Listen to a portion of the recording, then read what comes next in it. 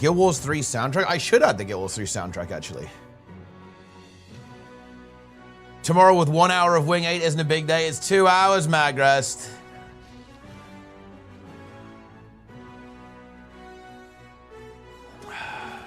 It's 2 hours of Wing 8, bro. Is that not enough for you? How much more do you want? The drops, there's like a homesteading competition.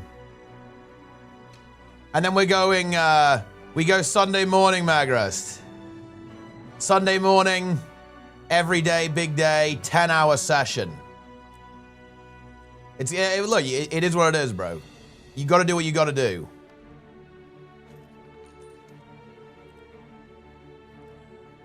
It's one try. I mean, if you do one try a day, that is enough.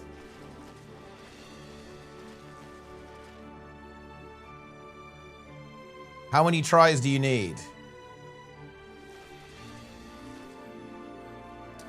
Easy salvage. Okay, we're gonna get an Ecto here. There you go, I got an Ecto. Okay, this is good. We're gonna keep up this energy. Wait, have we got, oh yeah, oh, look, I did the World Boss Rush Champion, 150 Astral Acclaim. Look at all this Astral Acclaim I've got. Maybe I will have enough time to actually pick up all the stuff I want. Because I guess next week I can get all of the gold. And then the week after I can do all the Mystic Coins. It would be nice to get the Mystic Clovers because making a legendary using the Wizard's Vault would be super nice. Because obviously this is going to be the best way to get the Clovers. I guess you need 3 seasons to get, well, you get 60 by doing that, then you can just make the other 17 pretty easily. But don't worry, Magrus, we're just going to one-tap tomorrow anyway, bro. It's not a big deal.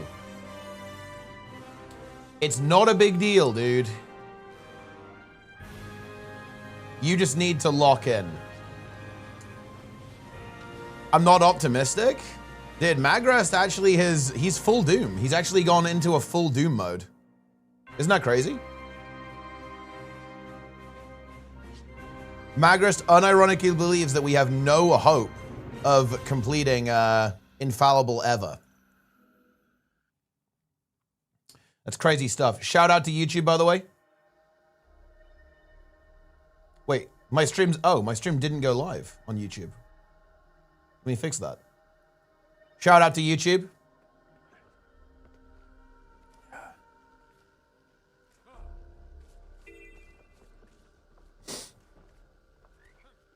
After next Friday, Jester is gone, correct? I think they leave on the... yeah, I think Friday on the 7th, yeah, is basically like the last day we can play. Because I think he's traveling on the 9th and they want to get ready for that.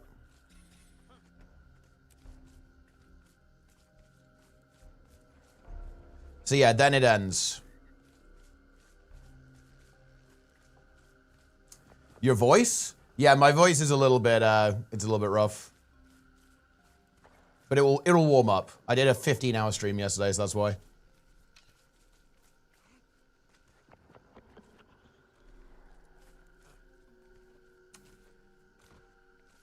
But yeah, no, we'll get it. Like the rest of Infallible, I guess, might take a little bit longer. Like that will probably be done, I guess, when they come back. The only issue is that when they come back, I'm pretty busy for 2 weeks. So that is a bit of an issue.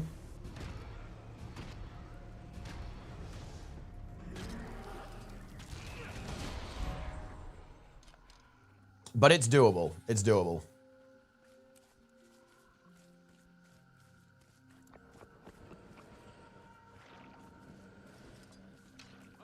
Hoping it's more fun. Well, I think it will be because it will just be. It's just the no downstate thing isn't really the problem, and also the attempts aren't half an hour. How come your streams no longer saved to the live tab? I used to sometimes play streams in the background by YouTube. They don't get kept anymore. I'm working on a solution for that. So basically, the reason I didn't do that is because it was messing up people's YouTube feed. The way that YouTube handles VODs is actually quite bad. Basically, it gets put in the same feed as regular uploads, which is bad, obviously, right? So basically the VODs do get saved, but they just go unlisted immediately, pretty much, right? So they're still there, They're just, you know, they're just not, they're not visible. But I think I might at some point make like a VOD channel where all the VODs are on YouTube. Just, you know, just for archive purposes, nothing else. I know people like to watch them as well on YouTube. Yeah, I realize it's not ideal. One of the things I like about YouTube is that it does save things forever, whereas Twitch stuff gets eradicated. Like there are some of my, I actually have all of my old streams. I used to record and stream at the same time. I don't do that anymore because storage space, not great on that one.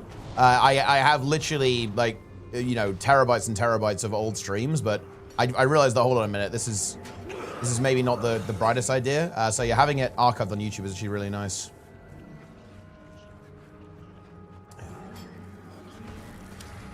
Okay, here we go. Does dying in World vs. PvP count towards the death counter? Yes. And yeah, downsides are fine.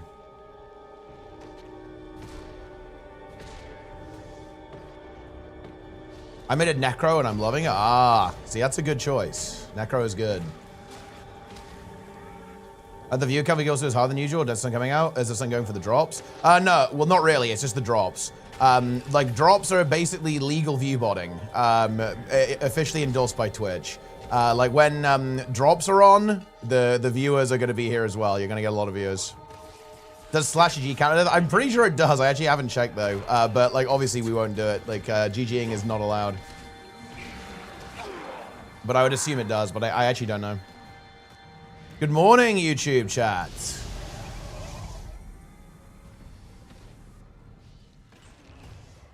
Okay, so we've got Mega Destroy. We got Golem Mark II coming up next, actually. I'm still just going to keep farming these world bosses until we do all the map completion as well. Shout out to drops. What's most likely to make you dead? Falling damage while doing map completion. It's the thing I'm most worried about. How much did I sleep? I actually didn't sleep that much. I think I got about 6 hours sleep in. Because I did stay up. I had a couple of things to sort out before the stream today.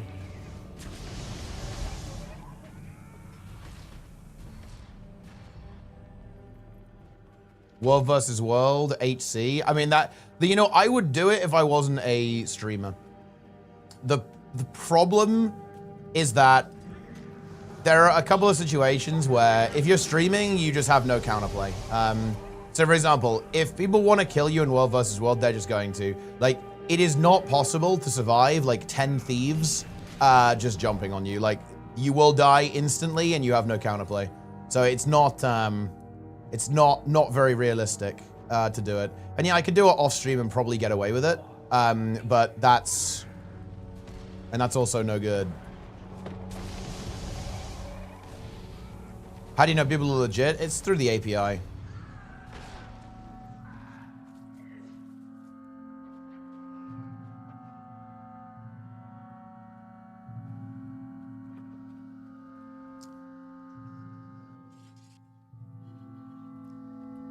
Here we go.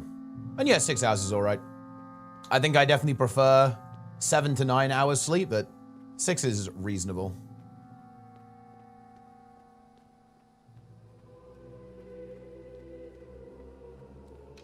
If you die with Ascended, do you have to delete? Yeah, death equals delete, bro. I think everything that's in the bank is safe. Everything on your character is delete. It's through the API waypointing. That's how you know if it's legit or not. What's the end goal of the HC challenge? It's just do all the free-to-play content, which is basically fractal CMs. Maybe get a legendary, do map completion, and do Old Lions Court CM with only free-to-play core builds with no deaths.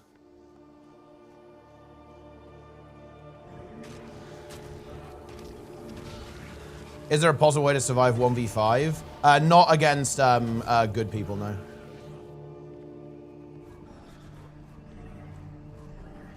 I mean, 1v2 against people who are the same skill level as you isn't possible really either. Especially not in World versus World. It's like a little bit more possible in PvP, but not in World versus World really.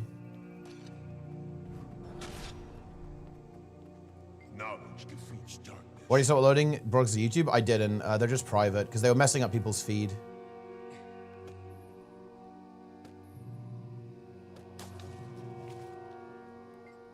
What's going on here?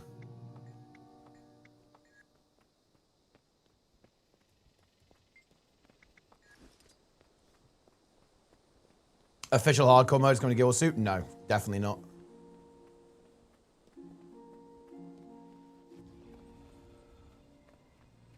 No way.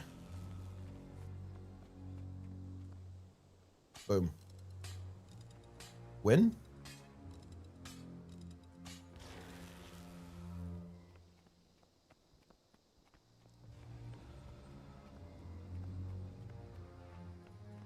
Storage shouldn't be safe. I mean, if storage isn't safe, you just have to delete your account and play again, and that's just annoying.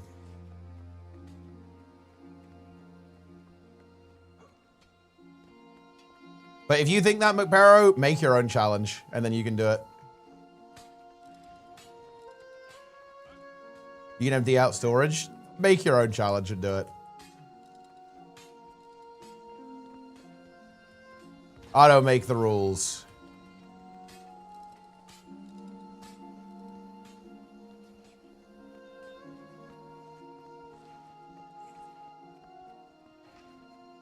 And to be honest, I'm just not going to die, so it's fine.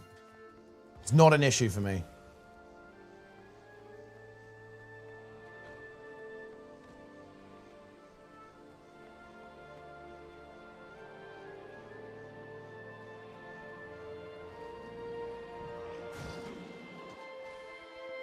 Shoot a burst of electricity. Oh, that's actually decent DPS.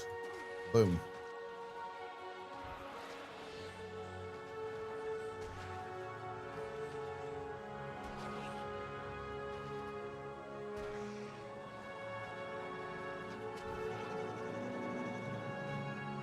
How many do you have an HC? Like 40 or so. So not many.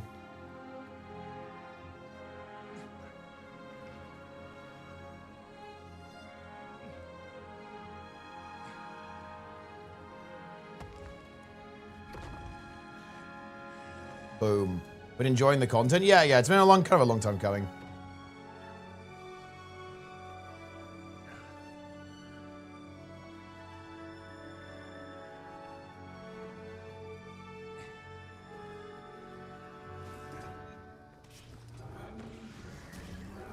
I think the golem is going to be up soon. Oh, the golem is probably up now, actually. Need to finish this heart and then go.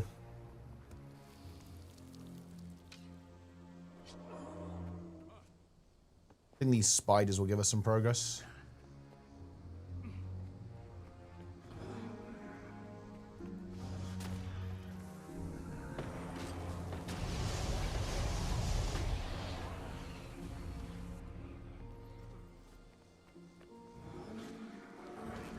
HC hype. HC hype. Is there a new patch? No, there's just Twitch drops, which is the real good stuff. There is a new patch relatively soon, though. It's at the start of September, probably.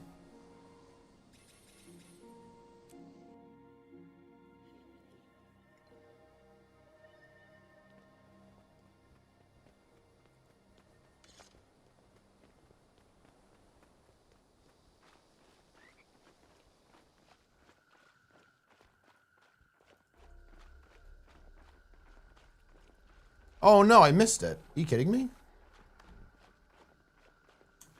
Well, I mean, that's just unfortunate, isn't it? Whoops. Well, I'll just finish up this map, then. Is it? Oh, we have loads of POIs.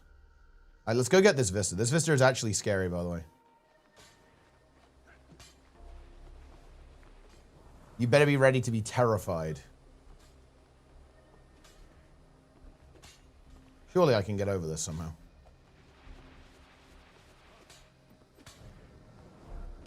Maybe not. The game does not want me to do that.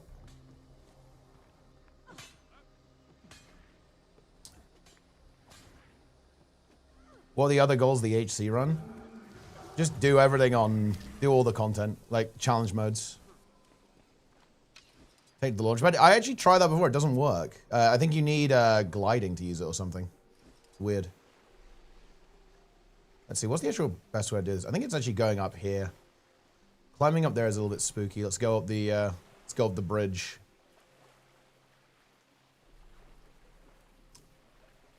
Makes progression way more fun. To be honest, I actually think free-to-play makes the progression experience extremely unfun. Like, really unfun.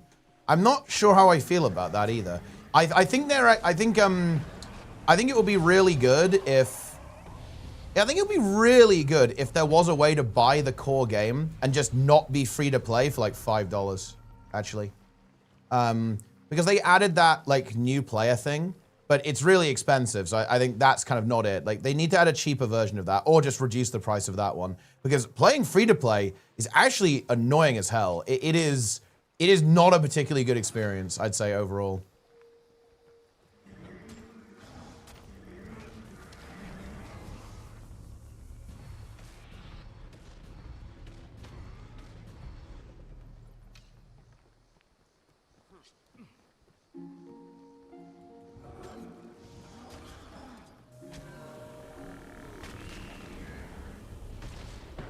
Not having elite specs. It's not really the elite specs. I think it's just like the fact that you can't interact with the player economy is really unfortunate. I think the player economy is based, and not having access to it like is annoying as hell. And the fact that you're just so restricted on what you can buy, like the runes and stuff, is very unfortunate, I think. Ah, Elaine in the chat. You love Daystream? Why Daystream in particular? Is my stream just no good in the evening, or what?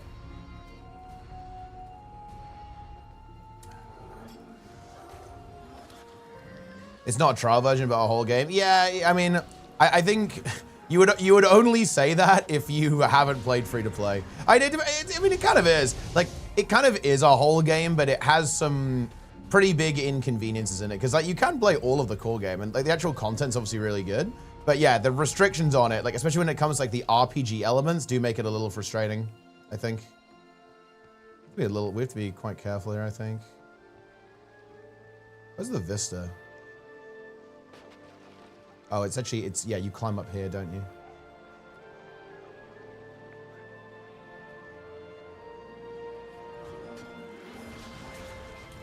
That crate is brutal. The champion crate Hypnos.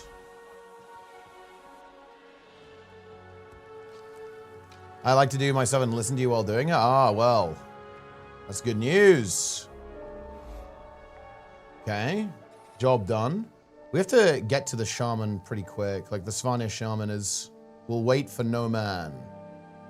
So we're missing a waypoint, but it's the, oh yeah, we need to go to COE. Basically, we need to do this waypoint, then go to COE. That's got the rest of the stuff in it, hasn't it?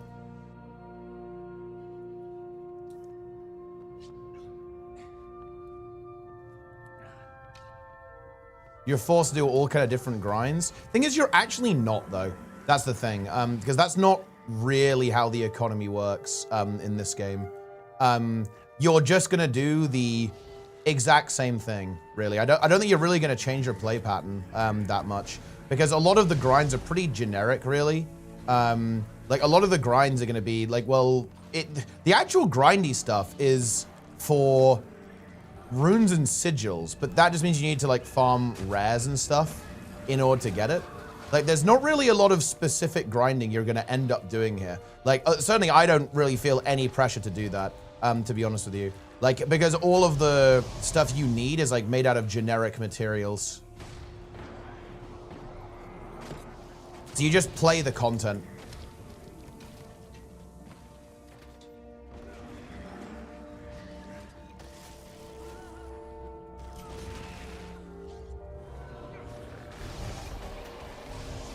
Yeah, not being able to sell the items you craft is a bit of a feels bad.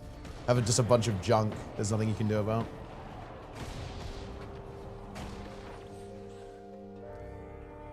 I wanted to say thanks for Advocate. They were great. You helped my sister get into content she felt was for gamers that was simply better. Hey, I'm really glad to hear that. Like, if your sister has any questions or wants any advice, like, please let her know. Like, she's very welcome to reach out. And like, I'll help in any way I can. Like, that's awesome. Thank you very much for sharing that. And yeah, I do, you know, truly believe that. I hope she's having a lot of fun. What's she playing? That's what I want to know. Like, look, you know, I said all those nice things, but listen, okay? I need to know them. I need to know the main now.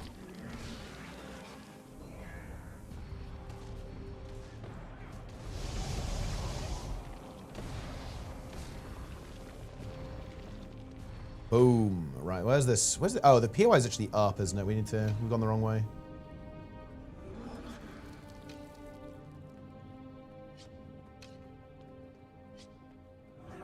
Farming orbs? I mean, it's fair, like everything drops orbs, no? That's just like a basic end game thing. I think the thing that you could actually have to grind is like lodestones. So you'd have to actually like grind certain mobs to do it, I guess. And maybe you interact with like the map reward system a bit more.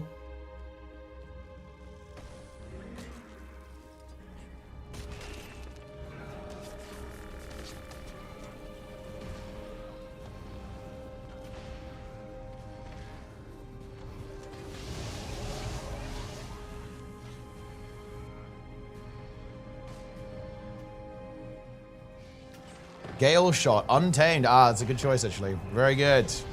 Put all raids in Wings 1 to 4. Very nice. Yeah, no, untamed is good. It's actually a very nice build. And range is honestly a nice class in general because you can like very easily pivot into, say, playing druid if you want to. If you want to try a healer and you still have like the same mechanics. And you can actually play like a power and a condi build, right? So you can kind of do a lot. And now with the Alak Druid, actually, like you pretty much have options for every type of character you want on a Ranger, which is very nice. So you can be an Alak Druid, right? You can be a Quickness Untamed, Quickness Gale Shot as well, if that's what you want to go with. And then obviously like you have power builds and Condi DPS builds.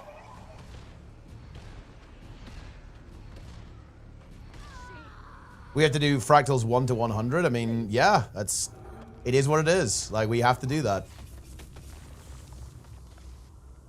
It'll take some time, I guess, but it's not that bad.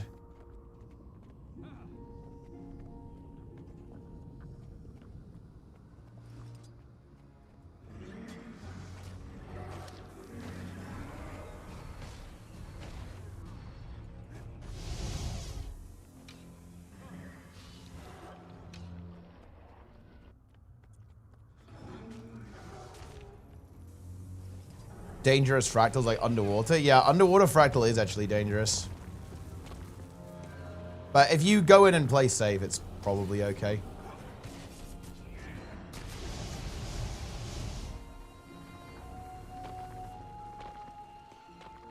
Join the LFG on free to play? Yeah, you can.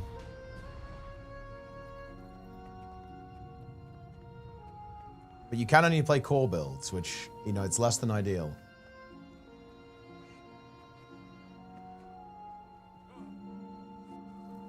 What's the scariest fractal? I think this fractal I'm most worried about is... There's two ones that are actually very dangerous to do on CM with hardcore. It's Kanaxai and Kinfall. Those are very dangerous. The Shadow Imp.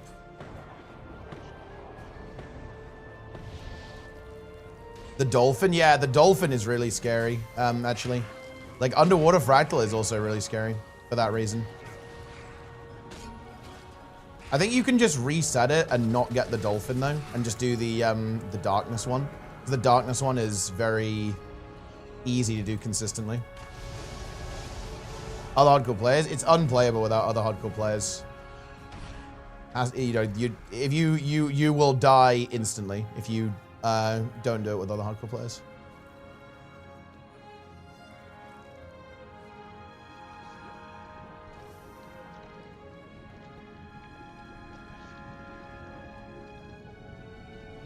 Boom. All right, Svanir Shaman, onwards. Solog, that's the Prime.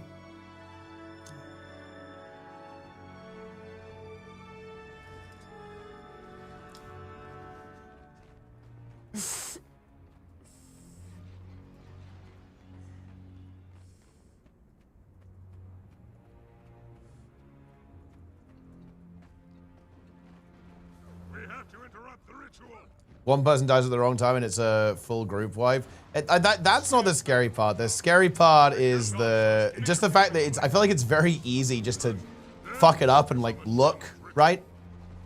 At two of them and then just get double hit and die. How did you get to me so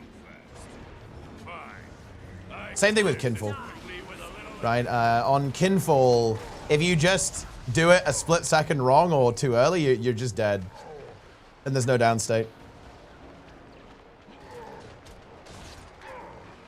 I'm actually way more scared of those than of Alliance Court. Alliance Court was actually a lot easier than I expected to do with core classes. I thought the damage would be a bit of a problem, but it's really not. I'm scared of Kinfall. Yeah, I'm very scared of Kinfall.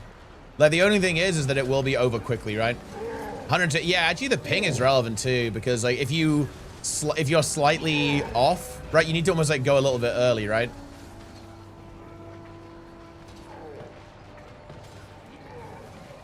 Otherwise, you're gonna get owned. All Odds Court CM. When you've done All Odds Court CM, we did it ages ago, actually, months ago. Not on these accounts, but on mains.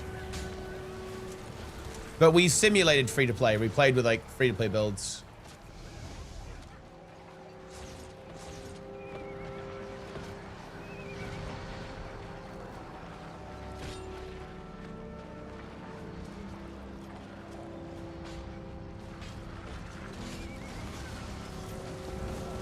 Ow.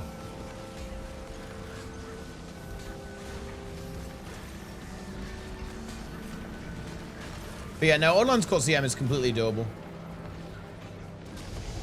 And that was with like,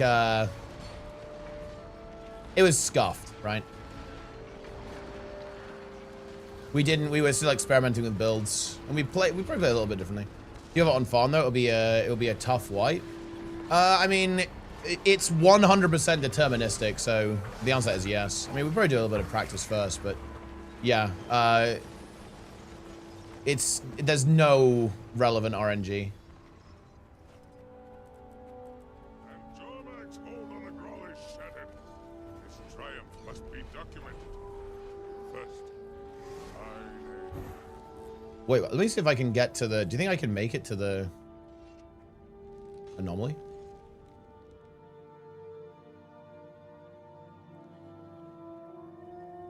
Oh shit. I'm gonna go for it. Anomaly! Oh, I think it's gonna die so fast, right? It's probably gonna die right now. Oh, come on! Come on! Let's go! Oh, actually, it's immune right now. They're doing the little intermission thing. This is actually big. One of the only ways I can get Mystic Coins right now. I think this event is relatively dangerous, though, so we need to be a little careful.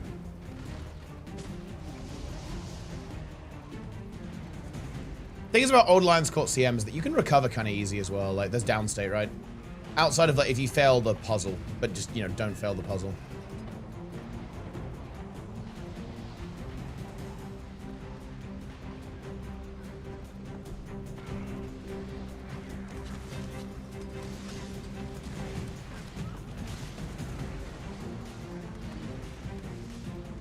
Okay.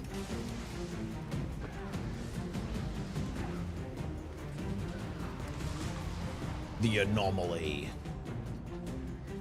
Easy leech? Yeah, this is easy leech. Although, I feel like it's not even a leech at this point. It's arrived, like, when it's 80% health. Or 100% even. I haven't even started the first burn. That we're definitely going to get a second burn here. I don't think we're going to kill it in one.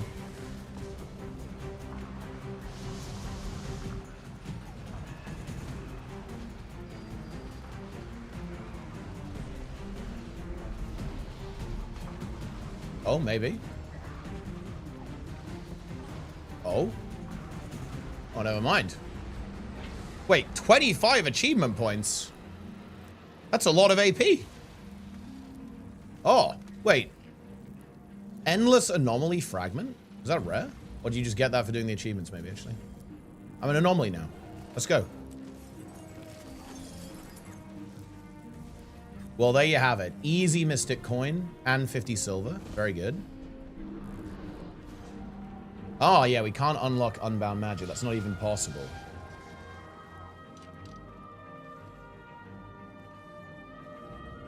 Will NA fail Triple Trouble today? It's a good question. It's a very good question.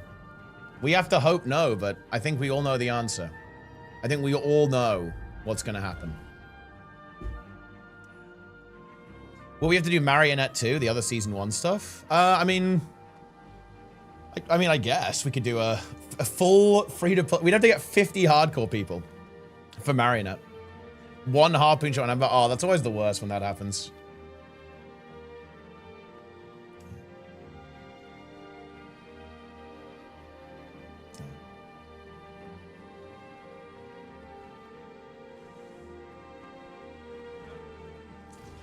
Very unfortunate.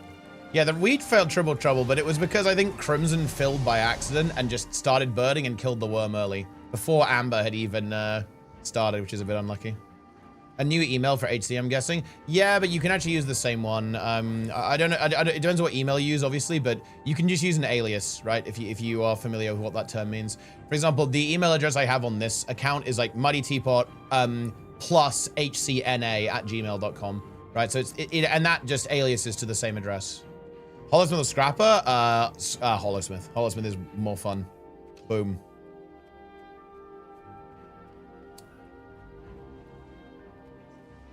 Which game mode do you think PvP is going to be in Guild Wars 3? Deathmatch? If I had to guess, some kind of deathmatch, yeah. I think that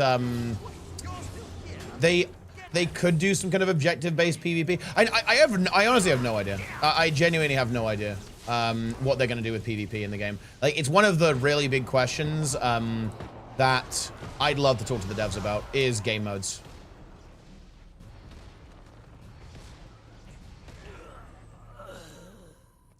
Push? I mean, it could be. Like, I'm very open to any game mode for PvP in Guild Wars 3 because the reason why I'm not the biggest fan of the new game modes in Guild Wars 2 is because the game hasn't ever been designed around those game modes, so they're inherently scuffed. Like, Guild Wars 2 has and still is ultimately designed around conquest, so the other game modes are fundamentally scuffed, right? Because the game just isn't designed or balanced around them. You know what I mean? But that's not going to be the case, right? Because if they do Guild Wars 3 and they go, okay, the game mode's going to be this kind of payload style system or whatever, that's fine, right? Because the game is going to be designed and balanced around that from day one. That's completely acceptable. Like there's perfectly good PvP games that utilize that style of PvP that can be completely fine, right? And really enjoyable. So that's not an issue. Like the reason why is that it just almost like doesn't fit very well into it just doesn't fit super well into Guild Wars 2 because that's just not how the game has been historically designed or balanced. And also they just look, I mean, I don't want to beat a dead horse on this, but look, you guys know what I said, right? When they were releasing Push, I was like, okay, well, how does this fit into the game? Like, where is this going? And I feel like we still haven't really seen the answer to that question. Like, where does Push fit into Guild Wars 2? It's essentially just like they just dropped it in the game and it was, and look, I don't want to say it was dead on arrival, but it kind of was, right? Like, they just put it in the game and like, oh, well, you know, hope for the best, I guess. Like, oh, yeah, well, there you go. Like, yeah.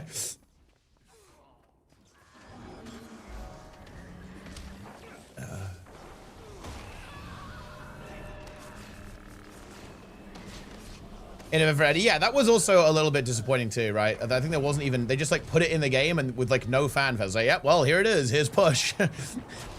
Enjoy, I guess. So we can do all these events for the content. A tech demo and iteration. Well, that's the thing. Like, that is definitely the conspiracy theory that I have. In fact, you know, my kind of conspiracy theory is actually that a lot of what they're doing in Guild Wars 2 is kind of figuring out 3. In particular, I think they're going to have the same expansion model. So I think 3 is going to have yearly expansions exactly the same as 2 because that's worked really well in 2. And that would also allow the schedules to be synced up pretty well, right? Such that like you could easily rotate rotate releases such that you always have something going on in Guild Wars with 2. Like if you just offset them by say 6 months, right? Like Guild Wars 3 expansion, 6 months later, Guild Wars 2 expansion, right? Or the other way around, obviously. Then that's obviously really good for people who like the Guild Wars franchise. So that's my kind of conspiracy theory that I'm thinking. Same with like Raid Quick Play and Fractal Quick Play, right? Like this is them kind of going like, okay, we probably really want to have these systems in Guild Wars 3, right? So let's do that.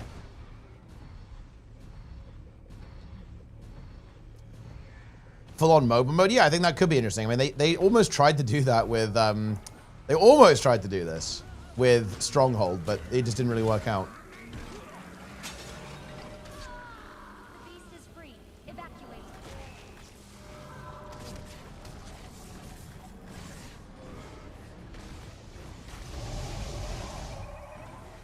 It could be really cool. I mean, the thing is, I think they're not going to do something like that because they have World versus World in Guild Wars 2. Like I am a staunch defender of World versus World. I think the whole there's no GVG or no Guild versus Guild in Guild Wars 2. I have always been like that criticism's #1 hater.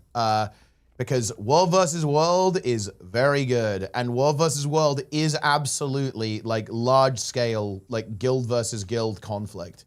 It's even more than that, right? It's GVG. There's like 5 guilds on the map at the same time, like all competing for taking over objectives and stuff. So yeah, I am the #1 hater of the there's no Guild Wars in Guild Wars 2 argument. I think it is, no, like I view it as a very unserious criticism. Because of how good World versus World is. Like, if you like that sort of thing, World versus World is your jam. Like, it is really good. Then they do larger than 5-player groups in 3. Yeah, definitely. Like, for if there's any kind of raid content. Like, I think there's, like, some guesstimations that maybe they're going to go for 4-player groups, which I don't think would even be super terrible, actually. Like, I think there's a couple... I think, for example... there's a relatively popular game called Fellowship, and it basically is just Mythic Plus. It's basically taken Mythic Plus from WoW and made it into an entire game on its own, and that uses 4-player. That uses 4-player parties as well, and that works really well. It works fine, right? So they can do that. No Trinity 4-player as well. But the thing is, like, I think Final Fantasy has 4-player as well, and so does Fellowship, and they both are hard Trinity games. So I'm not sure if that's actually accurate. Because, yeah, you just play, in Fellowship, it's 1 tank, 2 DPS, 1 heal, right? And I assume it's the same in Final Fantasy. Yeah, I can't speak to ESO, I haven't played it, but yeah, if they have 4-party, then there you go. They also have it in ESO. Let me see. Wait, what's this? Should we fight this guy? This guy's the final boss. Do you know that? I guess we can just quit the game after we kill this guy, no? The Infinity Coil Commander.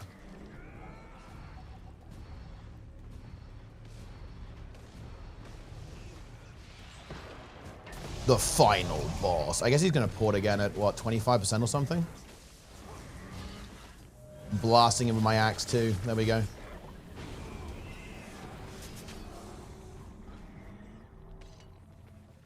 Wait, how do we get over there? Wait, can we go up here? I think this is going to be blocked off. Oh, he's going to run through. Fortunately, bro does not respect physics. Oh, no. Oh, okay. That's actually my... Oh, my God, dude. Look. Okay. All right. That's my bad. Look what's happened here, guys. Oh, well, it's not just me, actually. Like, bro's pet is also trolling. Oh, he's just going to teleport again. Oh, it's actually not HP-based. It is, in fact, timer-based.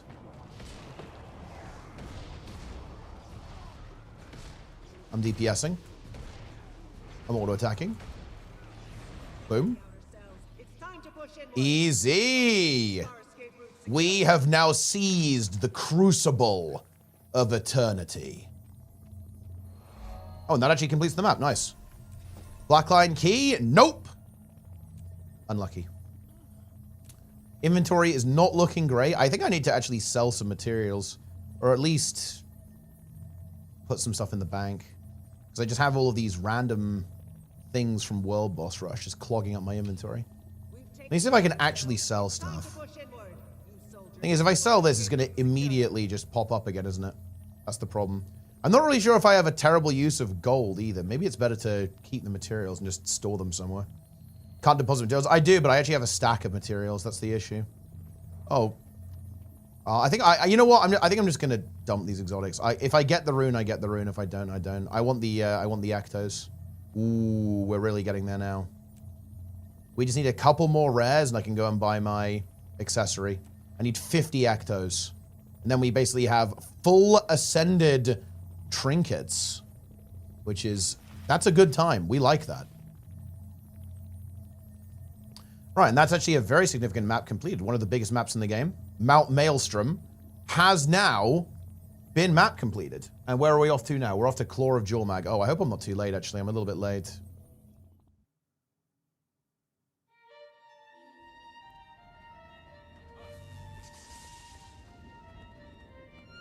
50% of players being healer tank sounds like almost more people want to be DPS. Well, the thing is though, don't you think that's kind of like an issue with the role design? Because don't get me wrong, I think that is a thing for sure. I think people don't want to play healer and tank, but I would actually view that's a bit of an issue with those roles. Like, oh shit, dude, am I gonna make this? I think I'm just barely gonna make it. We have, it's like 20%. I think I can barely get there in time. Oh, it's actually dying pretty quick. Wow, this event went past fast. I wasn't expecting it to be this fast. We need to actually get into combat, though. That's the issue, I think. Because we need to apply some healing or something. I'm not sure if that's going to be possible, because this boss has a tendency to just, like, chain fear you, doesn't it? See if we can get in. We need to boon these people. Boona! Okay, we made it. Gold participation incoming.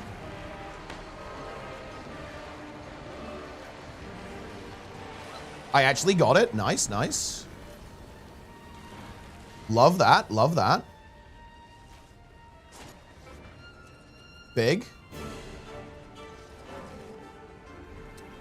Listen. I am a gold participator. Seriously, when are you guys gonna realize that? Well, that went pretty well, didn't it? It's Fire Elemental next.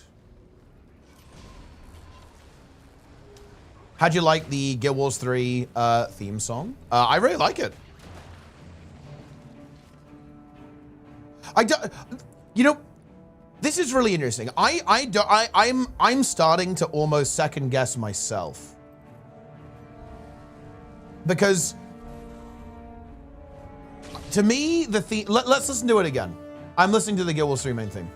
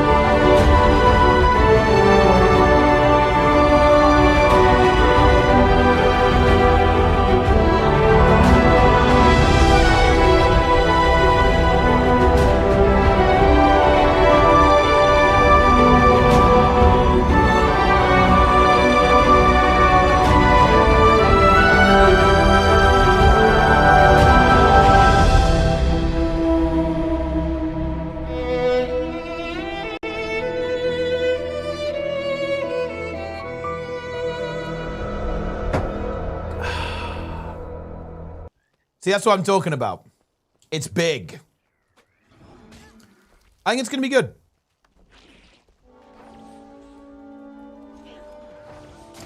It's happening. Guild Wars 3.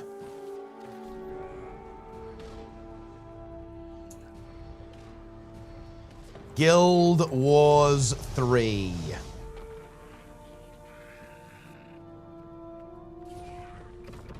Maintenance mode.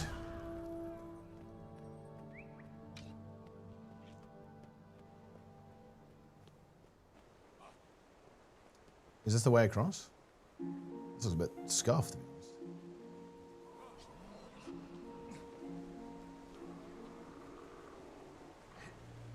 Looks good. Oh, I think this wasn't actually necessarily the intended way, was it? You got all the Doomers out in force. I don't think that people are even Guild Wars 3 Doomers. I think a lot of the people who have like a reflexive dislike of Guild Wars 3 are the people who are worried specifically about Guild Wars 2, which is correct, by the way. The unfortunate thing is that that isn't going to stop until they ship or confirm the next Guild Wars 2 expansion. So I'm actually hoping they do that relatively soon. Like, I think it's going to be pretty soon after the maintenance period of the game, but probably after the release of Guild Wars 3. But yeah, like, people are going to be saying that, yeah, it's over and Guild Wars 3 is dog shit until the next Guild Wars 2 expansion happens. Didn't they already confirm it? They confirmed it, but when I say confirm, I mean release date, trailer, you know, feature set. That's what I mean when I say confirm.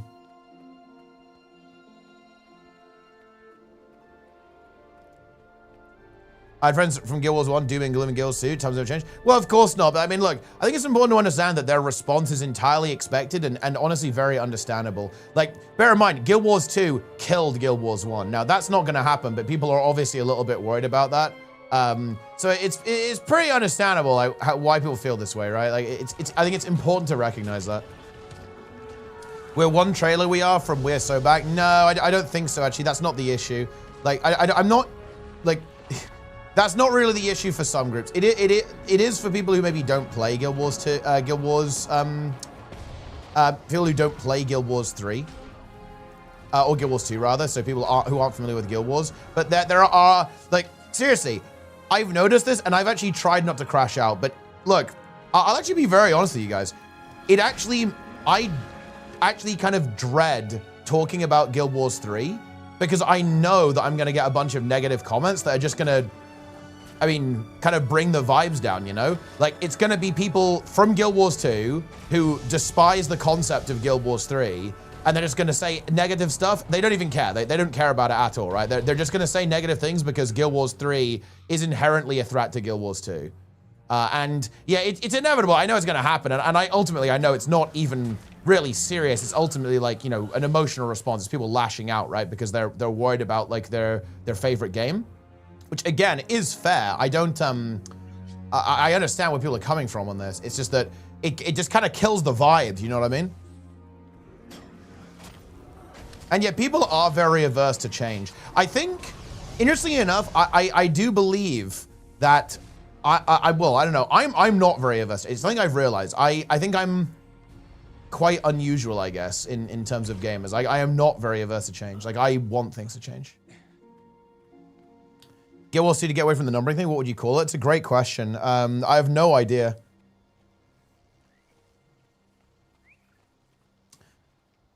This Vista is very interesting. Oh, this POI. I think there's like a portal you have to go to. Oh, we're actually missing a heart. Let's go do the heart. I think the heart is... It's this scout.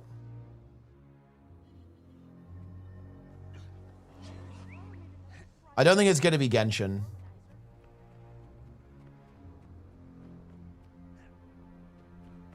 Welcome. Welcome to Metrica Pro. People have no faith they can pull off 3 games. Look, for what it's worth, I actually know what you're saying there. I think that is a good point as well. I do think that trust in ArenaNet is not amazing right now from within the community. Like, I think from outside the community, ArenaNet has a good reputation, but I do think that the relationship between devs and players within Guild Wars 2 has certainly been tarnished over the past couple of years. I think that with VOE, there is some restoration on that. I would say. I think VOE, is very clearly a much stronger showing than Soto and Janthe was. And again, look, I would say this. I've said this on launch, and I would still say this. I think VOE is actually better than Janthe Worlds and Soto combined. If I had to pick one, I can either have Soto and Janthe, or I can just have VOE. I think VOE is the better expansion compared to 2 of the previous ones. So I think there's definitely some like pretty clear improvement there. Like elite specs, to be fair, are doing a lot of the heavy lifting there. I 100%, I will freely admit that. But at the end of the day, I think they have like delivered pretty big with VOE at least. I'm enjoying your streams. Hey, I'm glad you're enjoying.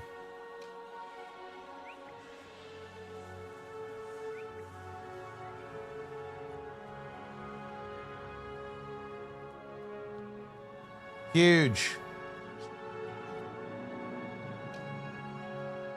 The experiment has gone horribly wrong at the lab.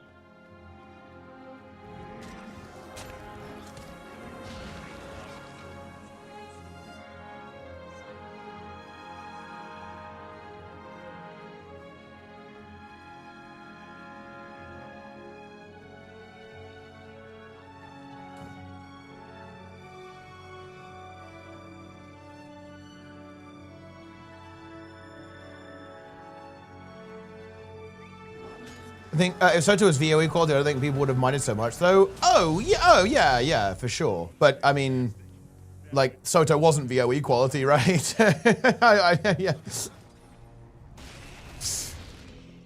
So yeah, people did mind.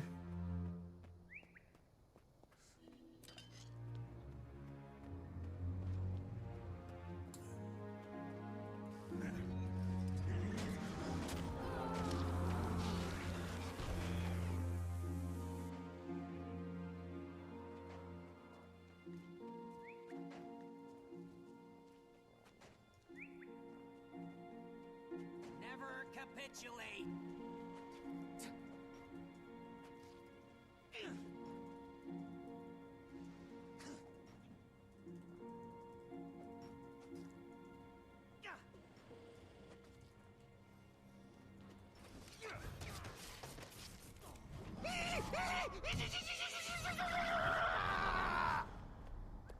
Okay, bro.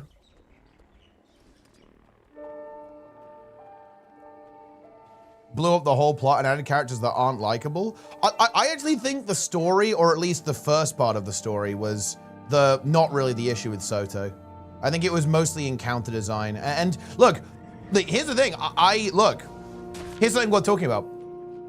I think the next meta event is very important. When was the last time we actually got the full meta event Guild Wars 2 experience? Seriously, when? The answer to that question is EOD. It's still EOD, right?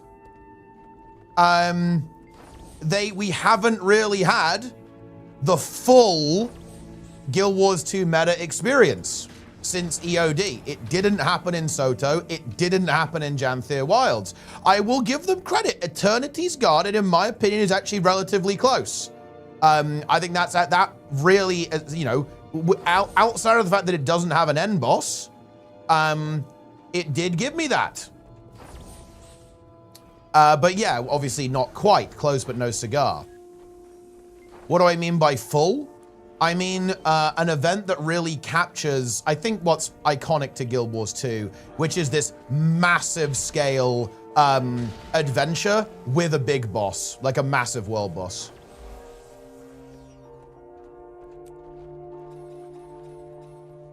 Amnatos attempted it, it didn't land it? No, because the encounter design wasn't there. I don't think that the boss itself was good.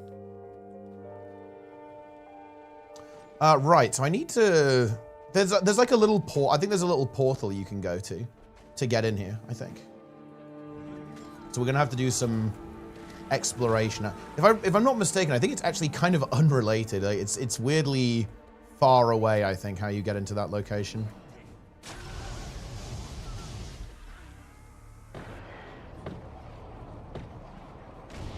The Norris fight was Ninja? Agreed, yeah, because Norris is theoretically insanely cool. It looks very cool, but it just doesn't really do anything. Ah, Lila's loop!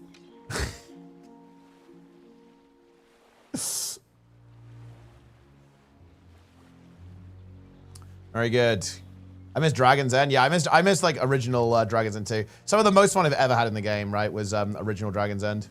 Because like what I really like about Dragon's End. Look, there are these great clips. Maybe Alcar has this clip, but we were running Dragon's End basically every 2 hours, guys. And because so many people were hyped about it, so many people in the community were energized. The squads would fill in 2 seconds. Seriously, like it would fill in 2 seconds. And that was just so hype. The game was so alive.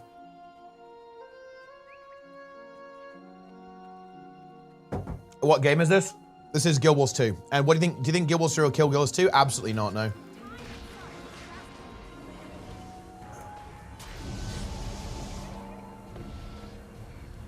Ooze. Any oozing? This ooze is gonna go down. Chromatic oozes. Kill this guy 5 times. What is this?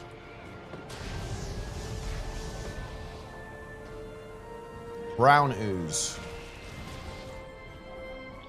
A resounding success.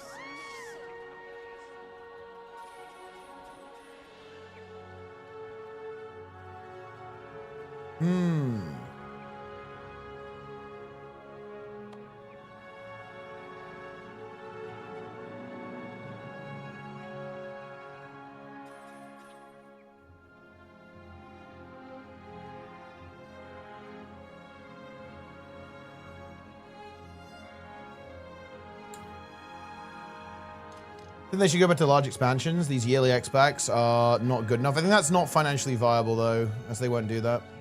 How do you feel about instead of 3 to 4 maps for X-Pack, they did one giant map that says 3 to 4 maps and upload sections every 3 months, culminating one giant magnum opus of a meta event? Because that's basically exactly the same. To be honest, I think that's just not realistic for performance reasons more than anything else, and it would probably like spread people out a little bit too much. That just doesn't really make sense, like given how Guild Wars 2 works. And like, you know, what Guild Wars 2 actually is, I guess. Because they didn't exactly do that with Nios, right? They kind of did, but not exactly. Because like what Variant is saying is like, imagine if like, you know, all of VOE was one map right now. That would just be weird. How much they would have originally liked to do with EOD before we got the tunnel in the end. Well, I think End of Dragons is just in general a very interesting situation because I'm pretty sure they just kind of went. Well, they were in a weird spot. I'm here for the loot. Well, you've come to the right place. I mean, they were in a weird spot, right? Because they essentially had to restart making X-Packs after they maybe weren't gonna do one. Well, they weren't gonna do one, right? Because they did Ice Root Saga instead. So they probably full sent on making EOD. Then they were like, oh shit, hold on a minute. Like, what are we gonna do now? And then they decided to change the model and not do another Living World season, basically. And that left this like weird thing. Okay, right, we've got to do something though, right? And then they were like, okay, well, tunnel, I guess. Remember like VOE's villain? Yeah, I think everyone does. But yeah, EOD definitely a missed opportunity. I imagine they did want to explore a lot more, but it simply wasn't realistic. Like we need to. It's got to be near the Azura areas somewhere, but I'm actually not sure where it is. It's got to be near like there's like an Inquest portal somewhere that we have to find. I'll look over here maybe. Flicking around over the nah, I know where it is. It's this one, and I actually know how it works. I know there's a portal to get in, but I actually just don't remember where it is. It's here. It's this one. But there's a portal somewhere.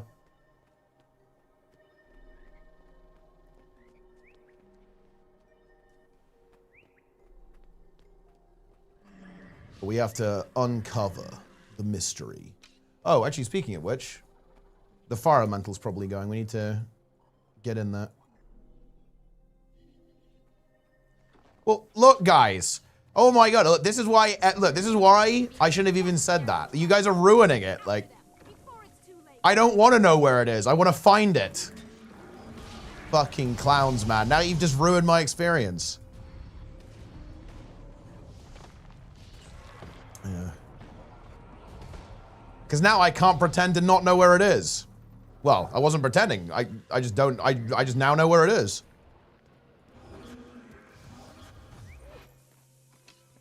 Well, unlucky, I guess. I'm lagging. Oof. Is that just skill? I guess they're fighting the fire elemental. I'm just getting the skill lag from here. Yeah, look guys, look at my might. Look at this. Look how hard I'm lagging. The might is showing 0 duration, but it's not going away because the skill lag is causing it to not process immediately. How interesting is that? Ooh, wow, that's brutal. Yeah, that's rough. Ouch. And look at the regen. See, it's staying, and then it goes. Skill lag is scary when you're playing hardcore, to be fair. A lot of people doing world boss rush. Yeah, people love these world bosses. Oh no. Easy box of goods. My dear 5,000, this world didn't deserve you. Alright, so I guess the portal's near here then. Oh, that's interesting. I've actually technically already been there. I just wasn't paying attention. Yeah, look, it must be this. Transfer gate private. Yeah, okay. So the game is giving you a little clue. I'm not a fan of the expand the map thing. No, I'm not either. I think that discrete maps are better. And, well, I think VOE is proving that. Eternity's Garden is much better than Nyos.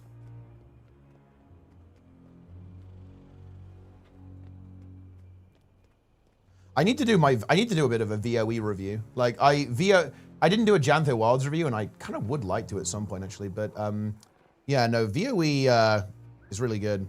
What's a discrete map? Oh, like that. Like a map. An interesting experiment. Well, it's a little bit of a callback even, because they did this with Dry Top and Silver Wastes. Must be in this little area here. Mistburn Barrens were one map cut in half. Yeah.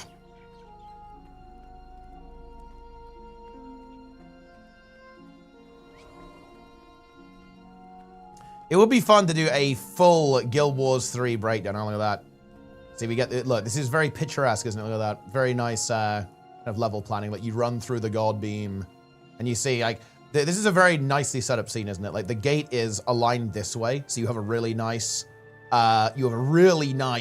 shot as you run through. Very good. I like that actually. Little trees growing around. Yeah, it is cinema.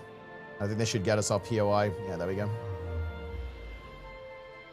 I've broken into the Inquest. Wait, why is it invulnerable? What is this? There you go. Map complete. Oh, we're racking up the map completion right now. Should I do this event? Wait, the golem's we got 2 minutes to do this event. Let's do it, I guess.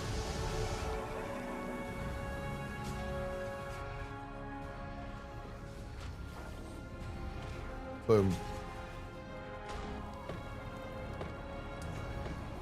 Yeah, some good level design. I feel like, wait.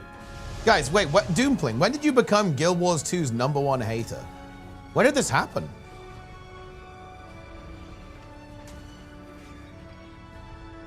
How bad would it be for Guild Wars 2, maybe even Guild Wars in general, if the last patch is a flop? I would say extremely bad. So let me explain why. I think the next patch for VOE is unbelievably important. And the reason is that right now, ArenaNet need to build confidence in them as a studio. They're releasing a brand new game. We're going into maintenance period, right? In Guild Wars 2, right? Super scary if you think about that, from a Guild Wars 2 player perspective. And we're also trying to run Guild Wars 1 at the same time. So yes, they really need to instill confidence in the community as a whole. Because again, this potentially could be, if they don't, people are going to be like freaking out and going crazy saying it's over. So yes, they need to, ArenaNet need to lock the fuck in. Yeah. That's my opinion.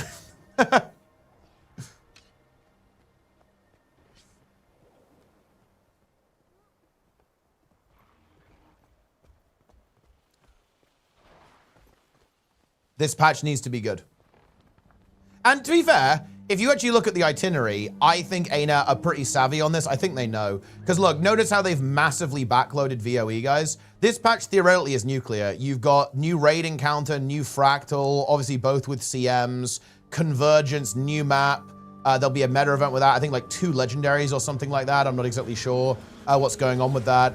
Obviously the conclusion to the story as well. It's a fat patch, right? Like it should be a nuclear patch dropping. So I'm pretty sure they want to go hard because again, here's the thing, guys. Imagine if they end Guild Wars 2's updates for 2 years or so with a patch on the caliber of Bava Nisos or the Tunnel. That would be fucked up. I think we can agree on that. That would not be good if that happened. Yeah. Imagine logging into Guild Wars 2 every day, realizing that the last update for 2 years is the Tunnel. Or Bava Nisos.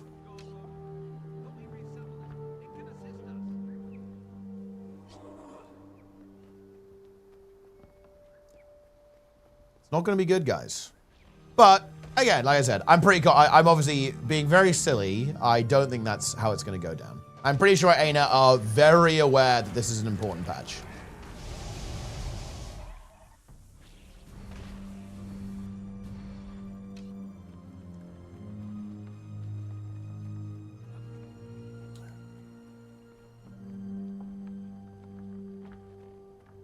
They have enough content. They want 2 years of Xbox. They could shift to game modes or something to enhance replayability. Well, it's not that they're doing no updates, right? They're doing the thing. They're going back and doing basically Hall of Monuments, obviously, Season of the Dragon style stuff.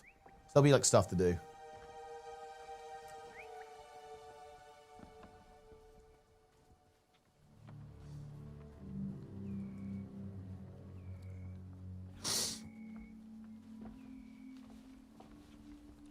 Or map, home right into Guild Wars 3 better. Yeah. I mean, I think morale will be fine as long as this patch is good. If this patch isn't good, then it could be rough.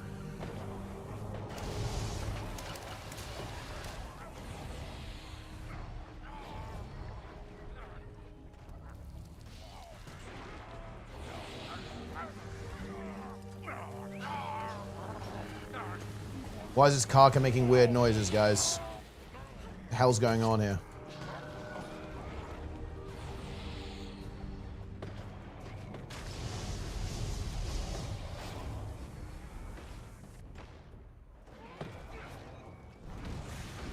Is that attack not dodgeable?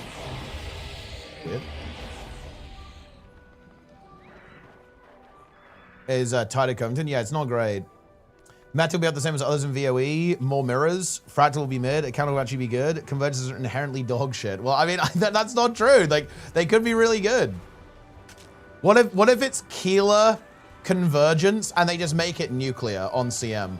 Like 50 crabs spawn. Okay, it should spawn the Karka Queen now. Nice. There we go.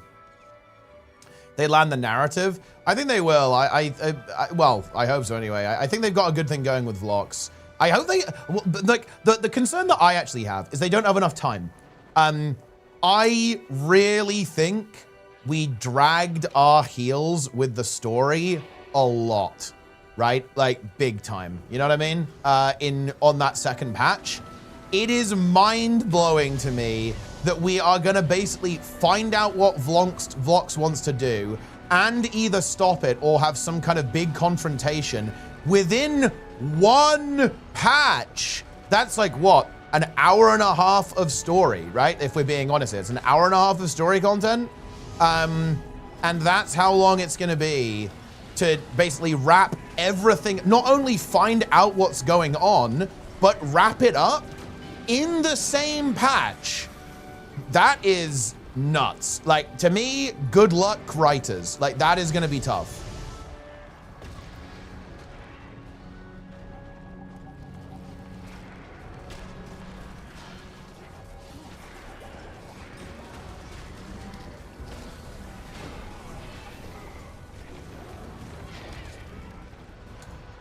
Don't mind me just leeching some drops. Very good. What do you think the one mistake was? Magic? I mean, who the hell knows? We have no idea.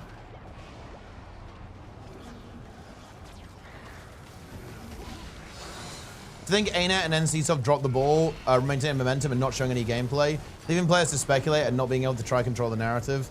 I do, but I think it's kind of like... It's kind of NC's fault, honestly, for basically doing some oopsies again. Like, specifically regarding the...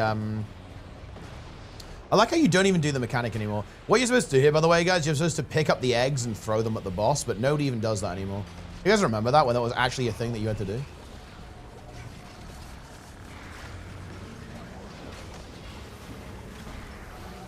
But, yeah, yeah, I do. I think their hand was a bit forced, though, because they had to say something because of Guild Wars 2. I think in a perfect world, they wouldn't have announced this until probably next year.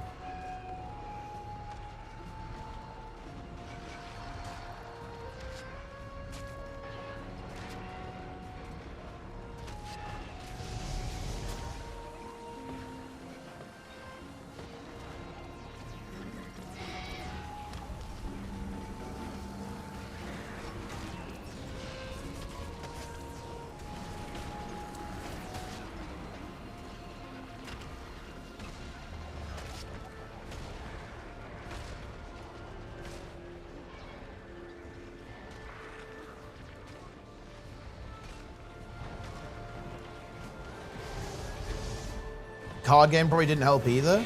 I mean, I'm not sure the card, like, who gives a shit about the card game, right? It's not even ArenaNet doing it.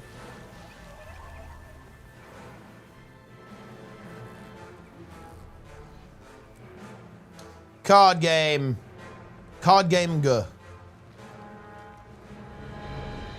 Okay, that's done. I guess we can go do Covington as well. Might as well.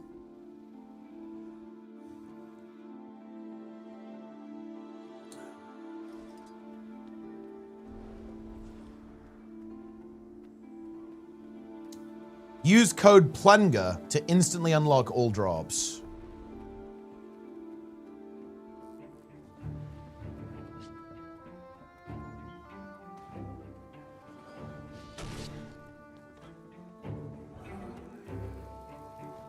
Why are you guys typing Plunderspear? Guys, okay, right, like I'm actually gonna have to, let's have a real talk about this.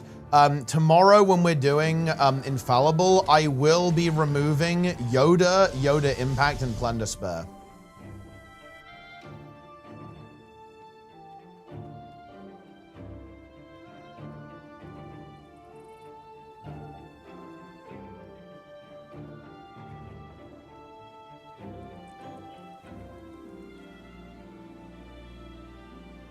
Yeah.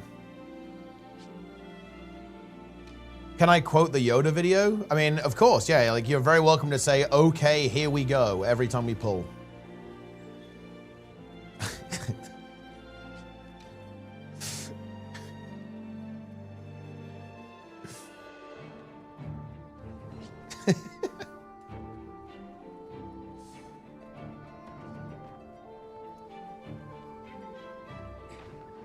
Dude, this event sucks a lot. Is there anyone even here? Oh, wait, I think I'm on the, like, the shit map. We need to get onto the good map.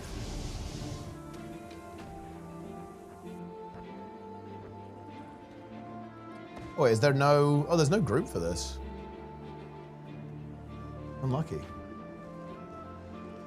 Maybe I might be too late, actually. Guess I'm just on a completely deceased map. Unlucky. I will go to Caledon Forest and defeat the worm. Awesomeness in the chat. Wait, is Magrest on a map? Wait, I think Magrest is on a map. I'm going back. Magrest. Oh, yeah. Okay, here we go. Stream Elements has been acquired by Razer. Interesting acquisition gives Razer a slight step forward to moving among its corporate peers, which have a stronger footholds in creative space as part of their business. Razer is a really odd story of the last decade, went private in 2022. That is weird, actually. So Peepo Lost and Blubbers are allowed. Well, you won't have any need to type Blubbers, seeing as we're gonna just easily do, you know, do Infallible. It won't be a problem.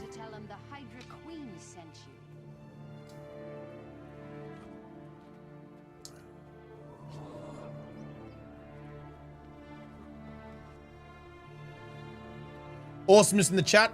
Member of the Cabal, of course.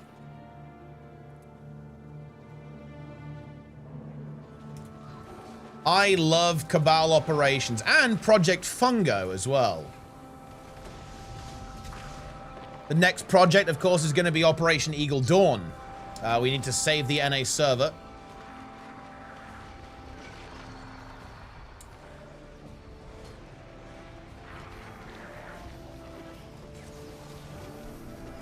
Good luck. You seriously think we can't save NA, Nike? Of course we can save NA.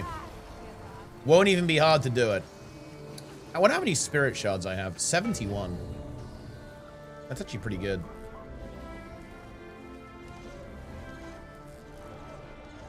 How many times do you try to save NA? Once. I only need once. I will say, if I'm on the NA server for a month, NA will be fixed permanently.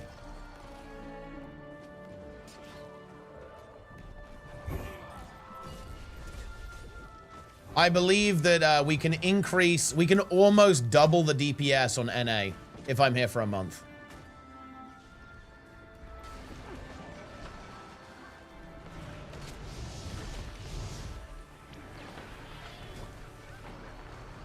Ow.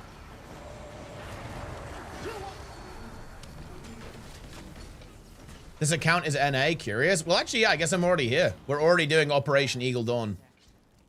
Also, Nike, when is part 3 dropping? I've got a lot of requests. People want to see part 3. People want to see part 3 big time. Do you see noticeable difference between EU and NA? Yeah. The differences obviously get exaggerated for meme's sake, but there's definitely a difference, yeah. People on the EU in general are a bit sweatier. You're outlining? Okay. And we're all very interested to see, like, where the story is going to go.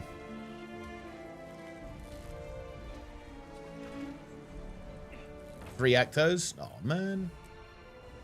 3 Ectos. Are you kidding me? The game hates me.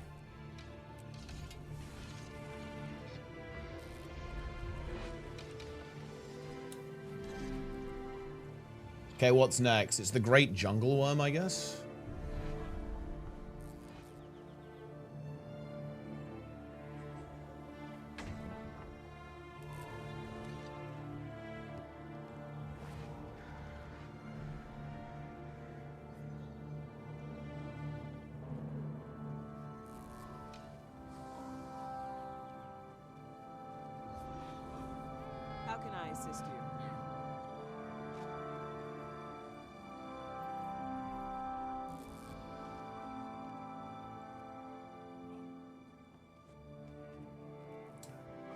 I finished this map already, didn't I? Yeah, I did. Wow, we are really, we're cooking. We are cooking, guys. Let's see, where should we go to next? The next boss is the Great Jungle Worm. I think I'll just work on some Brisbane then while I wait.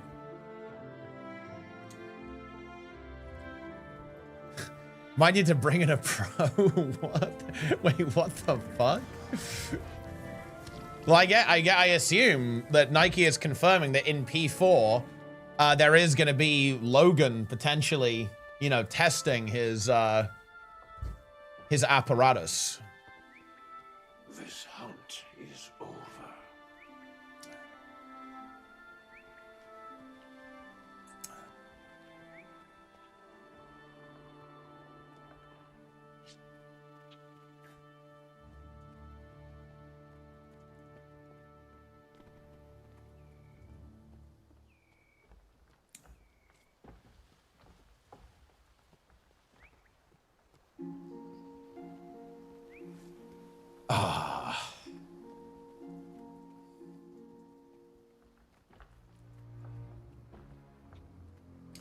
playing a video game, is that still possible? It is, but it's probably not going to happen for a while. Like, because I like to do things well, and it's just gonna it's gonna be a while for that. Probably in September or something. Because I've had like a nightmarish schedule for the past year, honestly. But it's actually going to calm down because of the, you know, there's not going to be a crazy amount of stuff going on with Guild Wars for a while.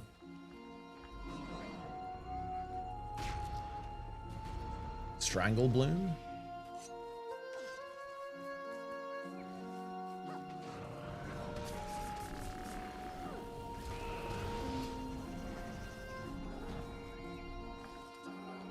Did I kill these nightmare guys?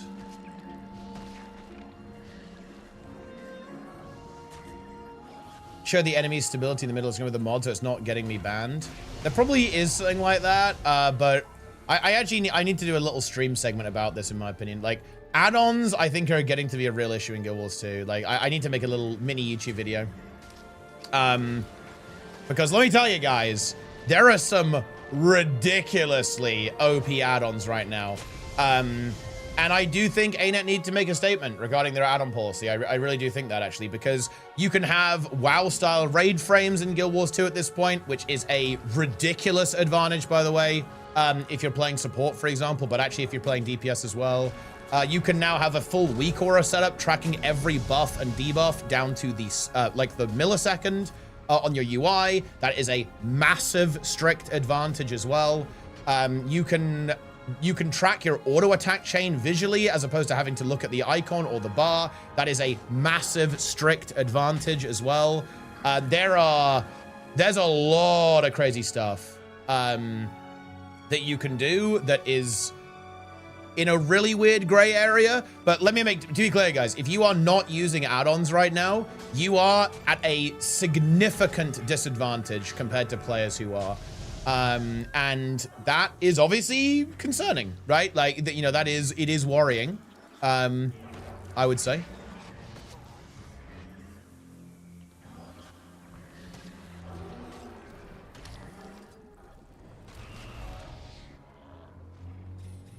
Top 10 add-ons list. I mean, I'm not sure I recall the name of these add-ons because I don't use them personally, but yeah.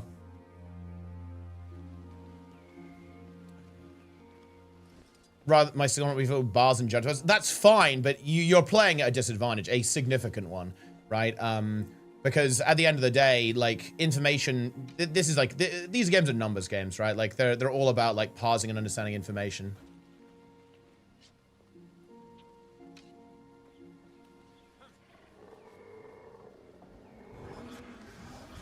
If they fix the UI, what shouldn't they let people fix them? Well, I mean, if they say yes, then yes. If they don't, they shouldn't, right?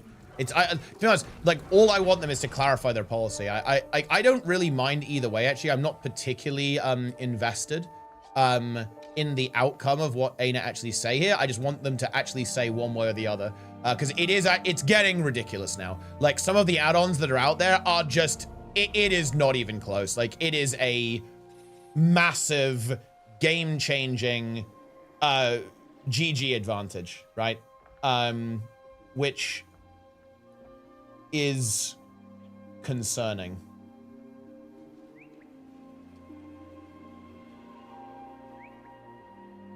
Yeah, I'd actually say, I would definitely say that this add-on is pretty much the best example of this.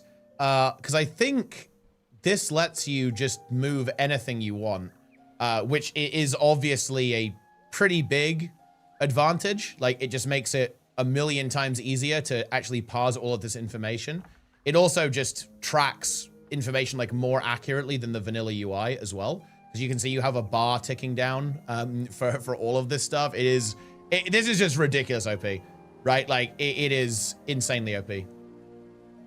To be able to do that. And to be clear, I'm not hating on like bro. I'm not, you know, this is really cool software project, right? Don't get me wrong. It's just that I want ArenaNet to clarify, is this okay? Yay or nay? I am not saying that, I'm not even saying this should be banned, to be clear, guys. I'm saying I want ArenaNet to actually communicate if this is acceptable or not. Because this is a full teardown of the UI. You can see, notice what this player's done. They've fully torn down the UI and rebuilt it from scratch, right? This is a full teardown. And you can re-render it however you want. Like, for example, this is like a Guild Wars 1 inspired approach. If you wanted to go with that type of angle there as well, but you could literally do anything. Like, you could move any UI element anywhere. This is a massive advantage because, again, it allows you to parse the information significantly more accurately, which is obviously good and is going to give you an edge. This is not even like the strongest one. I think the raid frames is so egregious, to be honest. Like, that have been added to the game. It's crazy to me that people even think that's okay. Because again, like, the raid frames are wild. Has anyone got like the raid frame add-on, guys? Like, maybe I can actually have a look at it. What's it called, actually? Does anyone know what it's called? It's called, it has an interesting name. Vital signs, yeah. This is crazy. Let me see if I can find it, what it looks like. Is it on, it must be on Nexus, right?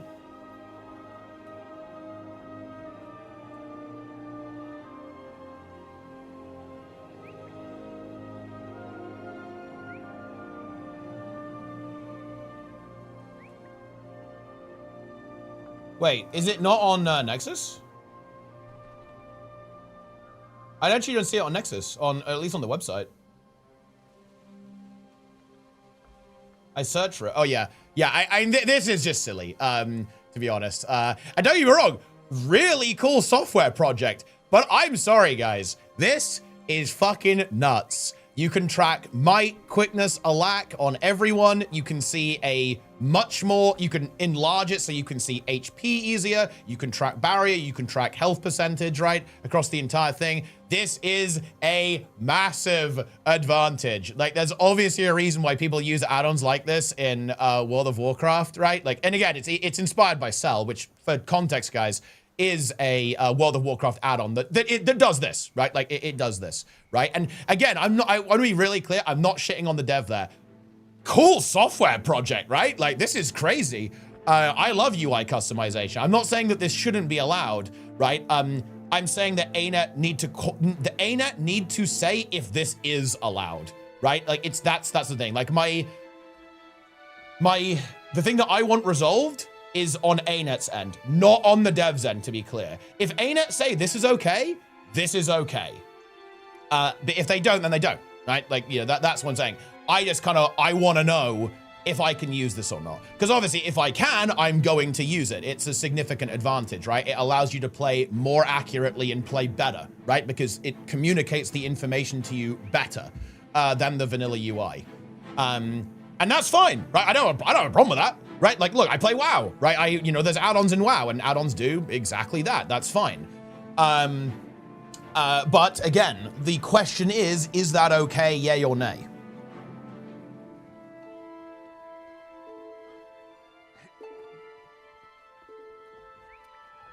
I find it sad that UIs like these are considered broken in Guild Wars 2 because of how dysfunctional the base UI is. I remember the base WoW raid frames having miles of experience, same in Final Fantasy. I can do for sure, yeah. I think that, thanks for tier 1 by the Master. I think you're absolutely right.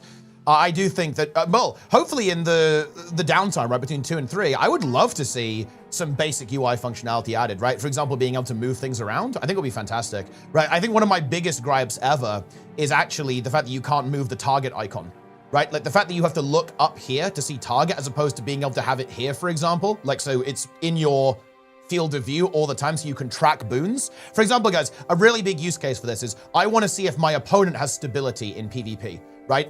Or if they have, you know, various boons that I need to play around, right? The fact that you have to look up to the screen ain't good. And the fact that you have to have your party UI here in World versus World, and again, this is actually one of the most OP things about this. And to be fair, I think they typically disable these things in competitive, which is definitely for the best. But it's true in PvE as well. I want to see if my team has stability. I want to see if my team has quickness, alacrity, protection, right?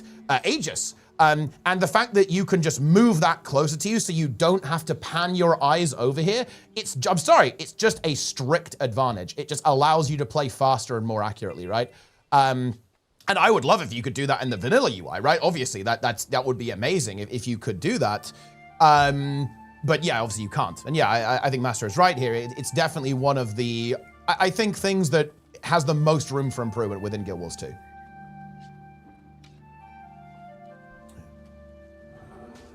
Aina doesn't care about add-ons. That I agree, that's how it seems. However, I'm not gonna take that risk because obviously I stream, right? Like I certainly wouldn't be comfortable streaming with this. Because again, the add-on policy in the TOS says, in general, anything that allows you to play more accurately or better is a no-go. And I'm sorry, that is the definition, right, of something that allows you to play more accurately or, you know, better, right? It's the same thing with like the weaker stuff, like Refect. I wouldn't use Refect on stream. And again, no slight to the devs on that. I think it's great that people have made this.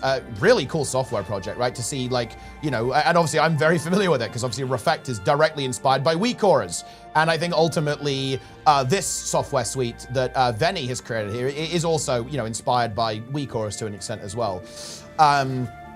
Too. There's nothing against the devs, just to really underline that. It's again, I really want this policy, I want this policy clarified.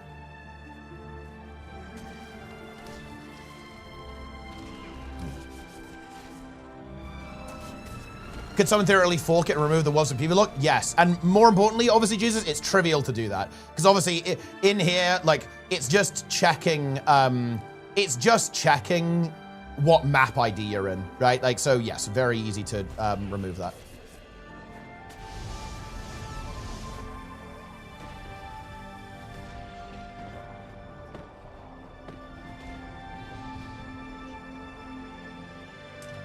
Why do you think it's good this is locked out from competitive modes? Because then it becomes like because in PvE, well, because ultimately PvE in this game isn't competitive, right? Like, what I mean by that is that, like, you know, if someone has like a slightly easier time like clearing Ceres, like who gives a fuck, right? Like it's just not a big deal, right? Like, because it's not that deep. Like, you know, people are very chill in this game.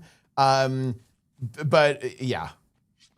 But obviously, if it was competitive, it would be an issue. And that's why it is a problem. Because, again, if you could use this in PvP, that is a atomic bomb nuclear advantage, especially if you're playing support. And let me tell you about World versus World, guys. That would be, if you could play this in World versus World, that is like, oh, yes. Like, it would be so nice to have that type of UI experience in World versus World.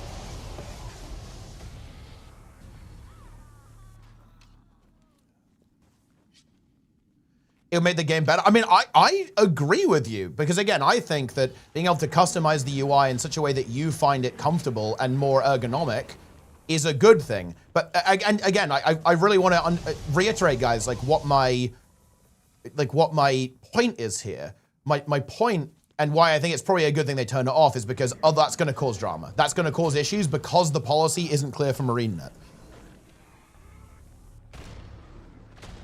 But if they clarify their policy, then, and by the way, either way, like whatever direction ArenaNet goes on this, it's really no skin off my nose. It's not really a concern. I don't mind either way. It's just that I want there to be a more defined policy on is this okay or is this not okay? The same is true with Blish, by the way. Blish is ridiculously OP. Is anyone here familiar with Ceres greens, 3 greens? What if I told you guys that it's actually possible to write a Blish add-on that will not only solve that mechanic for you, but it will even draw in 3D space where you should stand to play your green? How about that? Yeah, you can do that. In Blish HUD. Like, it's not hard to do that, in fact, in Blish HUD. This is concerning. right? Like, you know, that's obviously a concerning thing that could be possible within the game.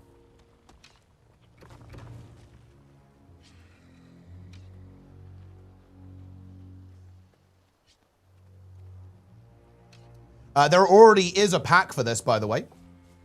There's already a pack, guys, for timers that will literally draw an arrow between you and the green that you're supposed to go to on Doom. Seriously, right?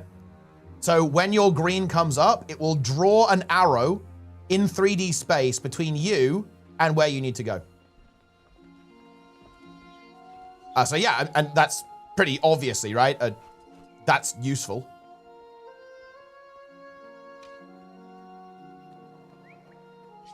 Should I care that I'm at disadvantage? I mean, that's up to you, right? At the end of the day.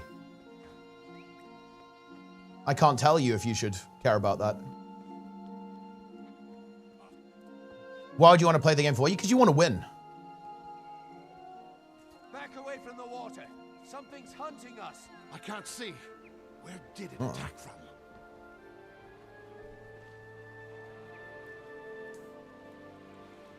Should be available as part of the game. Yeah, some of this stuff, yeah, for sure. Like moving the UI around, some basic UI customization. I agree, yeah. I mean, look, hell, it's not controversial, guys. Guild Wars 1 had it. It's not like this is some crazy radical new idea. This already exists in other games, even within the Guild Wars franchise, like in Guild Wars 1.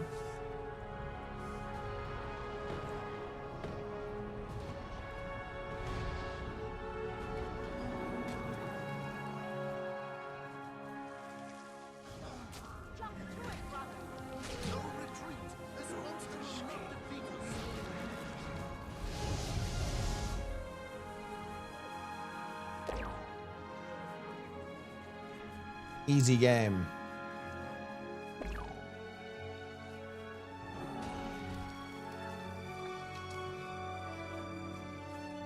With no when someone's better at PvE than the whole of that. So I was like, well, I mean, look, it's an interesting conversation to have, but like personally, I do think fairness is pretty important. Like even in a PvE context. If you're playing with other players and it's an online experience, yeah, I think an even playing field is good, right?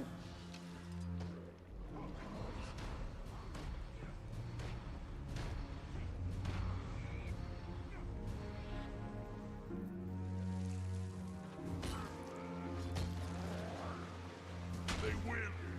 I die.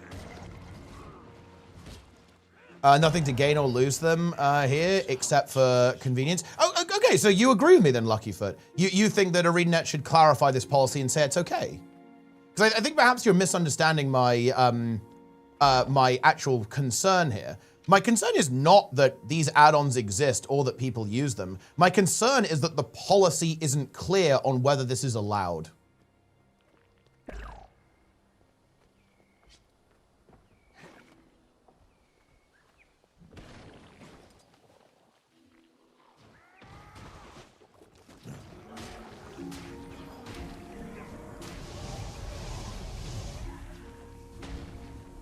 And, well, the concerning thing for me, of course, is that the policy, in my opinion, says this isn't allowed right now. The policy, and we can actually find it, right? Like Guild Wars 2 add-on policy. We can see what it says. We do not permit the use of any program that gives one player an unintended, unnatural, or unfair advantage over another player. And they kind of give you a little heuristic here, right? They give you a heuristic. Does this program allow for someone to play faster, better, or longer, or more accurately than someone who doesn't use the program? And, not gonna lie, yes. Yes, it does. And this, you can see my concern, Luckyfoot, right? Because I would love to use something like this. I like add-ons. I love UI customization. I'm a big fan of this. I'm a big UI nut in WoW, right? Like I spend hours and hours getting my UI exactly how I like it. Like I am in favor of stuff like this. I like it, right? But the policy here is obviously concerning to me, right? And I certainly would not feel comfortable using something like this when I'm streaming, when I'm an ArenaNet partner, right? When I'm going for achievements, right? you know, doing infallible, doing, you know, challenging content in the game. I wouldn't feel comfortable using this because of this, right? Like, you know, in my mind, this is clearly against policy. Advantage for sure. Oh, well, they kind of follow it up here. Does this program allow someone to play faster, better, longer, or more accurately than someone who doesn't use the program? Right? And faster, yes. Better, yes. More accurately, yes. Longer, no, I guess, because, like, I think that's kind of like more like, is it some kind of botting software or automation software? But yeah, does this software allow you to play faster, better, and more accurately? Yes, yes, yes. Do I use Ellesmere UI? Yeah.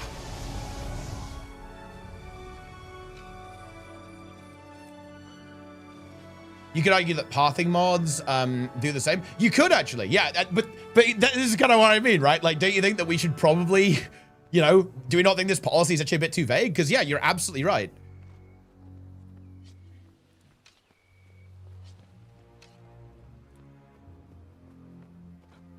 Well, precisely, Master. Yeah, that's why I would actually really like to see ArenaNet clarify their add-on policy or have a more refined add-on policy, just in general. Because yeah, it is obviously a pretty nuanced topic and a very complicated topic.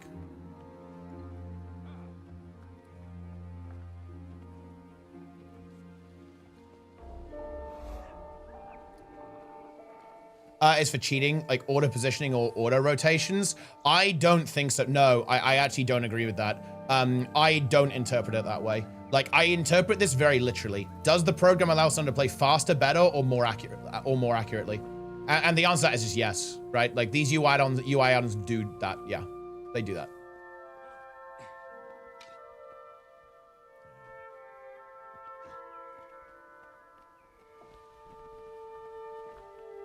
The more accurately part is what applies for sure. And faster and better. Faster and better are obviously a bit vague, especially better, but more accurately, yeah, there's just no question. Like, this is more accurate than the base UI. DPS means also make us play better? Yeah, but look, you guys realize you're pointing out what I'm pointing out, right? Yes, that is my point. Hell, do you know what also applies to this? Voice software. Being on Discord lets you play better and more accurately. Yes. Do you guys get it? I am saying that the add-on policy is actually very vague, right? Yes.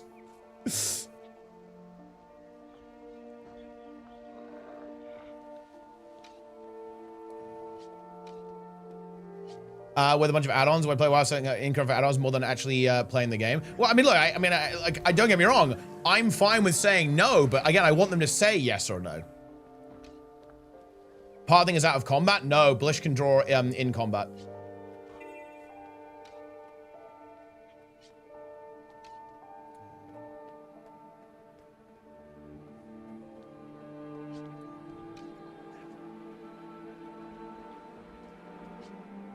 Won't address anything considering Guild Wars 2. I mean, I actually agree with you. I think they won't address it, but, you know, doesn't mean we shouldn't talk about it. Or shouldn't try to raise the issue.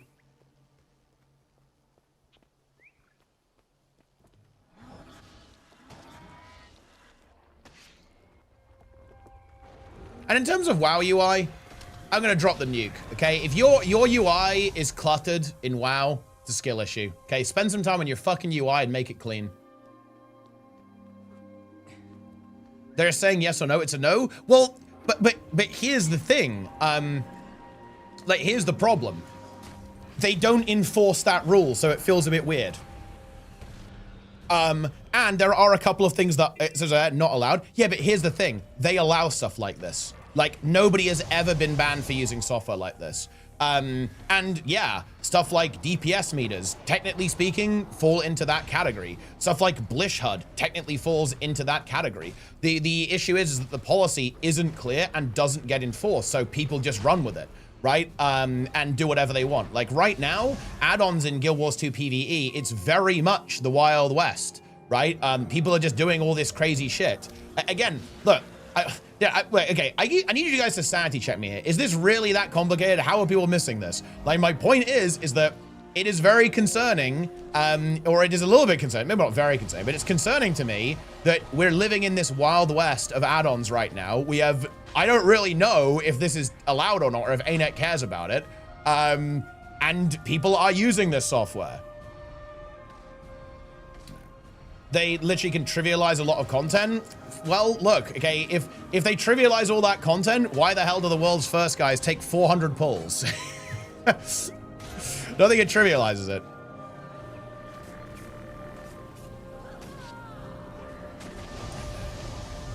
They obviously, the add-ons are obviously not doing a very good job of it.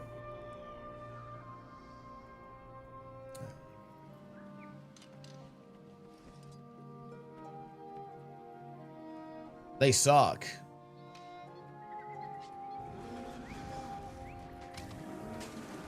True.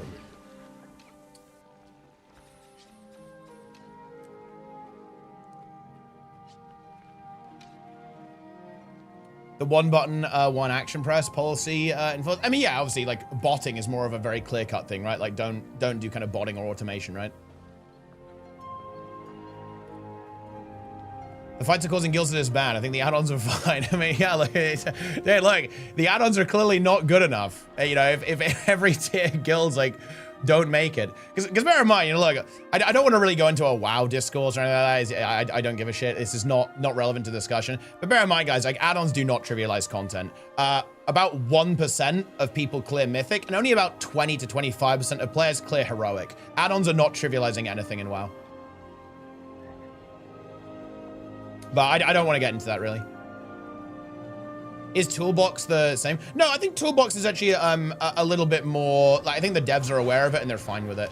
And Toolbox is a bit OP, I'll definitely admit that, but, you know, it's Guild Wars 1. It's a bit of a different situation. But again, like, the thing is, look, I'm okay with whatever the devs say, guys. Like, if ArenaNet say, fuck it, install Ceres.dll, well, actually, I wouldn't be happy about that, but I'd be like, well, all right, okay, I guess. But I just want to actually know, because right now, I feel like I don't really know.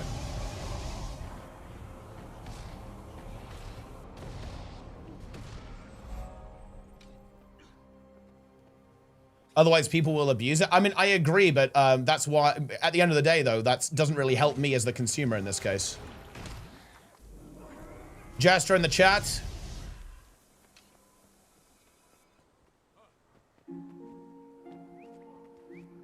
What are the problematic PvP add-ons? I don't think the add-ons are enabled in PvP. Which is, again, in this situation, definitely for the best.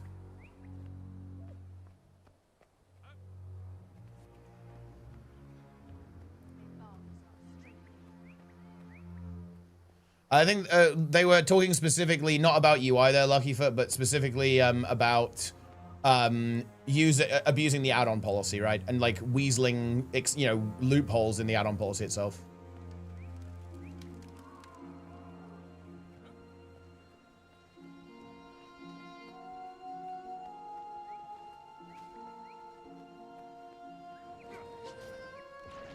Oh, this is clearly not correct. I think it's the other way around, isn't it? Guild Wars 3 and Riot Mode's the last hope for MMOs. True, actually. True story.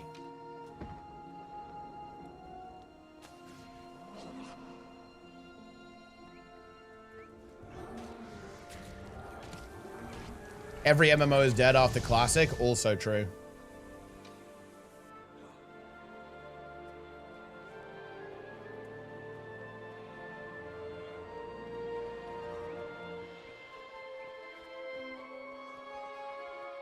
Oh, I forgot to do the Mega Destroyer. It's fine. We're locked into this mapcom, guys. 63%.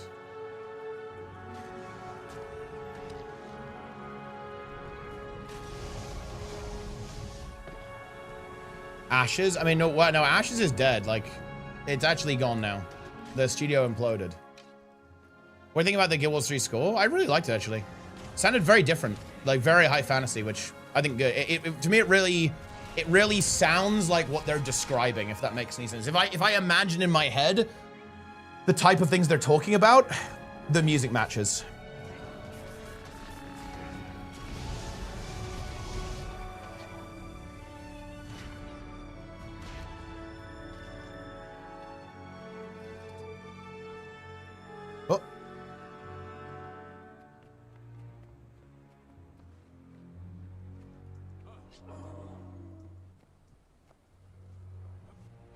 Spicy Vista.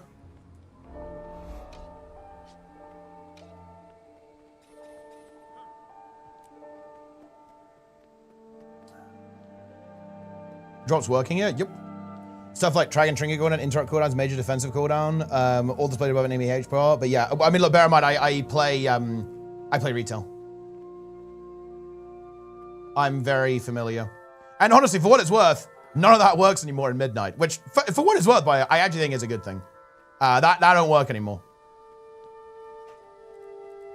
They got rid of all of that, and the API is, it's actually funny. Add-ons in WoW are officially less powerful than add-ons in Guild Wars 2. How interesting is that?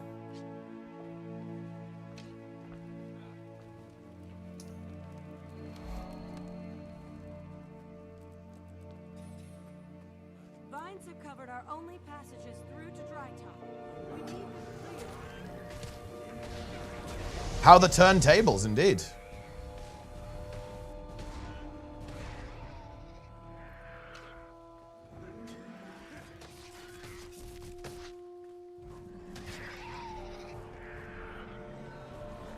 Ellesmere's doing a performance pass? Holy shit. That's actually massive. King.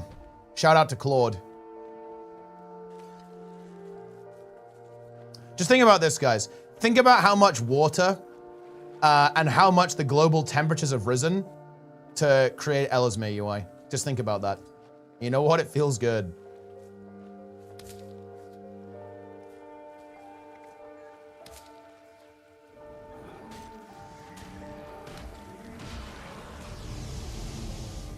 To be honest, I mean, I played the game when like the add-ons were there. I'm not gonna lie, the impact add-ons had on the WoW experience is, in my opinion, vastly overstated. It's the same shit now.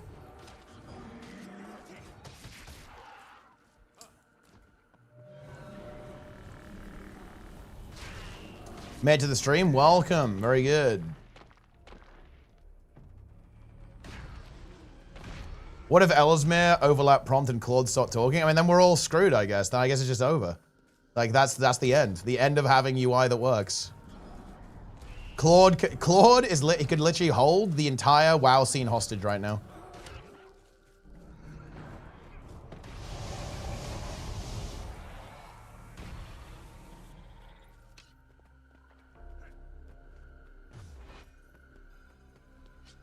Fellowship.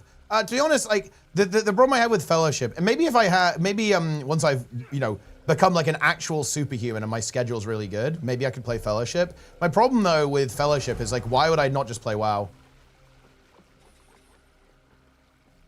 Because WoW is like Fellowship is just Mythic Plus, but if I play WoW, I get Mythic Plus and I get a whole game attached to it as well. So it's hard for me to go, I'll play that game instead, right? Toxic number pack is a big discussion. Yeah, because it's a big advantage. Yeah, using like the Blish pack on Lura, you are trolling if you don't use that. And funnily enough, by the way, I actually play, I won't say which group, obviously. And for what it's worth, I don't have a problem with this, right? This is fine. I actually played with a group who had a timer pack for when the were gonna spawn. So in other words, they had a timer pack that would give you a countdown until when each Ura geyser would spawn. Which again, in my opinion, that's fine. I got no issue with that. That's why, if I had an issue, I wouldn't have played with that group, obviously. But yeah, like they had the next level on top of this. Because yeah, I believe that people typically use just the standard number pack, but there is actually a timer pack available as well for Ura LCM.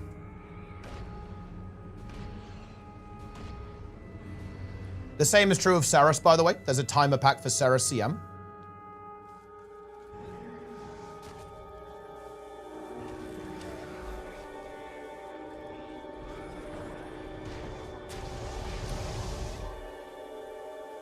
The lengths people will go to avoid thinking and expression of skill? No, it's not that. It's interesting, no. It's the lengths people will go to win.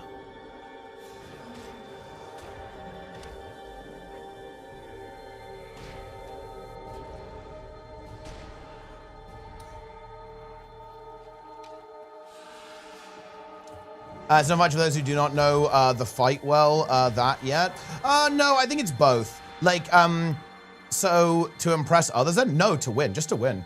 Like, you don't have to, you know, win to impress other people. Sometimes winning is its own reward, right? In fact, I think a lot of the time it is. I think a lot of competitive people just want to win. They just want to win for this, just because they want to win.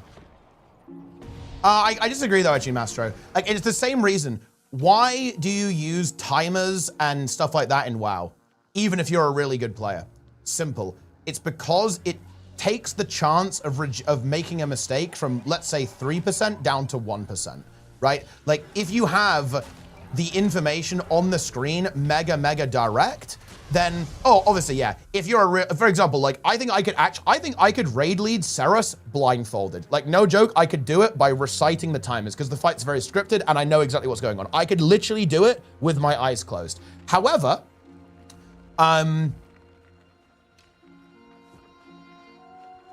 obviously, there's some percentage chance I'd make a mistake, right? Like some arbitrary number of making that mistake. But if it's on your screen with a timer, the probability of you misremembering or making a wrong judgment is gonna decline, even if you are really good. There's a reason why, again, Echo, Liquid, Method, and hell, look, I'm sure you've heard of this in Final Fantasy. Why do the Final Fantasy people use add-ons? Right? Because, you know, we know that happens in some of those world's first ultimates, right? And to be fair, the Final Fantasy one, I think on top was pretty extreme. I think they were using like a full-blown camera hack or something, right? To do that one, but you get what I mean. Like, even if you're really good at the game, which obviously world's first top, they're amazing at the game. Echo, Liquid, they're amazing at the game. Obviously players who are like farming Aura LCM, like farming Ceres CM, they're obviously really good.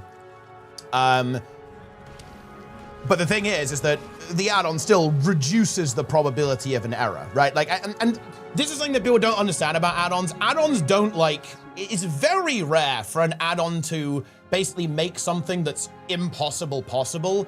That's not really what add-ons do. Add-ons typically just change like a 10% fail rate to a 5% fail rate, right? Like, that's what add-ons typically do. It's like, there have been some extreme examples, specifically in WoW, where it's like, oh yeah, okay, good luck doing that without an add-on. Like, in particular, your fights like Kill Jaden, perhaps, some of your fights like Archimond, right? Those are like the really crazy ones. But broadly speaking, not really.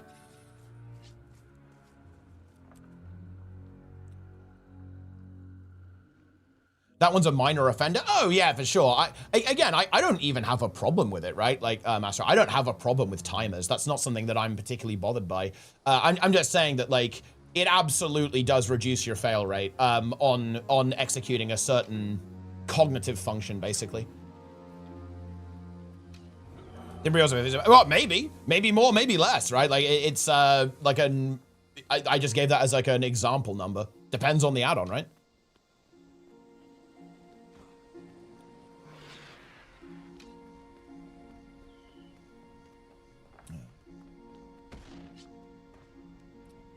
For sure.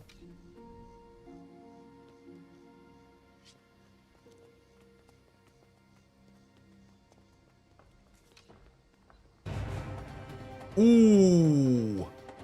Final Fantasy World's First are completely untrue because everyone's cheating. I don't think that's true, actually. I'm not entirely familiar with the scene, but I just think that, well, for a start, I think the race to World's First in Final Fantasy just isn't like, it's not the same in WoW. In WoW, it's a professional event where people are there to make content, they're there for sponsors, they're there to be professional gamers, right? And that means they have to be live. I think with the Final Fantasy race to World's First, it's actually a little bit different. A lot of the teams who play, I think, don't give a shit about stream viewership. They don't necessarily have sponsors or don't even care about that. They're there to game. Right, they're there to win. And streaming, bear in mind, is a strict disadvantage, especially in Final Fantasy. I think this is another thing, actually, about Final Fantasy that makes the Race to World's First fundamentally different. Because the game is very puzzle-oriented, if you stream and you show your solution, that's GG, right? That means you're giving massive information to your opponents. That's a lot less the case in World of Warcraft. Mechanics, obviously, you can have like clever, elegant solutions to mechanics and so on in WoW, and obviously streaming is still a strict disadvantage. Like, you are giving information to the other team. Funny enough, particularly for Liquid, actually, because Liquid basically play 12 hours earlier or whatever, because they play on the NA server versus EU. There's a lot of debate on if that's advantageous or not, like if it makes a difference. We don't need to litigate that here. Please no, holy fuck. But you get what you see what I'm getting at here, right? Like it's a fundamentally different experience, like, because of the way the two games work. Like WoW is not as puzzle oriented in terms of how the fights work mechanically as Final Fantasy, and the scene is just different. It's not commercial in the same way that WoW's scene is.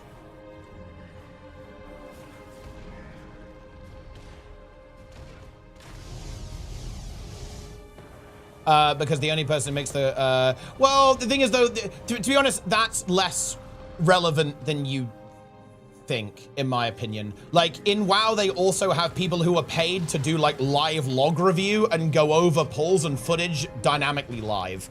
It's like, yeah, I mean, they have a chef. They hire a chef to do catering so they can eat efficiently and get back to prog. Like the fact that, because I don't think an add-on, like the fact they have devs working for them is actually particularly special, really, because yeah, professional gamers have support staff. Yeah, I mean, they have support. And they, you know, they have someone whose job it is to just raid lead, right? Like Players of the 21st as well. But yeah. I don't know what to tell you.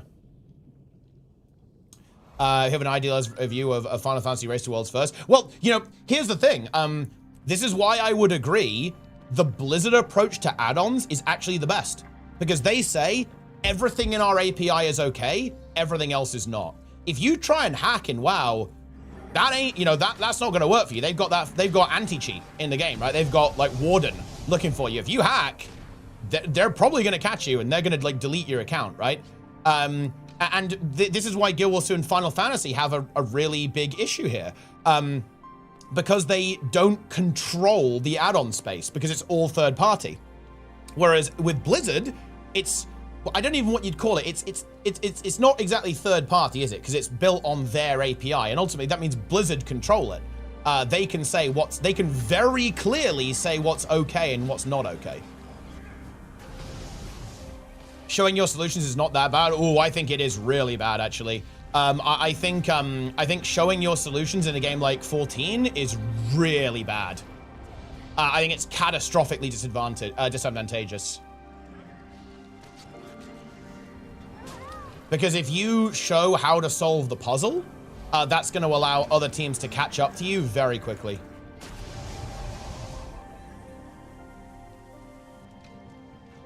Is there a big take the money out of Race to Worlds First meme?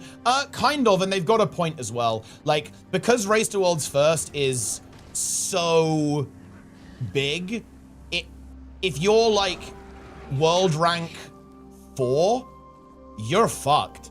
Like, you're not competing with these guys. It's just never gonna happen. Like, unless you can hire the analysts, unless you can hire the support staff, unless you can have the amount of time to invest in like gearing loads of characters and basically playing as a pro gamer, you're GG'd. Like, you're dead. Like, you can't win. And obviously it means that what actually happens, this is kind of a big problem, I would say. This kind of happened with some of like the really strong guilds, like kind of World 5, is that you turn into an Echo, Liquid, and Method waiting room. Like, that's what these guilds are, right? They're basically the poaching ground, right, for the actual RWF guilds that are gonna be competing, and that have these resources. So you have the worst of all worlds. You can't really win against the top teams because they're better than you and they've got more resources than you and more time than you to play, and just like a stronger support team. And they're gonna take your best players, right? Because your best players wanna be worlds first, right? They wanna join those worlds first guilds. So you're in a really tough position if you're like world rank 5, right? For example, because you are gonna be mercilessly feasted on by the top guilds and you have no hope of winning, right? Yeah.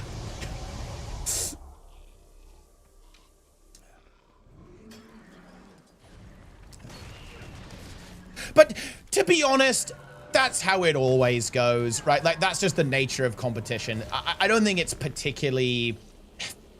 it would always be that way to an extent, right?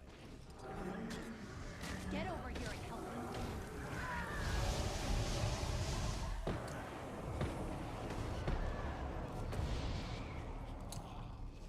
They have platform disparities. The game is also on console for sure, yeah, and that's why I'm definitely not holding my breath for add-on support in Guild Wars 3. But like, hopefully we have some UI customization though. I think that would be very nice, in my opinion.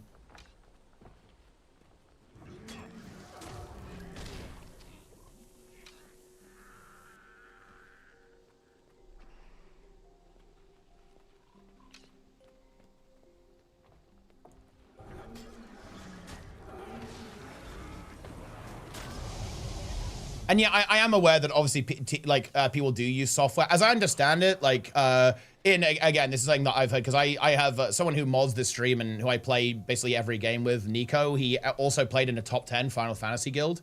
And yeah, as I understand it, like obviously people in Final Fantasy 14 do use add-ons, even computational add-ons. As I understand it, or this is what I've been told anyway, it's pretty commonplace to use an add-on for a specific mechanic in the Omega Protocol, as I understand it. So it's not like that this isn't done there. It's just done like, you know, wink, wink, nudge, nudge, don't tell anyone, right? As well, right? In that game too, which again, I think is problematic because I'll tell you what, I wouldn't be comfortable doing that. Like, let's say I wanted to stream Omega, let's say I go and play top, right? And Nico's gonna like teach me how to do Omega Protocol, for example. I'm not gonna lie, I would not be comfortable using that, like, on stream. I imagine Square would be, yeah, I imagine they wouldn't be super happy, like, if I was streaming using that, right? But I don't know, maybe they don't care, I don't know, like, I'm not sure. Yeah, I don't know.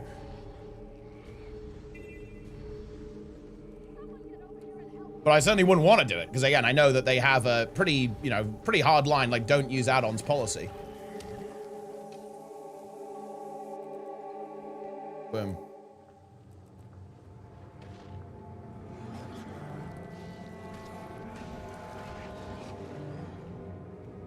Oh, we're missing the Shatterer. We got to do the Shatterer. That one's good.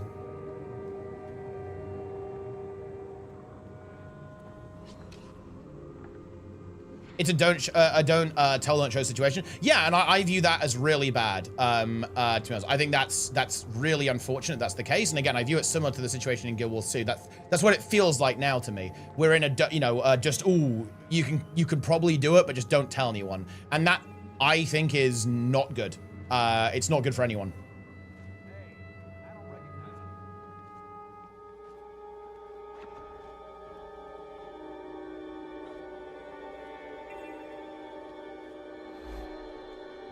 Even Max said there's a huge gap between Echo and Method despite being 2 and 3. For sure, yeah. And to be fair, like I think that's not to do with resources. Method definitely has the resources. They're able to execute the splits. They have analysts and so on who are obviously capable of doing what needs to be done there. That's simply a case of like Method is obviously in the rebuild process after Method's initial split that ended up forming Echo, right? What are your goals in the game? To have fun. But right now, to do map completion on my no-death character and get ascended gear on my no-death character.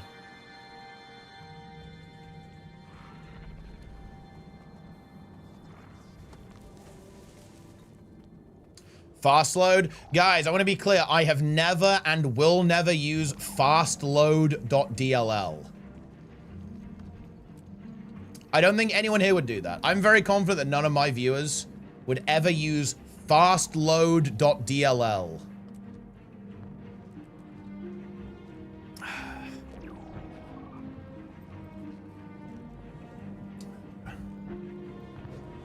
Exactly. See, look, you'd never do it. You wouldn't do it, would you?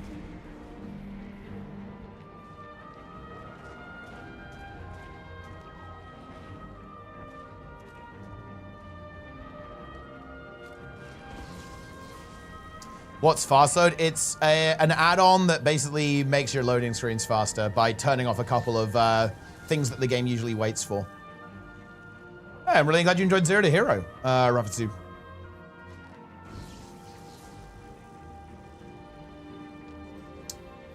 You're welcome.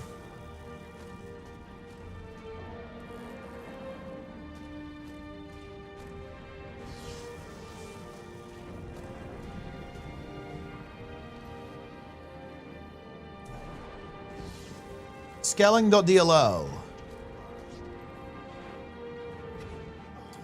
Differently loaded.dll. You know, I feel we've got to get Awesomeness's take on this. Would you install this DLL? Would you install vitalsigns.dll? It's too quiet. I need something to disembowel. Vital Signs uses memory reading to access internal data from the Guild Wars client. Incredible.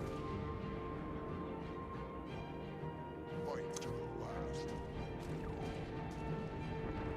Incredible. Some must fight. Oh,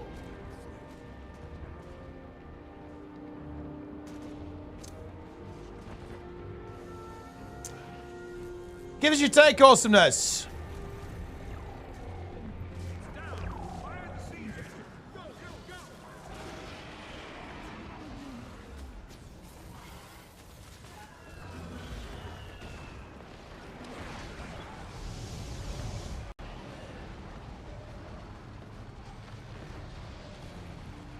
I think Blizzard has a really cool setup with their official API and the guts to rehaul it. Shrimpalaz. Shrimpalaz!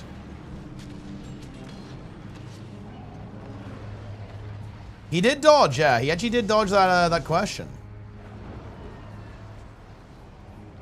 And it gets very Keta cheating.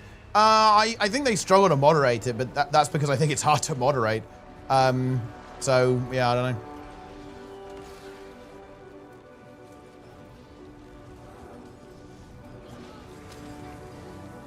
I don't blame them for having struggles. It's certainly not easy.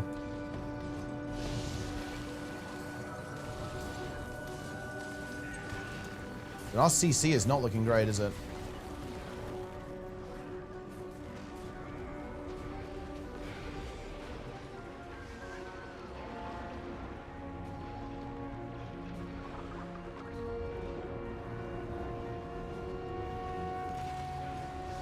Sub goal, 1,000 subs. I install meter.dll live.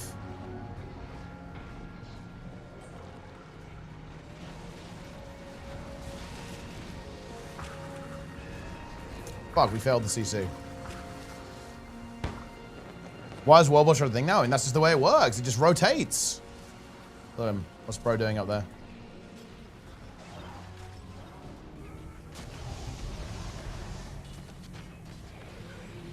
It's kind of crazy that I didn't get banned for that. Quick reminder, guys, that I used a camera hack and a server exploit to spectate a raid tournament in 2017.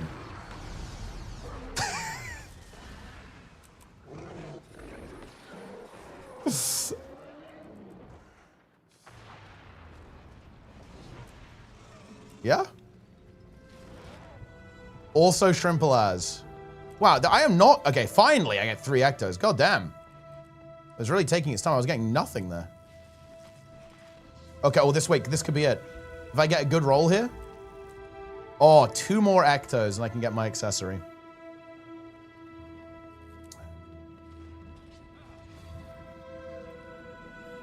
ArenaNet won't make us off like you do. Well, no, to be clear, they only didn't do anything because I didn't do it maliciously. Like, ArenaNet are actually very good faith with stuff like this, which is, in my opinion, quite based. ArenaNet are good faith Andes. Oh, we could wait, I wonder if Tech's still going. This was at the same time as Tech.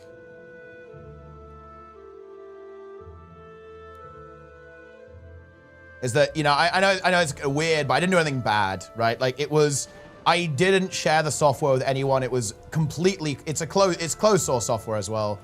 And it was explicitly used for no personal advantage whatsoever. It was only to make the tournament look cool.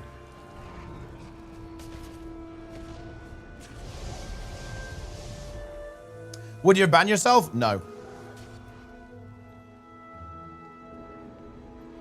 I think it was for a good cause.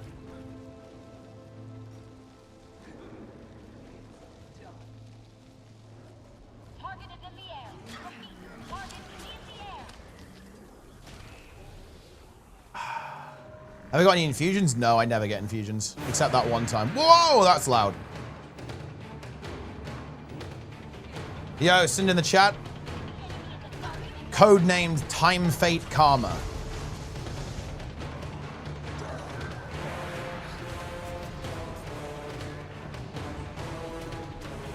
Oh, wait. The other good Sin name is Delirium Claims You.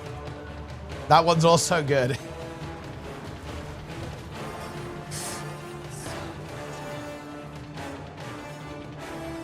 Is it worth to do World Bushers for the ring? If you want, honestly, it's nice for the Agony Infusion. The ring itself is, it's not good. It's got weird stats on it. Like, what the hell is that?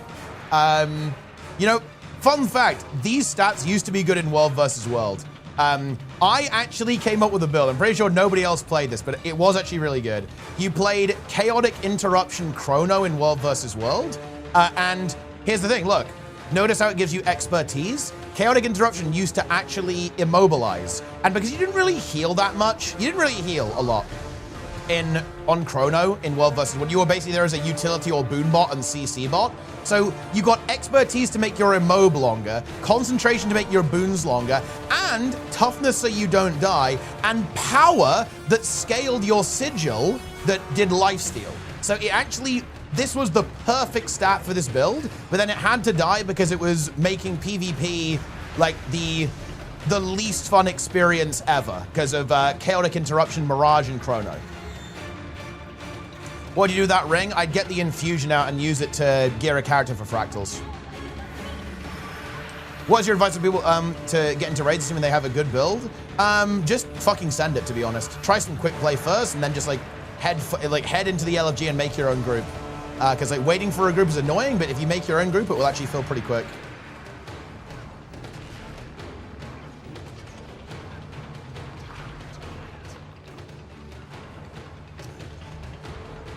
Is that because Blurry is banned?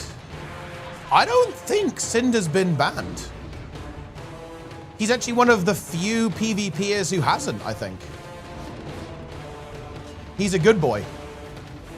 Boyce hasn't been banned. I don't think Cinder's been banned. Yeah, he renamed it because Boyce had the account name. I guess Draza hasn't been banned actually either, right? Yeah, Draza hasn't been banned because he just renamed his account Heel of Midnight to Draza. And yeah, Sind renamed Blurry to Syndranet.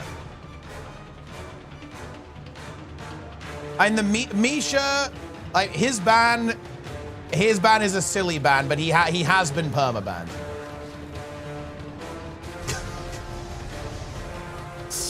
It was a bit of a stupid way to get, look.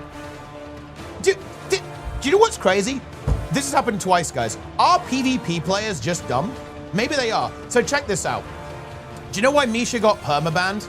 Because he was messaging some friends, and the conversation was like, oh, I'm gonna report you, bro. And then they did, and he got perma-banned.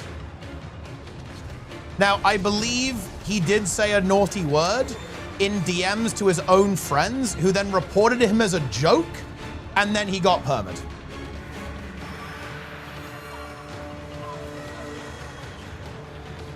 Yeah, and then this happened to Benny. Seriously, I don't get these people, man.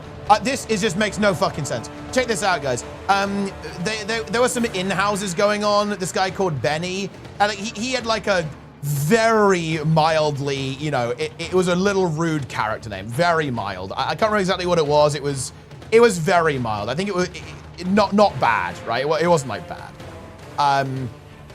And people reported him for that character name as a joke. Like his friends did, basically. Like his friends reported him as a joke. ArenaNet permabanned his account. Seriously, why would you do that? Why? I just don't get it. What is with these people? Why would you use a function that gets people banned as a joke? Well, I actually do know why. It's because people think it doesn't do anything. Why would they permanent? I think it's because he I believe he had an account action before for a similar thing. So the second time around, they just bombed him.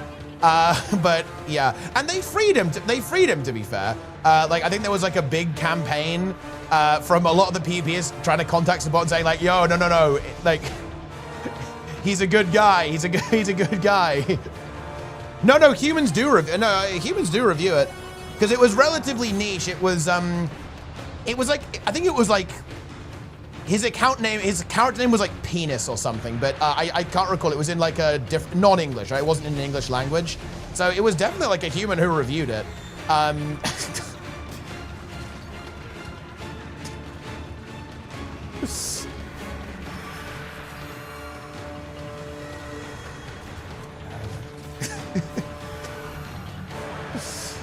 Do you have an email for business inquiries? Yeah, it's just MightyTeapot@gmail.com.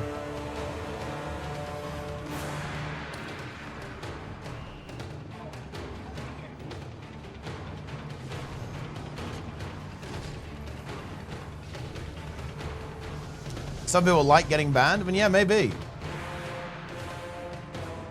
My son played and loved Guild Wars 2. He was 20 and he passed away on the 10th of July. That is... thank you for sharing that. I'm really glad that... No, not to hear that, obviously, but I'm really glad that he loved Guild Wars 2 and was a part of our community. And that, you know, you are also involved with that too. I think it's really special when the parents are sharing with hobbies. And to be honest, I would, like, if you'd like to share it, like, I'd love to hear more about that. And I think we would too. I think we'd love to hear about, you know, what your son, like, did in Guild Wars 2 and loved about this game. I play them all the time. That's amazing. I love that. That's an incredible thing.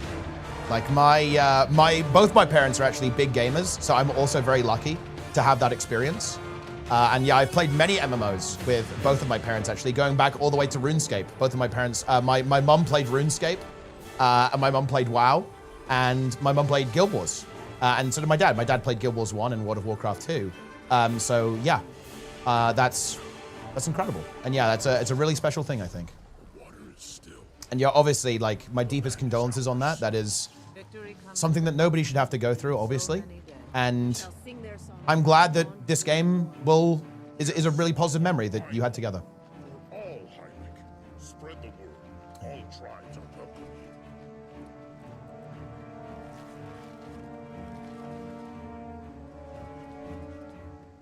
Santoni, thanks for the Prime. Hell yeah, brother. Indeed.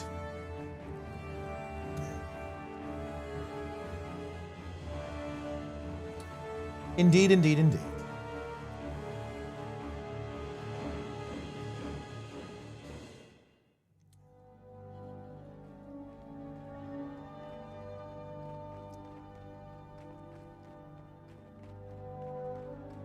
I saw Ultima Online as a kid with my uncle. Yeah, that's honestly so cool. I think video games are really magical for this, for you know, connecting with everyone. Watching on YouTube. I'll catch you eventually. Have a great day. Hey, enjoy my sped up voice. What's the outcome looking like? 64. Need to get a lot more hero points, actually.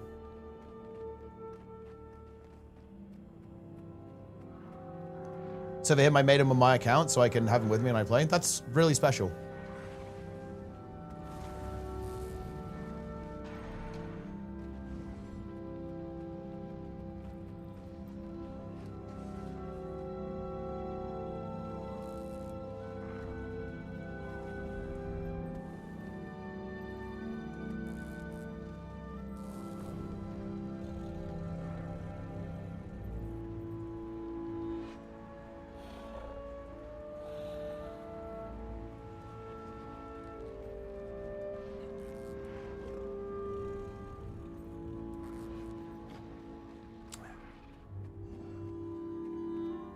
What percent do you watch? I mean, I watch things at 1x speed. Maybe I'm just not a zoomer. Wait, actually, Jester, I'm DMing you, bro. This is a very important question.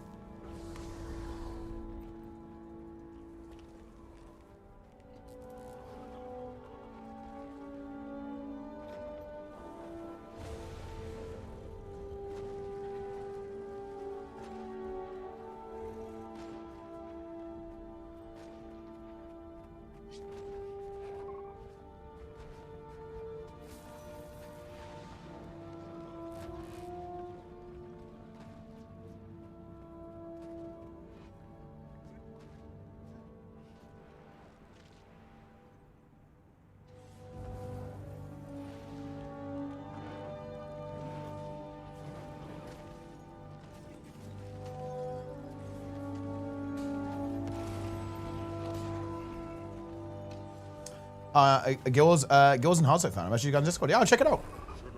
Thank you for your time. Appreciate you.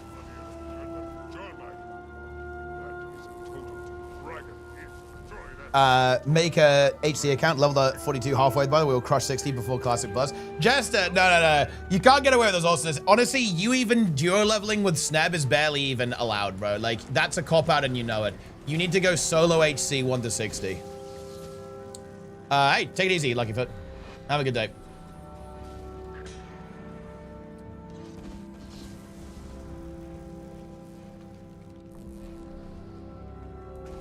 Boom.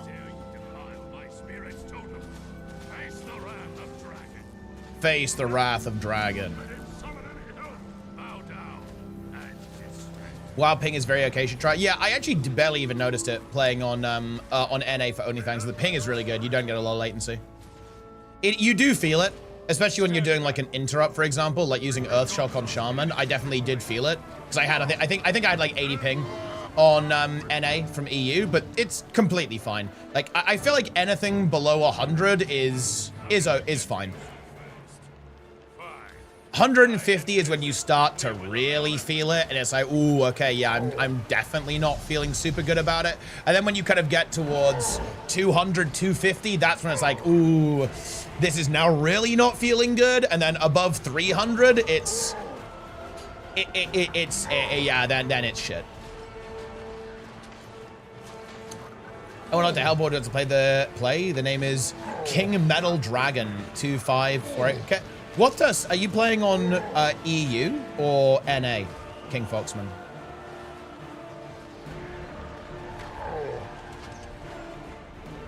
$140. Yeah, that's acceptable, but not great. Well, I'm sure you're aware, right? You know, if you're playing from Brazil. But yeah. NA. Well, I'll tell you what, we can probably get I don't know if you'd like to play some world bosses, but we can definitely do that now if you'd like. We're going around doing all the world bosses. We can maybe get a squad together, perhaps, if you'd like to do that.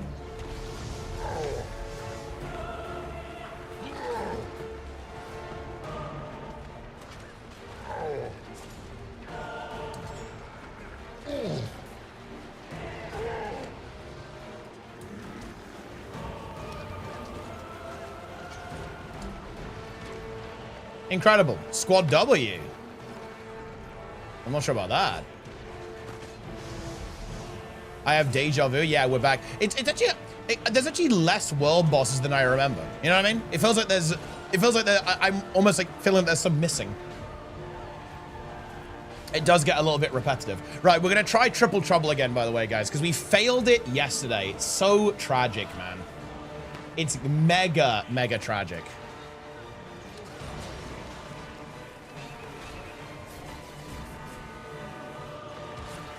But it is okay.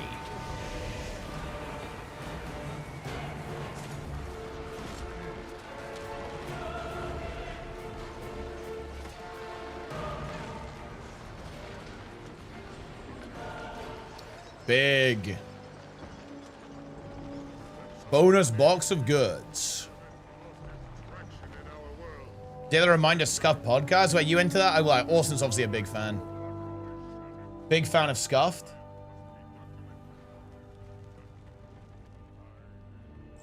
He loves the Scuffed podcast.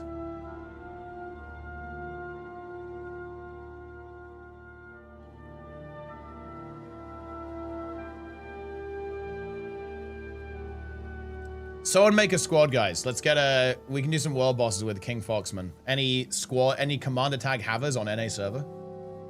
Let's get some ArenaNet devs in here. Awesomeness, log in.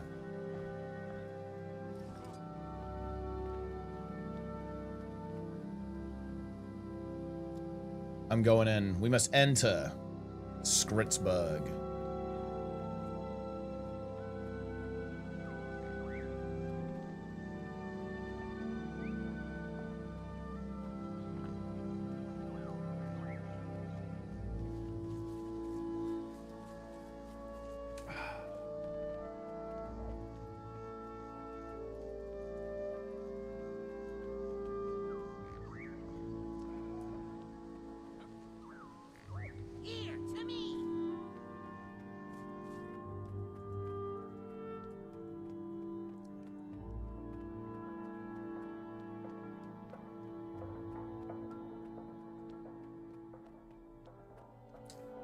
You have less ping than me? Let's see, what ping have I got? Yeah, I have 100 right now, which is completely fine.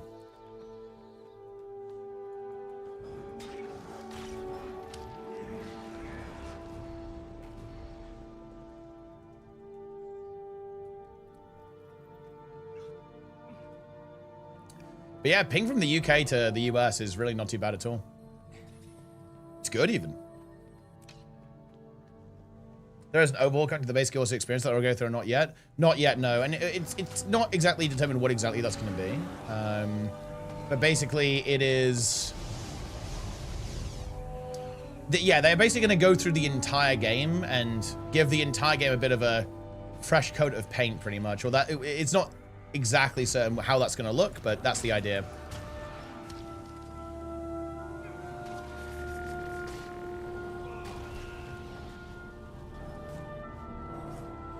Is it possible to participate in the World Boss Rush event? Yes. You can just go to any of the maps where a World Boss is happening, and then you can just do it. Maybe not the max level stuff, but certainly the ones that you have unlocked and are the right level for.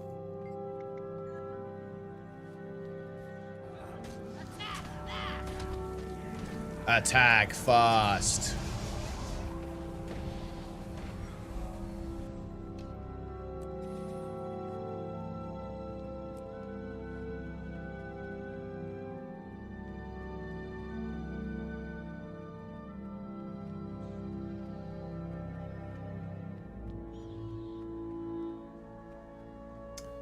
Okay. We must explore within the tunnels.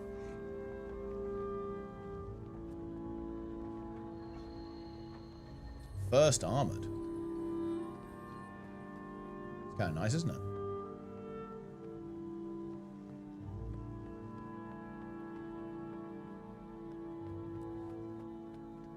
$275 wizard coins. What should I buy?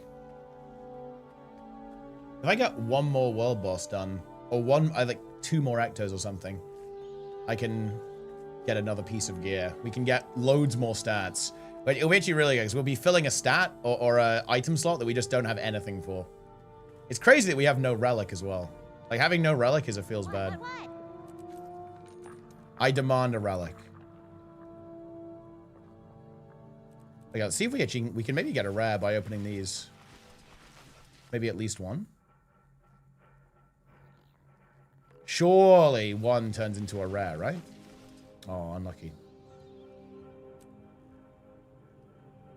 We got some exotic luck, though. The magic find is going up.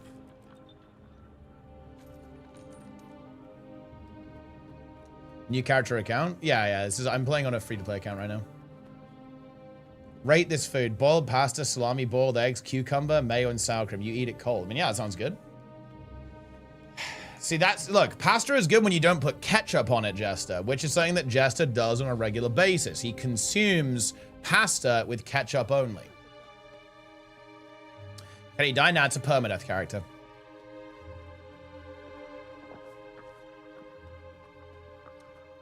And Jester likes to consume slop. He does actually feast on slop quite a bit. Hey, you smell something? Pilotless suit thingy. Okay. I am fighting it. 20 damage. It's not very strong, is it? Buying expansions for playing them, what's the end goal? No. Because I think with expansions it becomes a bit too easy. The goal is going to be just to do all of the free-to-play content. The food you're doing as a Soviet staple. So Jester is missing the Soviet days. Not a surprise. Not a surprise if you know the guy. Like, you know, I know what I know the way he goes.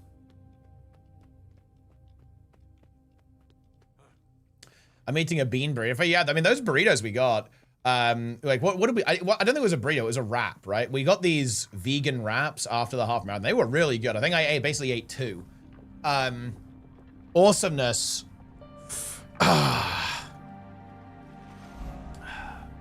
Is also a big fan of beans.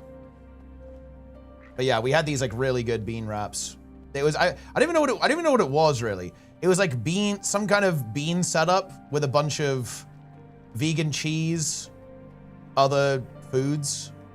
But it was good though. I wasn't sure what was in it, but it was good. Your regalia requires more ornamentation.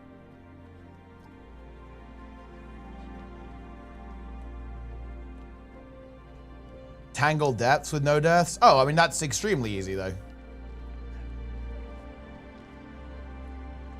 Especially when you have gliding. Like, the most dangerous thing in the open world is falling damage. If once you actually get gliding unlocked, the game becomes a lot easier. Sweet pancakes with canned beans? I haven't tried that. That sounds really strange.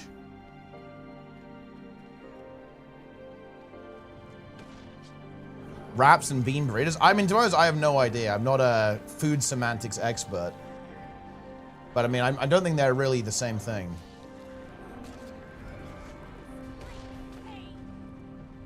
But maybe they are. The main thing about going from free-to-play to expansions is that you just get so much more player power. You're so much stronger because of elite specs. Like, core specs are really bad, elite specs are not. Grind gold to buy the expansions. You can't buy expansions with gold in the game, so no.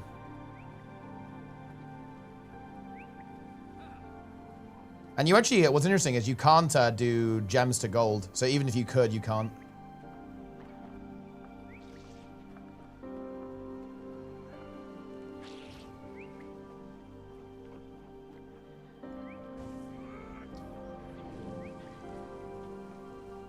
Boom. Is this the PMI? It is.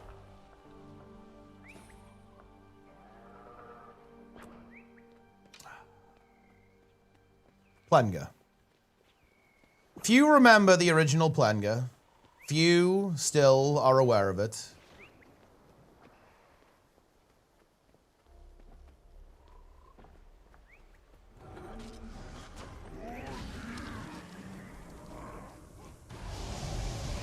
There have been many Plengas over the years. Many versions. But what is the true Plenga? Can we even say there is a true Plenga? What does that mean? What does it mean to be the true Plenga? You know, I feel like I could jump down there, but it feels a little bit sus to do that.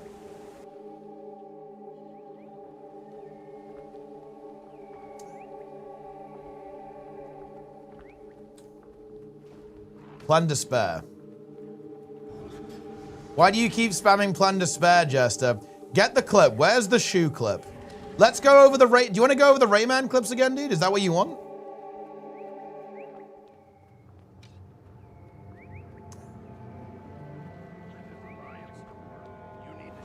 Nice.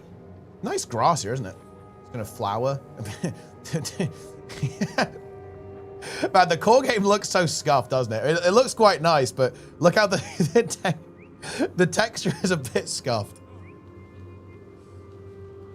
It is a little bit scuffed.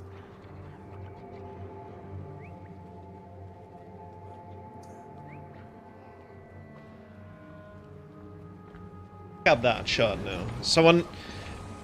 We have 2 shots on the fucking ground! Pick it! Pick it! It's alright.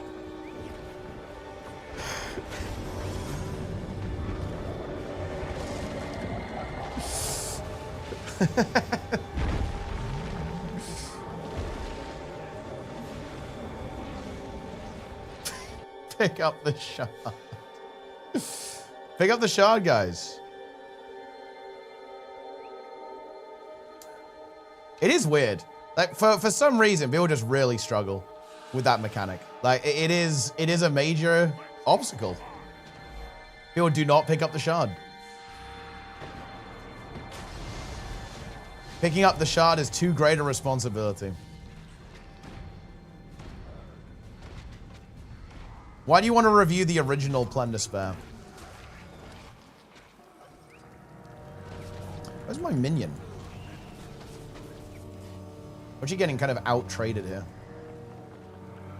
I need my minion to tank and also help me CC.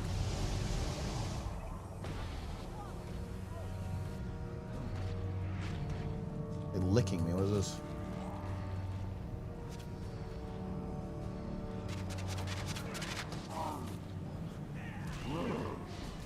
Holy.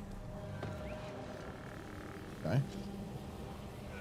If my minion can get it, that'd be great. And we can CC this thing. Dangerous frog, guys.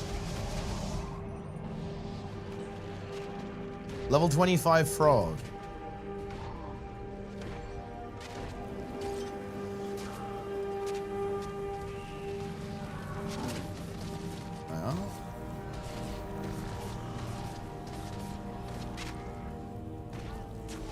I will swallow you whole.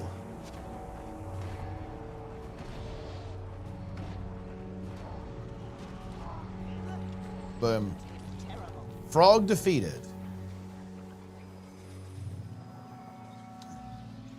Nice. Back to Queensdale. Feels good, man. What's the next world boss? Oh, we need to go to Harathi now.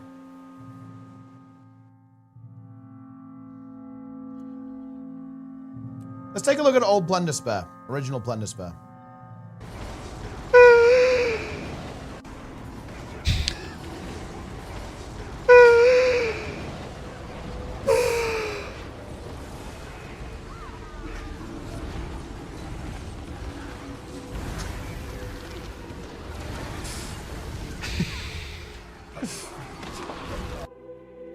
Did Ellie save you? No, wait, that wasn't... That, you guys think that was dangerous? I just line of sight and re-heal. It's not a problem.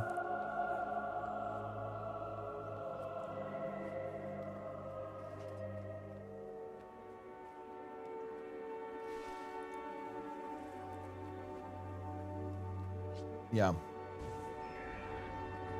Plan Despair. Makes me sad. I mean, it is sad. Look, you know, this is why I want to do Full Cliff Friday. Like, Full Cliff Friday needs to happen to essentially prevent Plan Despair. Plan Despair is fucked up. It's not acceptable. It's not okay, guys.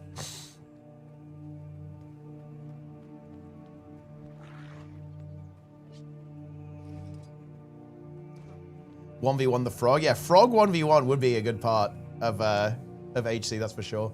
Am I too late for the centaur? Olgoth taxi?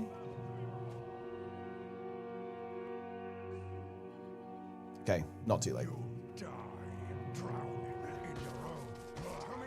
You'll die drowning in your own blood. That's not good.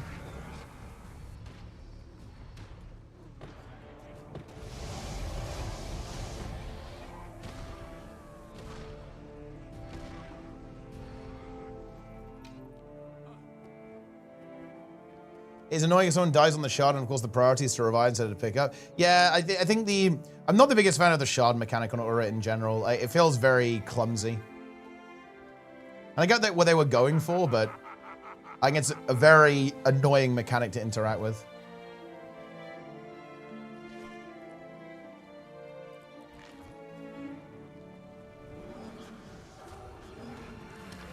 You can drown in a spoon of water. Wow. And watch out for that. Watch out for that, guys.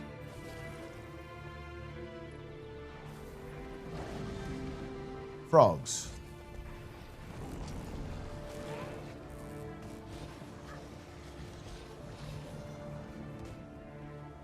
I go on Wikipedia for frog. What do I see? I see this. Also this. You see frogs. Various varieties of frogs here, guys. You can see here. See this? Yeah, it's a frog.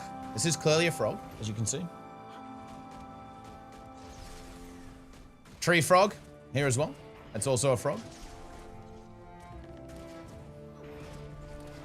How do you think society would look if humans were frogs? In other words, we had like the same intelligence level, but we're all frogs. Do you think we'd have like artificial ponds and we'd all just live in an amphibious home or something?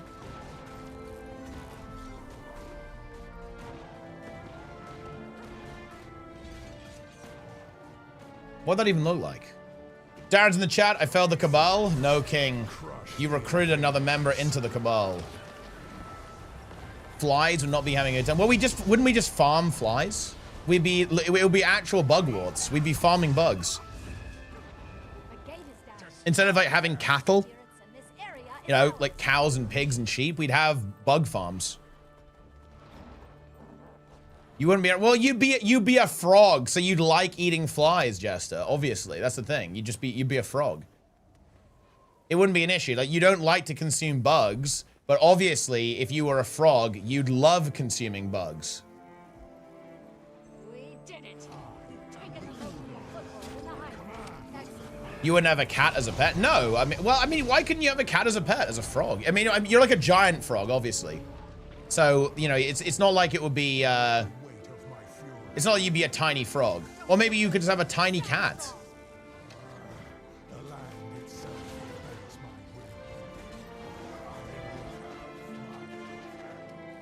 You must entertain the hypothetical. I mean, there's a lot of hypotheticals people need to entertain, Awesomeness, as I'm sure you're aware.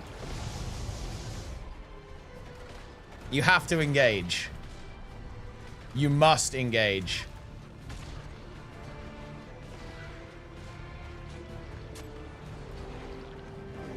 This is not how it will be.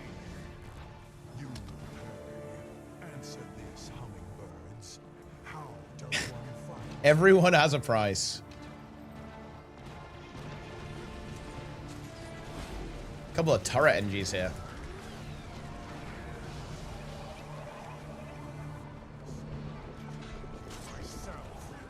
Ah!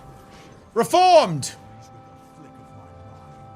Reformed is here, guys. The embodiment of sin. World's first and only ArenaNet dev embodiment of sin, guys. Don't get hit by the wisp. As far as I'm aware.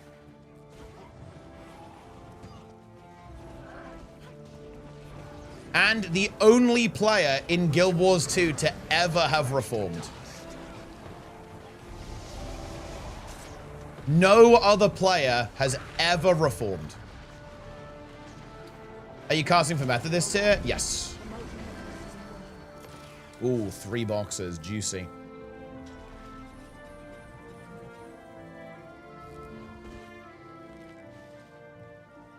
Okay, that's the Ulgoth taken down. Oh, it's the Fire Elemental again? Bro, fuck the Fire Elemental. It's Triple Trouble soon, though, actually. That's good. We can do Triple Trouble. Worm Frenzy.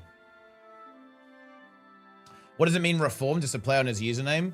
No, it means he actually is reformed.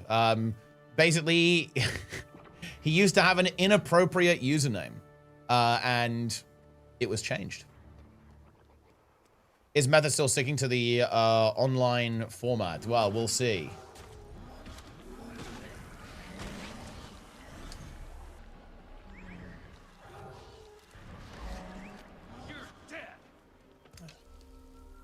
But yeah, he's an ArenaNet dev and is also reformed, which feels good. Wrong choice. Wrong choice. My wrong choice is to run away, I guess. Can I get a rare, though? Like, what is this? I cannot get any Ectos.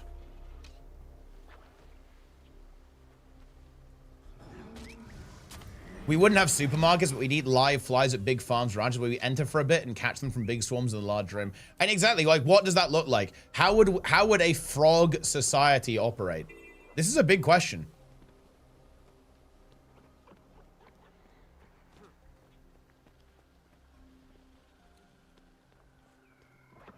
You know, would you go to the supermarket and buy like a bag of flies? You know, in the same way that we would go and, you know, you get some vegetables or whatever from the supermarket, perhaps some fruit.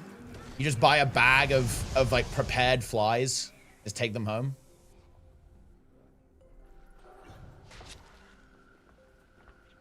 Not all frogs eat flies. Yeah, but I mean, like, okay, well, whatever frogs eat.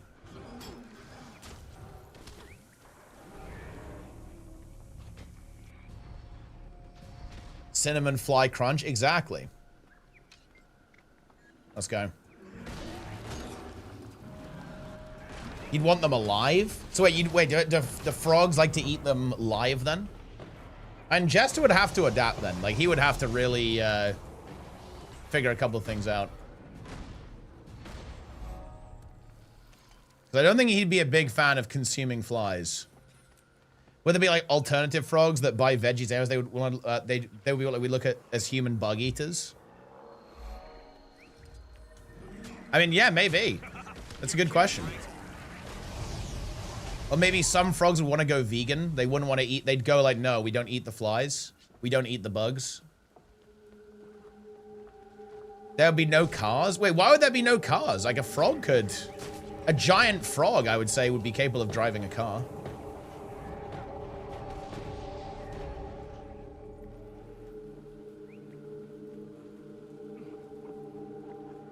Some frogs will eat meat. Well, I mean, they do, right? Like a bug is kind of meat, if you think about it. I guess maybe not how we'd perceive it, but like bugs basically are meat. Bug meat.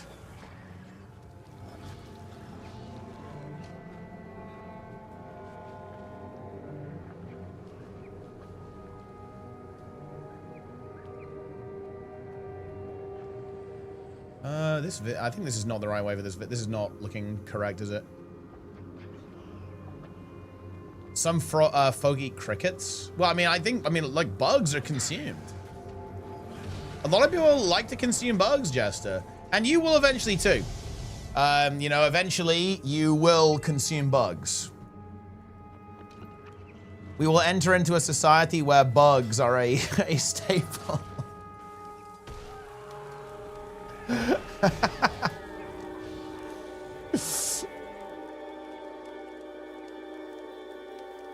What would be the equivalent of frog? Wait, to frog, what are bugs to us? Wait, I don't even understand what you're saying here. I'm 31 and you got 30 left. Bro, you sleep 3 hours a day, but you're dead very soon.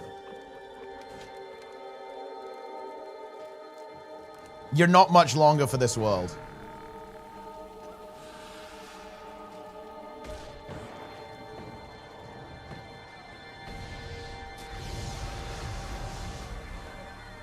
"2027 is the year of eating bugs." I mean, look, here's the thing. If you consumed bug bread, you probably wouldn't even know. Like, okay, here's the thing, Jester. If I gave you a delicious, let's say a sandwich, and then after you ate the sandwich, I told you, oh yeah, by the way, bro, that was made out of cricket flour. Like, how would you deal with that? Like, how would you respond to that?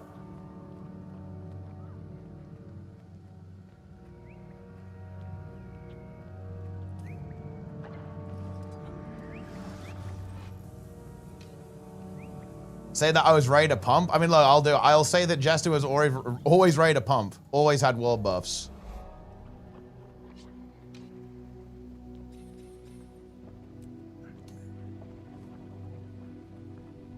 Serving ants. Ants on their list of 10-ish allowed insect species. Wait, why are ants not allowed? What's wrong with eating an ant? Oh, 2 hearts over here, nice.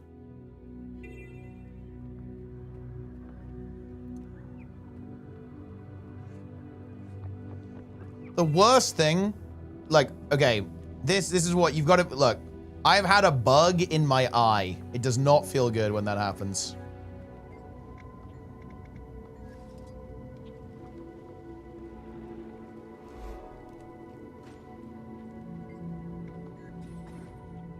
I'm a wanted man. I do a lot of underwater raids. True, actually.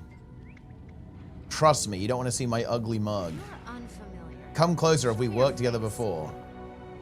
You save from getting pounded by a that's a very poor choice of words. One of our strongest fighters.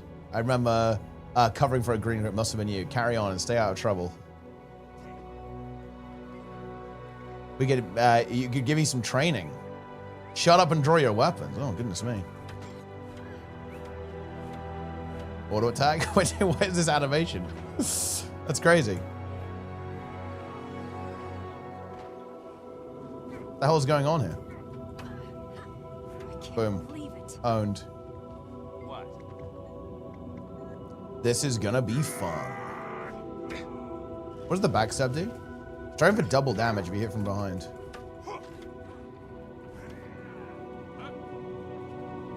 Oh, oh, oh, oh, oh, oh. That's enough.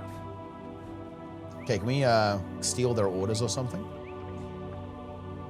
Yoink.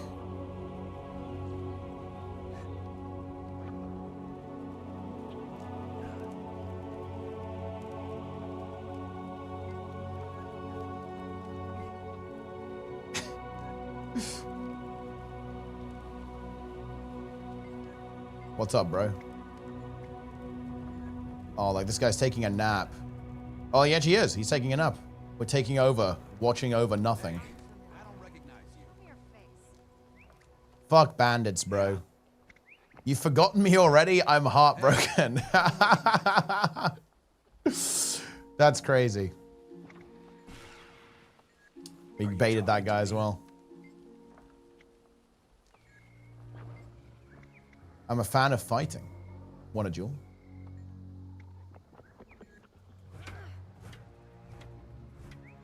Boom. The auto attack is strong. That's enough. I yield.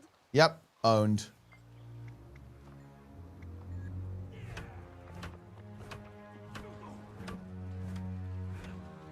Had to design a chair for humans if our knees bent the opposite direction. See, that's an interesting hypothetical, yeah.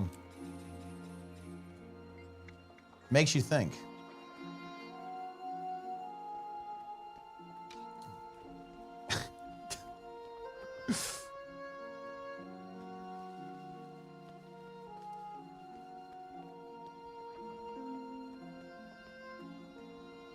What would Frog Teapot did not like in his eye? Well, no. I mean, look, I'm just saying, you guys have probably been there, right? Sometimes you're outside or something, like a bug flies into your eye and gets stuck in there.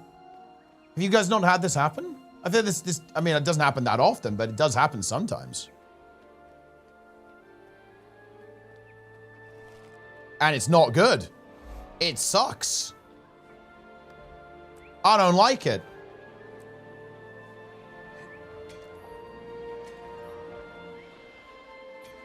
I had a frog. I mean, how did a frog get in your eye? That makes no sense.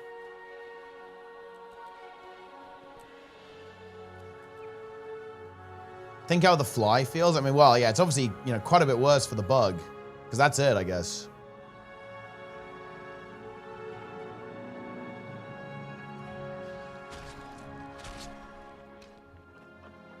Just think about it. Dial what I need to click my dream. Press F, then 1, 2, 3, or 4. Then navigate to intro using keyboard. Delete answer, delete key. Oh my. I have no idea what the context is for that message. We need to go into this cavern, don't we? We're going over there, don't we? Flies only live 3 days. Isn't that fucked up, by the way? Imagine being like, oh, dude, I'm an insect. I'm ready to go. Then you just die. But I guess maybe they perceive it to be a bit longer, I suppose. It's not really the same thing. Something.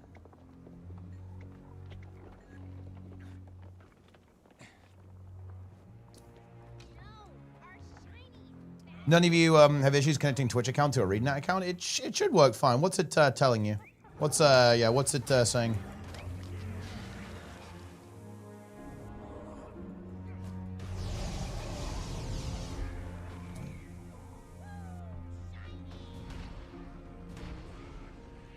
Jester is like really harsh on animals. He says of like a snake is like incapable of feeling love or something. That's fucked up, bro. He's very harsh towards various animals.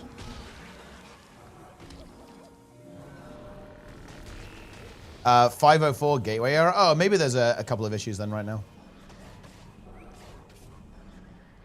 Have you forgotten you can't glide and jumped off a cliff? No. That's a good example of me not forgetting that.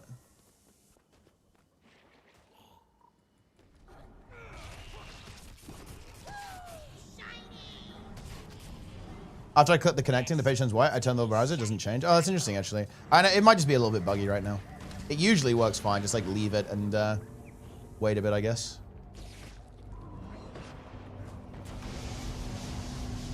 I guess you might have lost progress on the drops. Oh, actually, no, I don't think so. Actually, well, maybe I don't know. No, actually, no. I think it should. You should still get progress. It's just that it won't send them to you until you've connected the account. And well, worst case scenario, I mean, there's a lot more time to get them anyway. When is that? Well, that's actually kind of the weird thing that I think the homesteading competition is actually next week. So it's not for quite a while. Probably have to go to the fire elemental pretty soon. Ooh, I better go there now, actually. We might have missed it.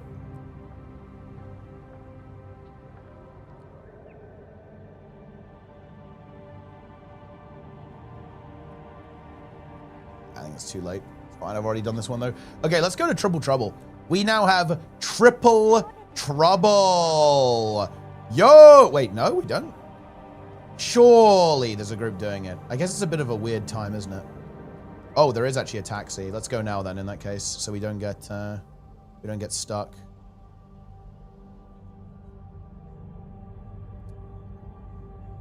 On the wrong map. Here we go.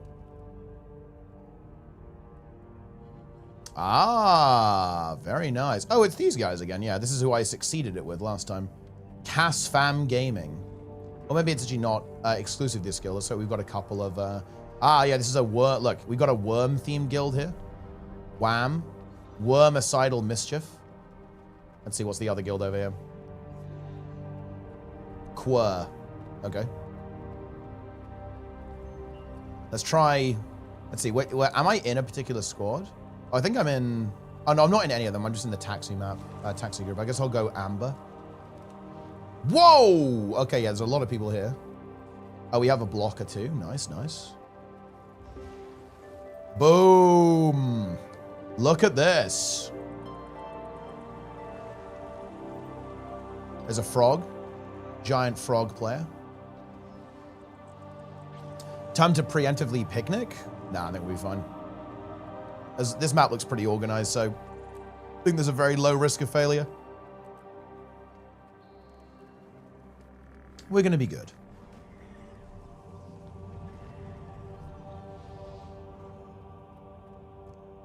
Glad you're here. Don't want to end out undead lunch like Dredgeboro people. We don't know their Reform this here. Some may have Fun fact, guys, ArenaNet devs can actually get into full maps. fight the undead with us. Just interesting stuff. We could Interesting stuff. Like being That's right, awesomeness. I'm giving you some fucking nuclear content, by the way. Maybe we fight.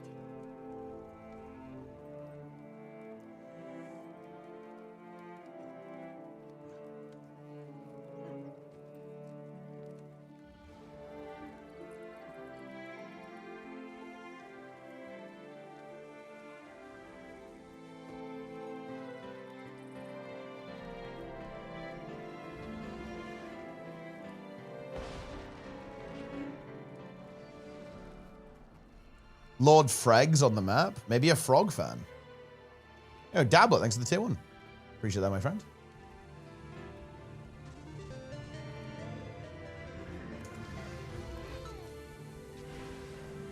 Yeah, maybe turn off ad blocker lane. That might work. Could be a bit weird without it. Or with it on.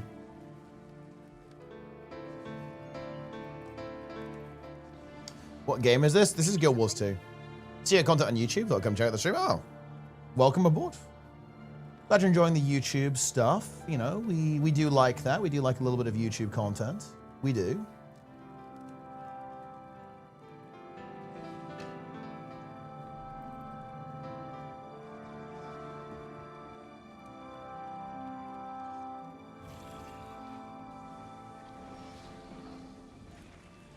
What song is that? What song is this? I don't recall what it's called. So she didn't go Guardian? Why would Elaine go Guardian when Guardian is not pink? Elaine obviously goes Mesmer, because Mesmer is pink. She mains Ret? Yeah, but that's because Paladin is the pink class. Even though I guess it's more yellow, I suppose. But it's pink on the UI.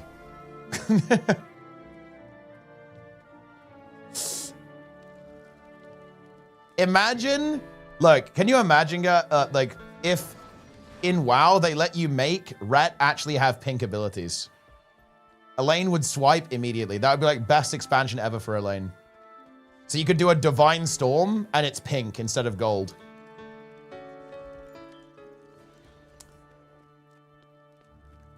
And instead of having like the yellow wings, like the golden wings with Avenging Wrath, you could have pink wings. Let's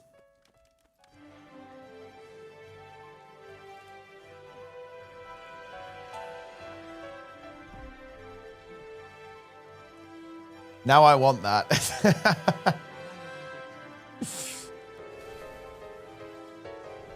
Go back from AFK, see it's Trouble. It is, yes. Very good. We absolutely love Trouble. We get 5 boxes of goods too, so a lot of loot. And we'll get the rares. I think this should basically get us the ectos I need. I can get my Ascended accessory after I pick this up, I think.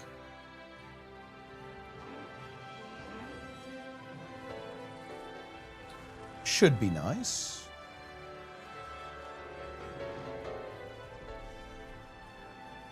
Some days it feels like no matter who we're trying to save, we think they're too late. I prefer rescue missions to adventure. Incredible. We're making a difference. If any dread can survive an undead attack, we'll find it.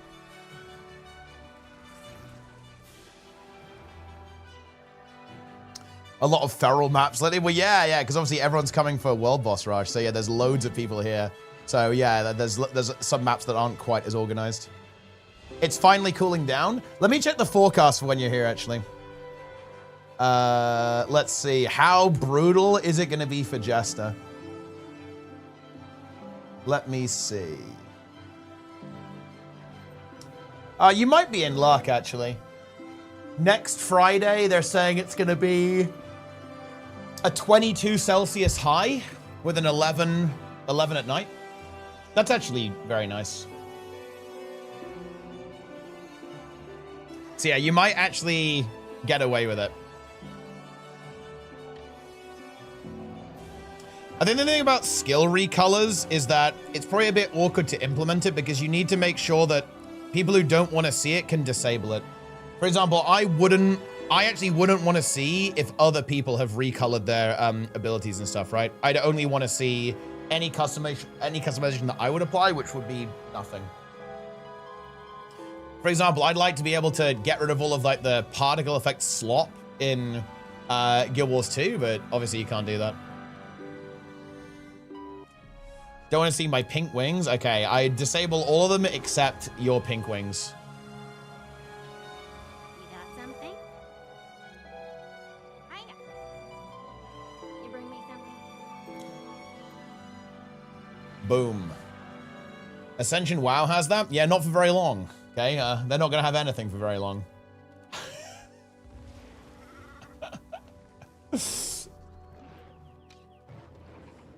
VFX denoiser.dll. Yeah, that's another one that is... I would like to use it, but it's a bit sus. Easy way to get Ascended gear off the Wizard Vault, just craft it yourself. Yeah, or just play like endgame modes, like raids, fractals, World vs. PvP. It's really good. Love the ventilation system in the t-shirt. Yeah, look. It's actually very useful. Certainly for this time of year.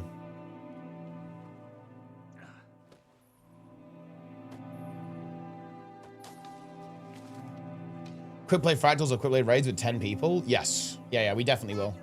Because that's actually how we're going to get relics, Magrust. We can get any relic we want by doing raid quick play. We don't know they're all dead. Also a very good way of farming Ascended Have faith. for alts, right? Because you can get Ascended gear very easily by doing it too. Could use your help. Like being alive more than hate undead. But maybe. Like being alive more than hate undead. I mean, undead are not good, bro. Raid quick play, basically scuffed LFR. Are there even 10 people? I think so, yeah. Or at least there will be. I think Plenix has an account. Plan HC. Magrust is playing, Crunch is playing, Jester is playing, Sneb is playing the Goose. I log into 20 HP. Wait, what the fuck? Did you just like AFK or something? What happened? And it didn't work. The game hates me, I guess. I mean, there might just be like some kind of weird issue then, Elaine. Right now, just wait a little bit for a couple of hours and then try again. Be very happy with all ground circles and red danger circles had absolute priority for sure. Yeah, like visual clarity is important. I thought it was a safe spot. Yeah, and I never AFK in HC. Like I always just log out. Like you can't, like not logging in is cooked. So wait, but actually this is completely unrelated, but has the performance pass gone through on Ellesmere UI? Oh my god, yes. They have. The entire suite has been rebuilt for speed. Idle CPU cut by 4x, with major combat reductions across raid frames, unit frames, action bars, nameplates, and the cooldown manager. Same look, same features at a fraction of the cost. Dude, do you know the only thing I don't like about that? Doesn't that just sound like that is 100? Nice.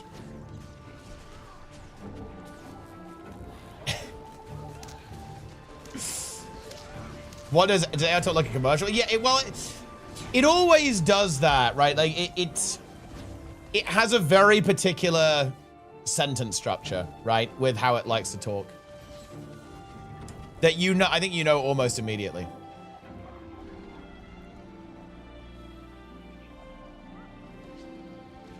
I don't think this stream is triggered by drop rewards. Oh no, it definitely is. You might have already got them all or something. But no, the drops are here. Have no fear.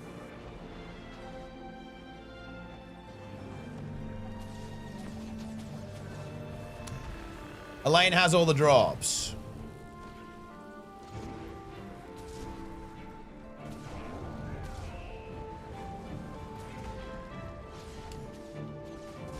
Are the drops from the past gone? Probably not actually. Like it should send them all to you, I think.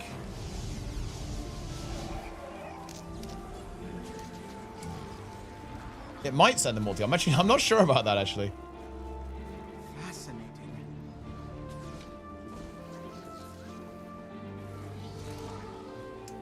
But that is nice.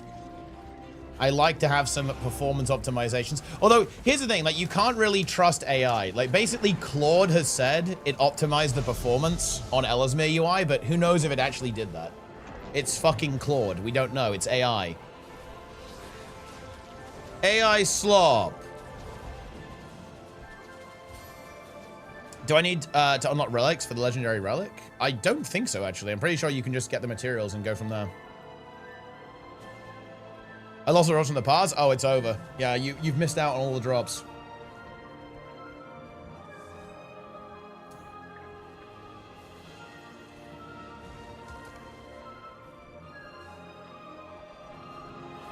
My impatience got me in. Oh, well, there you go then. That's all good. Yeah, I mean, like, drops can be a bit weird sometimes, right? Drops, by the way, is it World Boss Rush? Long way studio update. No, it's because there's a homestead competition next week. The timing's a bit weird on it, to be honest, but I guess it is what it is. It's a bit strange, but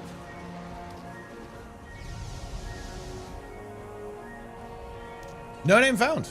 Thanks for the raid, my friend. Appreciate that. Thank you very much. I appreciate you. Much love. The GOAT. Oh, goodness me. Oh, wait, you were just playing DC Universe Online. Wow. That's crazy, actually. I haven't played that game for a very, very long time. Yeah, I heard about that game because of Total Biscuit, actually. Yeah, I played it. I played it all the way back in the day. Do not play it. Scam game. Well, yeah, I haven't played it for a very long time, actually. Yeah, very interesting. Well, I hope being scammed was enjoyable, I guess.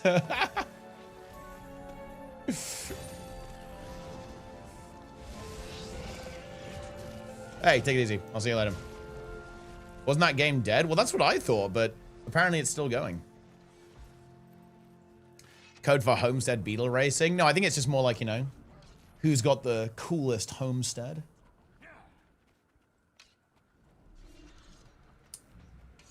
Very exciting.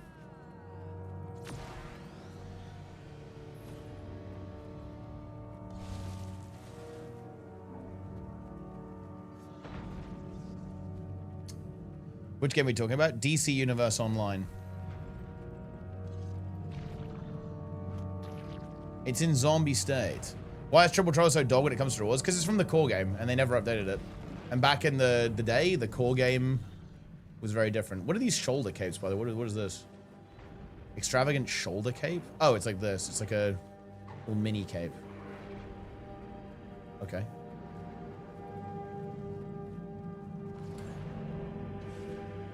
Tequaddle is 2 gold. Yeah, but they updated Tequaddle. I think you get 2 gold from Triple Trouble as well, I think. Housing is a bit scuffed, not gonna lie, Elaine. I mean, I will admit, it is a bit scuffed, but I think Elaine will still like it. You've got the sub, which love you. Hey, thank you very much. The tier 1, and then the resub. Very good. How do you get drops? You have to watch on Twitch. Have a Twitch account to get the drops.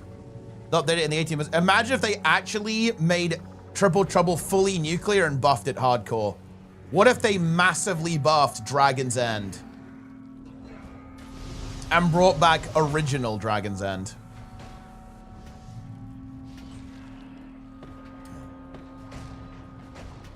If Tiwa gives you gold. Yeah, I guess housing, I mean, I don't know actually. I don't really do anything with the housing in this game, but I have heard it's pretty expensive. If they fix the tunnel, bro, they're not gonna fix, the tunnel is not fixable and you know this, dude. Do you want to remind me, Darren's, what did people refer to the tunnel as? You know, I believe it was something to do with a nuke, right? Like it was considered so brutal that it was almost like a badge of honor or a religious experience to survive it mentally. That's how bad the tunnel was.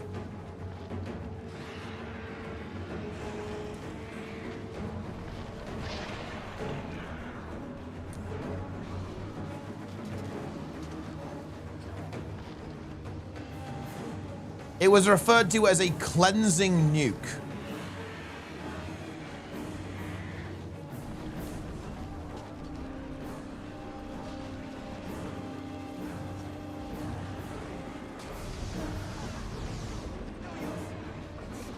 Rolling X-Pack relaunch of it to go out. I think that's kind of the angle they're going to go for. Really res that guy.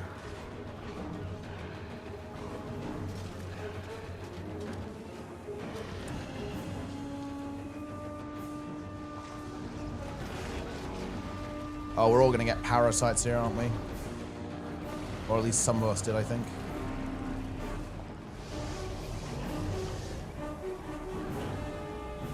That, you know, that's actually a fun fact, yeah. The tunnel actually was the end game. Like, I basically started playing WoW, or seriously got into WoW because of the tunnel. That's the weird thing, actually.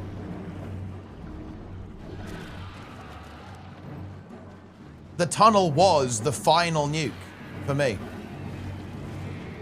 So actually, wait, hold on a minute. Wait. Darren, did I not survive the tunnel? Would you say it's actually fair to say that? I've never even thought about it that way before. But you could actually say I didn't survive the tunnel.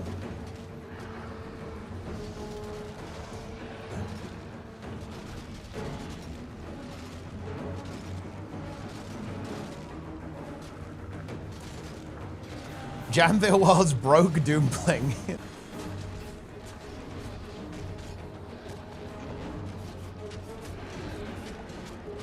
Look at that worm just spewing filth.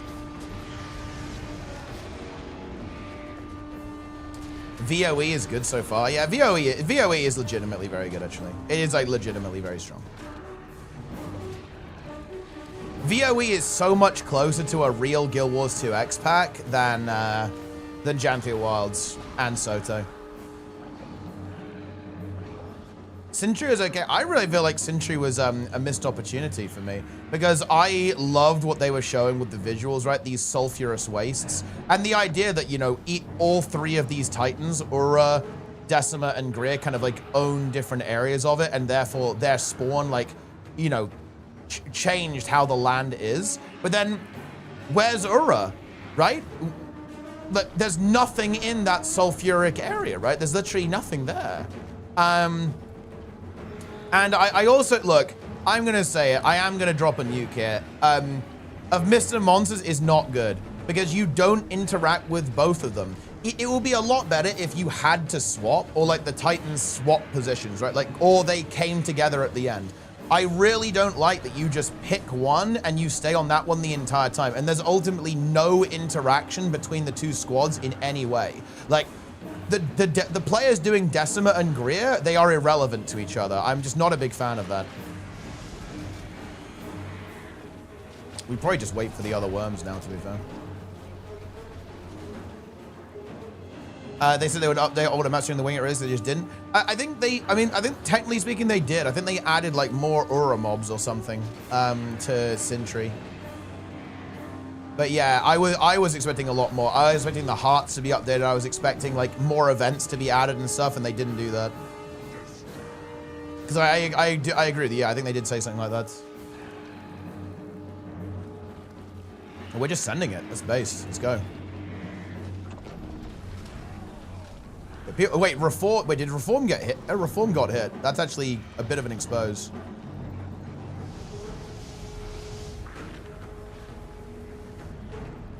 Reformed. 2 devs are being watched. It's funny. It's only what? Wait. Oh, did I not slime? I'm trolling. We're not being watched. It's a flesh golem.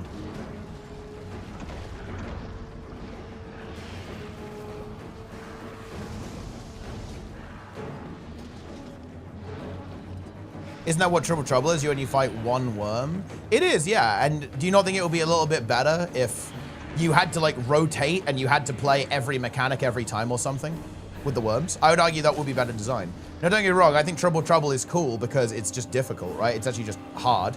But wouldn't it be better if you had to interact with all of the worms? I would say so. Or if the worms... Look, think how sick this would be.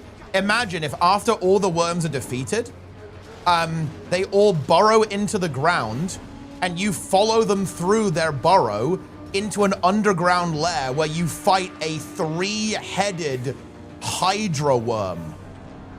Yeah, or they swap, yeah. So the worm like burrows in and a different worm burrows out. Because bear in mind, guys, in lore, all of these worms are 1 worm. Like it's a triple-headed worm. That's actually what's going on here, guys. It's a triple-headed worm.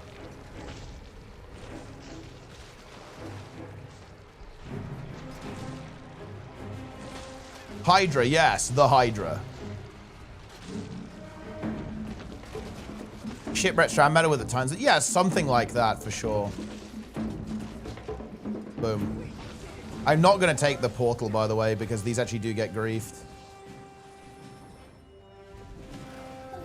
I'm going to wait until everyone's gone through. Ooh, look at that. 5 boxes of goods. Very tasty.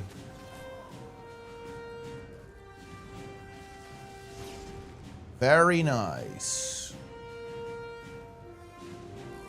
Okay, we got an Ecto. Oh, is that enough? I think I still need 1 more. Let's go through. Let's open the chest.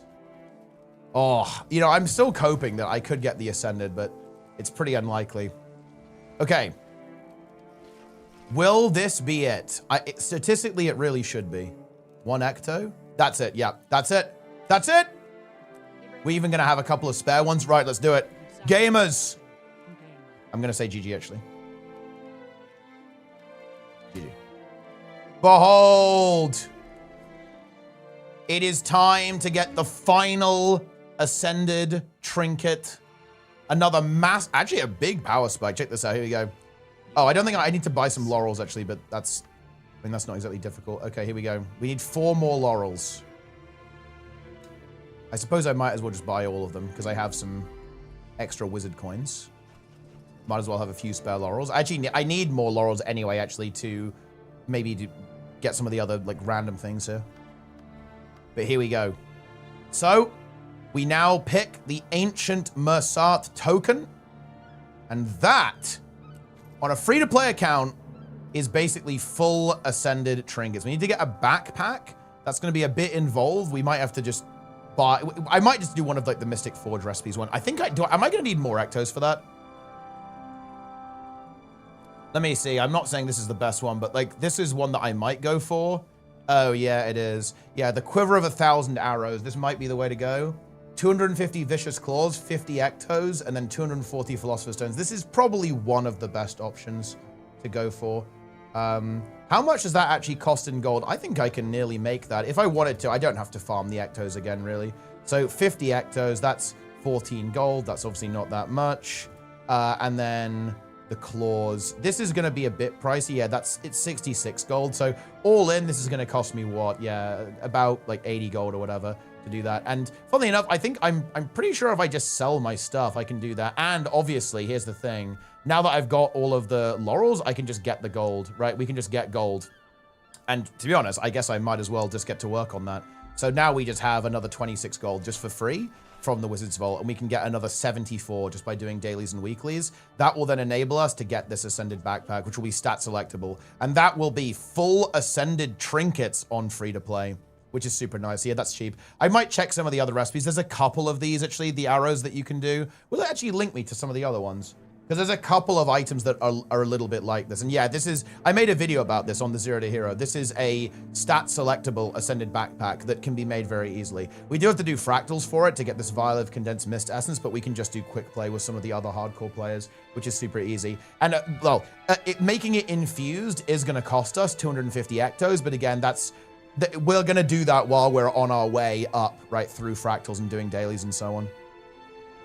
And yeah, I made a video about this. It's fully stat selectable. So yeah, we can get Celestial for our Necro. You can see all the things you can get on this one, which is very nice. This might not be the cheapest way to do it. Let's see, Ascended back. Wait, let's see. Is there a list of Ascended ones you can make? I think there are. I'm assuming this is it. Let's see. Oh, achievements, actually. Mad Memories. I think this is just this. Yeah, this isn't Ascended though, is it really? It's quite interesting though. Let's see. Is this like the Mystic Forge? Where's the Mystic Forge list? List of back items. What?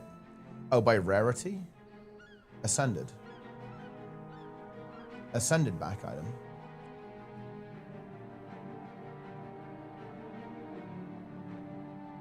Ah, here we go.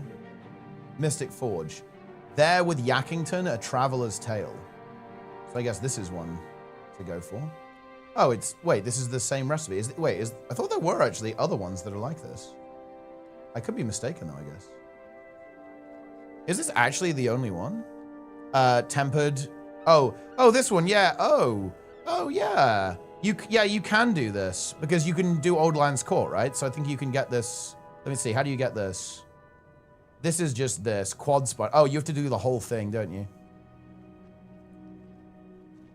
So wait, how do you get the sprockets? Oh, you have to play Living World Season 1, I guess. Maybe. And then you just do this. You have to upgrade it. Yeah, so I guess this would actually be really cheap, wouldn't it? This costs almost nothing. Advanced Spinal Blades. I guess the blade shards are annoying, but you can just do, what, Marionette and Nightmare Fractal for these? Wow, this is really cheap, isn't it? How much is the Gift of Blades? Oh, okay, this is where the gold cost is. That will be it. That will be quite annoying, I think. Not that bad, though. And I guess the Watchwork Mechanism. Oh, that only costs like 1 gold. Battle for Lion's Arch. Yeah, because it's Season 1, and Season 1 is free to play. So you can do that. Yes, this would be another decent alternative. I think actually more annoying and less convenient than just doing it with the Mystic Forge recipes. But yeah, this is definitely a decent alternative for sure.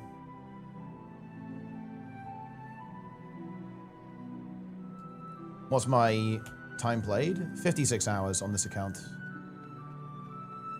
So a decent amount. All right. Well, I mean, look, we are really getting there now. We are approaching the end game. I mean, I can probably get the back piece today, actually. Well, actually, maybe not. Well, let's see how much gold we can get. We can maybe do the back piece now. Let's see if we can. What have we got in the bank? Because the thing is, World Boss Rush, I think, has made me quite rich. Because check this out. I bet if I go here and I go to Dust, this is the good stuff. Look at this. Okay, yeah, Tier 3 and Tier 4 Dust. How much is this going to sell for? I think it's pretty good. Yeah, look at that. See? Check that out. So if we just sell the dust that we've got from doing World Boss Rush, that's another 20 gold. Easy. And then I can sell just some of the random junk that I have collected. I'm pretty sure we can just go ahead and pick up that backpack. Although, wait, we need to do some fractals. So we need to get a bit of a squad together, I suppose, and do some quick play fractals. Excelsior.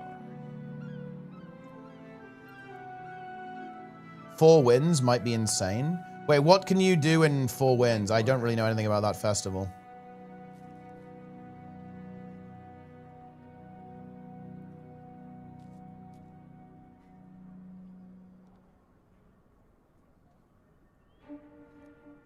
You guys sending old lions called CM before 4 Winds?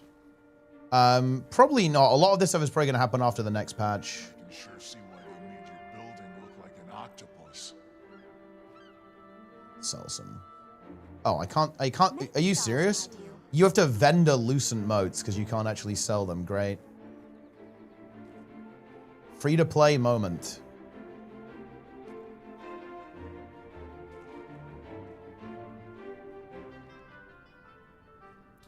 Is there a good way to target farm certain materials? Tier 3 or Tier 4 materials? Would it be best to play the maps? Honestly, no. It's best to just like earn gold and then buy what you want. Just pretty much all the time in this game. You obviously can target farm, but it's not really correct to do that.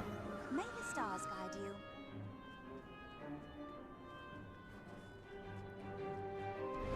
I love drops. Yo, Lynn in the chat. Violence.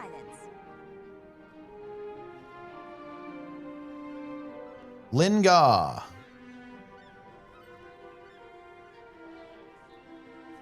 How does it feel that soon you guys will be on stream with me? Jester, Lynn, and Plenix will be in the UK. They are breaking into the UK.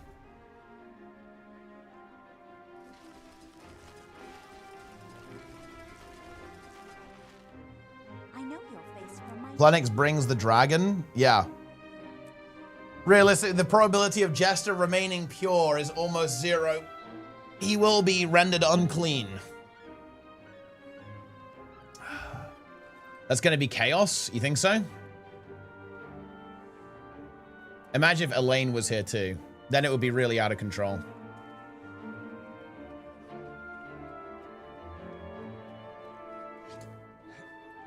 Send the back seat. Who's in the back seat? Well, I mean, is Jester driving? I'm assuming Jester's driving.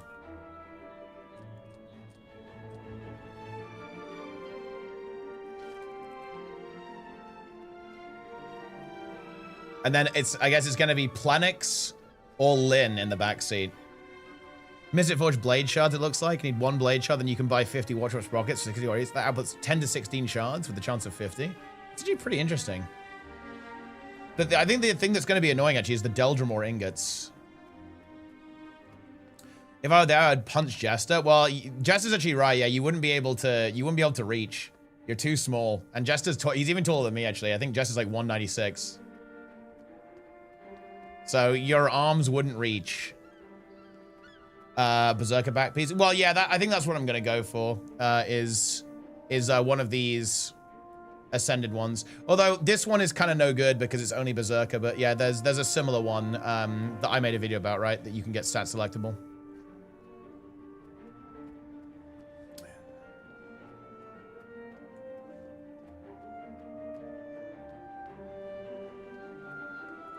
Let's go. Claw of Jormag. Because I missed it last time. Let's not miss it. Which profession class would you recommend? Wants to go through the entire game with all expansions? With all elite specs by unlocking them in order? Wants to play instance content like fractals and raids?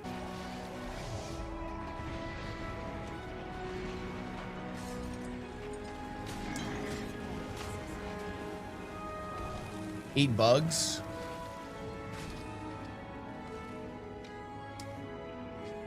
Does GG count for hardcore? I think so, yeah. I mean, well, I consider it as it probably does. I can't imagine that it wouldn't.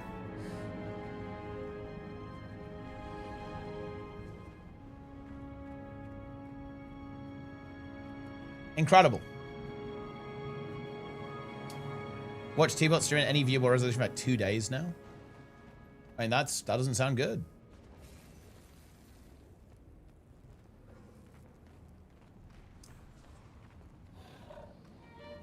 Go for Rayman. I don't think Jester would handle Rayman. It would be similar to Plenix. He'd break. Food picks? We will send food picks.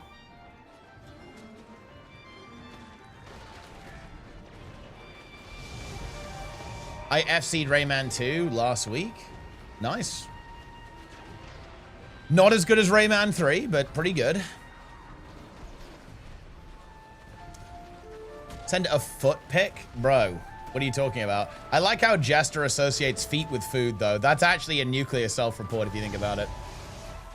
That's actually very interesting that he actually connects those two things in his mind. You save up enough gold for gems, what X-Pack would you buy first? Well, you can't do that, so... But if you could, Heart of Thorns, obviously. But yeah, you can't do that. You have to spend... You have to buy the expansions with real money. You can't farm gold. It'll be coming over those mountains any second now. I just know. It would actually be really nice if you could, but obviously very bad for their business model. You can in WoW, actually. It's kind of interesting. That was kind of mind-blowing. You can basically buy any Blizzard game with WoW gold. Like, anything on Battle.net, you can farm WoW gold and buy. Now, HOT is just a much better expansion than Path of Fire. In terms of, like, the content quality.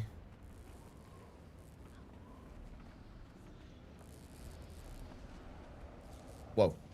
How was that? The ice is shielding it from our attacks. Break the barrier. Some of you on a cannon. The rest, get up that hill. Here we go. Don't go after it. Guns and grenades are here. You have mounts that more people can ride? Yeah, that's right, yeah. You can, yeah, you can, like, be in a turtle.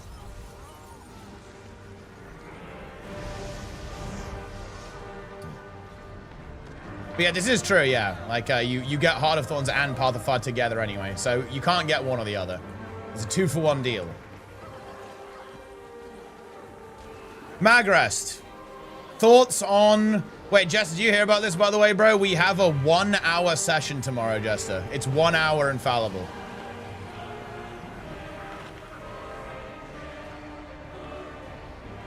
And then it's half an hour on Sunday.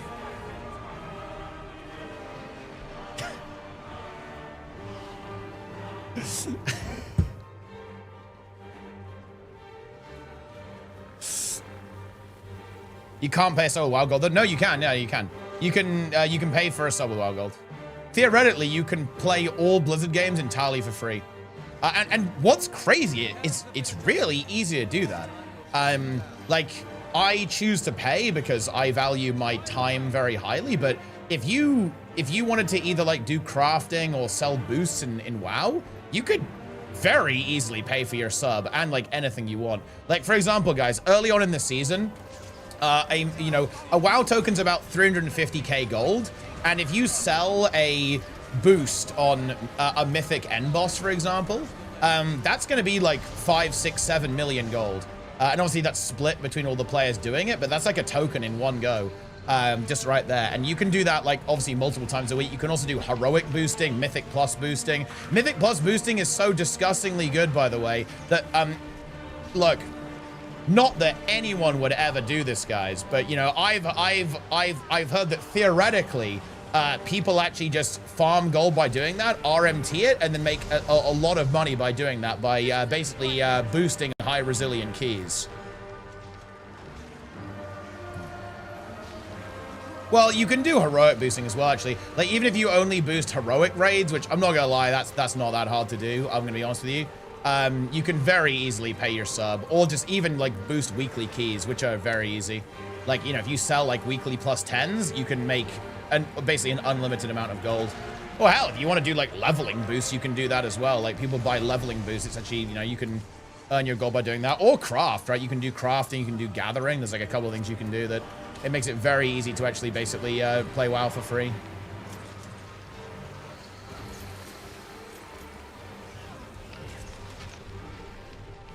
Good morning, Vovaton.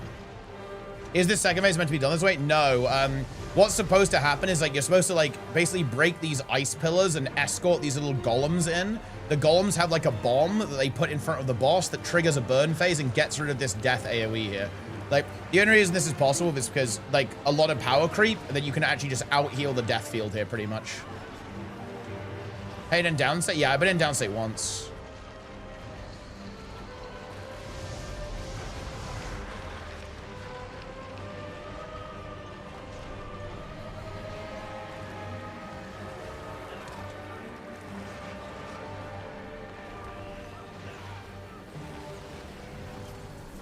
What's wrong with these people? Oh, you have no idea how much people spend in WoW. Like, there are literal oil barons who just swipe for this stuff.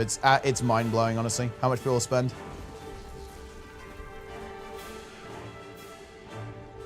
Oilers! Any Oilers? Let's go back to selling some more stuff.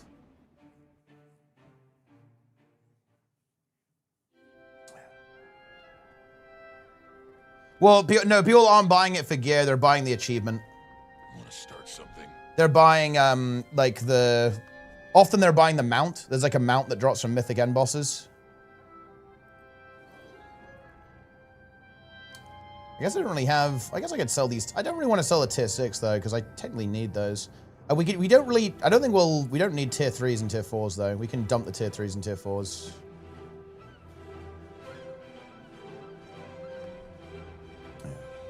The same best like 50 mil. Oh yeah, for sure, yeah. And you guys must be selling very early then actually. What guild are you in? That sounds very juicy. Goodness me. Infinity. Actually, I don't know that guild, but yeah, you guys must be very high world rank actually to get that kind of price.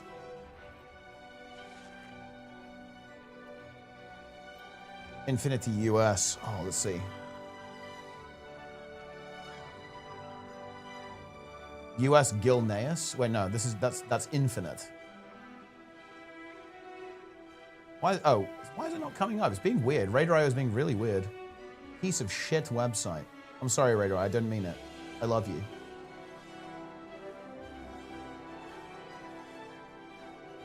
Oh, no. Who cares? You guys must be based. Very good. Seek, and you shall find. Dagda LCM. No, it's going to be it's a new boss, guys. It's not Crab LCM.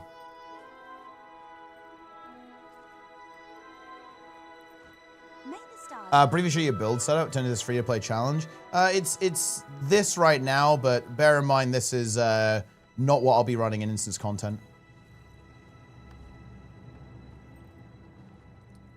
There we go. That should be enough gold. We've got a decent bit of cash now. 20 gold. We actually could buy the backpack, I think.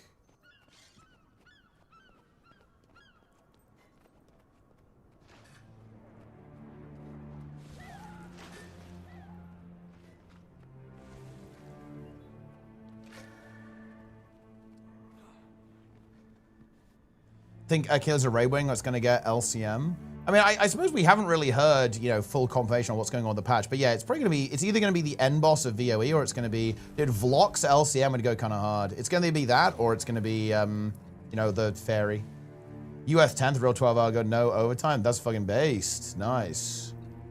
That is what we love to see. You know, say I'm going to find you guys. Because I couldn't find you on Radar.io. I'm actually surprised it didn't come up with you, to be fair, actually. Kind of weird.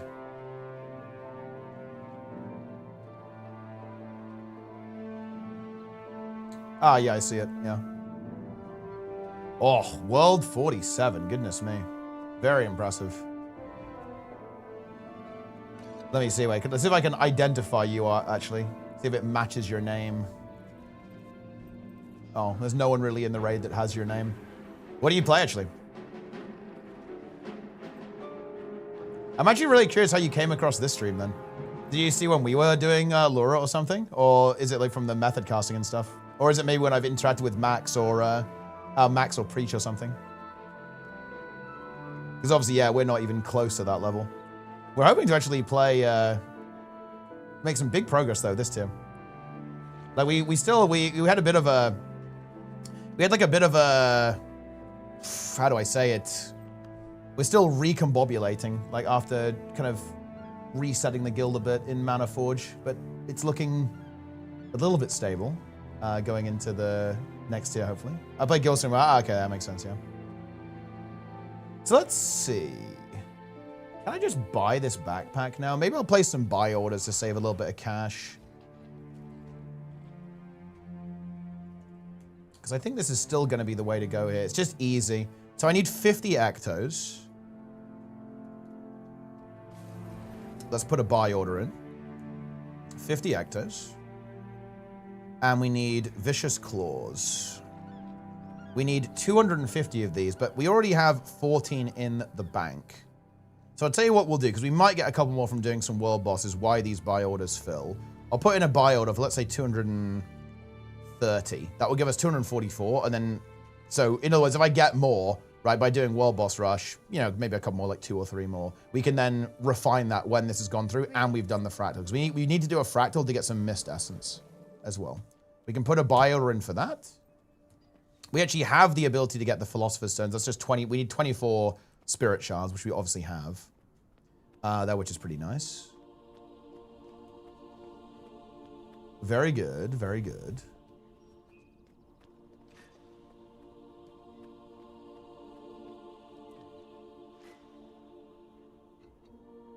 We love to see it.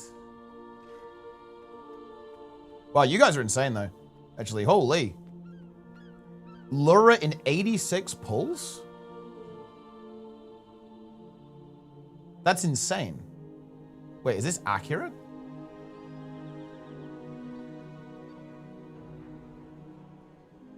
Why does Raider... Oh, I guess maybe a lot of the pulls weren't tracked or something. I was going to say, that's fucking crazy.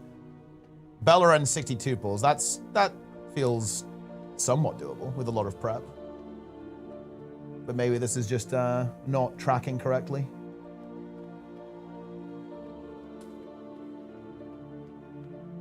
I was going to say, yeah, this is basically like pre-nerf Laura in 86 pulls. That would be insanely based.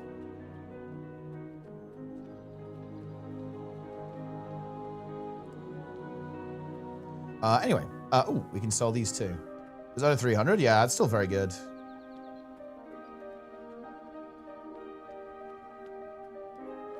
Do I want to sell this? I mean, I guess we might as well do a little bit of selling. We might as well. Might need to buy some stuff. You never know. Wow, look how good World Boss Rush has been for us. We've actually, I'm rich. I'm full of wealth. Look at this. This is beautiful. We're raking in the cash. Very good. All right. Shadow Behemoth coming up next. I might just skip the Shadow Behemoth. Shadow Behemoth. Nobody likes the Shadow Behemoth. Back to Brisbane. Feels good, man.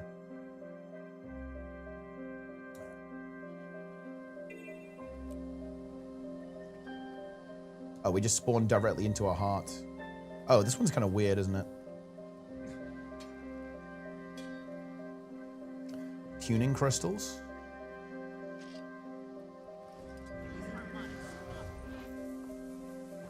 World Boss Rush might boom you 10 out of 30. You are very behind, Jester. You are hopelessly behind. You're embarrassingly behind, even. Give up.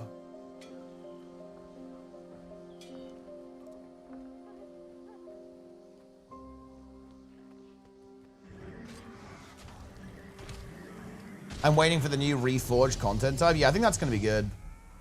Well, it better be anyway.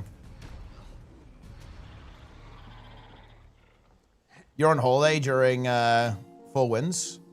Am I free of daily slop? Jester, you willingly do content that you despise. Like, you should really reconsider your life choices. Zaitan in the chat. Oh, wait, no, it's not Zaitan in the chat. Kroof in the chat. Do you think Zaitan French kisses himself? I think very likely. It's good insight. Kroof once again wins. Kroof Gaming.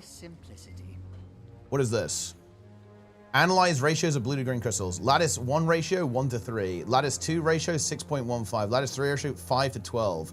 Identify lattice with the lowest ratio. Okay. None, all ratios are equivalent. Well, I mean, I'll tell you that. It's not that. What is this, like 1 to 3? 6 to 15, 5 to 12. Bro, I'm not gonna lie, I'm actually very tired. I might be too tired or too, like, brain damaged to actually accomplish this. That's basically the 17, 5 out of 17. This one is 6 out of 21. I guess lattice 2.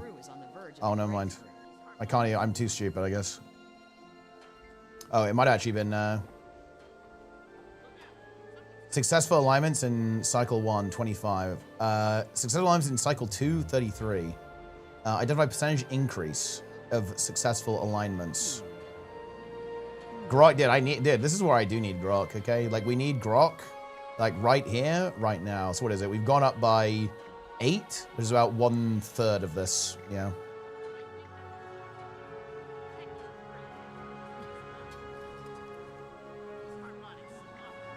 6, 18, 32. It's going up by 12. It's 54.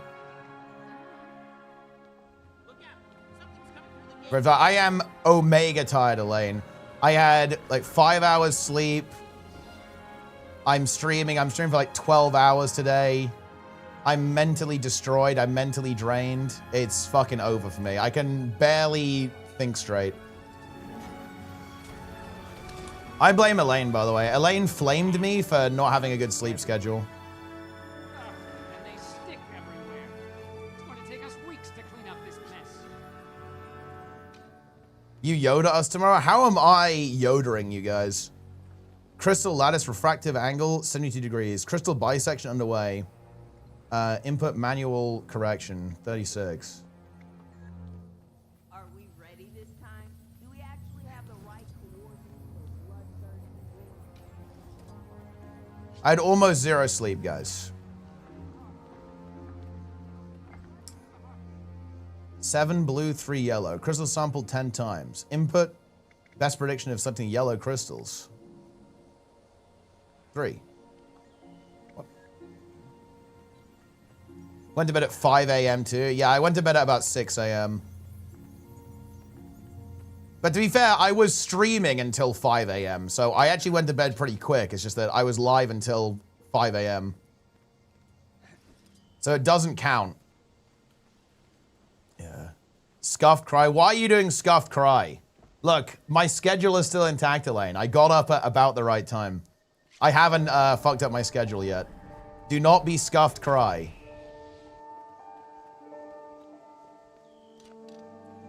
Embrace simplicity. Can you have... Can I hand in these crystals? Oh, to give this to Techie, I think?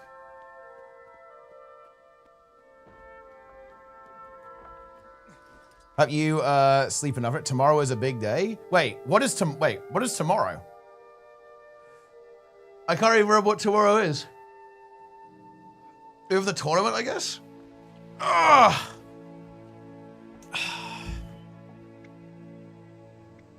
What is this? Blue to green crystals. 29 to 12. Saturday? 1 hour infallible session. Thing is, just like, it might be less than 1 hour, by the way, dude, just so you're aware of that. It might be less than 1 hour.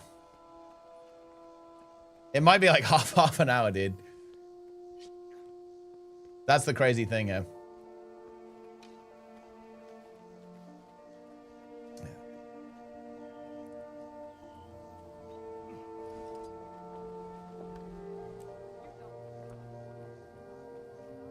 The hand in these crystals.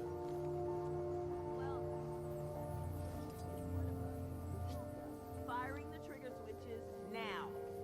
Yo, have a crystal. Wait, can I just put them in this gate or something? Whoa, what the hell is this?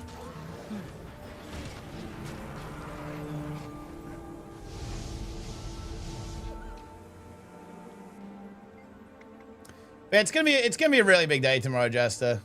It's gonna be a big day, bro. I guess you can't hand them in while this event's going or something. It's gonna be a really big day. We have one try and infallible, Jester. We have one try, bro.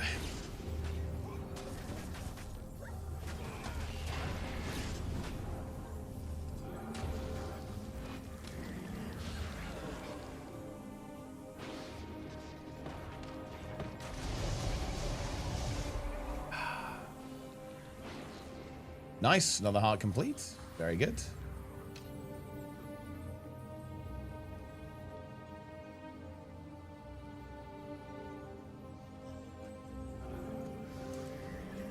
and we don't get it. It's September. What do you think about that, Magrest? How are you feeling about that, bro?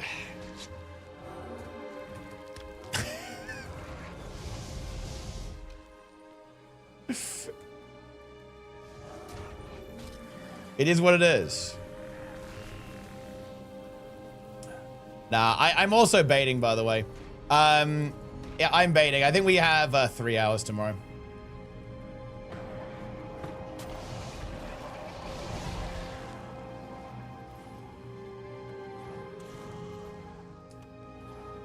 Same on Sunday morning. Man, Sunday morning's gonna be fucked up. I'm gonna have to wake up really early. I guess I'll just stream all day. Just stream from like 7 a.m. and just do like a... I guess I go like a 16-hour stream on Saturday. Thing is, wait, do you know the problem here, guys?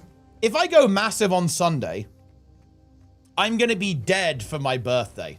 Because my birthday is on Monday, and it's after the drops end. So if I go fully nuclear and go for a 16-hour stream, I will literally be essentially dead for my birthday.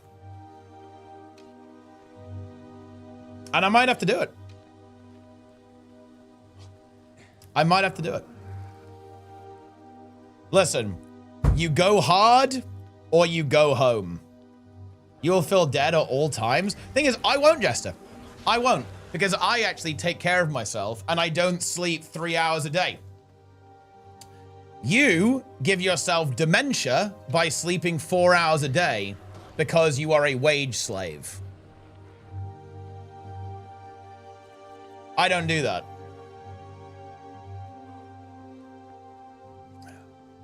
You're built different? Bro, you're not built different. You say you're close to death all the time and that you know that your brain is literally deteriorating because of the fact that you refuse to sleep properly.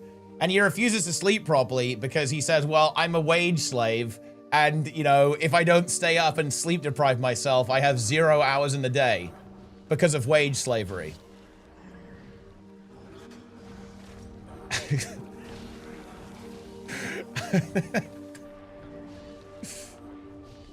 When can you expect Guild Wars stream news? We actually got some yesterday. They talked a little bit up the music.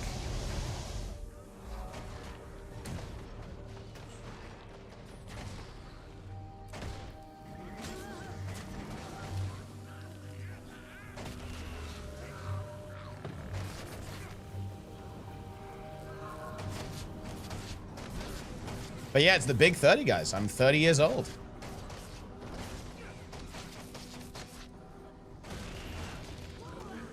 Yo, Gargums, what's up? Whoa, Zogorok the Greedier.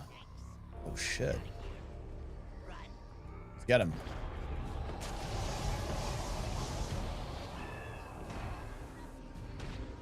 He's dead. Extremely dirty cog.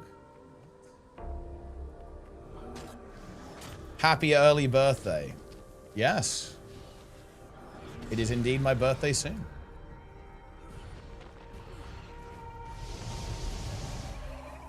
When I turned 30, 2 weeks later, I woke up and broke my back for a month. I think I have a really big advantage on this. I think I'm very unlikely to break because I just did so much sport. So physically, I'm in good shape. That's the good news. So I think I'm very unlikely to just immediately fold.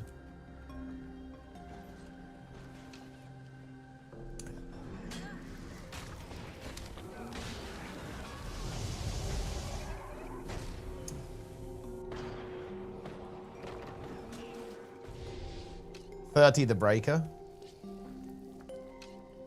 That would be a great time. Well, I mean, I did swimming, so like, you know, I'm pretty flexible, I guess.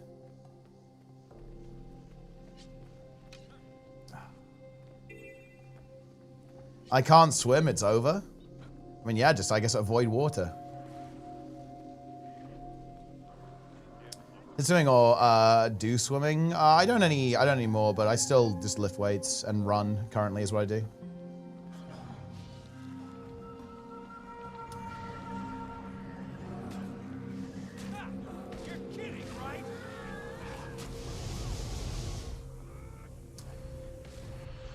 Are we really good at? You want monkey arms? Yeah, you want long arms and kind of like a long body for swimming.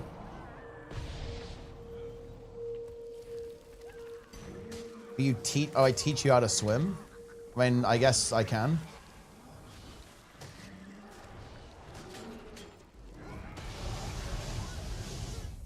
How do you not know how to swim, Elaine? There's no way. There's absolutely you can definitely swim. That's not possible.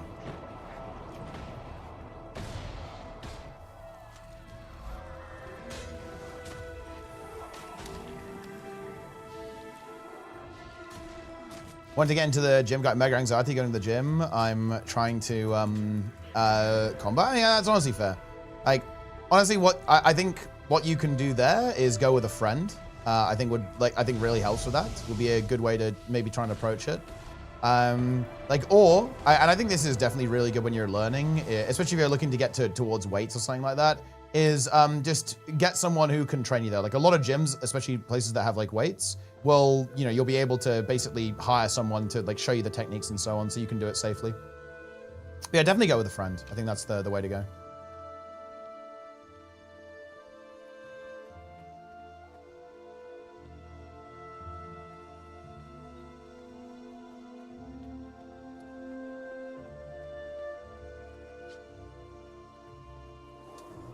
Hello from YouTube. Hello to YouTube.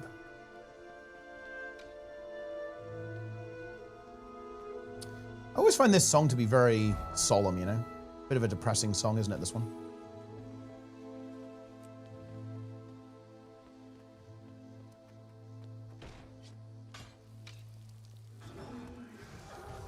All these world bosses are zzz, they are a little bit zzz, I will give you that. I have slightly got bored of them now. Shout out Scotty Pete. Can we expect a gameplay footage in August Gamescom? I think it's pretty unlikely, to be honest.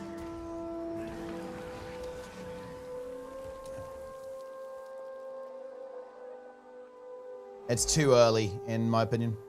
What are you doing in game? I'm just doing map completion. We are nearly done with Brisbane Wildlands. We just need to go into the Ecto area, pretty much. Are you going infallible tomorrow or not? I mean, we should. Like, we should have done it for the past lot of sessions, but I mean, we'll get there eventually. It's not like a huge rush. It's just annoying because I would have liked to have, oh, we can do, oh, look, we just, oh, Fractal Incursion, let's go. Just happened to run into this. Do we get any fat loot for this? It's actually a bit dangerous, isn't it? I think it's hitting pretty hard. Let's res this guy. Get the flash golem going. Yeah, I think this is actually, I think these incursions are relatively dangerous. I'm gonna go for these crystals. Let's get rid of these, because these seem to be doing quite a bit of damage.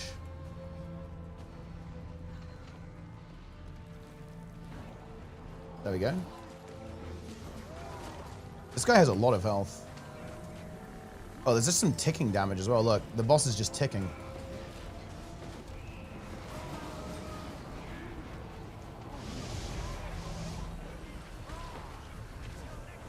Tick.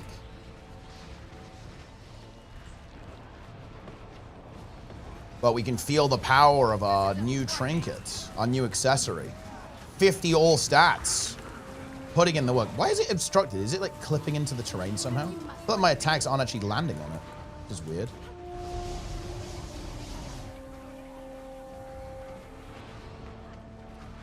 It's all Jester's fault. Not really. The actual problem that went wrong with Infallible, in my opinion, or why it's taken a while, is we basically, when you do something like Infallible, you basically have to deprogram like all of the Guild Wars 2 player bad habits. So we had a lot of like silly wipes to basically Guild Wars 2 players. So in other words, like speedrun mentality versus prog mentality is a really big problem in the Guild Wars 2 community, I think.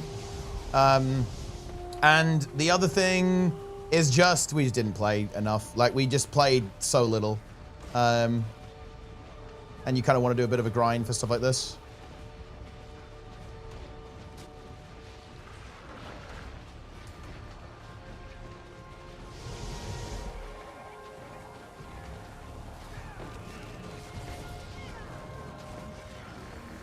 Yeah, I mean, we should have just done it in a week, right? Like, it was completely doable in 1 week, but we played for like 2 hours a week, right? That's just not enough to get things done efficiently. It should have just been 6 hours a day for a week, and it would have been done in a week. Really is that simple.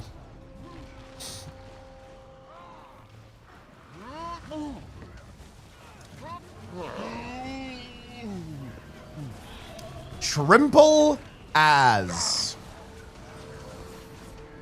Okay, he seems to be getting a bit of good DPS on it right now.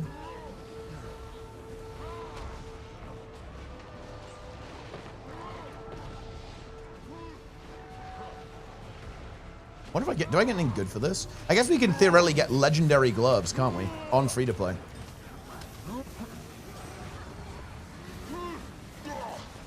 Any legendary glove enjoyers? Oh! Defeat the enemy reinforced. Imagine if these just gave you agony. You just instantly died. Be a bit unlucky, wouldn't it? The tentacles have arrived.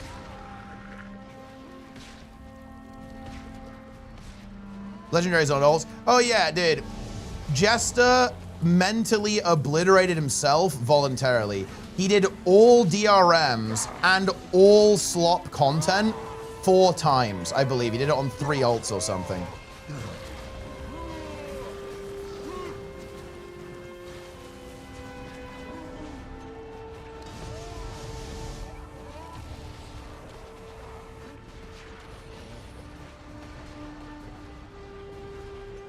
And you had to redo the DRMs for the amulet, I imagine, or something, right? Oh, wait, what did you have to, wait, what did you have to wait, why do you have to redo them? I can't remember why you had to do that.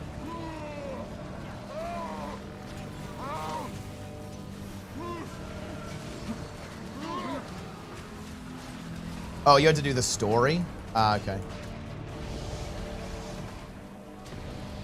But the effigy and the little thingies. The boss is gonna take like 0 damage right now. Yeah, 12 bleed.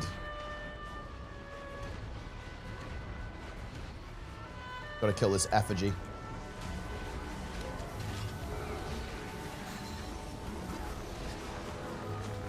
Let's not get hit by that.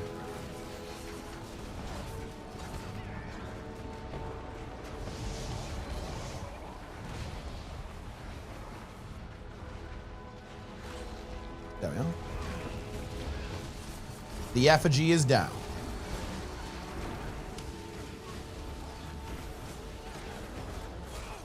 We CC.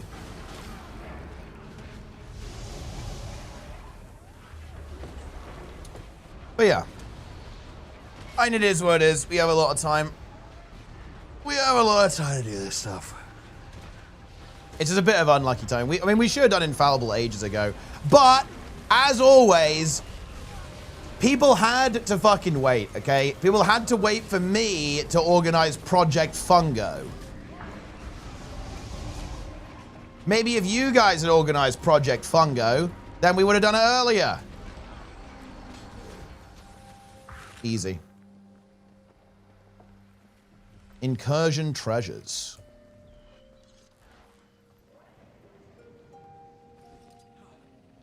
But who had to do Project Fungo? That's right, me.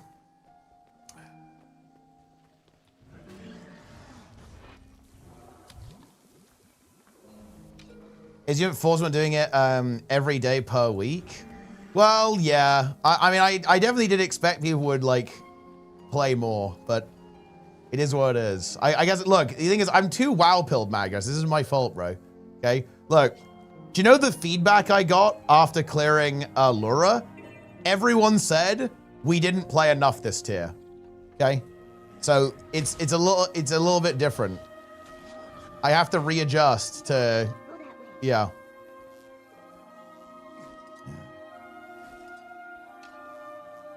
I have to be Guild Wars 2 pilled again. How's the new council boss? It's kind of fun, actually. Do you guys raid in WoW? We did 12 in Lura, for Lura. Oh, in Season 1.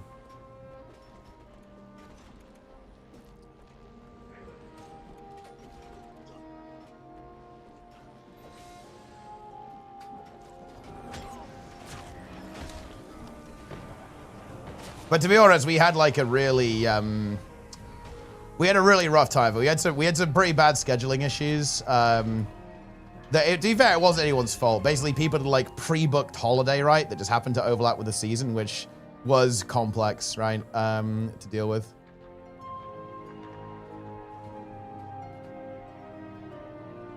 That's actually one of the reasons why I want to play more and clear faster. Like, what the most fucking base thing in the universe is clearing the raid in like a month and a half, as opposed to more like 2 months. It feels like it's like such a lower chance of anything going wrong, right? With scheduling, if you clear it quicker. Also makes it way easier to actually play M+. Like when you have, because we cleared right at the start of the 8th week. So yeah, we killed Lura on the first day of the 8th raid week, right? Which was fucking convenient, let me tell you. Good thing too. But it would have been so nice if we'd done it 2 weeks sooner, right? And we were able to do it in like the 6th raid week. Obviously, that's going to be a bit of a climb to get there, but you know, we're working on it. It's just so much more convenient. Especially from my POV, right? As you can imagine, right? Like, I want to play Guild Wars. I want to play Guild Wars 3. I want to play Classic. I want to play Retail. I want to do M+, right? So basically, clearing the WoW raid quickly is very, very good for me. And also, it's fun. In general, look, if I could, I would play every day. Like, my ideal experience for Retail is play every day until it dies. I fucking love that shit, right? I really like, I love progression. I know this tier by the time Aeon 2 releases. Ah, yeah. Well, actually, when is that? Like, I mean, well, you guys did what? You guys probably cleared at the start of week 6 by the look of this, if I'm looking at it. Although, actually, maybe your raid Arias is showing incorrectly. I have no idea when you guys cleared, but raid Arias is 6th raid week, but it might not be reporting correctly. But yeah, probably at the start of week 6, I guess, if I had to guess.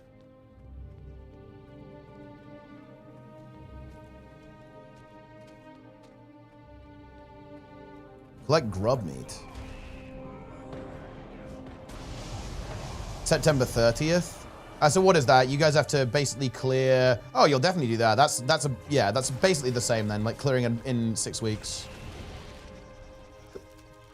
Raise your ears. Audience to the outsiders. Do not be afraid. We are generous. We are wise. We are ready to speak.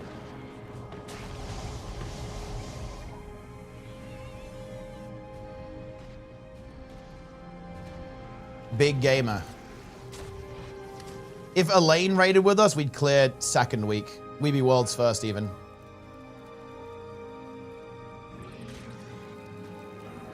Elaine Pog.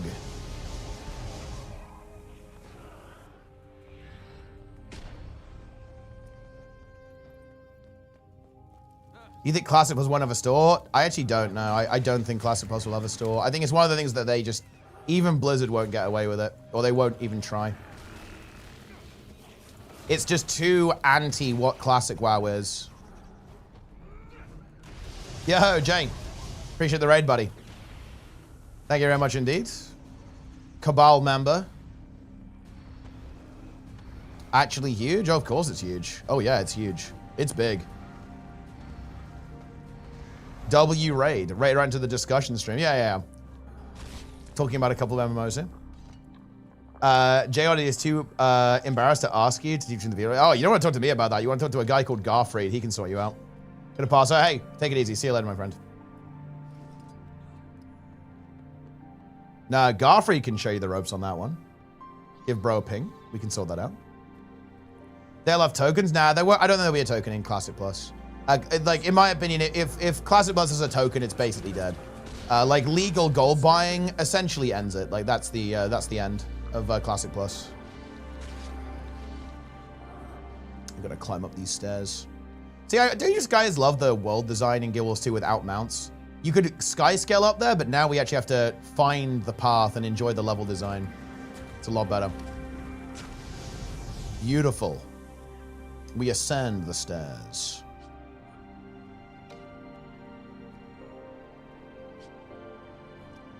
The bat.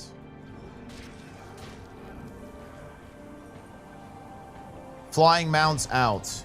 Ideally, blind and experienced players. Do you have enough new players in your community to put something like that together? I mean, I imagine there's probably enough new players in his community, but I mean, yeah, there's like new players all over the place. Like most people in this game don't raid, so finding people who haven't raided isn't difficult, really. Now, it kind of depends what kind of experience you want. Like the thing is, there isn't much of a progression culture in the game. So finding people who will be interested in actually going in blind and also looking to improve, that's, I would say, fairly uncommon. But it's certainly doable, like, especially if you look within your own community, which of course, like, if you're playing with people from your community, people are pretty likely to have a somewhat similar mindset. I think this POI is like the guild mission POI, isn't it? Guild Wars 2 is Ranzit. Dude, I feel like Magros has actually been psychologically broken by Infallible. Like, I think he's lost it. The guy's lost it. Listen, all you need to do, Magros, is trust in Project Fungo. Do you trust in Project Fungo? Oh, maybe not, actually. Guild Puzzle's already over here. There's one, like, sneaky POI that's evading me. Oh, is there one over here, maybe? Let me see. What looks like an uncovered part of the map? Is there one in Skritzberg somewhere that I just didn't snag, perhaps?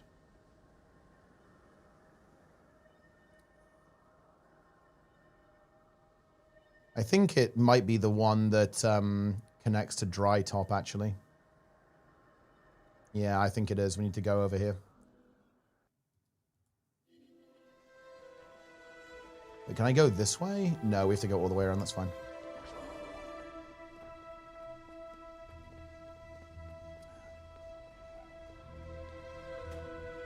Here we go. Everything except some PvP ones are all tarnished by cells. It's true, yeah. I mean, you could probably boost people in Infallible, but yeah, definitely, I'm not sure you could 9-man it. 9-man Infallible would be pretty impressive. I think it's theoretically doable, actually. I think. I think Wing 8 is doable if you play extremely well. And you'd have to be very risky. You couldn't play a safe. You'd have to play like a high DPS comp, like aggressive comps. But maybe it's doable theoretically. When they just pilot the boosty. Yeah, but I'm talking about doing it legit, right? Could you actually sell it legit? Obviously, like, piloting is a different situation. Start a new account, because I'm playing permadeath.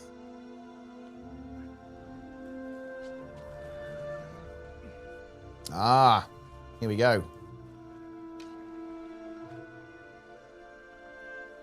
2 and 3. Well, the only wing that matters is Wing 8. Like, the other wings aren't important.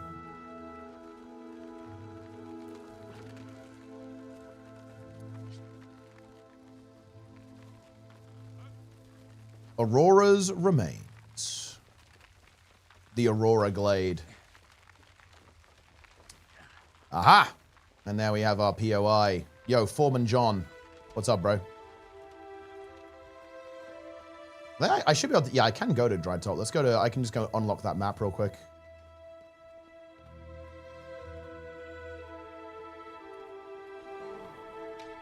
Boom. And there you have it. Ooh, Black Iron Key. Here we go. Are you ready for the high roll? Oh. Okay. Well. Black Lion miniature claim ticket. Should we get a mini, guys? What should we get?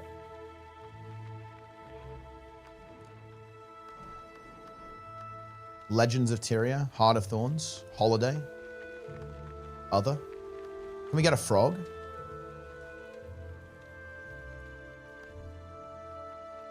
Drake. Set 3. Mini Mosquito. Ugh. Wait, are you seriously telling me there's no Hylic for... Is there really no frog? For only one? That's insane. Oh, wait, no, there is. Mini Hylic. There we go. Ooh, wait, how much can we sell it for? Oh, we can't sell it for anything. Boom. I'm adding it to the wardrobe. Frog unlocked.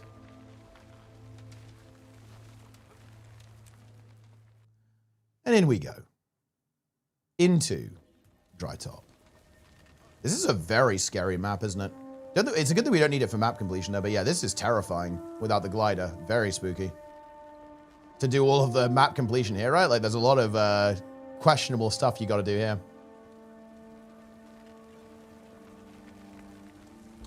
Well, I mean, yeah, and that's why I wouldn't really pug. I wouldn't pug on this character because not only would it be not fair to me, right? It would basically lead to almost guaranteed death. It's also just not fair to other people because obviously like /GG is a really big component of how people play the game in Fractals, and I wouldn't want to actually just basically grief people by playing on an account where I'm just arbitrarily not GGing.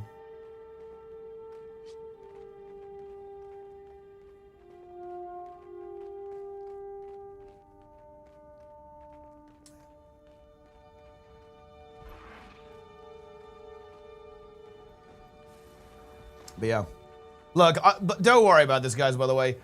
I will essentially restore Magrest mental. Magrest is currently not a believer, but he will be restored to his full power level. Yo, Gilbert in the chat, a loop. Gilbert, you coming Gamescom next year, bro? We've got to have the meetup again. We've got to redeem ourselves. We've got to get, because bear in mind, guys, look, Gilbert is Italian, and look, this is fucked up. Gilbert was forced to eat pasta with no sauce because we had a meetup ages ago and we cooked and stuff and we didn't have enough sauce. We had loads, like infinite pasta, but no sauce. So he was forced to consume just pasta on its own without any sauce. Yeah.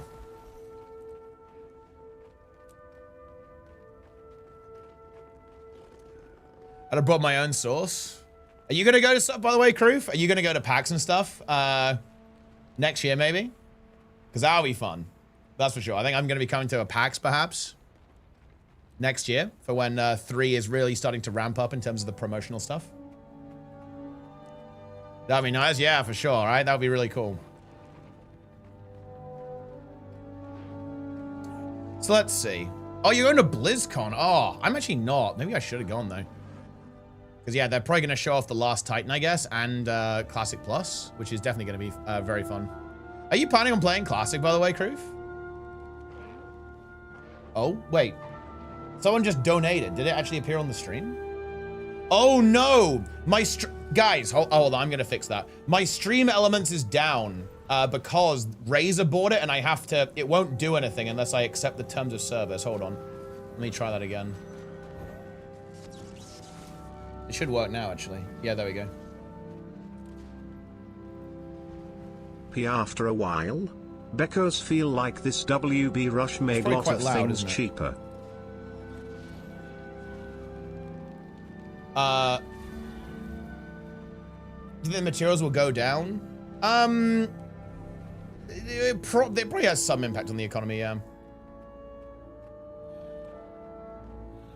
But Soda, look, I think the effect on the economy is not much compared to Four Winds Festival, actually. That's like the giga material drain.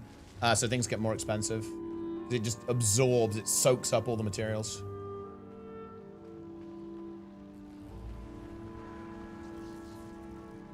Thanks for the 333 though. See, look, just so everyone's aware of this on the stream, that is actually the correct way to ask me a question. The correct way to ask me a question is to donate using the TTS. I should just disable the Twitch chat. I think you should have to pay every single time you send a message in chat. $3 per message. We need to filter the plebs out of this channel, guys. I only want high rollers in my stream.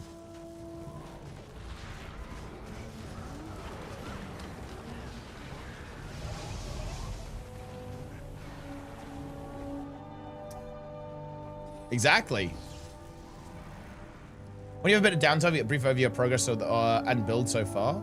Well, actually, it's going very well. So, broadly speaking, I'm going to be basically playing Heal Necro, which is cool because I like that build, right? I'm going to be playing Heal Necro. The build's not going to look like this. I can maybe actually quickly show you what it is going to look like. It's going to be this. So this is the Heal Necro build.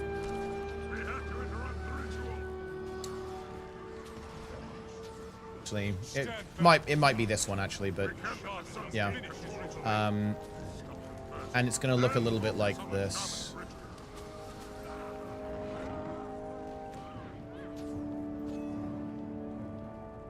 Gee, it's probably gonna be Gollum.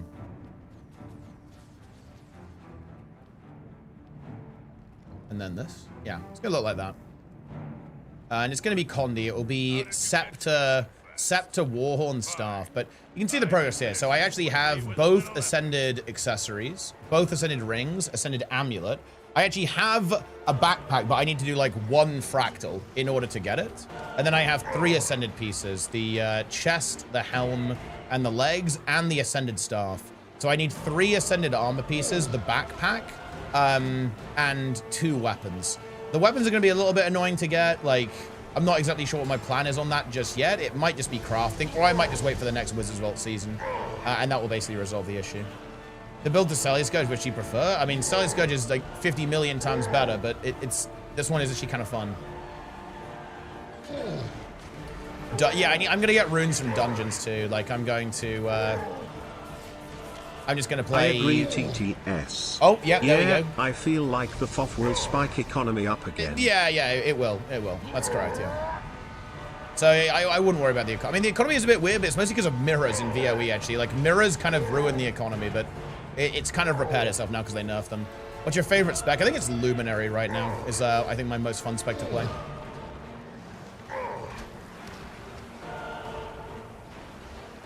The mail from Guild 3 about the music Guild 3? Yeah, it was good.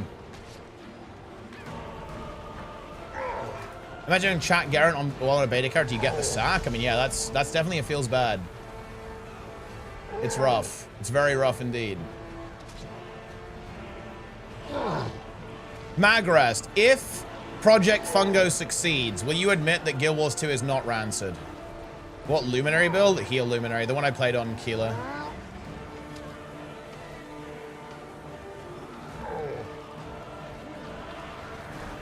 But yeah, Ascended Weapon's going to be tough, because I'll only get 1 from the next Vault. I'm going to have to craft one way or the other. It honestly might be Raid Quick Play. I think it's actually the least annoying way to do it. I just need to get 10 other people, or 9 other people rather, to do some Raid Quick Play, and then we'll just send it. And then that is actually going to be our way to get Ascended Weapons. Otherwise, it's just going to be waiting for the Vault and then leveling crafting, which, to be honest, I don't really want to do. It's not rancid. The next raid is good, and the meta event is good. I mean, look, the meta event is gonna be good. I have a good feeling about it. I really believe, guys, the next meta event is not gonna be core world difficulty. Quick reminder, guys, that Bloom nuked VOE before it even came out. Iron Man, yes, basically, yeah. Baked chicken for the first Garth. Amalgam is based. Yeah, Amalgam is really fun. Amalgam's really good. And we're going to be playing quite a bit of it, actually, in Infallible, because it's going to be OP.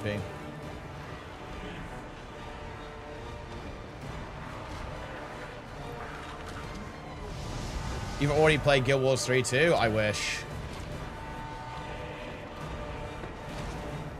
Isn't it horrible? I mean, it is pretty bad, but it's not that bad. The Wizard's Vault actually makes it better too, because we can get a free bag slot, but that's kind of low on my priority list right now. I've got to get all of the gold stuff.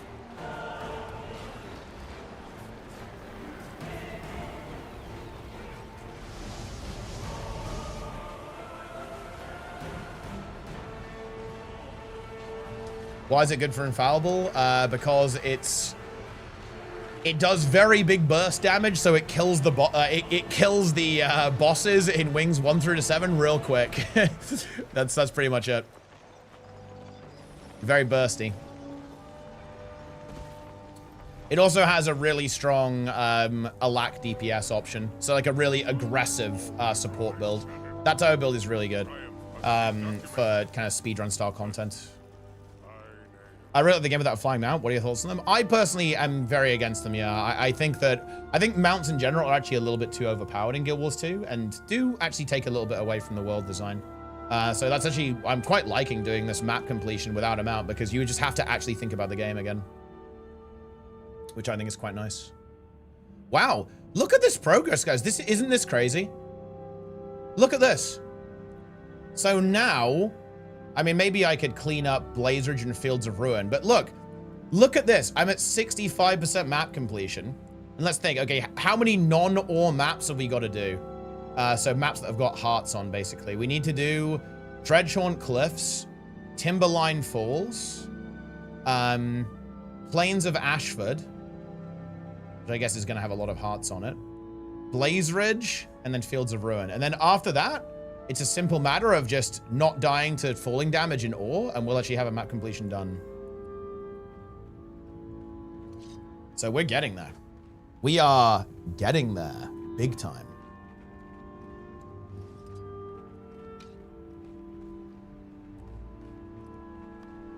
Yeah, we can see our materials have actually started to come through.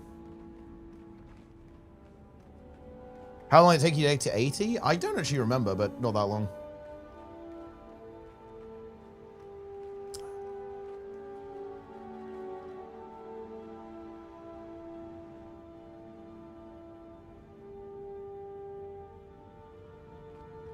Big. How many ascended pieces left? 3 armor pieces, 2 weapons, and then backpack. But backpack I basically have done. So basically 3 ascended armors and 2 weapons. Runes I've got to get 2 and sigils. Runes and sigils are going to be a bit annoying. They're gonna. I don't know how I'm going to get those. I'm actually not even sure what the best ones are. It's probably going to be like water and renewal or something weird, because you can't get concentration or transference. Oh, I didn't use the adventure guide at all, so I didn't really use this. Well, I did it like, you know, accidentally, right? Well, I guess I actually didn't. Yeah, I needed the first 2, but I didn't go for it or anything. I guess I didn't finish 2 either. But yeah, I just got this by just, you know, randomly doing this stuff. I basically just did map completion. That was my plan. My strategy, if you will. Any poison sources for thorns? Auto attacking on Scepter.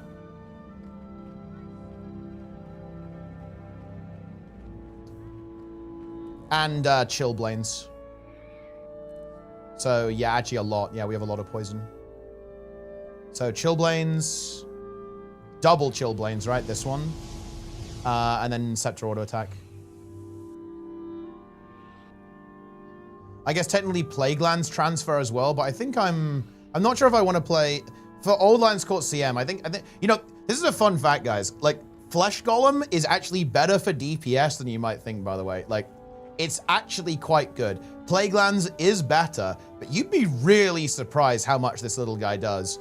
His DPS adds up over time. It really does. So it's not, especially on a heal build, like a support build, it's not that expensive to play Flesh Golem and just have more CC to break all the Defiance bars. He dies? He does sometimes, yeah, but not on every encounter. But yeah, he does a surprising amount of damage. Look at him go. Whoa. What was that? A spear thrower. Okay. Let's see, what's on the agenda? Mega, oh, I think we can do the Mega Destroyer, actually. I don't think I did the one today. Maybe I did, actually. I am really tired, guys. Like, drops are so brutal, dude. I did a 15-hour stream yesterday. I've been live for 5 days. 5 hours already, 5 days. That's a subathon right there. Never done one of those. So we're going nuclear. It's probably going to be at least a 12-hour stream today, and then probably at least a 12-hour stream tomorrow too. Oh, I can't go to. Oh, this is so bad. This is so bad, guys. I actually can't go to bed immediately after today's stream as well, because I have to do admin for the tournament tomorrow. Bro, why is the tournament tomorrow? Why are there drops now? Holy fuck. This is so bad. Yeah, I'm gonna have to stay up for a couple of hours doing admin for the tournament. Look, don't tell Elaine, guys, okay? I'll be in trouble. What tournament tomorrow? There's a Guild Wars 1 tournament tomorrow called the Vanguard Trials. It's actually a really fun concept that me and Sneb came up with. Basically, it's gonna be a speed run. It's gonna be a speed run from level 1 to beating the new dungeon in pre-clearing Ascalon. Actually, really fun concept, really fun little challenge. And yeah, it's actually going to be in the Guild Wars 2 category, by the way, guys. We actually asked ArenaNet, and ArenaNet are working with us on this. So they're providing some rewards, right, and stuff like that, and some giveaway stuff. And because of that, we actually asked them, like, hey, there are drops going. Do you guys mind if we do it in Guild Wars 2? Because obviously they want to get exposure on Guild Wars 1. They want to promote mobile. And we just said, hey, look, if we do it in Guild Wars 2, we're obviously going to get way more viewers, right, because of the drops. And then she said yes. So it won't be in the Guild Wars 1 category. It'll be in the Guild Wars 2 category. It's also going to be live on the Guild Wars 2 channel, by the way, guys. The official Guild Wars 2 channel. Fresh or Iron Man. It's not going to be a long race. It's going to be... you can see the rules on... well, you can... basically, you have to be Melandru. You have to be Melandru mode. So yeah, you can't do prep. You can do prep, obviously, right? You can like do test runs and stuff. But yeah, you make a new character, and it's going to be reforged and Melandru's Accord.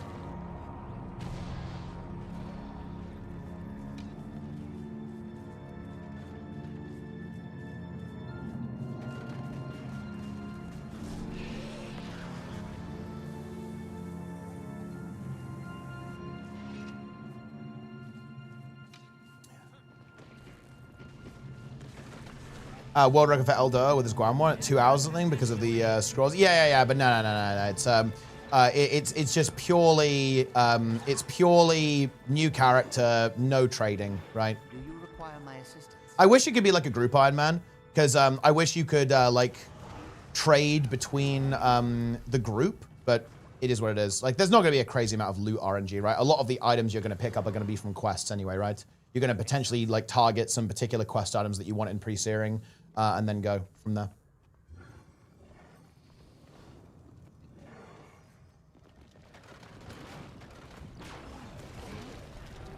Plains of Asher is the only starter map that doesn't have a world boss. Yeah, it's a shame too, because there's a really cool one in the story. It would be really fun if that Baradin statue was a world boss in Ascalon. You should do a subathon when Guild Wars 3 releases. I actually feel really weird about subathons, guys. I don't think I would ever do one. I would maybe do one if there was a charity element, but other than that, no. It makes me feel really weird, guys, because you guys don't have to pay me to stream, right? Like, just so you're aware of that. And I feel like a subathon is weird, because that's me saying, if you don't keep giving me money, the stream goes off. And that to me is anti-streaming, right? If that makes any sense. Like, that's just such a... That's not how it should be, right? That's just not... that's just not how it should be. You don't have... You know, that's not how it works. Like, the way I stream is... I turn the stream on when I want to, and I turn the stream off when I want to. It really is, it's as shrimple as that, guys. Wait, what is this? Why you keep getting booted from raids? Here's a hypothetical, you say.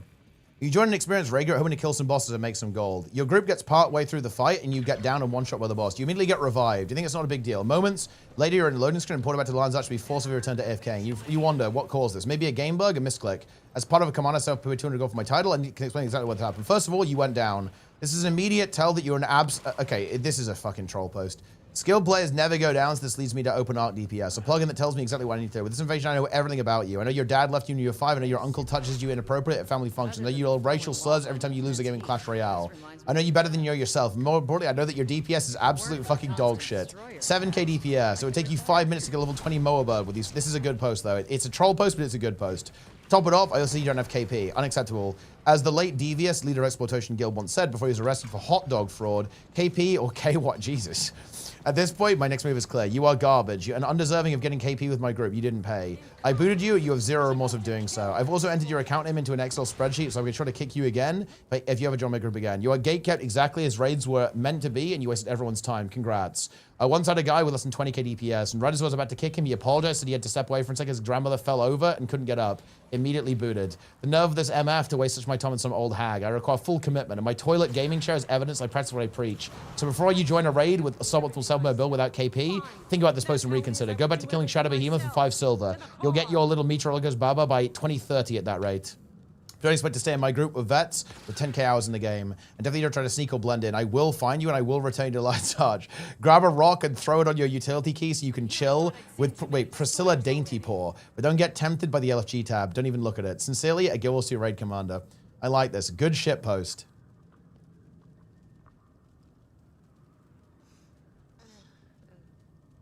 Nice. To be fair, probably a little bit too long, okay? Because if you're gonna make a post like this, it has to be short so you can copy paste it, right? This is not copy pasteable. Most accurate representation of portion of the gw2 community. It isn't though. Nobody is like this. Like that's the point, right? Like this is something that it is not a thing. Like it's one of the things I like to push back against the most. Look, the truth is, guys, if you're in a raid group, nobody gives a shit. Like, as long as you're doing your job. So, you know, as long as you're doing, like, 10k DPS, I'm gonna be real, nobody cares. As long as you're giving the boon you're supposed to give, nobody cares. It doesn't matter what class you're playing, what elite spec, like, people just don't care about this. It's not a thing.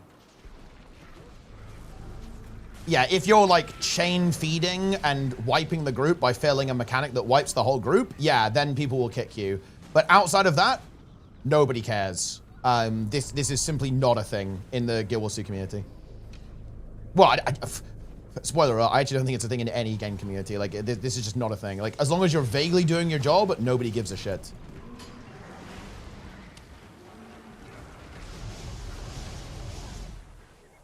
Straight backwards without changing the camera angle. You might want to see my video. If you do exclamation mark combat, I've got a bunch of combat system tips. This is one of the included ones. It's called About Face. It's this. And it just lets you do that.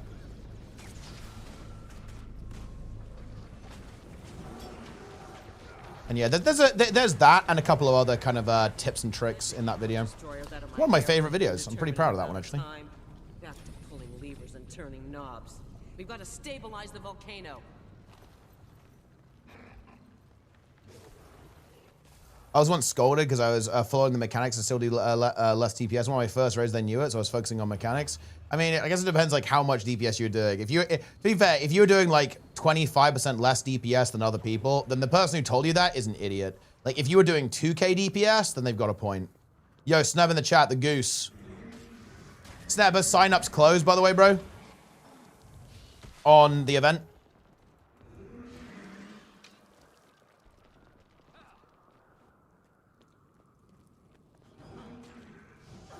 People can still sign up if they want to. Make sure it is closed. Make sure they cannot do that by the time I stop streaming. Because what I'm going to do, because I want to go to bed before the tournament, right? And actually get a decent night's sleep in. I am shutting my stream down. And then I'm making the file, and I'm gonna send it to you. And after that,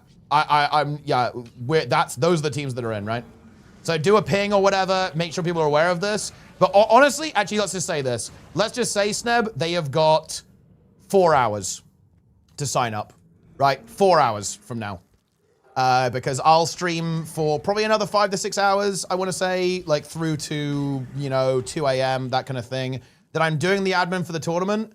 And then that's that. Like, those are the teams that are in. I guess technically, yeah, yesterday was the cutoff. So, but yeah, we can do today as well because I'm still live. Also, is your shit set up, Sneb, by the way? Do you have your scene set up? Because I kind of want to go admin, bedge, fast. We can do like an hour or two of, you know, we can do like an hour or two of admin and setting up your OBS there tomorrow. I was DPS doing like 17k. Wait, which boss was this? But to be fair, if anyone was complaining about you doing 17k DPS, I'm not gonna lie, they're an idiot. Yeah, okay, yeah. When you've done it, let me know if you have any issues and make sure it's working properly. If you need help, I can DM you while I'm streaming as well. Do you always have to left click before Battlefield? It's not in the camera? You do, yeah. You can left click and then hit it. Gonna get 4 hours sleep again. Look, it's not my... This actually isn't my fault, Elaine. You can blame Sneb for not doing this earlier. I tried to get him to do this earlier, but he didn't do it, okay? It's not my fault. Yes, Teapot what indeed.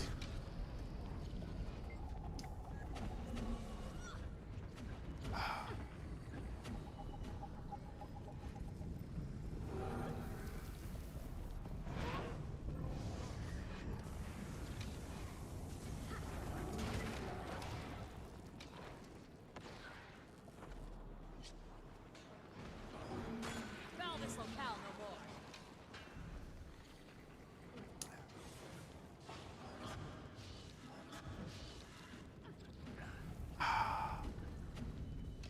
Sleep deprivation? I mean, yeah, like, drops are just nuclear. Like, drops are just fucked up.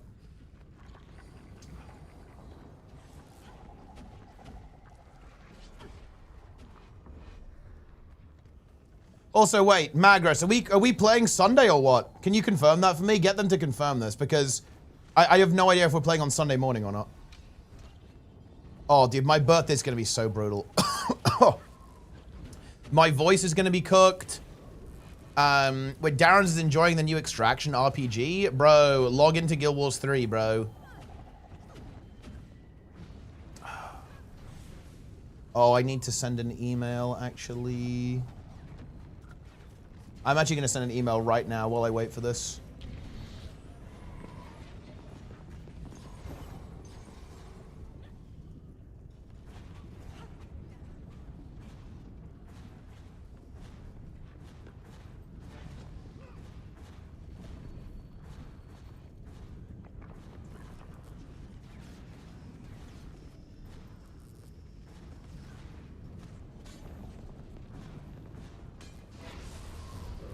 Guild Wars 3 announcement made me come back to Guild Wars 2 and started to play it forever until the server shut down. I love this game. Yeah, it's a good game. Guild Wars 2 is good. This is the gig. Yeah, it is the Giga Destroyer. Wouldn't that be funny, guys? If they made a new world boss, this is the Mega Destroyer, then they made the Omega Destroyer, or the Giga Destroyer. It'd be so good. Boom. Look how many hearts. Look, we have 60 hearts left to do. We have done 240 hearts. Unknown goth girl.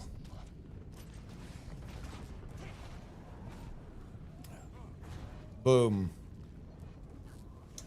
Excess energy bleed off at 100%. Wait, what happened? That doesn't match our expected results. Did we just make it bigger? Never mind that. Hey, hired help. Kill that thing already.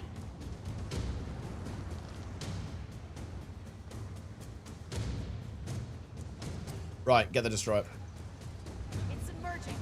Get back.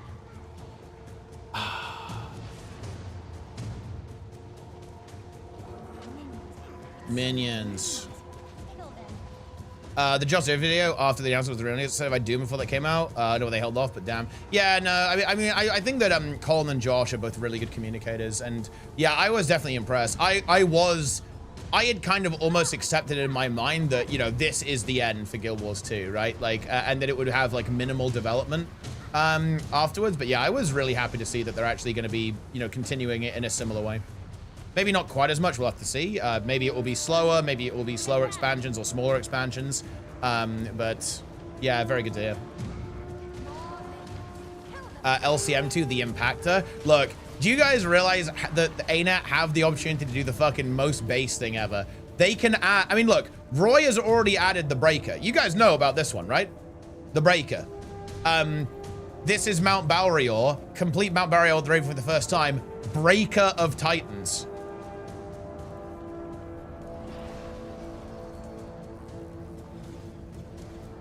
ArenaNet should bring back infantile mode.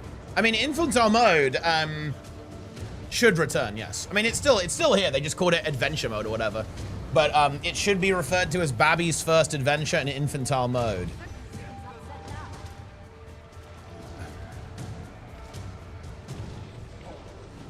Boom. Good work, Ridge. Look at that, man. We're still making loads of gold. I mean, this is just good. Really? Like, having a bunch of cash is going to be super nice here, I think. She said something about wanting I think we've done every world boss now, though, right? I don't think we have not. Oh, we can maybe keep farming more stuff, but we're pretty much, we're at a very good position. Oh, I haven't finished Sparkfly Fen, actually. There's a Tequaddle coming up. I guess we can do that and do some map completion there while we're at it. This is looking really good, though, guys. Like, look at all this progress we've made. This is very juicy. Let's go do Plains of Ashford. This is like where the biggest bulk of all the hearts are. Because this is a starter area, right? And in the starter areas, they add more hearts. So let's just, like, blast through these real quick. Level 6, Ascalonian Peasant.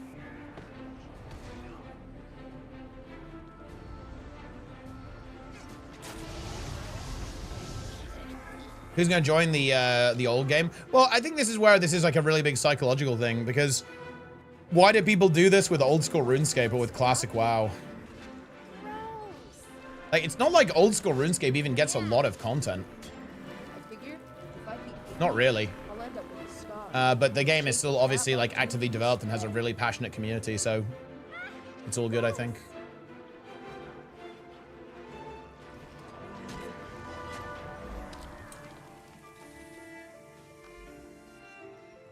Gets more than 3? Yeah, I imagine so. 3 just gets fucking MTX, am I right?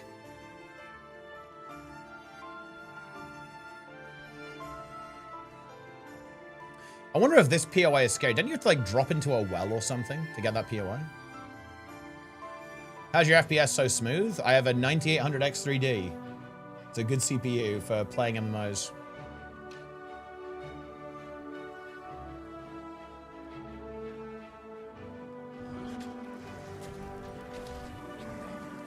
The dark pattern, Guild Wars 2 until I saw the gem store on the first page when you open the trading post.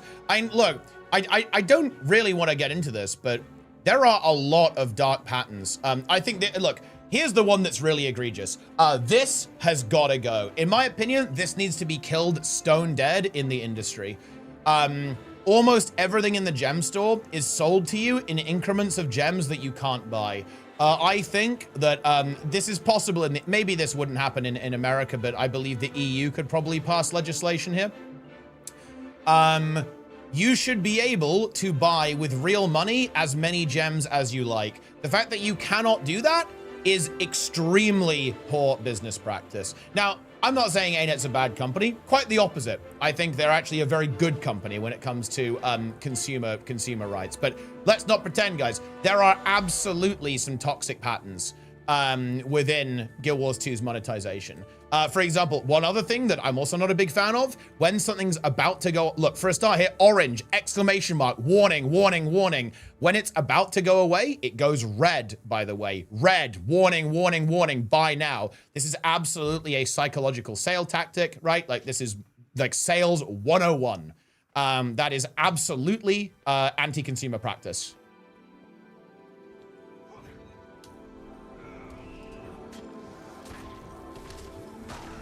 And yes, I would very much like to see this improved in Guild Wars 3. It's going to have a similar approach, and yeah, I would love to see ArenaNet really lead the way here and let you buy premium currency, at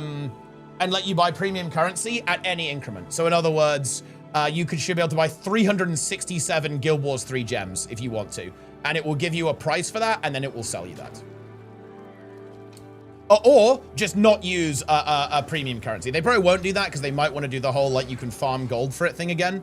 Because again, that's really good because it means you can buy gold, and buying gold is massive for the business of these MMOs. So there probably will be like a premium currency. Another really big thing I would actually love to see is dollar prices next to all of these. This is another thing that's really bad about MTX and about premium currencies in particular, is that it obfuscates value. What's 800 gems? I don't know. Well, actually I do. It's $10. This should say $10 next to it. All of these things should have the dollar price directly next to the item, so that the consumer, when you're making a purchase, you are extremely aware of how much money you're actually spending. If you can buy gold with gems, though, wouldn't the price still fluctuate? Well, I mean, yeah. why gems are selling in local region currency like USD or CAD, because they want to do it both ways. They want you to be able to farm the gold to buy gems and buy gems with real money to buy gold, basically. They want legal gold buying. Legal gold buying is a huge part of Guild Wars 2's business model. Yeah. Captain Calhan, oh, Guild Wars 1 reference. And yeah, honestly, I believe that ArenaNet might, are one of the studios that would maybe do that. So I would obviously be a really big fan if they actually did go ahead and lead the way on this and implement these business practices into Guild Wars 3. I mean, maybe that's a little bit optimistic, but, you know, I do like ArenaNet as a studio.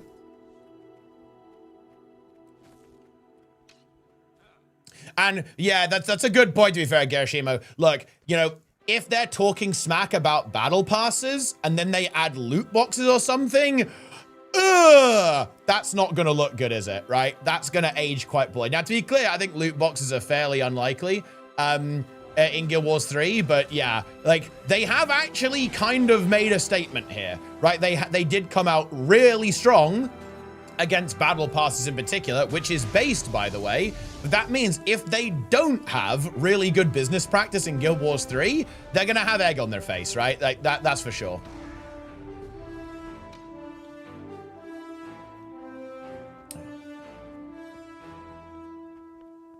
Let me change back to other build, actually, because I'm kind of on the wrong build right now. Okay.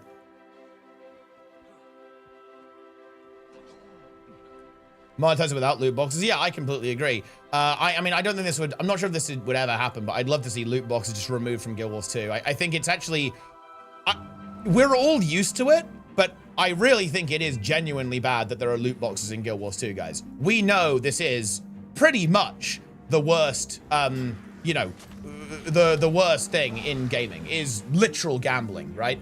Yeah, they're not good. Black Lion chests should not be in the game, right? Like, I have no problem saying that. It's not good that they're in the game, obviously.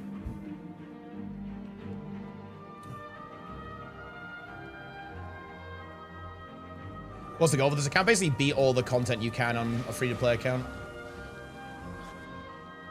Legendary more, I agree. Yeah, I think the EU will eventually do it. I think it's going to go the same way as Belgium. I think ArenaNet will probably be eventually forced to remove them, at least in Europe. That might not happen in the United States because obviously things are a little bit different over there, but certainly in Europe, yeah.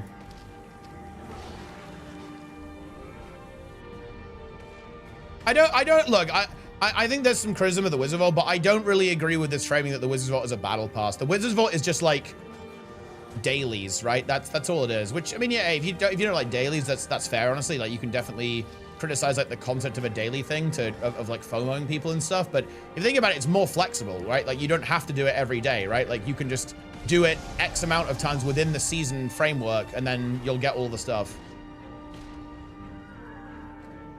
It's functioning the same as a battle pass. I think it's functioning the same as a battle pass that isn't like cancer, and it's also free as well. So I wouldn't say it's really as bad.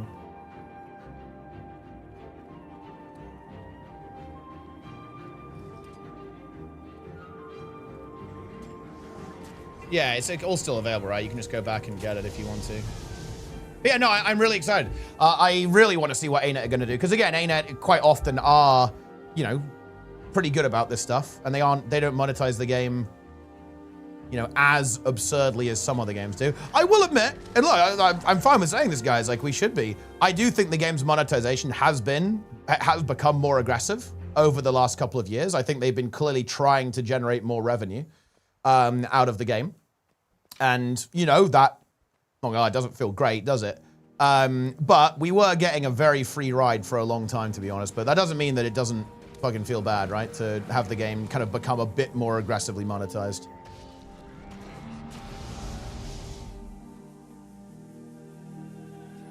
ArenaNet partners can't critique Guild Wars 2, by the way.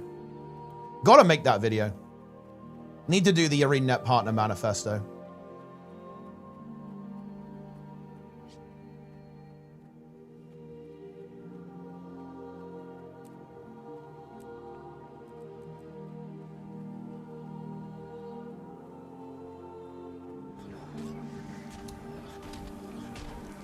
You know,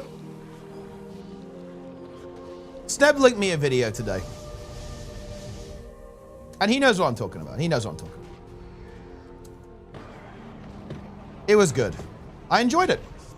I actually, seriously, you'll love this, Sneb. I actually enjoyed watching that video while I had a lovely cup of tea in the morning and I had some pancakes with maple syrup. Seriously, I was inspired by us talking about it yesterday. I actually said, you know what? I think tomorrow for breakfast before the stream, then I'm gonna have a little, you know, go a little Canadian, right? That's exactly what I did.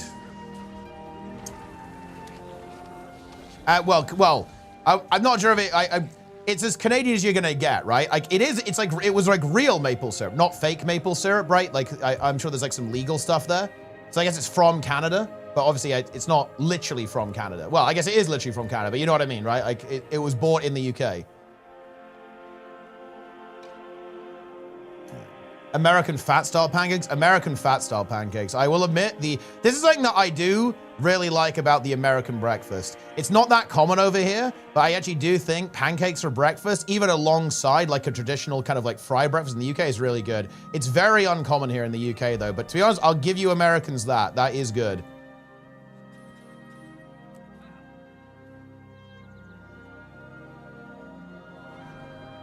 I don't know why I'm doing that.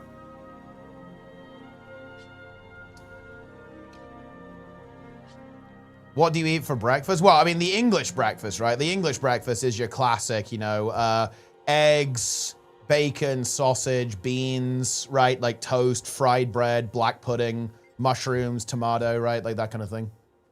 That's your, you know, full English breakfast. You're not eating that every day, right? But, well, some people do. But, yeah. Black pudding? I mean, yeah, black pudding is definitely not for everyone. You eat bacon? Well, I used to eat like a full breakfast every day, Elaine, when I was swimming, but these days, no, I go for plants instead. There's actually a place nearby that does a really great, really great, like vegan English breakfast. It's fucking good. Jacket potato? It's great, obviously. Are you kidding me? Jacket potato is amazing. Yeah, Sneb's been there actually. Yeah, me and Sneb went there and he had a full English. He had the fish and chips as well. Local fish and chip shop, which is really great. I don't, is that a lot of blood black? But yeah, it's, what is black pudding? It's like pork blood and pork fat, I think. Yeah, I'm not sure exactly what it is, but I think it's in that kind of angle.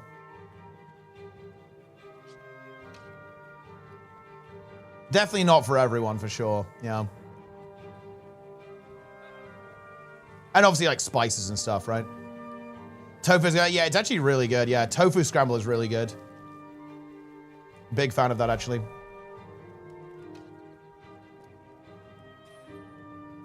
Blood pudding's all around. Oh, yeah, of course. Yeah. I mean, I'm not saying that blood sausage is unique to the UK, but I tell you, there's definitely like a little bit of...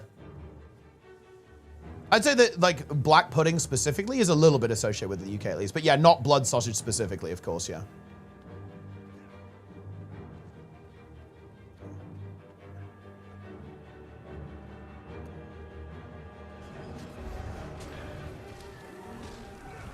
I ate rice with meat at breakfast. Yeah, that's actually an interesting combo. I mean, like, it definitely sounds pretty good. I haven't had a breakfast exactly like that, though, for sure. Like, typically when I have rice, it will be with, you know, I really like Indian food, right? So, like, whenever I have Indian food, there'll be rice.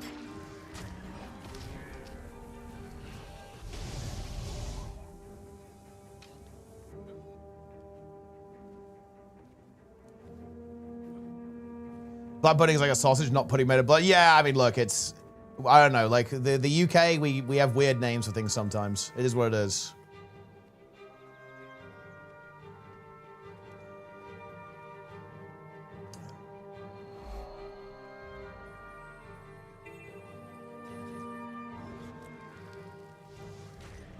Thai rice and fried is best. Yeah, I really like a Thai curry, actually. That's something I, like, it's funny, actually, I was trying out, this wasn't for a sponsor. I don't know how this happened, actually, but like I think I tried out HelloFresh at one point. And one of the things they had was a Thai curry. It was really good.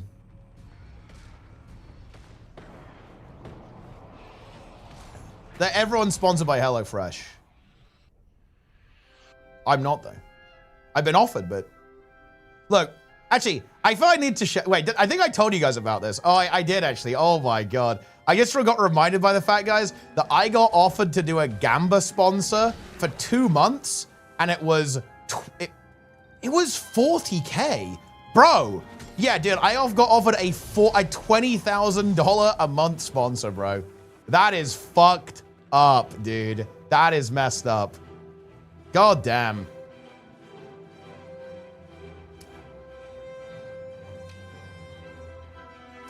It's not the real Thai food? Well, I mean, I don't know. I guess you'll have to feed me the real Thai food then.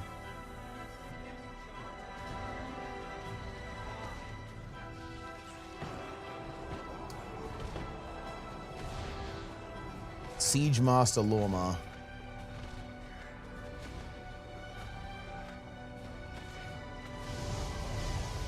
Oh shit, this guy just got destroyed. Got a res bro. Needs a world boss? Yeah, I think it would be really cool if it did have a world boss. Like the, for example, it could have like the boss from the story, right? Like the Baradin thing.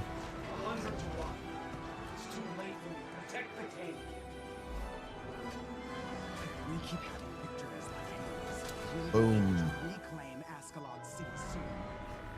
The UK has a funny word for meatballs. Yeah, and you'll still see that, by the way. Like if you, especially if you go to kind of like small local restaurants, like you'll still see that, which I imagine is a little bit of a shock for people who are perhaps not from the UK.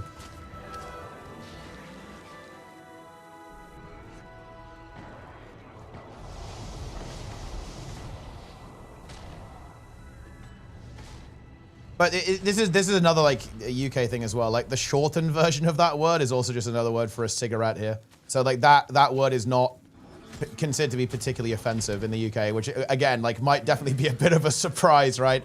Like it might be a bit of a surprise, right? Like if you you know, if you watch UK TV or something like that, right? Or you know, come to the UK and hear people talking about that, it might catch you off guard a little bit. Yeah.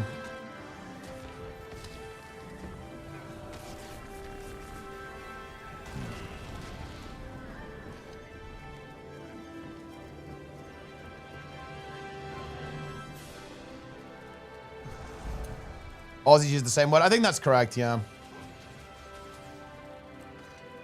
As to be expected. You know, the Australians are just, you know, what's the meme? Like, it's just like the people we sent over there on a prison ship or something.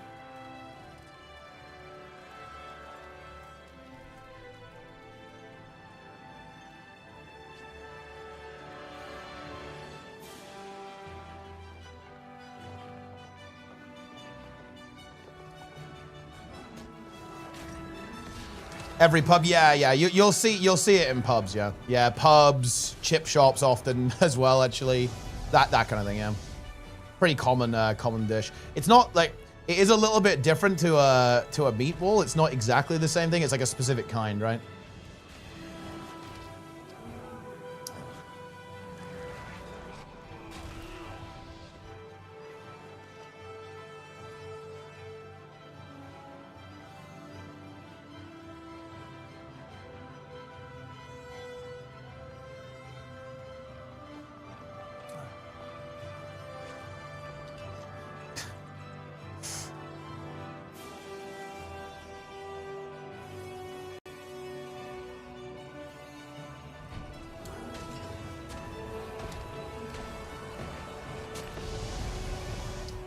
Boom.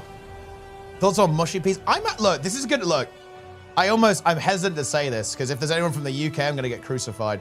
I'm actually not the biggest fan of mushy peas, actually. I like peas, but I'm not the hugest fan of it. It's all right. But I know a lot of people absolutely love them.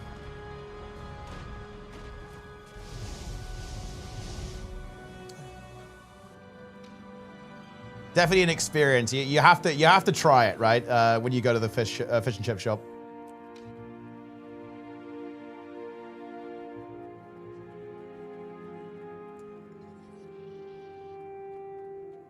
Does it not feel weird openly saying that word out loud when ordering it? Is it just common?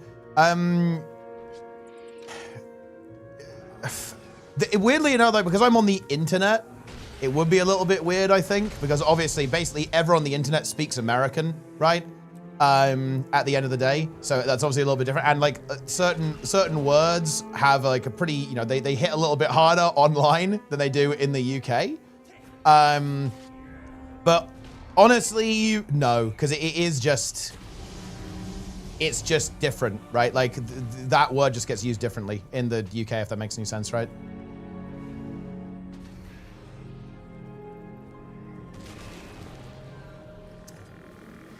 The jellied eels. Well, I mean, look, that's definitely a choice. That's an option.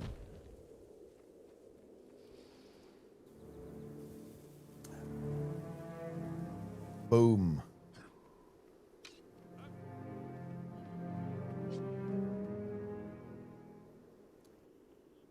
What is this build? That damage is crazy. Well, I'm fighting like low-level mobs. I'm level 80, right? I'm just doing some map completion, so I'm against like very low-level enemies. But this is the build. It's a honestly pretty good build for like open world.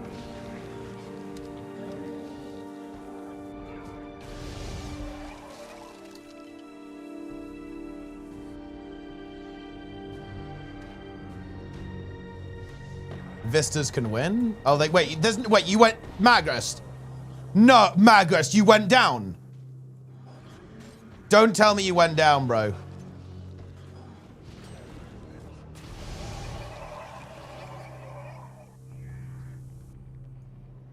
Wait, you're down? Wait, were you live or recording or something? Are you actually down?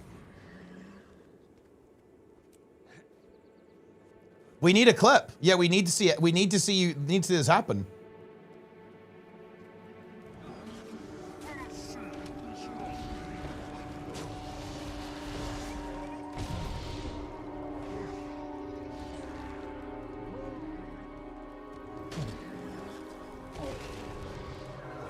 It was yesterday. I grinded.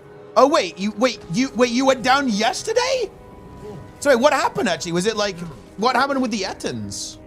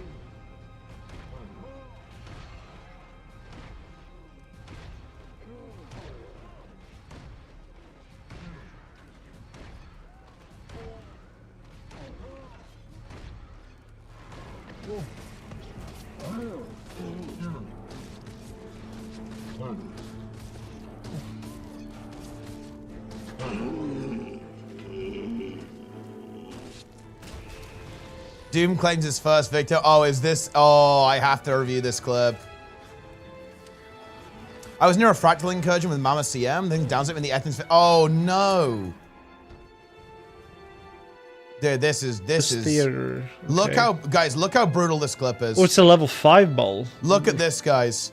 Plenix versus level 1 Bandit Firestarter.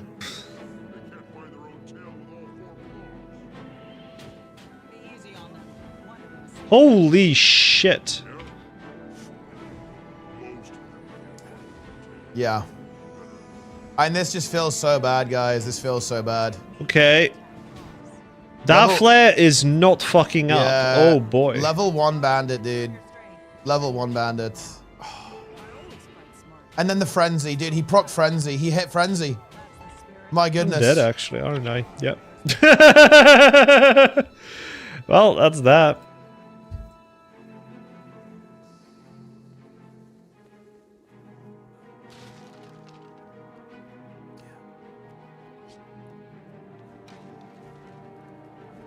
So wait, what did you have on your account, Magrest?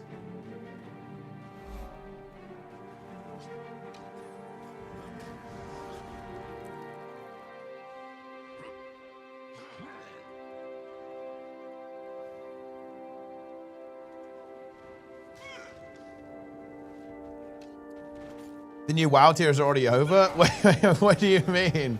Wait, did they just release some information about it? Let me have a look. What's going on? Oh shit, wait, class tuning. Interesting. Let's see, what did they do? Oh, no! Blood decay nerfs. It's fine, I think it's still gonna be really good. Let's see. What did they do? Havoc got buffed? Quite a bit, actually. Devourer nerfs. Oh, no! Oh, Bear got buffed because they reworked it. Oh, wow, Boomkin got nerfed quite a bit, huh? Devastation. Devastation, wait, buffed? Oh, no, they nerfed the tier set. They buffed everything else. Magus. Holy Paladin buffed 5%. Holy Priest buffed 5%. Rogue big buffs.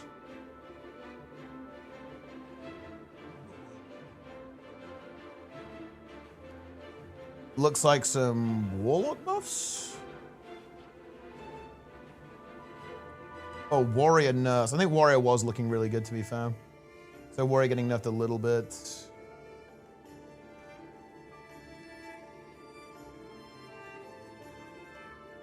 Okay. Rat. No changes to Rat. I think Rat's looking pretty good on PTR, though. So I think you're in a good position. Weren't HP looking to be meta? I think, if I'm not mistaken, I'm not sure about Raid, but certainly in M+, I think HPAL's looking really good, yeah. But in Raid, I think that, well, to be honest, I'm not a healer expert, to be clear, guys, but as I understand it, what I've heard from the healers in my guild is that, like, the healing profiles of stuff like HPAL is just not amazing. Like, stuff like Disc, Prez, Mistweaver, like, just tends to be a little bit better because they have, like, really nice healing profiles, right?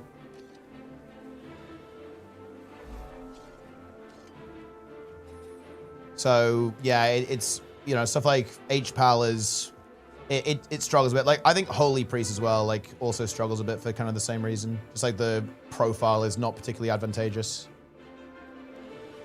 Less of an issue in M+, though, obviously, because you only have 4 targets and yourself.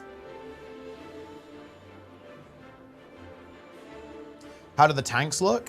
Blood Decay is looking insane. Like, Blood Decay and Prot Paladin, I think, are looking really good for next season, which is fun, because I actually really like those tanks. Those are really fun.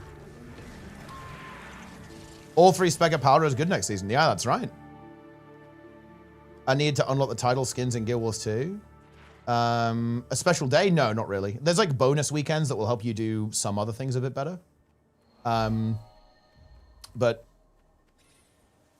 more of like individual things. Oh, I forgot to go and do the Shatterer. I think I'll just fully commit to just doing this map now. Buh. Warrior, no. To be fair, I think Warrior is already looking really good though. I do need to actually figure out what healer comp we're gonna play. You always have to guess, but I guess they'll probably do tuning after Heroic anyway, so it's very difficult to predict, because like who knows what's gonna happen. We do have, basically our healer leader, Zillion, he fucking loves Prez, so he will want to play Prez, but I think that's fine, because I think Prez actually looks good anyway. He is a dragon.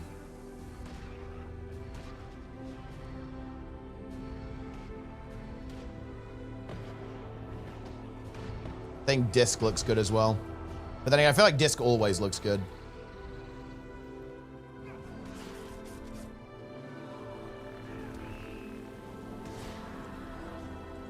Really like the music in Ascalon. It's very good.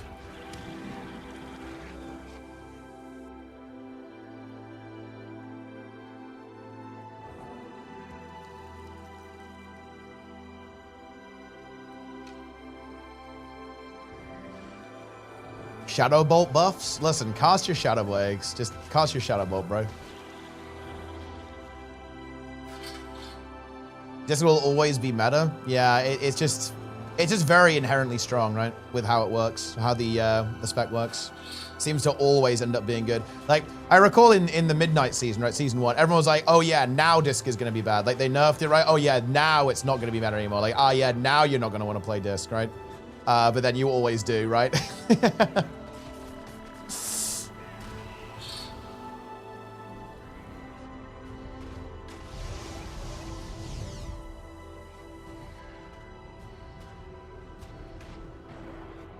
Almost always one for sure, yeah. I guess I almost feel like maybe the issue there is almost that the thing is it's almost like you always need the priest buff, right? So if Shadow Priest isn't good, you're basically guaranteed to be running a disc because like Holy is essentially never good, right?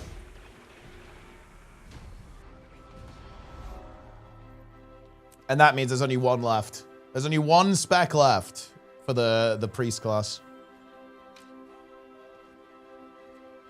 Hello.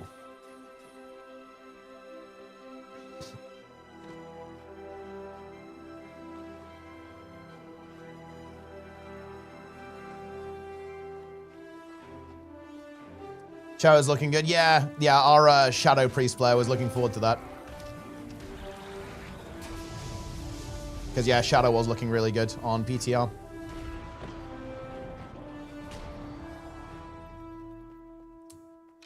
I think Blood DK is just going to be ridiculous next season, though.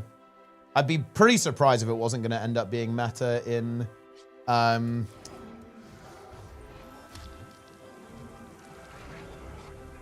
meta in, you know, in Raid, at least. M+ is always a bit of a weird one with Blood DK, but you never know, right?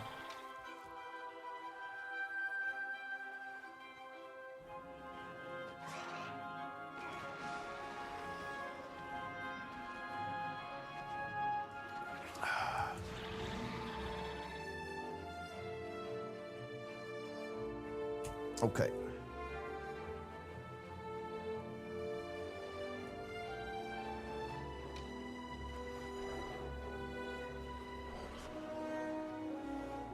Blood DK mobility is 2 ass for M+. Well, I mean, I think not necessarily. It just means that you might have to chain, I guess, to make it go fast, or... And you're not that slow anymore, to be honest. Like, when you have, like, the turbo speed, Death's Advance, you're actually a little bit speedy. And you can just run speed enchants and stuff. And you're just gonna plan your route around it, right? It's like, that's the way it always goes, right? Like, no matter what the meta is, you're gonna design your dungeon pathing around what the meta is, right? So if you have a slow tank, you're gonna design the route in such a way that it works out with a slow tank, right?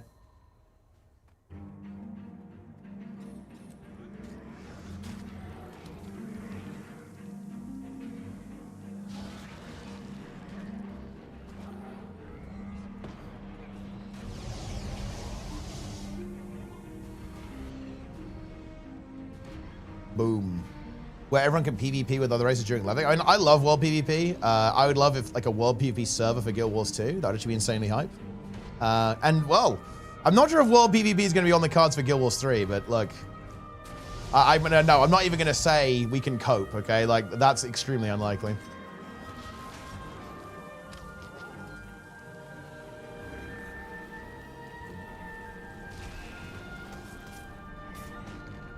And look, I wanted PvP servers for New World, but that did not happen.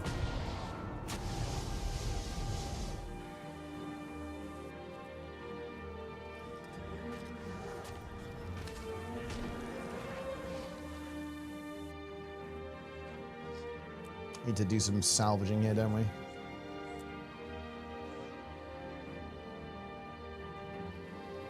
New World, Despeg. Indeed. Quick reminder that New World died almost immediately. Feels bad. You hate to see it.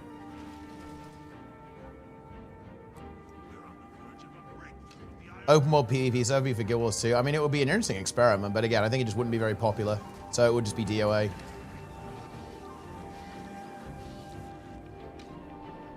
Optional PvP is the way to do it. I think PvP. I don't think so, honestly. Like, if you do optional PvP, it, in my opinion, sucks. And here's why. World PvP is really cool because it means that you can actually fight over the world. You can fight over an objective. Like, you can fight over materials, like gathering resources. You can fight over a dungeon, fight over a boss. If you have opt-in PvP, that's not possible. Because you can simply opt out and any player who's got PvP on can't stop you from doing anything, right? Like, there's nothing you can do about that. So for me, opt-in PvP is essentially game over. Like, it's dead. Like, it's just not the same. I think like a hybrid approach, like how I actually don't hate how war mode is in WoW actually, where everyone who's opted in warps into a copy of the world that even has special objectives that can only be accessed in war mode.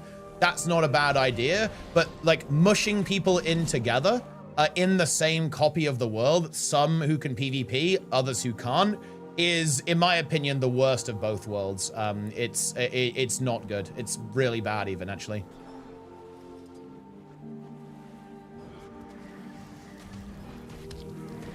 It takes all of the oomph out of your world PvP to do it like that.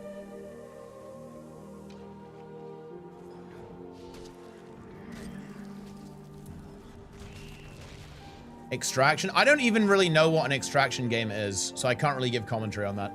It's not a genre I've played or have a lot of interest in playing.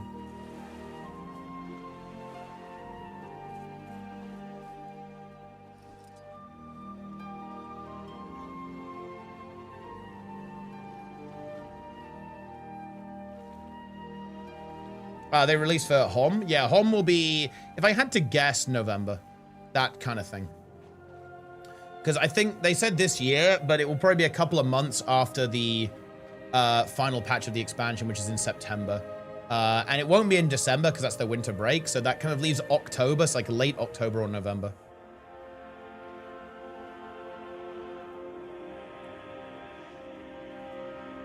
Large PvP event where you gather loot while avoiding or fighting others and try to get out with it.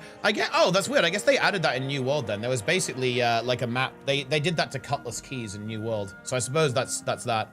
I didn't hate that. I actually thought that was rather good, even. Like they had like a pure PvP map. The only issue was that and this is why this is why compromise ruins this, in my opinion, is that there was no teaming, right? Like, because obviously that would be really dumb in that type of game.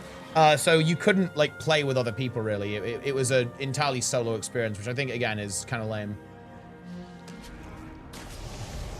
I think you either go full open world PvP or no open world PvP. Like the only kind of halfway approach that works is what ArenaNet did with World vs. World. But World vs. World ultimately is not opt-in. Like the opt-in is entering the game mode, right? Like there's no, you can't be in World vs. World, right? And not PvPing. Like you have to PvP if you're in World vs. World.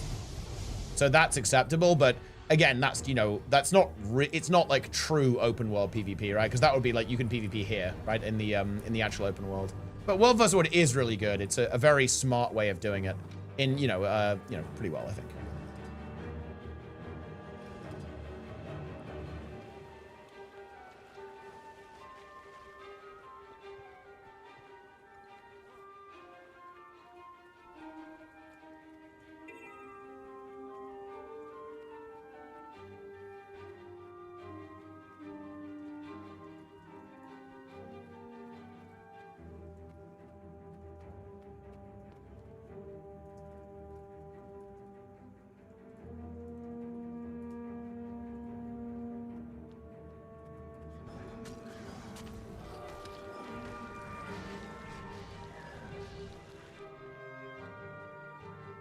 Boom.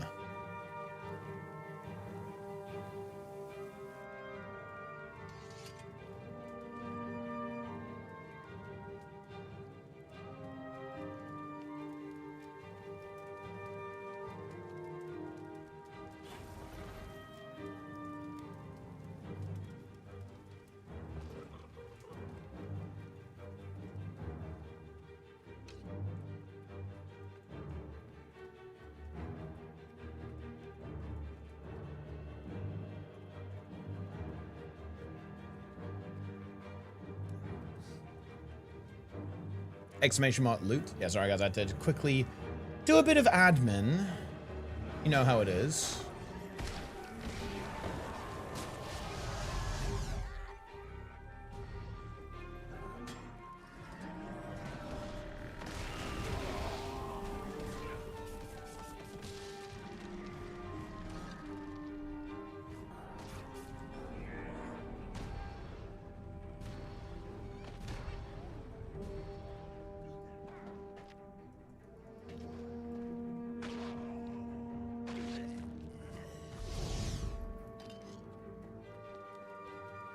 Admin my balls. Ah, Kieran.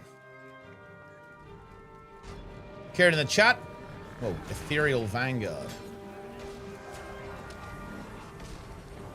Gonna need to take a bit of a break soon, guys. I'm pretty hungry. Need to get some food. I think I'll finish this map off and maybe take a quick break, like 15 minutes. Get some food, feast up, Project Feast.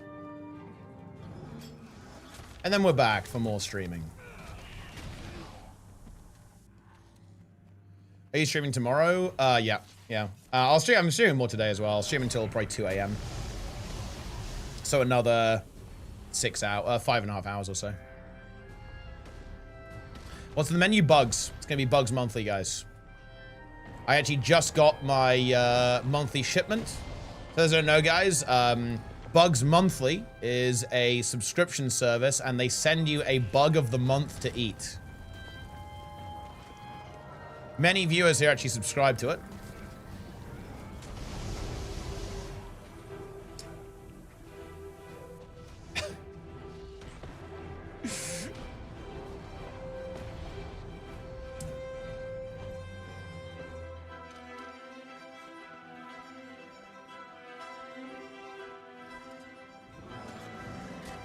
Am I serious? No, of course not. As far as I'm aware, Bugs Monthly is not a real thing.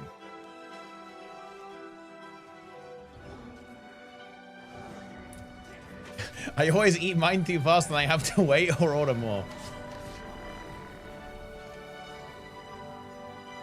Tragic stuff. I wasn't a big fan of last month's millipede. Too many legs. James was Cook. I haven't, no. I don't actually watch that. I'm incredibly behind. I haven't actually watched that much television.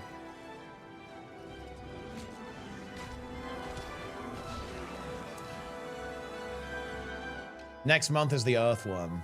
To be fair, you don't need Bugs Monthly for that. You can just go find Earthworms. Worms Monthly.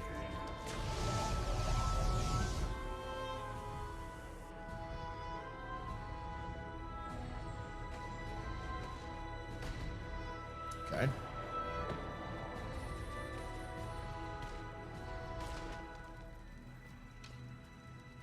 Is a worm a bug? I don't think a worm is a bug. I think when people say bug, it's like insect, right? Worm is not an insect.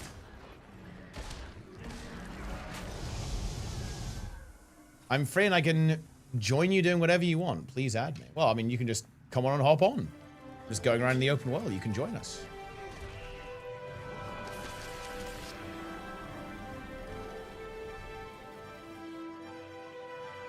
You know, do you know what needs to... I'm going to have to tell ArenaNet this, guys. They need to hire more than 5 PCs for Gamescom and PAX next year. Because when I went to Gamescom before Heart of Thorns, well, I was a ArenaNet partner. So they actually had a PC set up just for ArenaNet partners, basically. So I skipped the line. But do you know how long the queue was to play Guild Wars 2 Heart of Thorns, guys? I'll tell you. It was 4 hours long to play Guild Wars 2 because they had fucking 4 machines. And then, do you know what the crazy contrast was? It's because obviously Blizzard was there, and dude, you went to the Blizzard area in Gamescom, and it was amazing. They had something like 40, 50 PCs for StarCraft 2, 40 PCs, 50 PCs for World of Warcraft. It was unbelievable. Like the setup they had there. They had like a massive Thrall statue there as well, and some other like statues of all these characters. It's actually unbelievable. So ArenaNet need to do that. They need to make sure they have that going. How do you hire a PC, or leasing or buying? I mean, I imagine they... I don't know exactly how these companies do this kind of operation, but I imagine they lease the hardware, yeah. That would be what would make sense. We've had to sell 2 of those PCs since then. Making an expansion on 2 PCs is pretty hard, I'll tell you. I mean, well, yeah, I guess you all have to share. Roy in the chat. Roy, of course, solo developer for Guild Wars 3. Also made all of Guild Wars 2 single-handedly.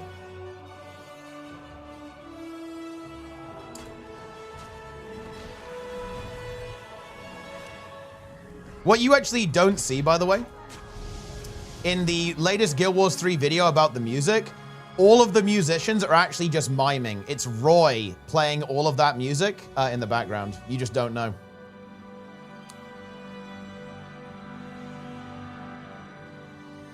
Server did? Oh, for sure. Yeah, no, it would definitely be much better if there was like an official server. But I mean, like, you know, you have to believe. Once we have like a little group going, I think it will kind of feel that way.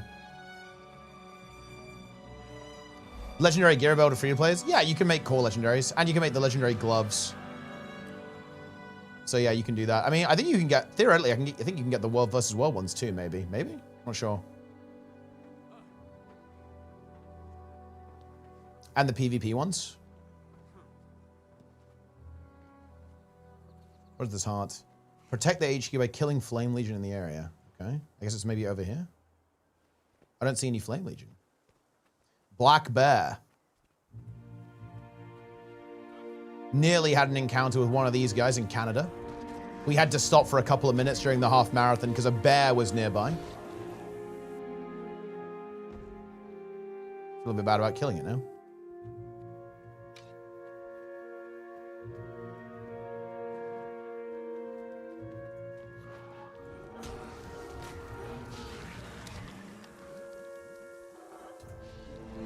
I don't think you could. I mean, yeah, it's obviously not realistic to do it in hardcore, right? You're not going to survive every PvP game.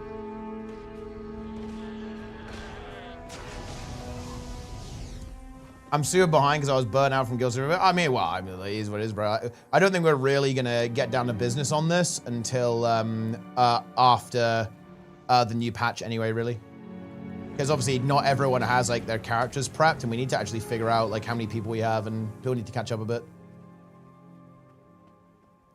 Magra, how did you burn out on Guild Wars 2, Magrist, if we're playing 1 hour Infallible a week? Are you really that casual?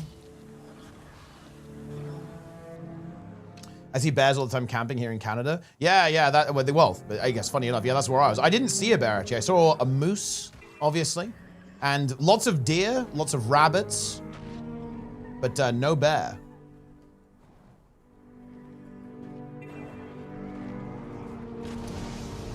You saw a moose? Yeah, wait. Did we not see a moose? I thought we saw a moose somewhere. Oh, you might, I might have meant elk, actually. I'm a little bit tired. My brain is dying.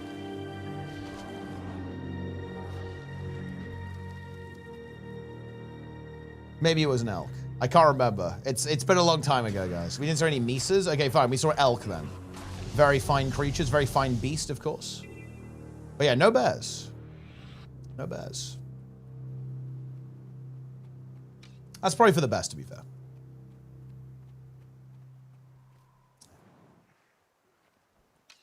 I mean, bear would be pretty cool, though.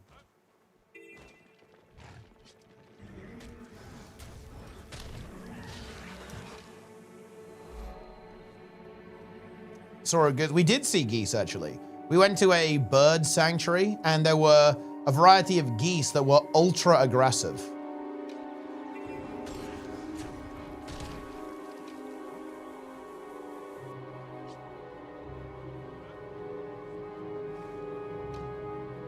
They would just go for you. They're like chasing after children and stuff. It was fucked up.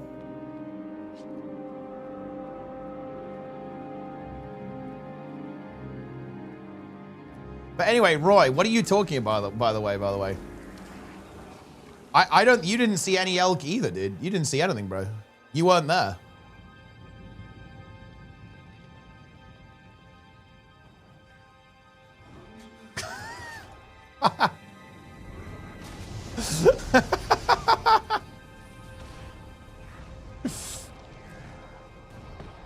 But what is Sebastian linking here? Well, what even is this? This is a pig peepo. The yellow t-shirt. Okay.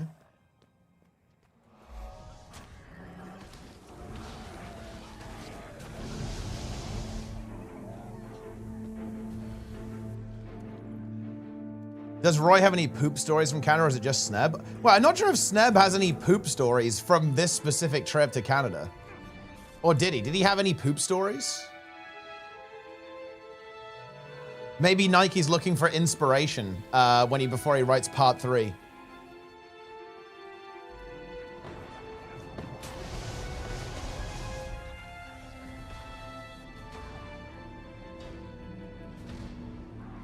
Part 3 is coming.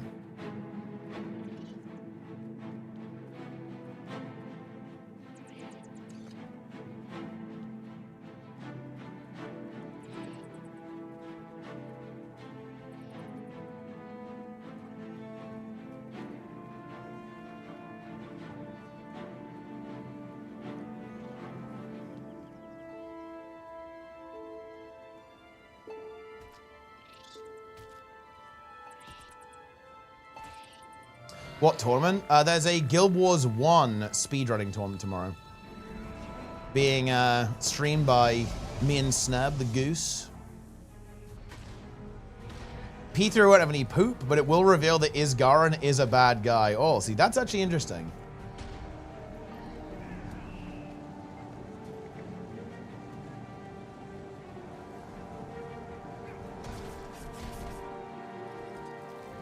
Well, no. Okay, right. Just to make sure people aren't panicking. To be clear, guys, I'll break character here. Nike is writing a humorous fanfic, right? It's not actually canon lore. We pretend that it's canon lore because it's funny to do so. But don't worry, it's not actually canon lore.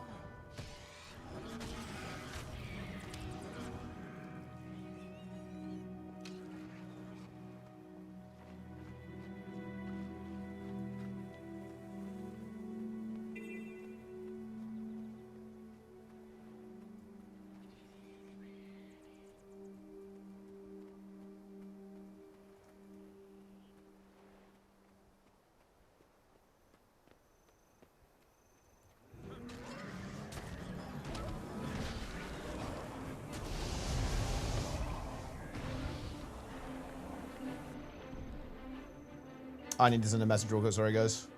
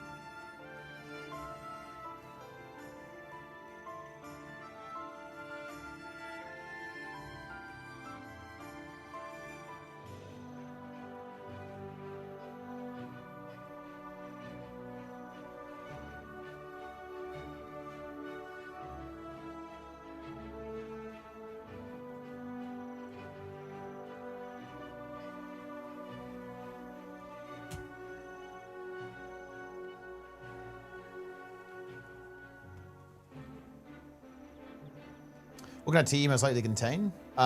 Just standard English breakfast tea. Pretty sure Bobby confirmed it. Well, I must have missed that.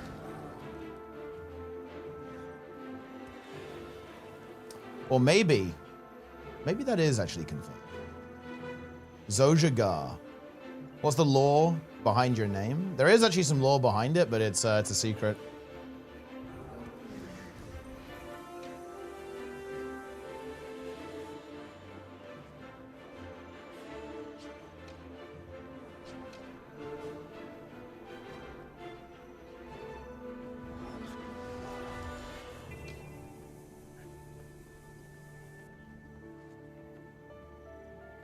You won't tell us? If you get close to guessing, I'll tell you.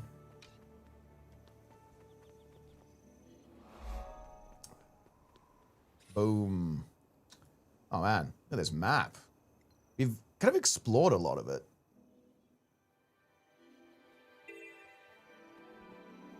But we haven't done a lot of the content. We've got still a bunch of stuff to do here.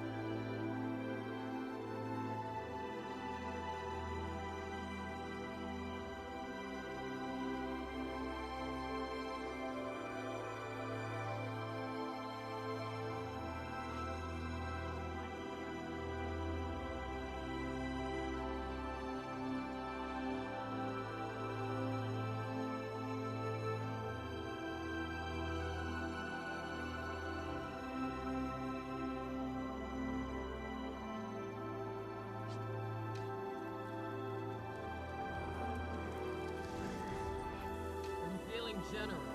I think I'll find someone who... How do I join the drops? You're already in.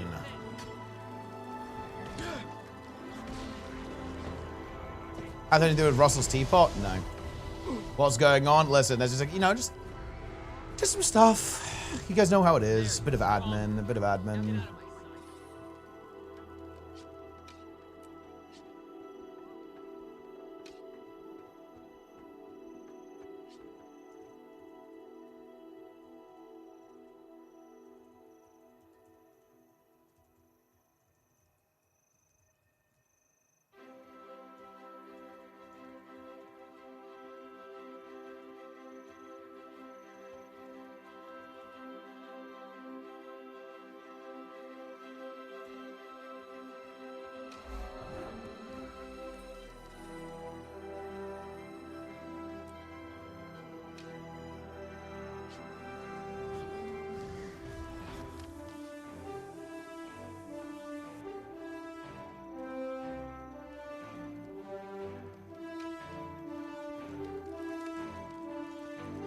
Does it have to do with Total Biscuit? Yeah, that's actually correct.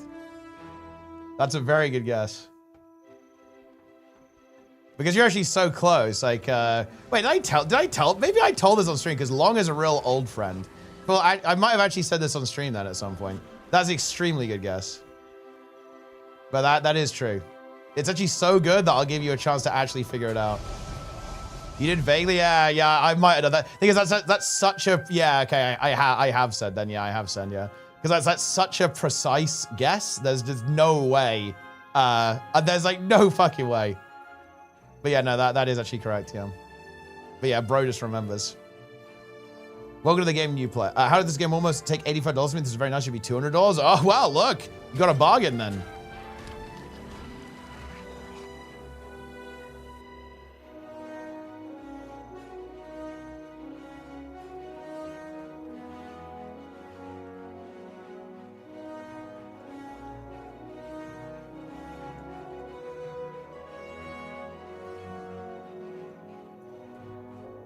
Mox B is the gifted sub.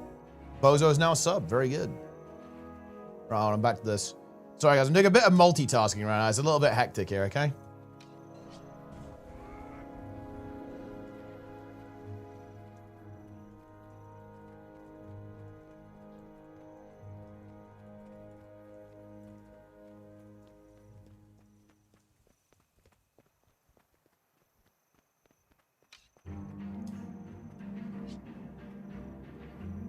Pathing Pack as the Eternity's Garden map? Come on, that's a good question. Wait, soon? Wait, are you having this painted? Dude, what is going on here? He has 3D printed Zojagar, and now it is actually being painted as well.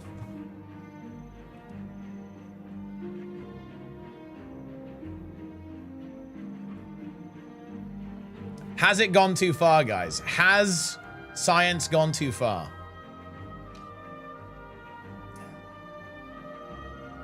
This is cursed. I mean, it's definitely a bit cursed. Ocean Brobo. Yo, Chessington in the chat. Only the old friends remember Ocean Brobo. Wait, is Ocean Brobo still live? It is. It's actually live. Oh no.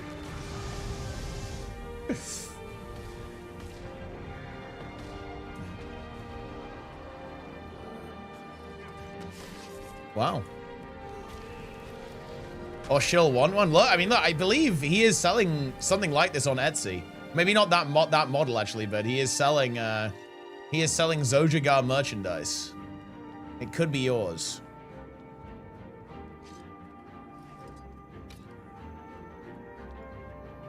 I don't think I can play Ocean Brobo on stream, by the way. I'm pretty sure he does, you know, he expresses his displeasure to people in the corner with him within Ocean Brobo.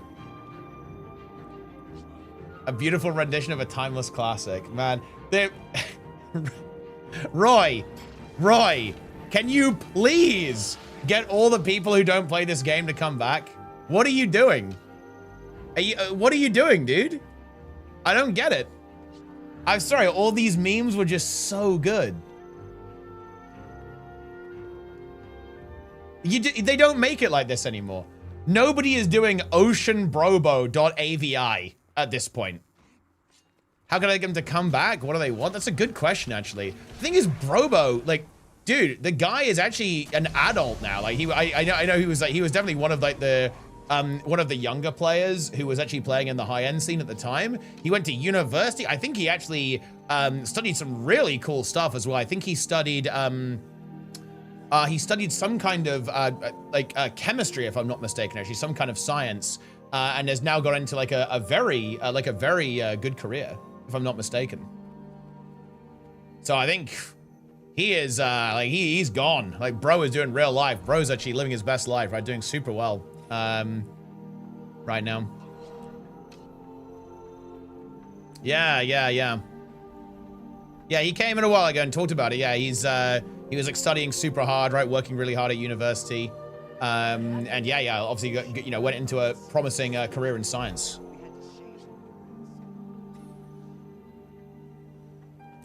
Yeah, and yeah, you studied chemistry, didn't you, Chessington? Yeah, I remember that.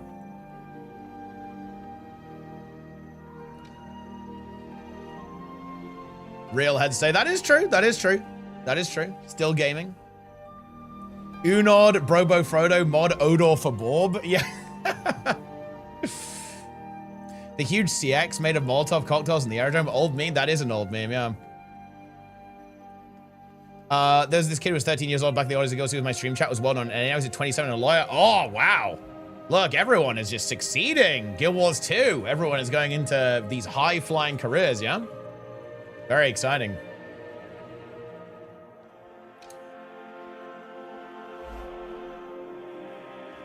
I can't unsee the figurine now. Thanks. Well, look, you're welcome. If you want to thank someone, it's Sebastian SW in the chat. He's a well-known connoisseur of stuff like this.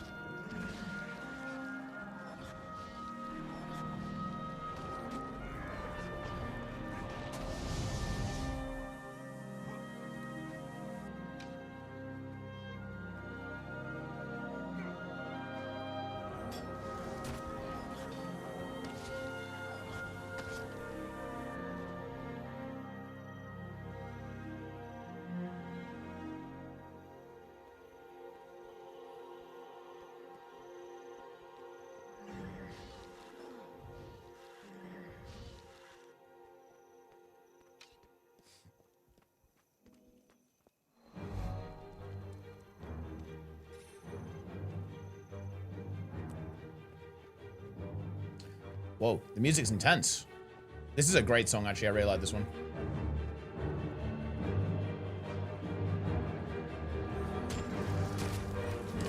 Bring back Gachi? Well, for that, it's gonna have to be me and Roy doing a stream again at some point on the ArenaNet channel. Because Roy, of course, actually brought up Gachamuchi twice, in fact, I believe, on the last ArenaNet stream. Good thing he's not ArenaNet partner anymore.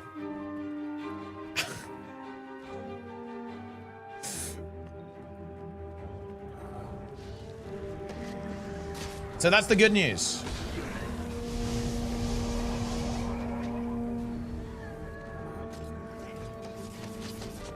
I don't even know what gachi is. Yeah. He said, this guy says he doesn't know what gachi is. You know what gachi is. Roy's probably made gachi himself.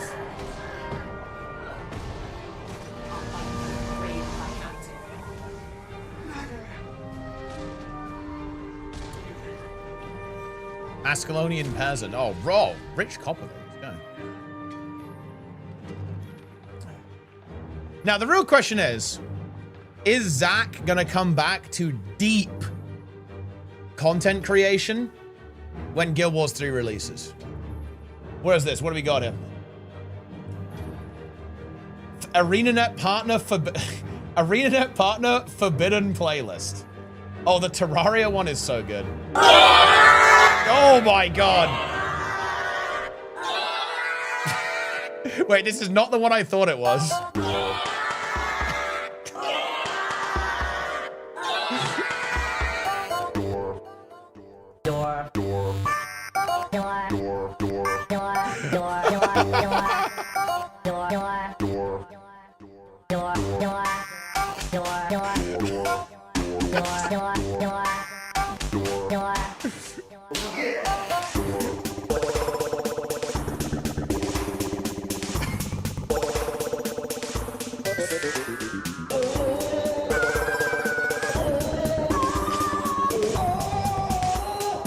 Terraria Underground theme, right version.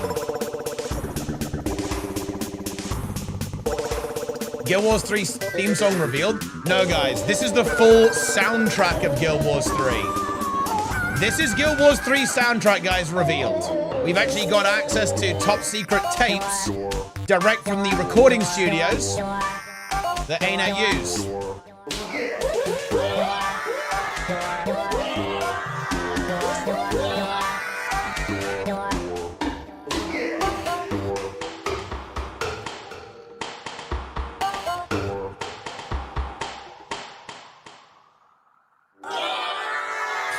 And it just loops from there, I guess.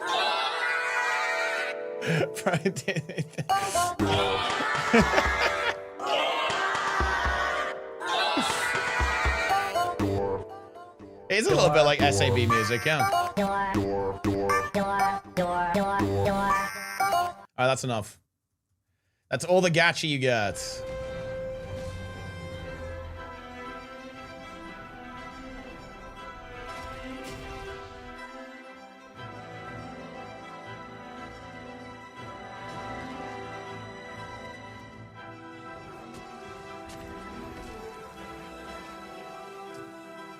Unfortunately, Star Wars don't even work. Doesn't ArenaNet explicitly say you can't use gacha music in your channel against partner guidelines? It does, but unless I'm completely nuts, that only applies to newer partners after I was partnered.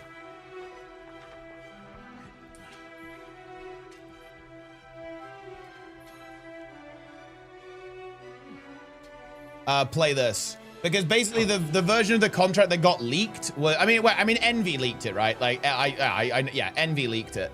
And he was partnered quite a while after me. Crush my caught with a rock I must. Maximum pain I must endure. Okay, here we go.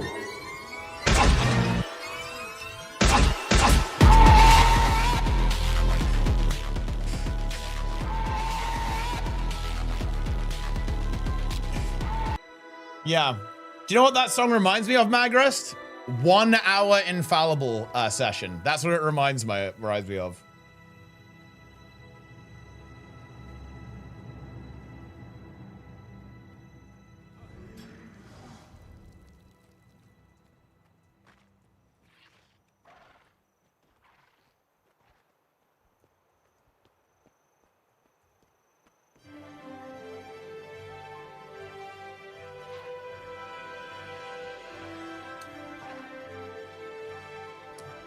But you know, Zach coming back would go hard. Did you know what we need, though, actually? Because there is actually a thing. I do actually want to do, like, a nuclear set of tournaments for the true victory lap of Guild Wars 2. Imagine if we have composed by Zach official tournament soundtrack. That would fucking go hard, dude.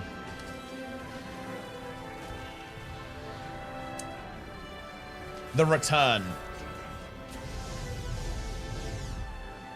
I will climb. Is it up here? This looks pretty good.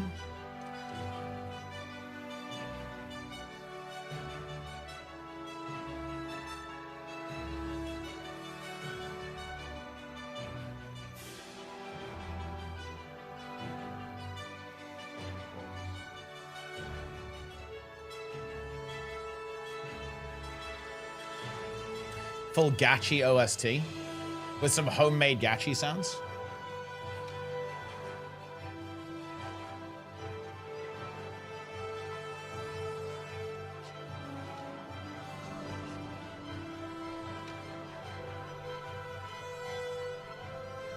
Whoop. Dangerous Vista. Uh-oh. What's with all the deleted messages? So basically my bot allows you to delete your own messages. If you type, what is it? Exclamation mark Sudoku or exclamation mark vanish, I think works too, actually. It will like purge yourself. It's basically a meme. It's so, you know, you can say something silly and then, like, you know, as a joke, like delete your own message, basically. Is essentially the use case. We want to go over here, don't we? Time for restart. Yep. It's over. So don't fall. Do not fall.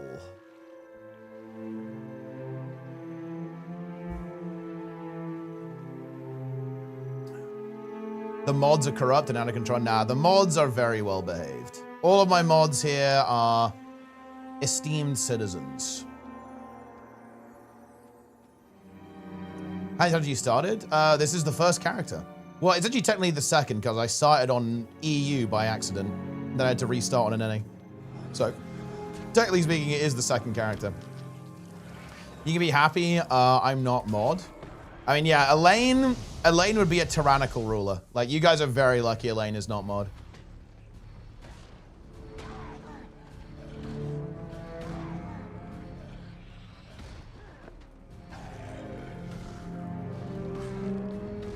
The chat would be oppressed if Elaine was mod.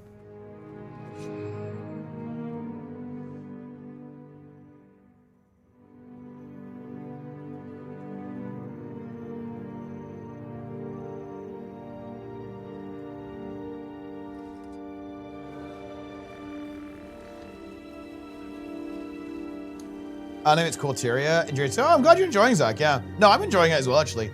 It got delayed. I wanted to do it for for quite a while, right? And just things kept getting in the way. It wasn't really the right time for it. But yeah, no, I think it's gonna be a really fun project. Like, I think once we have like a group together, getting into the fractals, that's gonna be a really nice little adventure. We can do the dungeons too, right? All that kind of stuff. Yeah, it's gonna be good. Elaine would be a dictator. Elaine would be a dictator, yeah. There would be no escape from the watchful gaze, the piercing gaze of Elaine.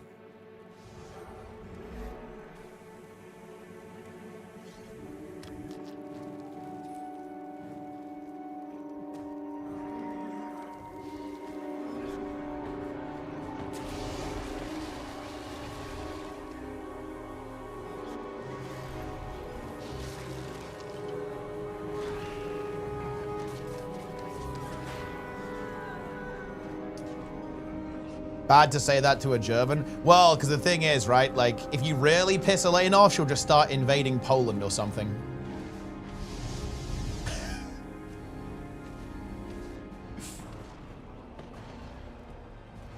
And look, we know how that one goes, okay? We know what happens.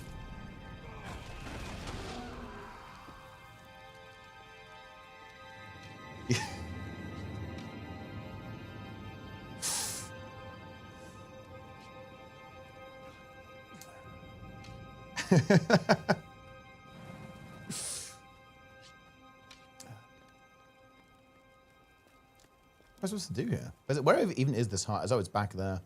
Got this waypoint in the vista.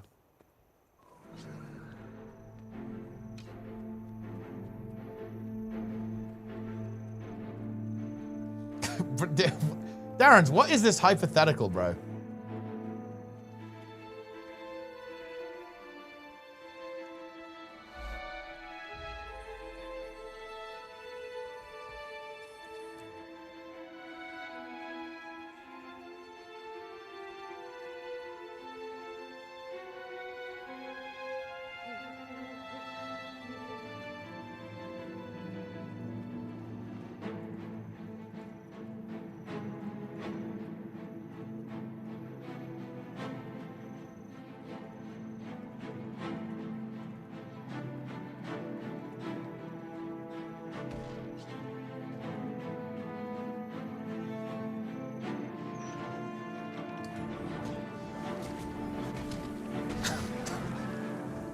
You gonna get some foods in? Yeah, after I'm gonna finish this map, but I got a bit distracted because I had to sort a couple things out.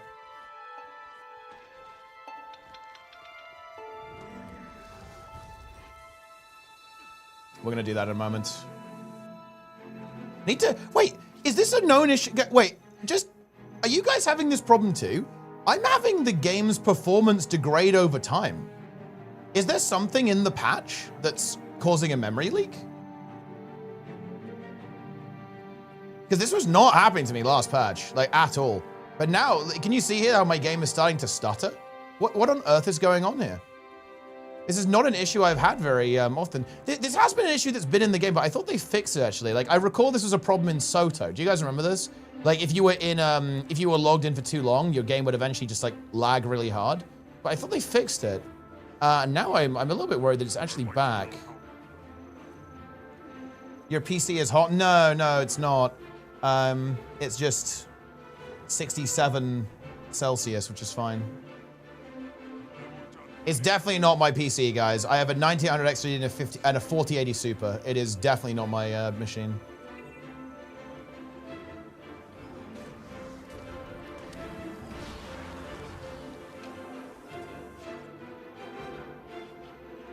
Boom.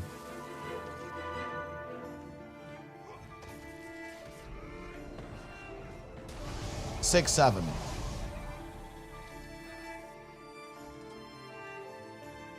Oh, no. No, I'm 240 FPS, guys. I think we're all right.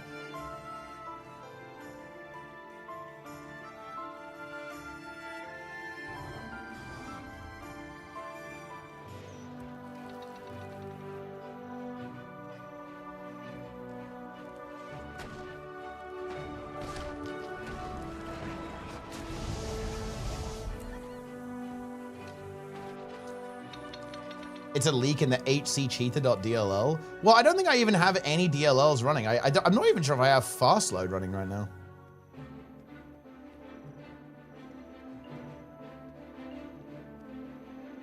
I don't know, man.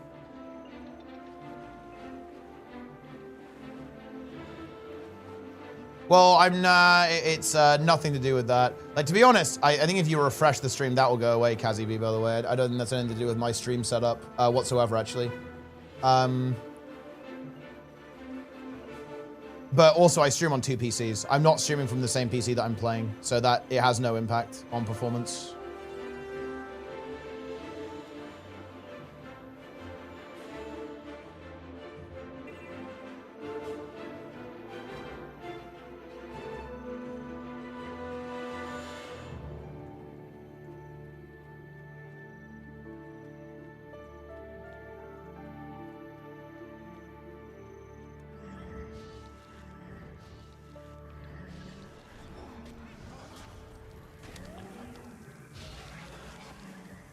Boom. Make it quick. What is this? Use the rifle. What is it, cub? What is the pit? Okay, I've got the rifle. I'm going into the pit. I'm going in.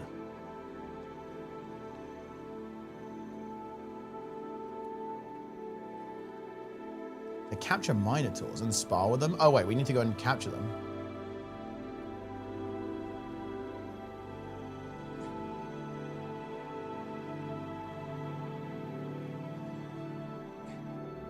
Where even are they? There's a bear? Drakes.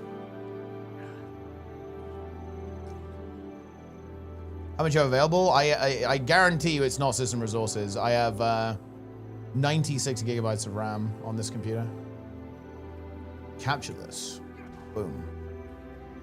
Oh, I see. I have to... Capturing those under 50%. Okay, we need to damage it a bit.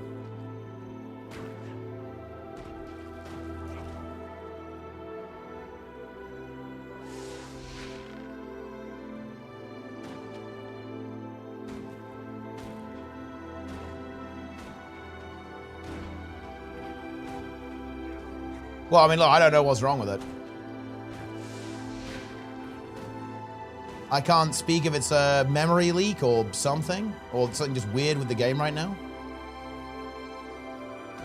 But I'm definitely I'm experiencing an issue.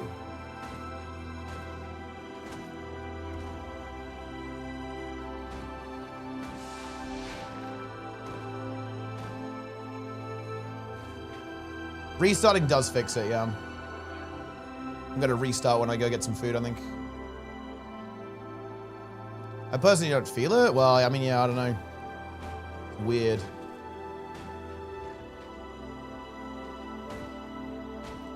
Boom. Oh, I'm outside range of the heart. I pulled the Drake out of the heart. Unbelievable.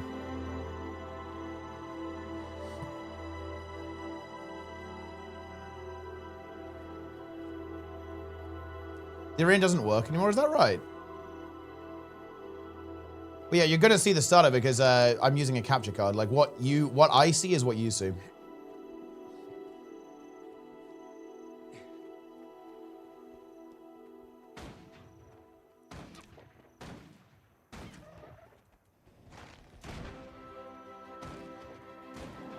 Boom. Now we'll capture these drakes.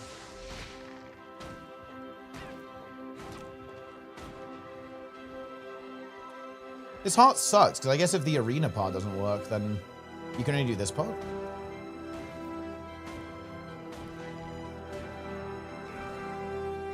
Need to not attack. I have too much DPS because the cooldown's too short.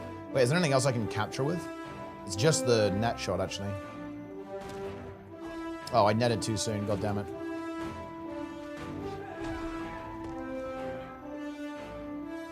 Wait, look at that tooltip, guys. Blast radius in the tooltip. Interesting, isn't it? Guild Wars 2 is not in maintenance mode, guys. Don't listen to Magrest.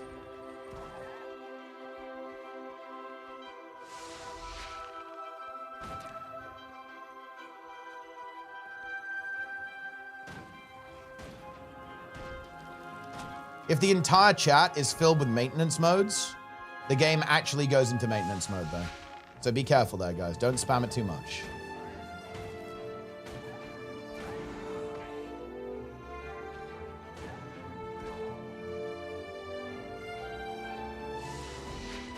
The bicycle jumps in a weird way. Okay, let's try it.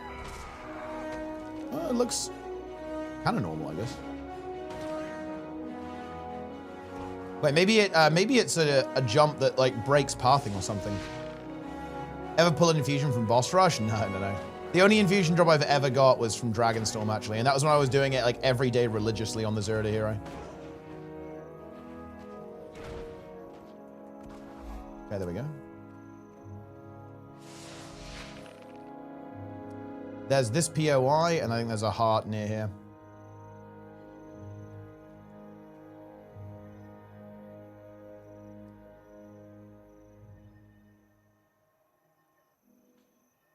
Hey, come talk to me.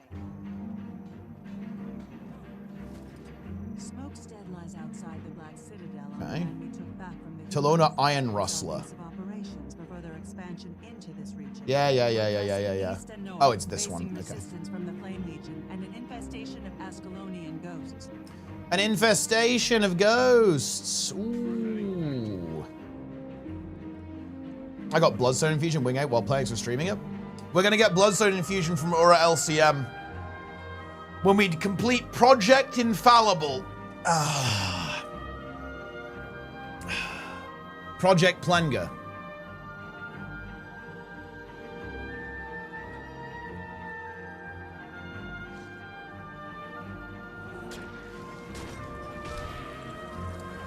Here we go. Project 1 hour. Guys, look, I hate to say this, but 1 hour is all you need in terms of progress. I'm actually fully on board with this. All you need to do infallibly is 1 hour a week. 1 hour is maybe too much. Region switching is a lot behind gems. Well, I mean, to be fair, there's a good reason for that. This is actually one of the things that I think it's actually very good to charge for. You don't want people to be like chain swapping, really, between regions. That's actually kind of undesirable. You want to add some friction there. So it's actually good to transfer, because obviously being on each region is important. There's an actual reality there, right? That's players logging in to a certain region that is distinct from the other one. So that affects like player numbers and so on. Like, for example, you don't let's say that NA,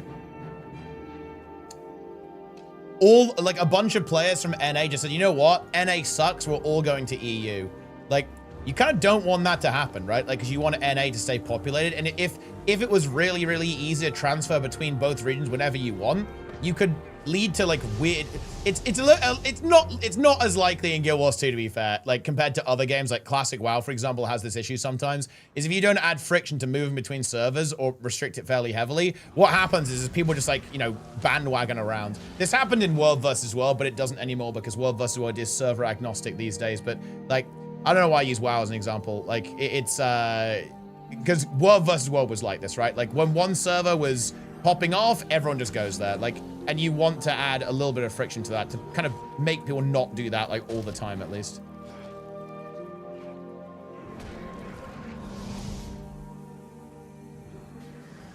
Boom. Is that really not giving progress? Combine EU and NA? They're not going to do that.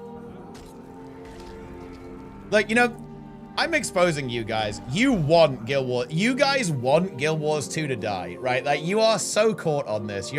All of you are unbelievable.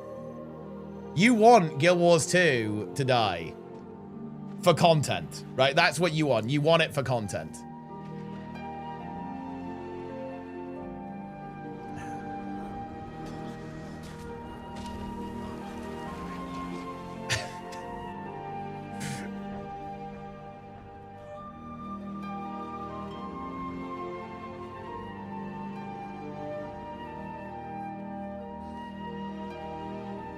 Let it die? We need players for Guild Wars. You're all so stupid. You're unbelievable.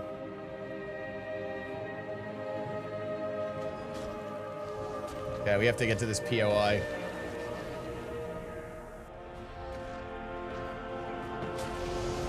This is a great song. I think it's called First Light.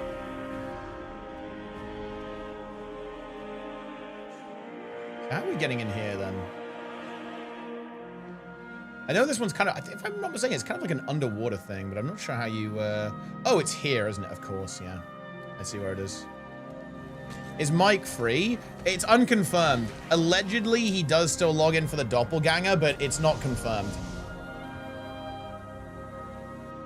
I want CMC to lose a job. If Guild Wars must die in the crossfire, so be it. Look, the CMC hate is fucking stupid. Do you guys realize how much better the game is now compared to before? Like, think about how much every single build that's even possible is now good. Do you guys like Tempest being the only good DPS build? You guys like that when Tempest was like the only good build? You guys like it when Mech and Firebrand were 50% of the player base under the God King? Yeah, that's what I fucking thought. No, CMC and Trig are based. Like, anyone saying otherwise is memeing. You are trolling. There has been power creep, I admit that. But I don't want to tell you. That's MMOs. Camp professions are homogenized. I mean, that's kind of true, but that's mostly because there are no unique modifiers. And also because there are no rotation procs. The things that actually give you class flavor are actually stuff like the spears working differently and having like special mechanics on them, and trait lines being given actual mechanics that you play around. The reason why Guild Wars 2 feels homogenized has nothing to do with the fact that everyone gives the same boons. It's everything to do with the fact that classes don't have special mechanics, right? On how they apply those boons. Let me give you an example. In WoW, every class honestly feels very different. But why? They all do damage, heal, or tank, right? Well, it's because mechanically they work very differently, even though ultimately they do exactly the same thing. One does green numbers, one does damage numbers, another one doesn't die and stands in front of the mob, right? But mechanically, they're extremely different. The issue is that in Guild Wars 2, honestly, there's less mechanical differentiation between classes. And they are trying to address that, I think, to be fair. If you look what they're doing with trait lines, they're giving trait lines, and they're making Grandmaster traits really wacky and really impactful. So that adds a lot of flavor to those, as opposed to just being like basic stat sticks with how they work. But yeah. Okay, this is it.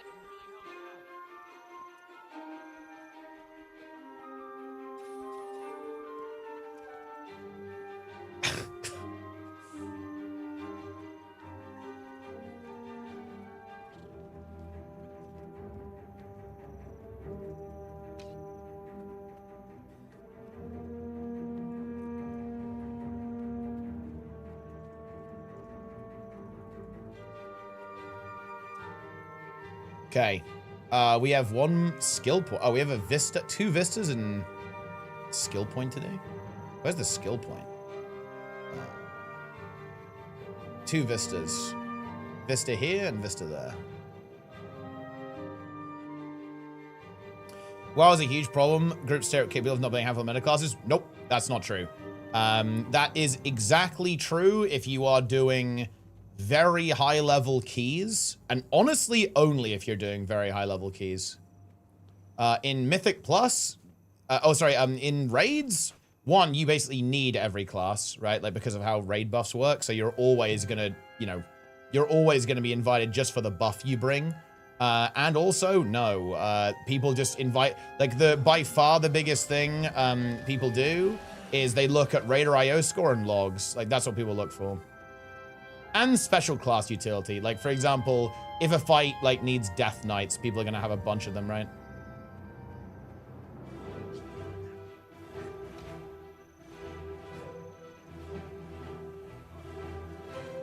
Here we go.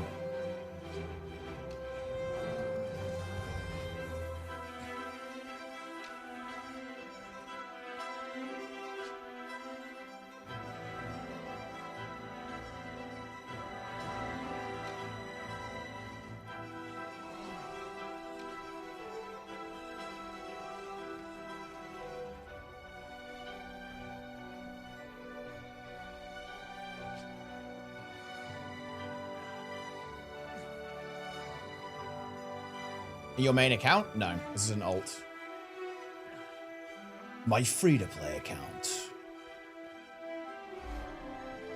WoW has a Microsoft problem? Well, look, I mean, we say that, but look, I think after the Microsoft acquisition, like, I think Blizzard's been doing a better job, like, handling their IPs. I think the leadership changes at Blizzard have been very positive for World of Warcraft. Like, WoW is kind of killing it now.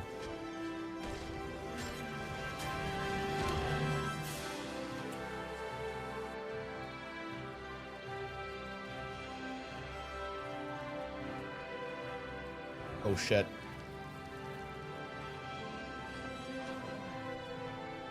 Don't fall! Yeah, my Spectral's kind of trolling me here. Yeah, the FPS freezes are not feeling great. Okay, 1 hero point, and it's food time. Oh, and it's in this lake. Okay.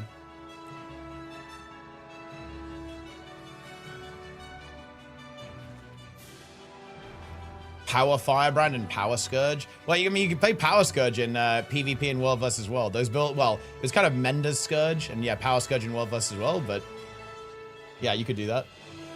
Not so much anymore, but still. Power Firebrand would be kind of hype.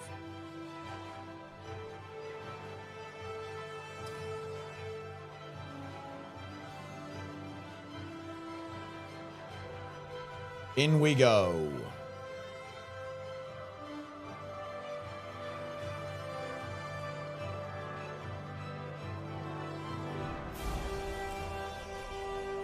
Nice.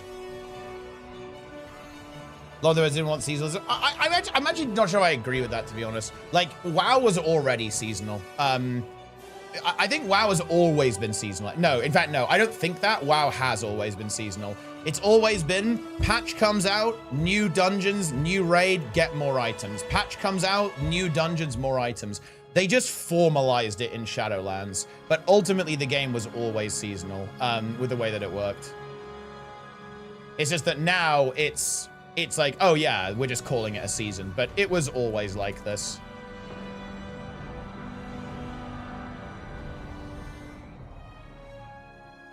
Even if you think about, like, even back in Classic, even Classic WoW now is ultimately seasonal.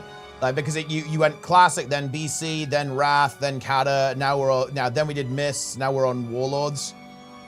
Even in the age of achievements, yeah, absolutely. Definitely a little bit less so in, like, the really old versions, like TBC and so on, but even there, ultimately, yeah. Like, the raids were, you know, were in tiers, right? Like, you did the first tier of TBC, and then eventually, you know, you would progress, like, all the way to the end in the Sunwell, right? Yeah, so even that, definitely less so then, for sure, but I think it really started going in that direction when you kind of got to Wrath and Cataclysm. Then it became, like, what I would call, like, proto-seasonal. It increased, it went more and more in that direction until they just flat out formalized it, you know, in Shadowlands ultimately, with the seasonal approach. I guess actually, yeah. I mean, I guess the game really became seasonal in Dragonflight because that's when they started doing, like, the dungeon rotations. It's actually crazy to me they didn't do that in Legion and BFA and Shadows. That's fucking wild. You play the same dungeons for the whole X-Pack. That's fucking nuts. Yeah. Passing on to it was slightly more evergreen though. That is true. With the way that they did it, or at least kind of. But once you had your item, right? Like, because yeah, I played Classic as well, right? And I cleared Nax. I had my Onyxia tooth pendant, right? Because, like, I never got a replacement for that up until that point.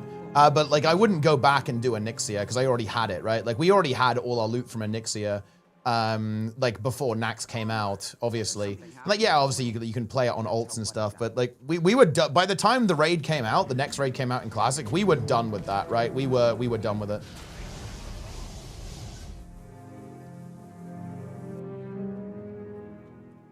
Wait, did I finish the map? I did. Nice. Okay, I think it's break time.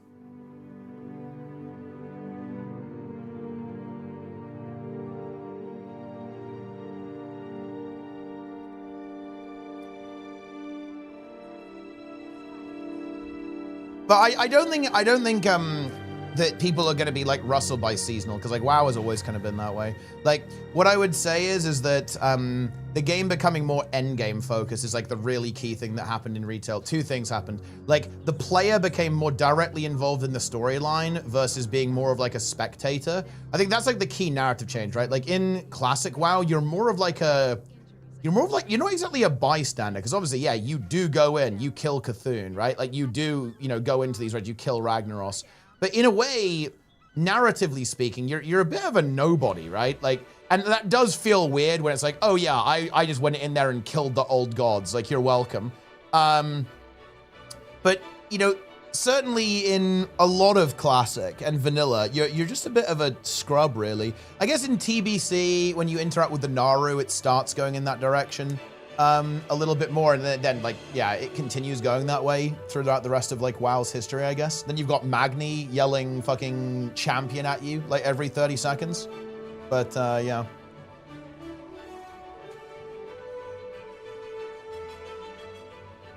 It is what it is. I'm just following you as that guy, kind of, yeah. Like, because yeah, in retail you are him, right? Like, you know, you're.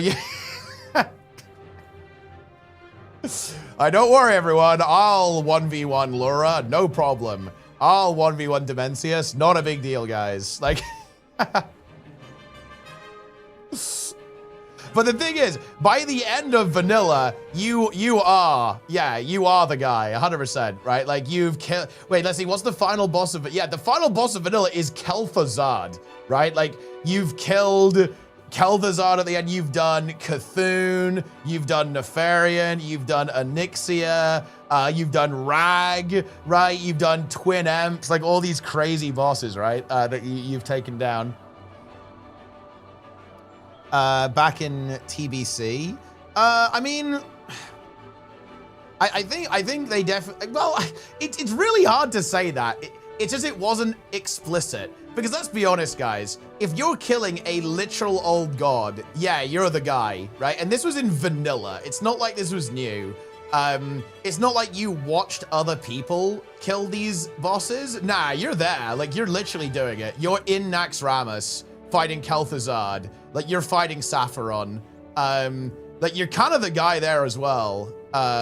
More a dude in the army. It does, but only because the raids are 40 man. And you could argue that it's like that in Heroic with 30, right, as well. Like, it does feel that way, but in a way, that's only because the game is less MSQy, right? Like, it's less Golden Pathy. But theoretically, you're still the guy, right? Like, you know, even, by the way, if you think, this is weird actually, why do people say this? The quests are explicit. Like, when you get the trophy from the boss, the game says, like, yeah, you are the hero, you've saved all of creation.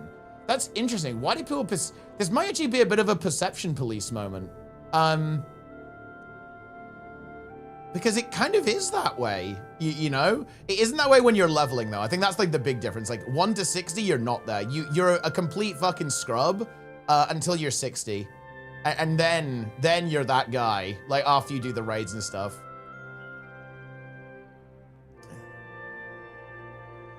Cormyr, most overhated plot point ever, by the way.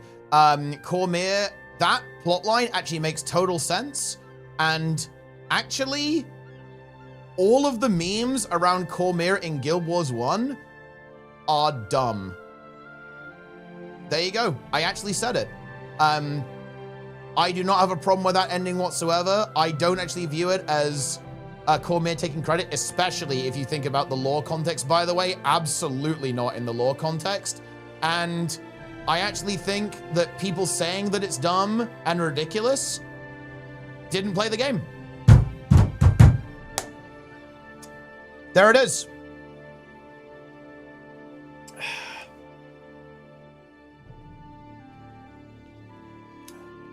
Newbie in the chat. Look what's happened to my game, guys. What is this? What's happening? I'm shutting. Okay, I'm restarting my game.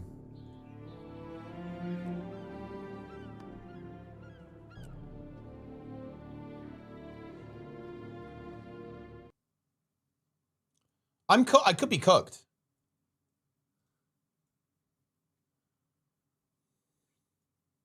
Maybe I'm cooked.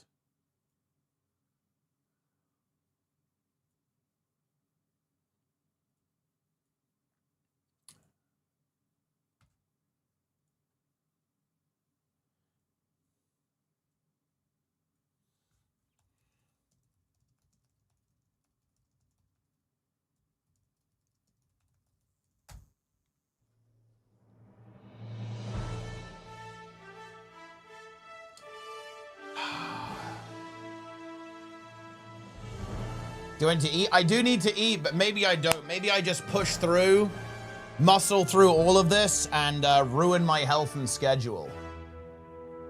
And go for a massive 12-hour blaster no eating stream. We could do that. She might be a viable option.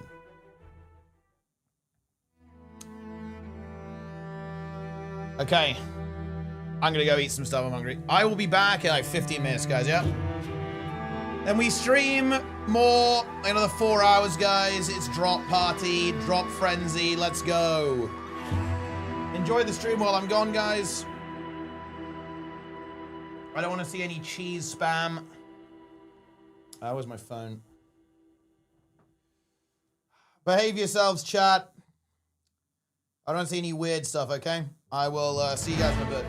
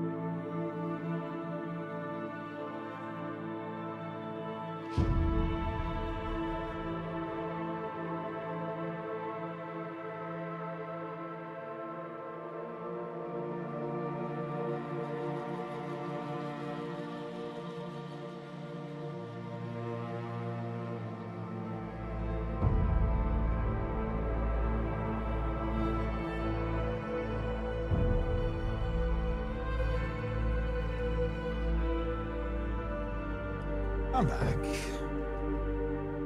Ah.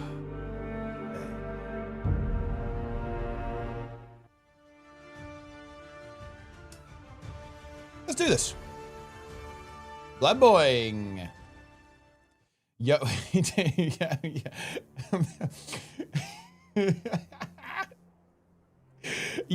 Yoda in job.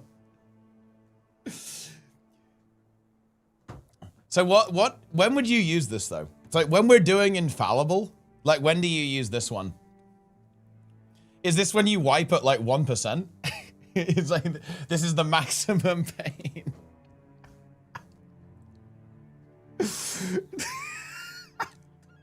I wish I could show the video for this, but the video for this is crazy.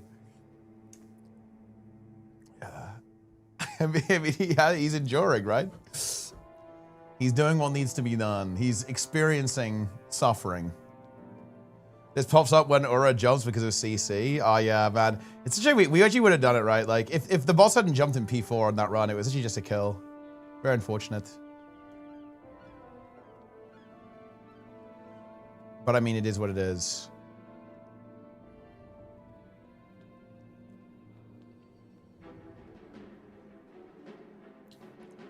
It is what it is.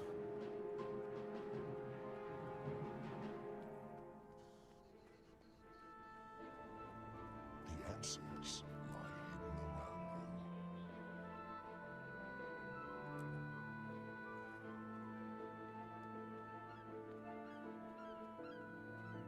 Doesn't Infallible have checkpoints? Yeah, each wing. I guess you could view as a checkpoint. Right. Let's see. Maybe should we do a couple of world bosses? Oh, we actually might just be able to make it for the fire elemental, or it might be a little bit too late. See if we can go. Infallible and fresh account? No. I think I'd be trolling if I played core necro and infallible. That's maybe not quite the way to go. Bro, look at this. Attempting to bait discourse. I mean, this is kind of very based, potentially. It's potentially based. I mean, I love discourse, guys. Who doesn't love a little bit of discourse? Oh, this is actually just a dead map, huh? So that we just arrived a little bit too late. Mag my rest. Level 80 Guardian, Caldon Forest. Mag rest. Worm. Should we join this? Oh, wait, it's these guys. Let's join these guys again. These guys are pretty fun. They're in Bloodtide Coast. Oh, are they doing Covington, bro? They are. I bet that, to be fair, maybe they'll be pretty fast about it. If you went down in any wing after completing other, that is actually a project I'd like to do. I would actually like to attempt like Giga Infallible, do all of it back to back. Because to be honest, I kind of want to play the LCM, like the next LCM that's coming. Because I think it's quite likely to be the last LCM. So I want to put some actual effort into it and see if we can actually get good at the game.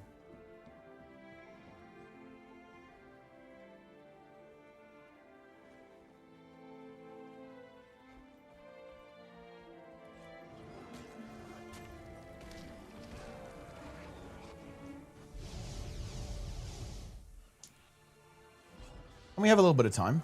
I'm gonna have to do Project Fungo. Like the team needs to be trained.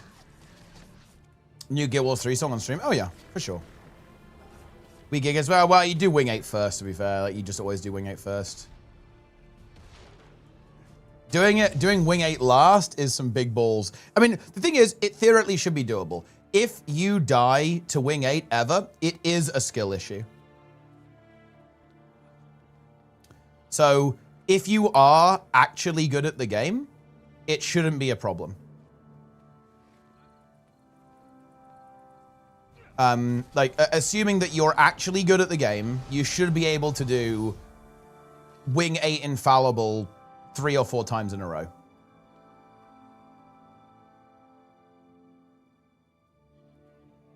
You can get unlucky on Ura, but I believe it's playable. Like, maybe if you got, like, absurdly unlucky. I'm sure there are some, like, insane RNG situations that stop being realistic to play. Like, I don't know, like, if you're...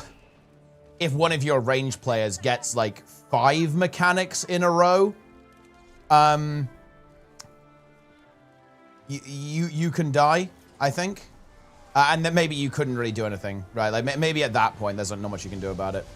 But as long as you don't get like ridiculously unlucky, it's always playable.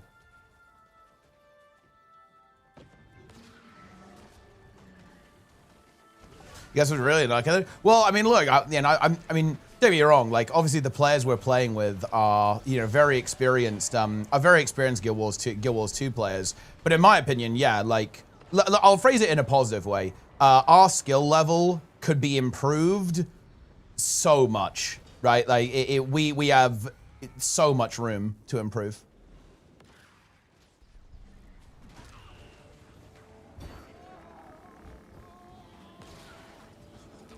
All right, then, well, yeah, we'll have a quick sesh after this. I just realized something a little bit weird. We probably can't use the focus tech I made, Sneb, but that's fine. Because you want to show the team names, right? I assume. I didn't have quite enough time to finish this, which is annoying. And I don't want to do it now because I won't have time to test it. It's fine, though. It's not a big deal.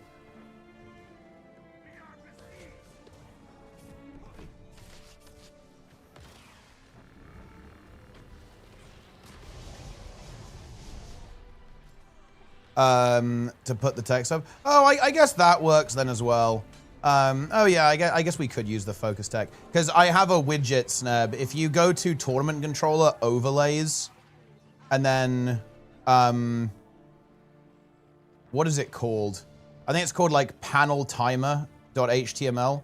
If you put that in a browser source, Tournament Controller will also automatically update the team names on an overlay and an independent timer for each of those teams as well. But if they've got it on the stream, then it's probably fine to not have that. I think a lot of people are going to be using Toolbox for a timer anyway.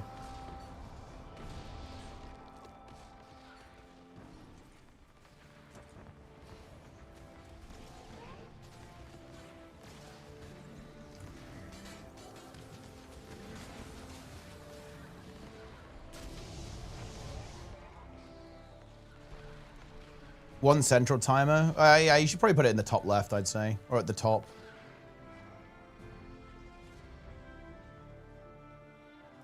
Israel. Yeah, I mean, Fandral is pretty based. I'm a Fandral enjoyer.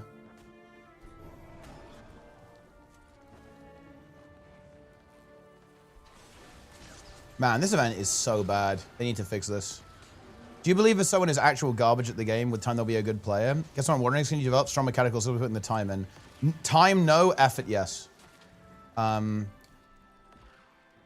there, okay, let me put it like this. I'm actually a really big believer on this. This is something that I feel like me and Sneb are like turbo aligned on, actually. This is like a core part of both of our worldview. I think it's one of the reasons why we get along so well. Even if you are quote unquote untalented, let's say you are an untalented, useless fucking clown.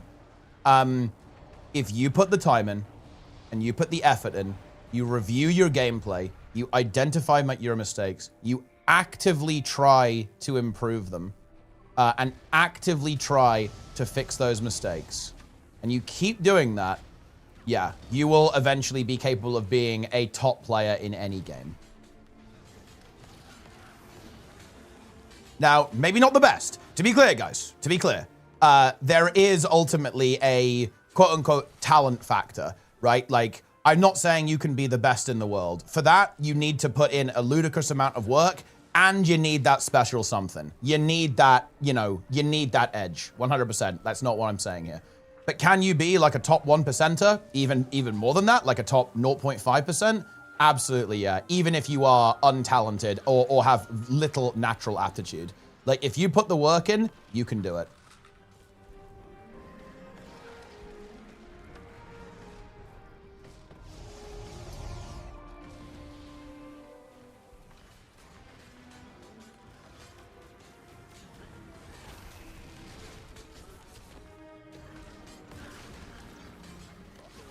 Well, yeah, there's obviously going to be some limitation to that, but broadly speaking, you're going to be good. And you know what? Like, look, I almost am a little. I do want to kind of push against that that thing there as well. Actually, there are amazing players who have physical disabilities and mental disabilities who perform extremely well. And again, I'm almost like a little bit hesitant to give names here because I don't want to be singling people out or kind of like tokenizing people. But there was a guy who used to stream Guild Wars 2 who completed challenge mode content, and like he was a gentleman who didn't have the use of his limbs, and played with a mouth controller, and played at a high level in Guild Wars 2, was far better than most people in Guild Wars 2, cleared content that most people will never even go into, and he played the game entirely using his mouth. I was actually just about to bring up the WoW Guild. There's a WoW Guild where all of the players are deaf or hard of hearing, and they clear Mythic, if I'm not mistaken. Basically every tier. And again, that is, bear in mind, guys, about 1% of the player base clears Mythic in World of Warcraft. And they're able to do that every year. And it's honestly great to see them celebrated. They're celebrated in the community very much. That's amazing, right? We absolutely love that, right? Do they have plugins? Well, this is actually something that is an interesting part of the add-on conversation. Yeah, they have add-ons that obviously help them with some of the challenges that they encounter. And it's actually really gratifying to see that Blizzard actually supported this. When Blizzard removed add-ons, they were actually pretty careful to make sure that a lot of these accessibility features were actually left intact. With a lot of their inbuilt alert systems and indeed the add-on APIs as well. So that was a really key point of feedback with the initial set of add-on changes. And I'm very happy to see that it's something that Blizzard did actually think about. And yeah, because again, the initial set of add-on changes, initially they were actually going to, this guild actually made, a lot of commentary about these changes because they said, hold on a minute, this is actually going to give us issues because we obviously use add-ons to support us through this raid, and if those are gone, then we're going to have potential challenges and things might be more difficult for us than they otherwise would have been previously. And that was actually a key point of feedback that I think the community really got behind in World of Warcraft, and something that Blizzard actually did take to heart and made sure that a lot of these accessibility features that players used add-ons for actually did remain intact.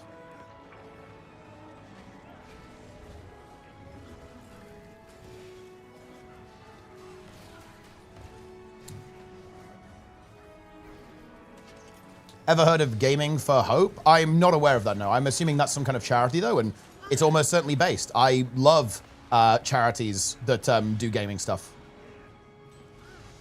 I think gaming's amazing. I'm really glad that I think it can be a really positive force in people's lives.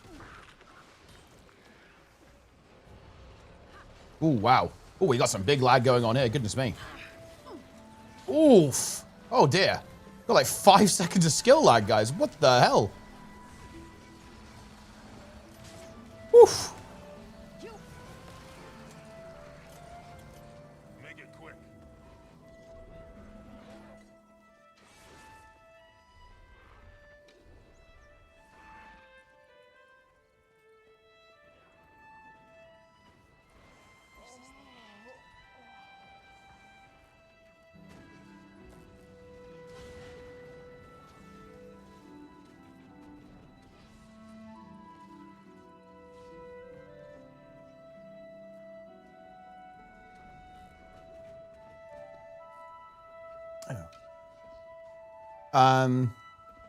Yeah.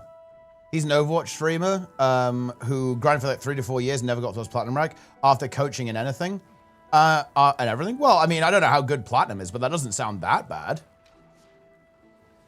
But more importantly, look, this is, I don't want to judge him because I don't know this guy, so I can't really, I'm not going to make a judgment.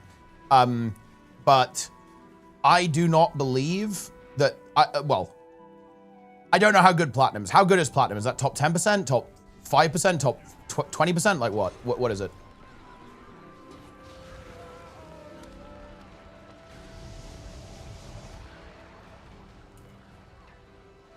But look, all I'm saying is that there could be a skill issue there.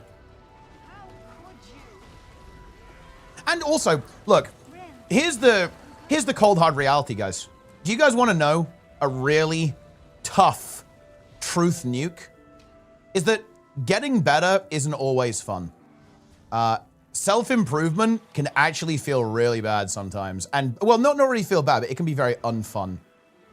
And some people go, you know what? This is as far as I want to go. I don't want to do anymore. Like, that's my limit. And that's completely fair, by the way. That's a question that we all have to ask ourselves sometimes. I'm sure we've all been in that situation. We're like, well, okay, if I want to go further, I'm going to have to do X. I'm going to have to put more hours in. I'm going to have to make sacrifices in my life, right? And all that kind of stuff, right? Look, I think here's a really obvious example, right? Swimming. I wanted to get good at swimming, right?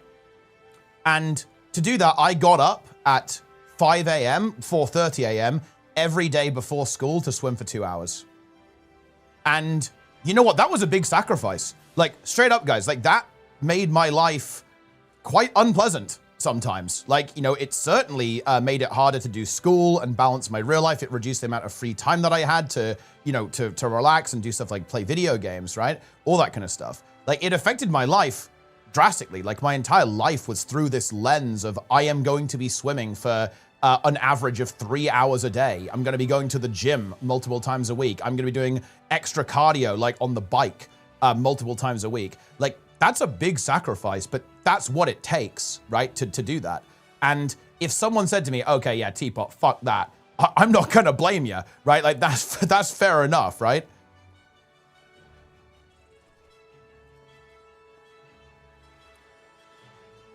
What's better anyway? I mean, it means like statistically better performance-wise. Some 11 times a week, yeah, for sure. Like, I mean, that's what it takes to be that good. That's what it takes. I wasn't training 11 times. I think I was training what? Like 8 times, 9 times a week.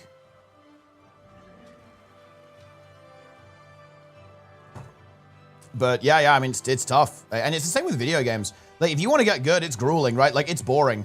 You know, do you want to sit on that golem and grind? Not everyone does. And you know what? That's completely fair. Like, nobody's going to fault you for doing that.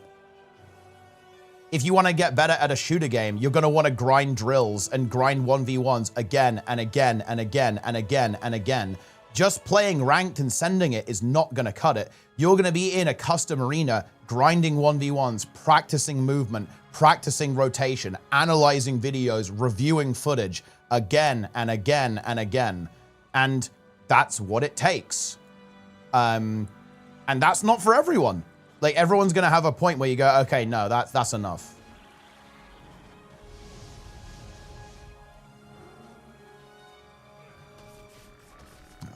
MGE? Wait, what is MGE? Am I missing something here? Am I just dumb? Is it just too late? Is my brain cooked? Let's go to the worm.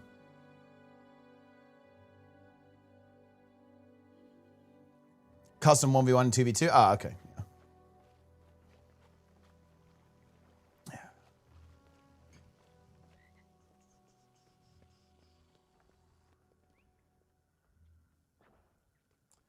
Very good.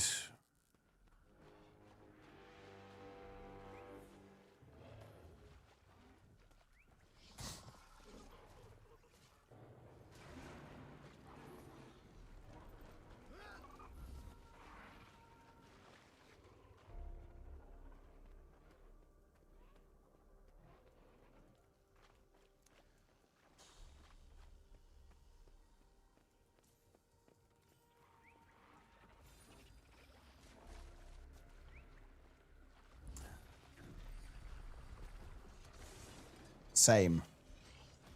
It's gold too at gw2. Okay, I'm going to be real with you. Yeah, platinum sucks then. To be fair, I think bro could probably do a little bit better there.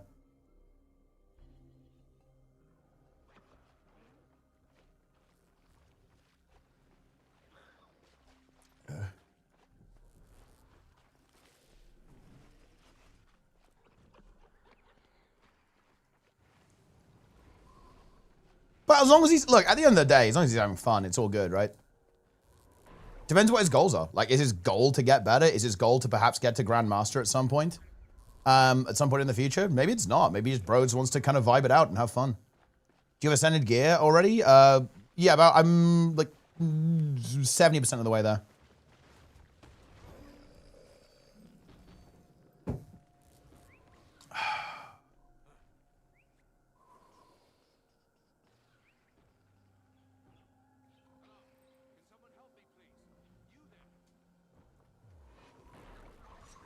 Incredible. His goal was to go, oh, so he actually did kind of want to go pro. Okay, well, I mean, I guess that didn't really work out.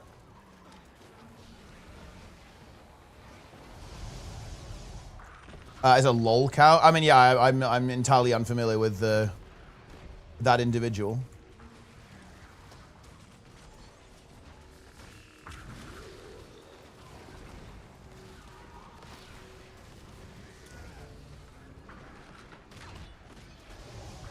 Did you kill the hard achievement? Not yet. Surely tomorrow, though. Surely.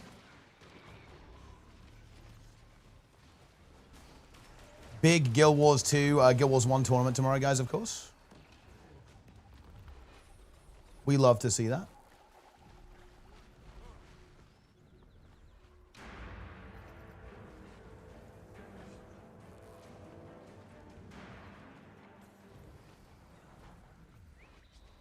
Are LCMs hard now to the DPS nerf? I mean, I think they're about the same. I mean, it feels pretty similar anyway. I haven't tried Ceres though.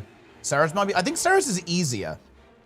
People have been telling me that you end up phasing quite a bit earlier, but I actually don't know. I haven't checked VODs or anything.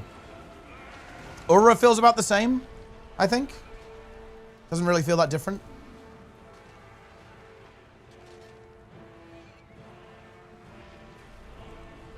Gwenakami in the chat.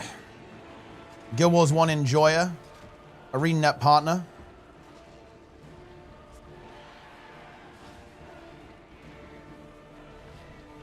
Why are you typing Yoda Impact, Snab?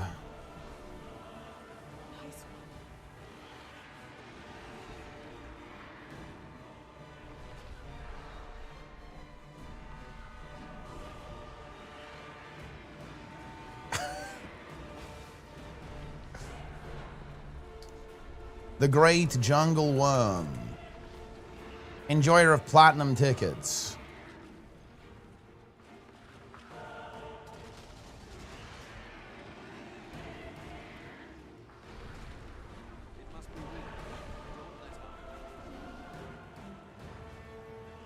The worm is lagging.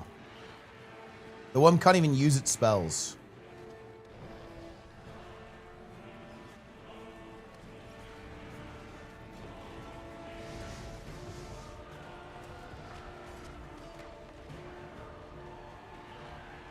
Recommended channel. I don't play Guild Wars, but here I am. Well, welcome aboard. We're playing some Guild Wars right now. A little bit of Guild Wars 2. A couple of Twitch drops going on. You can get some free stuff for a game you don't play. So if you decide to play it, you have some free stuff.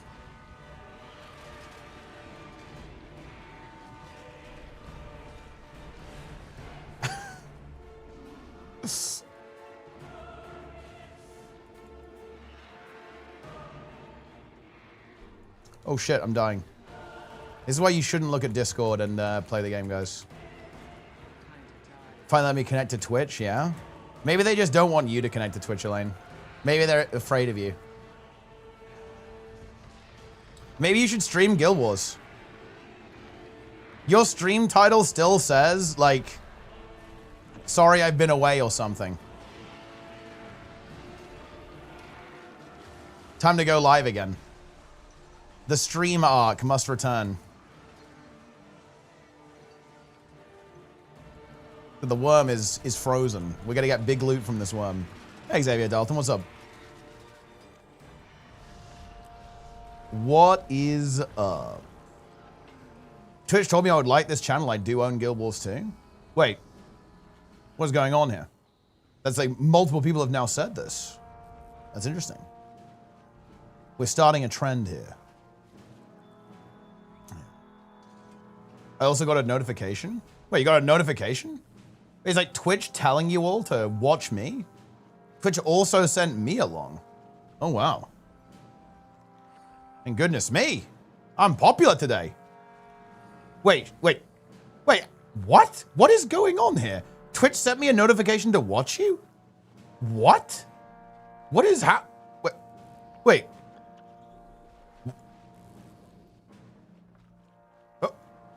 What? What is going on? Wait, how many of you is this? I mean, look. I guess Twitch is my #1 fan. Yeah. I mean, that's crazy. Like,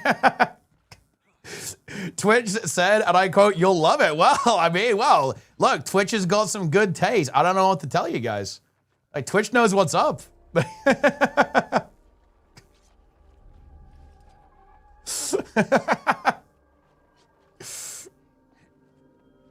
Well, well, well. Welcome aboard, all of the Twitch recommended viewers. They weren't wrong. Well, I mean, I'm glad that's the case. Twitch's algorithm clearly putting in the work here. Anyway, playing some Guild Wars. Fighting some world bosses. The usual, the usual. Slowly completing all of the maps. Let's see, which one is it? We're going to do Blaze Ridge, I guess? New to you. Discover MightyTeapot, a Guild Wars streamer you'll love. I like it. I follow Zero Gaming Series. Not sure why they thought I would love it, but I'll stay just to give you some engagement. Oh, wow. I mean, that's actually super interesting. Is this like a new, this must be like a new Twitch feature then. I've never seen this. I guess they're trying to do some kind of streamer promotion operation, I suppose, of some nature. Yeah, has anyone else ever seen this before, guys? I have never seen this before. How interesting. Well, welcome everyone. Yeah. Love your voice. Well, thank you very much. What's up? What's cooking? Twitch AI likes you? Well, listen, you know, big fan of Claude over here. You know, like we love Claude, guys. We love AI slop. Yeah, to be fair, yeah, Twitch trying to improve discoverability is nice. I'll definitely give him that. It's certainly one of the major criticisms of the platform. Yeah, Plenix loves Claude. Plenix loves when his co-workers submit 2,000 lines of code to review, all entirely generated by Claude AI.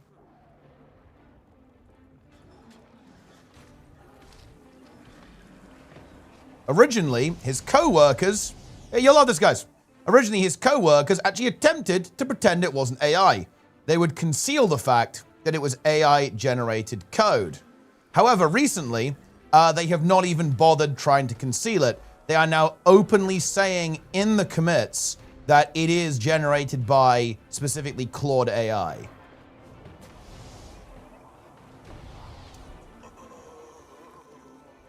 You were also recommended to me on Twitch? Well, I mean, look, Twitch is clearly doing me a favor today, I guess. Does Claude add documentation and notes? It's an upgrade over normal. Yeah, I mean, honestly, not wrong, maybe. Twitch was wrong? Oh, well, I'm sorry to disappoint. Oh, I have to tend to a bird here, don't I? Who are you? There's more of them. I mean, I'm me. I'm right here. We're gaming. Get the juice? What do you mean, get the juice? Yeah. Well, exactly. It is Monk-ass. Apparently, a bunch of people have been recommended into this stream. Wait, you're a mod founder. What is that? Maybe you know what's going on. Seize the momentum? Yes. I now solemnly accept my newfound fame. I am now the most popular and most important streamer on Twitch. This is true. This is very, very true indeed.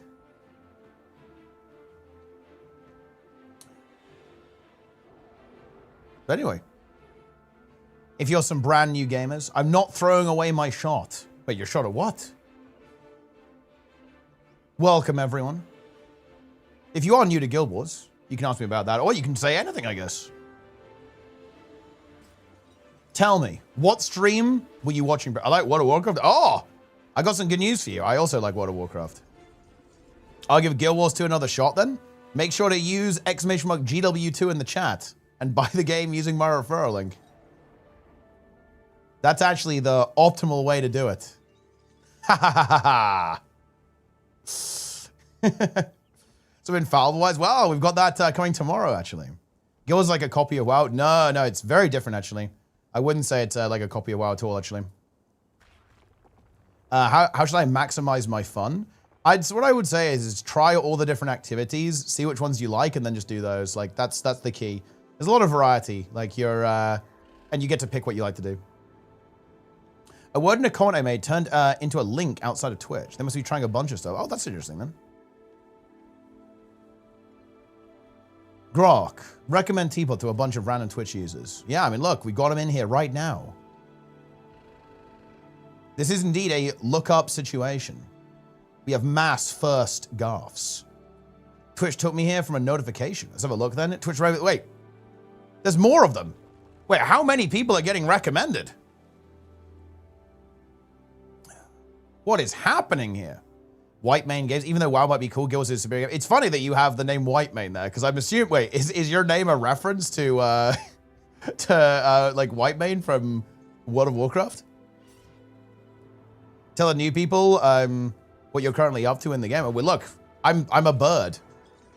What else do they need to know? I've turned into a bird and I'm destroying all these supplies. This is basic stuff. Did you sign up? I was like, no, actually, no, I didn't. I was just going about my business. I'm playing on a permadeath character right now. So I'm not allowed to die. How many hours in are we? I'm 60 hours in to permadeath in Guild Wars 2. And currently I'm a chicken. Or I guess I'm like a raven thing. What the hell is happening here? I think there's some kind of new Twitch operation, Roy. I'm not sure exactly what's going on, but there's some kind of Twitch operation that is like mass recommending people to watch the stream. Or something of that, something like that. Which is honestly good. I gotta love to see that, right? Like, you know, discoverability is always a super nice thing to have, right? On streams. It's like, you know what this reminds me of? This was actually really crazy. So, you know, are you guys familiar with Stream Together? When Stream Together came out, that one of the devs who worked on Stream Together showed up on stream and joined the call with us. How about that? How cool is that? And I think he even gifted a couple of subs too. So yeah, Twitch is, they're doing stuff, I guess. Am I from New Zealand? No, I'm from the UK. But that's actually a very, well, I suppose like a common thing to say, because I think there's definitely some similarity between Australian, New Zealand, and British accents.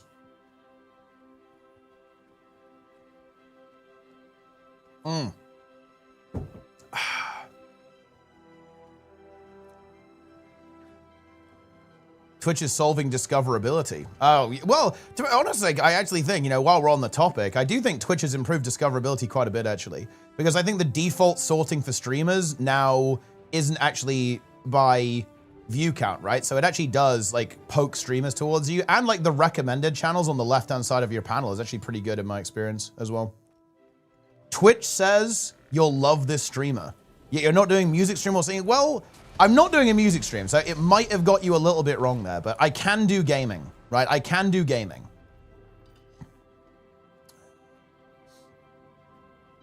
Twitch notification. Okay. Twitch is telling me to discover you. It thinks I will like you. Told me you were a Guild Wars 2 streamer. I love what these messages are putting in. Everyone's joining and putting the same message in the chat. This is crazy. We're getting some discoverability, guys. Nice to meet you. Oh, well, welcome aboard, everyone. You guys enjoyed the show? Like, if you haven't played Guild Wars, or you'd like to know something about Guild Wars, you can definitely ask me. Or you could ask me what we're up to right now, or anything really. So you were a Guild Wars 2 streamer? I never watched this game before. Well, look, you know, clearly Twitch and Guild Wars 2, a match made in heaven. What's your favorite childhood memory? It's actually a really good question. You know what? You know what? One that really stands out. I was so excited when I got my first electronic Lego set. So it was like the Lego Mindstorm set, the original one with the yellow brick. I actually, let's see, do I have one of the RCXs over here? I actually might. Yeah. Who remembers this? It's kind of getting green screened out here a little bit. Who remembers this thing? This is a Lego computer. I think it has 64 kilobytes of RAM. And this is so cool. I love this. It has a unique serial number. Oh, it's not really focusing super well. But this one is 706798. This is actually not my original one. I had a much earlier one in the original one. But I actually bought more of these things because I love them. This is probably one of the things has kind of... So one of the things that's actually impacted my life the most was Lego, for sure, and my development as a child. And one of the things that I've treasured the most, and I have the fondest memories of, is playing with Lego in general, and absolutely with these robotics Lego. Okay. Yeah, and I had all the electronic Lego sets because they're amazing. I love them. Like the Lego Spybots were so cool. Mindstorms like 1.0. Mindstorm. I actually preferred I preferred these ones, like the RCX. I actually didn't, because the newer ones, the newer Lego ones, they felt a little bit less Lego-y in a way, right? They were a bit more machine-y and less Lego-y. And I was like, oh, this feels a little bit less like Lego, a bit more like standard robotics. So I was always a little bit more attached, actually, to the RCX 2.0 rather than the NXT. But yeah. That's a Lego. It is a Lego, guys. It is. And yeah, I just remember the first time I had this, I was like full of joy. Okay, it was a joyous moment, a joyous day. Was your mind stormed? It was, yes. Very good. Yeah. But yeah, Twitch told me they're sick of you. Is that how it works? Like they go, okay, right. You're getting recommended, then not anymore. I did not get a notification. I'm just here because I'm unhinged. It happens. We've all been there. Well, there you have it. Shout out to Twitch for recommending me, I guess. Love to see it. Absolutely love to see it. And just out of interest, by the way, like, you know, not that anything wrong with it if people do sign up with this. I didn't sign up for anything, by the way. This has completely caught me unawares here in the evening. But pretty fun.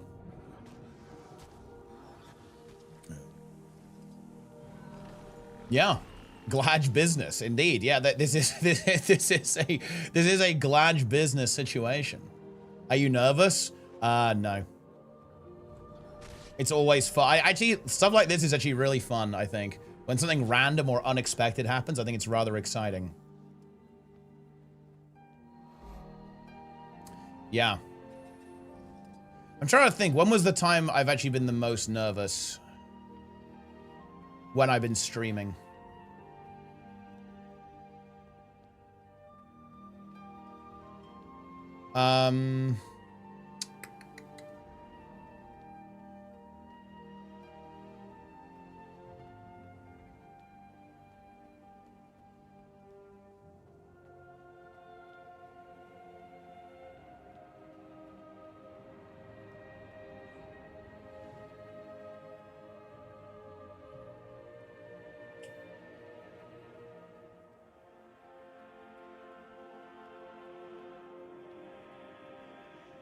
I'm not sure I've ever really been super nervous, actually, while I've been streaming.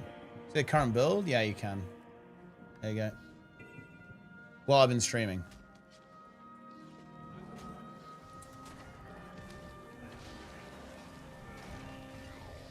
I've been stressed, that's for sure. Like, for example, during one of the first big PvP tournaments I ran, it was called Master Arena 1. We had about, I think we had about, what, 6K viewers watching that? And my overlay kind of broke a little bit, and I was bricking it. I was like, oh my god, it's over. Like, this is bad, this is bad. I don't think people actually noticed that much, to be honest, but like, I was sweating. I was like, no, it's gone wrong, no. Oh man, that was a rough one. CabalCon stressful? Nah, CabalCon was very chill. Casting Race to Worlds first? No. If I'd been casting Race to Worlds first like years ago, maybe I would have been a bit more stressed or nervous, but not now. I'm very experienced. Like, Race to Worlds, look, bear in mind, I casted Elitist Raiding Party, ERP3 back in the day. That was on the Twitch front page too. That was pretty intense. But we had 17K viewers. That was actually a crazy moment. I think I was something like, during ERP3, guys, I believe, if I'm not mistaken, I was like the 5th most stream, the stream with the 5th most highest viewers on Twitch in general for ERP3. Now, to be fair, Twitch didn't have, you know, streaming wasn't as big back then. This was back in 2017. So obviously 17K viewers these days is not like a crazy big deal. But yeah, at the time that was like, wow, we got some numbers on Guild Wars 2 here, yeah?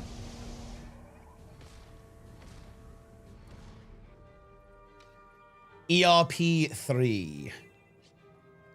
What is Living World Season 2 to 5 on the Elder Dragon? So I come anywhere else on the website. How much is each season in USD? Oh, I think it's like $10 each a lot of the time if you buy them on their own. But yeah, if you buy them all together, obviously it's a bit more cost efficient, right?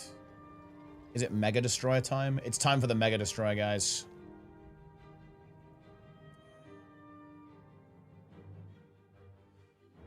Also, actually, wait, awesome. So I'm gonna DM you. Okay, this is nuclear, by the way.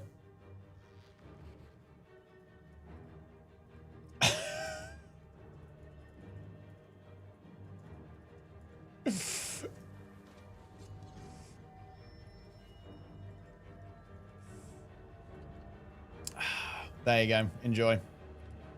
I love Twitch the most when a giant streamer raids are released more and they're so excited and happy. Oh yeah, for sure. I think that's always fun. Yeah, I mean that's been pretty interesting. Like for example, Summit1G played Guild Wars 2, and I did some streaming with him. That was crazy. And I talked to Preach, big MMO guy, obviously, big WoW guy. And, you know, I've talked to Max from World of Warcraft a couple of times too. And that's always interesting, right? Like, it's always really interesting to talk to some real streamers, as it were, some famous people. I have new content you enjoy later. I'm pretty sure I've already seen it. Like, if it's the video, I've already watched it. Snev sent it to me if it's if it's what I think it is. Yeah. Complete Guild Wars 2 complete. Living World Season 2, 5, Expansion 1 and 2, not bad. Oh yeah, like let me put it like this. If you're planning on if you're like, oh yeah, I'm pretty confident I'm gonna be playing this game a lot, I definitely recommend going for that. Like, you get a really big discount if you kind of buy the game that way. Yeah. Any plans for ERP4 in the future? Yes. I'm actually planning, and well, I'll definitely apply for Twitch front page for this. But I'm actually planning a massive pre-Guild Wars 3 beta tournament series. I'm hoping to do a tournament for every game mode basically at the end, just before the Guild Wars 3 beta, which is next fall. And I'm gonna do one for raids, PvP, beetle racing, hopefully GVG as well. Maybe even like a fashion show, like a massive fashion show. So we can see who's the best dressed player in the entire game. Fractals, the thing is, I would actually like to do a Fractal speedrun tour. I'm just not there I'm not sure if there's a community for it. As far as I'm aware, like all of the Fractal speedrunning communities, like almost like don't exist anymore. I see like the odd record pop up and some speed kills, but not really Fractal speedruns. I don't see speedruns anymore. I only see speed kills.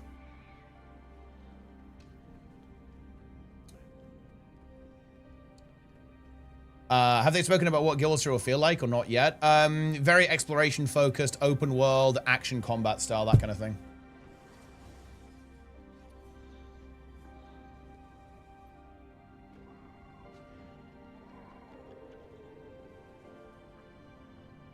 What is ERP? It's, well, that's the joke. So, Guild Wars 2, the Guild Wars 2 hardcore PvE scene was notorious for erotic roleplay.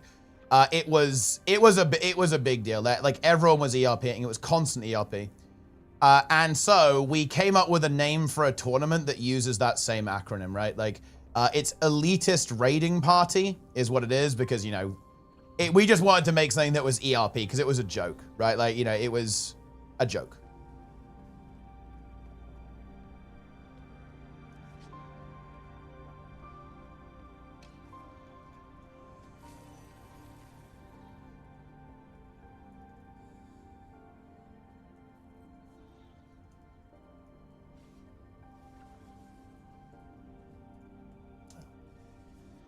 The elitist memes were also, but yeah, that was also a thing. So for example, for Elitist Raiding Party 3, we made a video trailer for it, and that obviously this is kind of true in other games too, but especially in Guild Wars 2, there's this idea that, oh, you know, like the hardcore players are toxic, right? So the music for the song was like Britney Spears Toxic, right?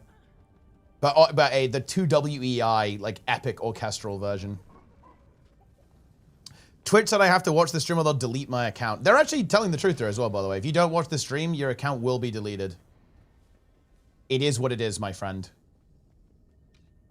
True story.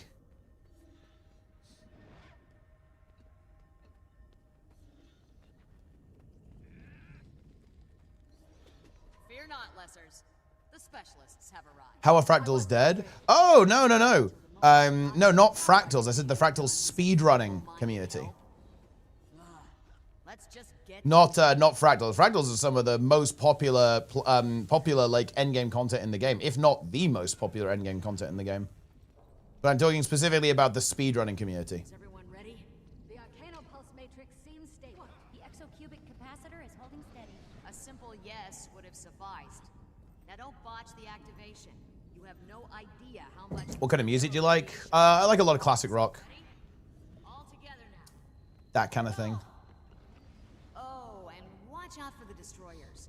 There's a pretty slight And metal as well. be attracted to the Arcanopulses. Wait, what?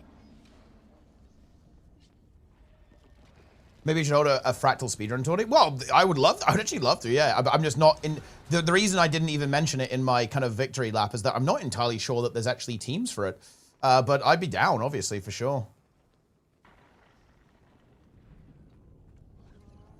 The Guild Wars 2 has 16 million active players. Well, I'm not sure about that. But yeah, I think it was 16 million accounts, I think, is how many that accounts have been made for Guild Wars 2.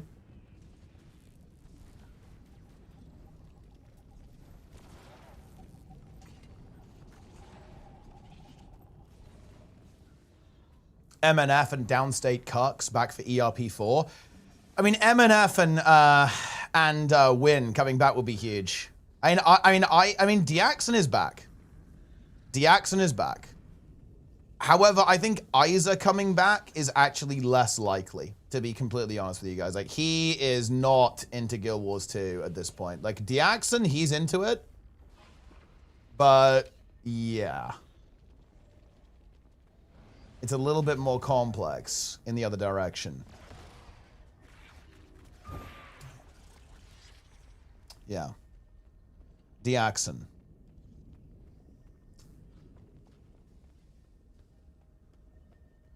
Not sure we'll get Diaxon. Well, I don't think he's streaming, right? I think he's just playing. Wait, wait. Also, do you know if he's coming back for the next boss? Imagine that if Diaxon comes back for the final boss. That would be crazy. That would be huge. Massive, even. Colossal. I don't think the PvP guys are coming back, Trayvon. I think PvP players, they're not coming back to Guild Wars 2. We're stuck with the old guard.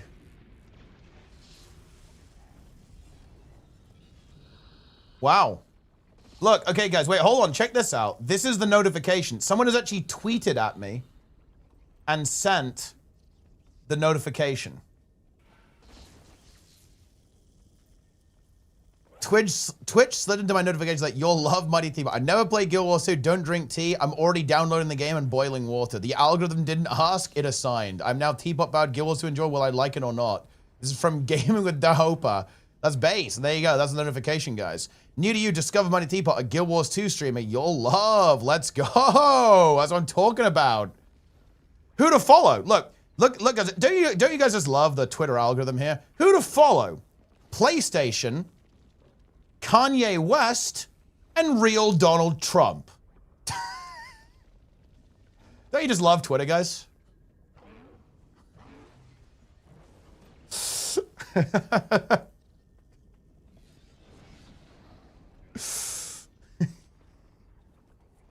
Oh yeah, it's interesting. It didn't capitalize Guild Wars 2 actually. But I think Twitch notifications in general aren't capitalized. I think they're all lowercase. I just followed you. I just followed you. Feel good now. I'm gonna follow you. Nice. I love followers. If you're new to the stream, you should follow it so you can come back and watch every single day. Absorb my content into your veins, into your bloodstream.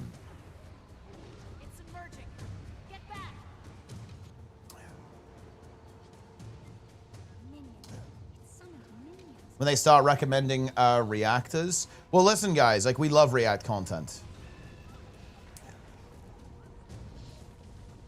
I love reacting. I'm here for open world bosses this peak. I kind of wish I could go do the other world bosses, but I don't have the expansions on this account, so we're stuck with the core game.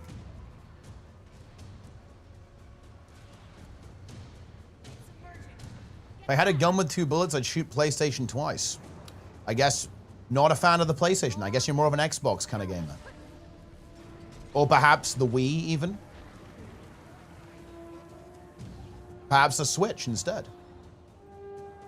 Fuck your stream advertising, get blocked. Wait, it wasn't me, it was Twitch. Well, I mean, that's not very nice, is it?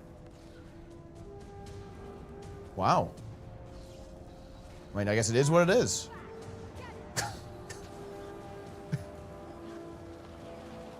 Toxic, yeah, that is toxic. That's crazy. I mean, look, can't please them all, guys. Can't please them all. Yeah. Why is Twitch Nerds telling me about this? Is this WoW for brokies? Yes. That is honestly the perfect description of Guild Wars 2. WoW for brokies. What was that? I think she said something about wanting a duck. Leanne, if you want to...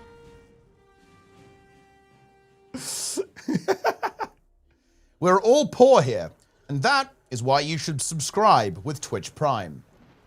So that I can afford to subscribe to World of Warcraft and play a real game.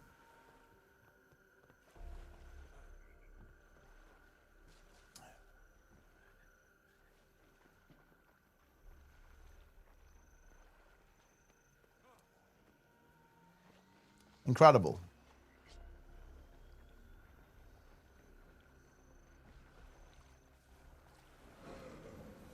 First Garth. Burst out laughing. Oh, well, I'm glad to hear it. We aim to entertain.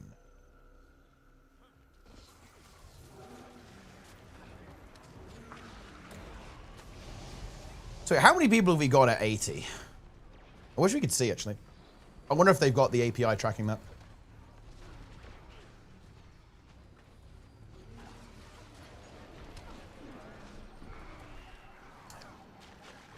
Wow.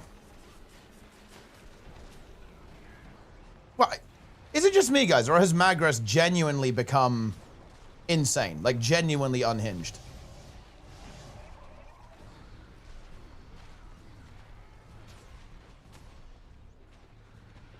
In order to, well, no, I mean, to be honest, no, I think that was a funny Twitch comment. Like, I don't think, I didn't find it particularly upsetting. I think it was actually, if anything, that's a benefit of this Twitch system, is that someone saw the ad, is like, fuck this, comes in to flame me. You hate to see it.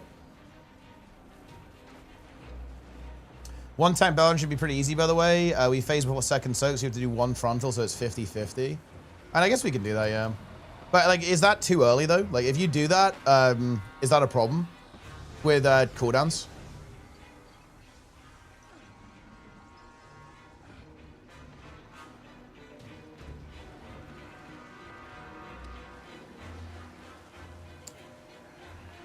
The sobriety is over. I mean, I think he's lost it, guys. I really do believe it. Like, the guy has completely lost it.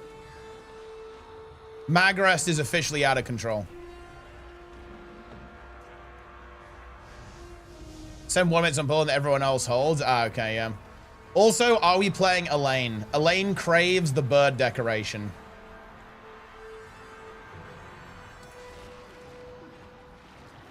It's either that or Elaine has to buy a boost.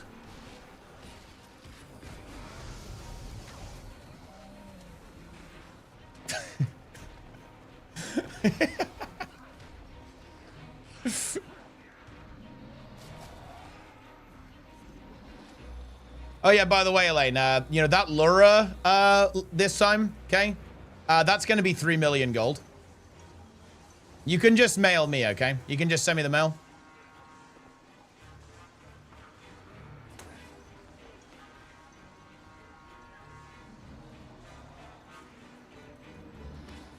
You didn't think we didn't think we got that Lura for free, do you?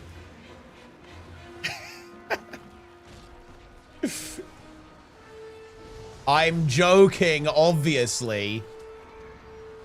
It's actually really unlucky you died on when we killed it.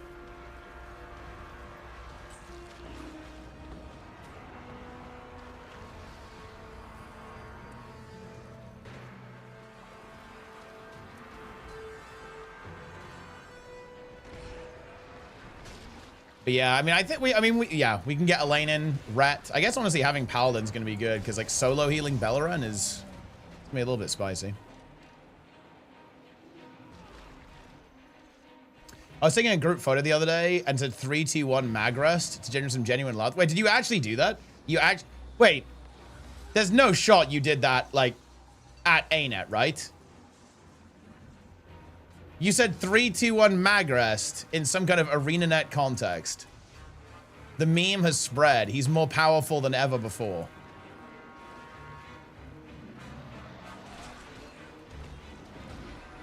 So we can speedrun world's first LCM. Listen, bro. I am gonna shape. Listen, do you understand, Magus, that I am gonna carve you into the perfect Guild Wars 2 gamer? Right now, you're all soft, doughy clay that I will mold into real gamers.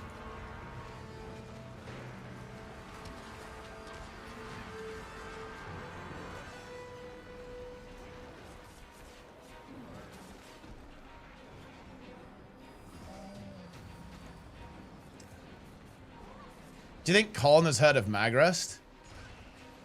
Colin is the kind of guy who I feel like knows about the memes. I would not be surprised if he has seen the maintenance mode emote. And if he hasn't, I think he would like it. Although actually maybe not. He did not look happy in that interview, man. When the audio was bricked, dude, he was not having fun. He did not like that. And dude, I really felt him on that, dude. I really felt that because when the tech is going badly, when tech is going wrong, it's the worst feeling in the universe, right? When you're on a stream. So I definitely feel him on that one, but yeah. Not a lot of fun when the tech isn't playing ball. Yo, Insidious Daedra, thanks for the 10 gifted subs. First gifted subs on the channel, just dropping 10. Love to see that. Very nice. Colin knows about Magra since he had a HR meeting with CMC. Yo, Snap with the Prime as well. Hype training coming, guys. Oh, I love hype trains. We can have a late night hype train here, guys. It's 11 p.m. here in the UK. Gonna be streaming for probably about another 3 hours or so to get it up to an 11 to 12 hour stream. My goal is to basically destroy my health by streaming during these drops and ruin my sleep schedule. And it's got to be done.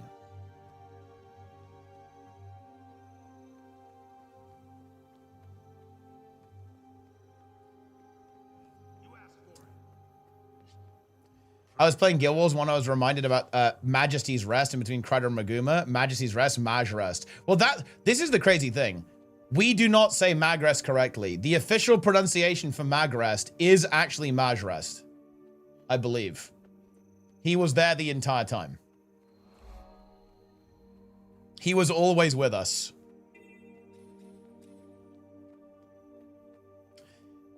I saw Colin smile yesterday, and all my concerns, worries, and insecurities in life instantly washed away.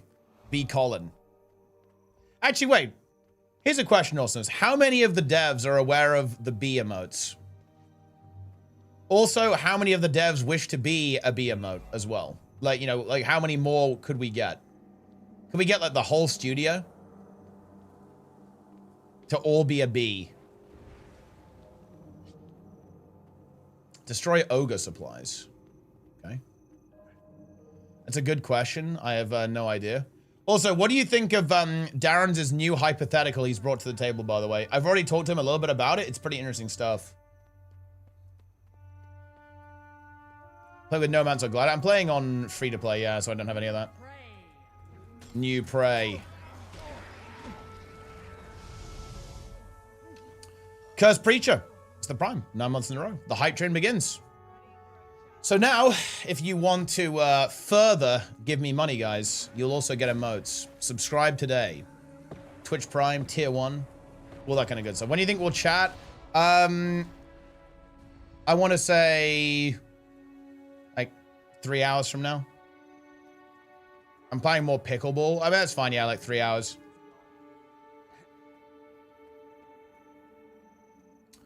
Because I'm going to grind, do like another 11-hour stream, 12-hour stream. We go from there.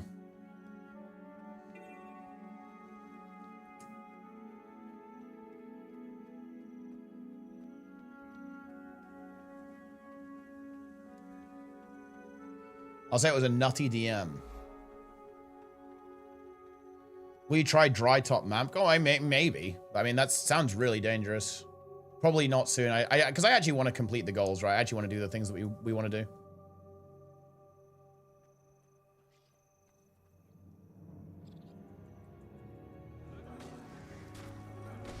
Exclamation mark drops.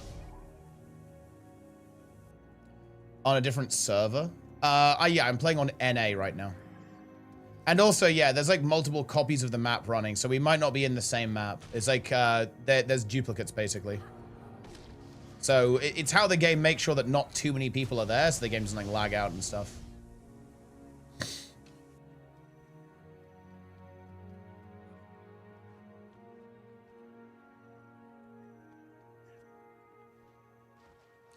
HOT map comp, no spec. Well, that's okay. I mean, you can make some good core builds. Again, like the big threat is always going to be falling damage, but like HOT actually I think HOT makes the game quite a bit safer in a way because you don't,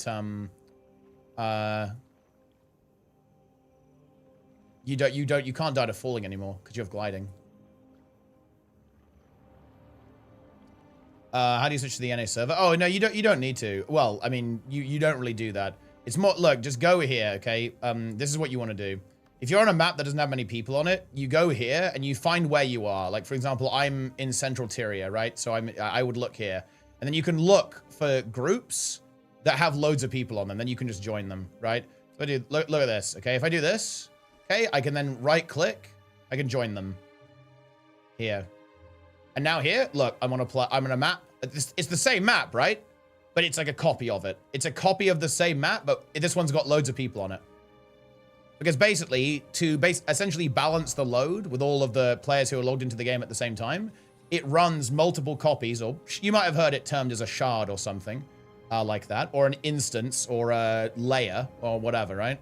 And it runs loads of those so that the game doesn't lag. And you can see here, I just moved into another copy of the map. Just like that. And you know what? We love to see it.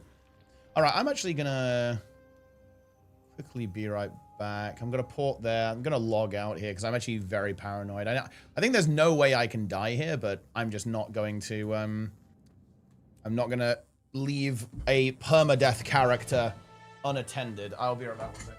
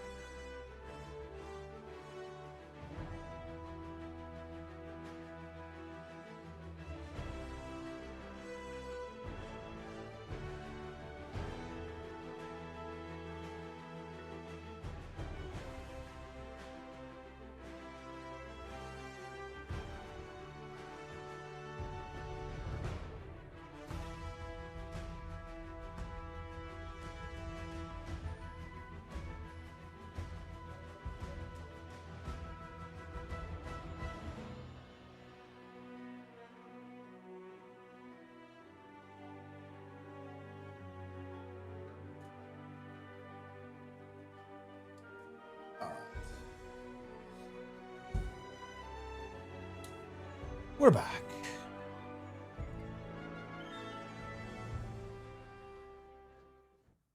I wonder if I can even get in the map. Oh, yeah.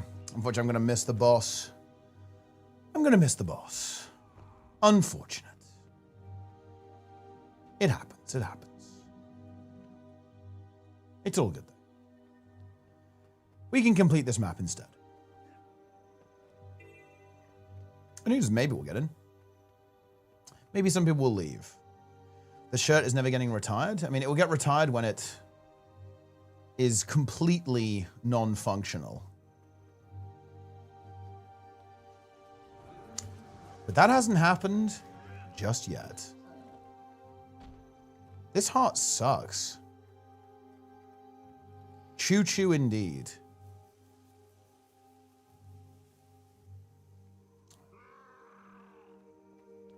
You gonna gamble hard for the next event? Nah, I don't ever really do that.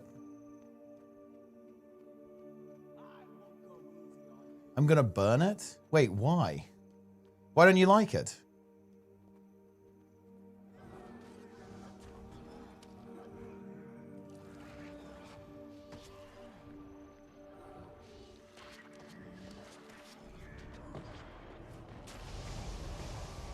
I've had this shirt for 15 years. It's the legacy. It's the artifact.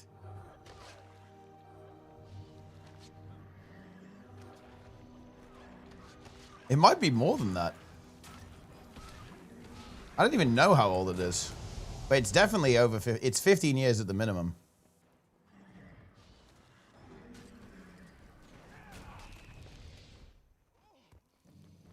Boom.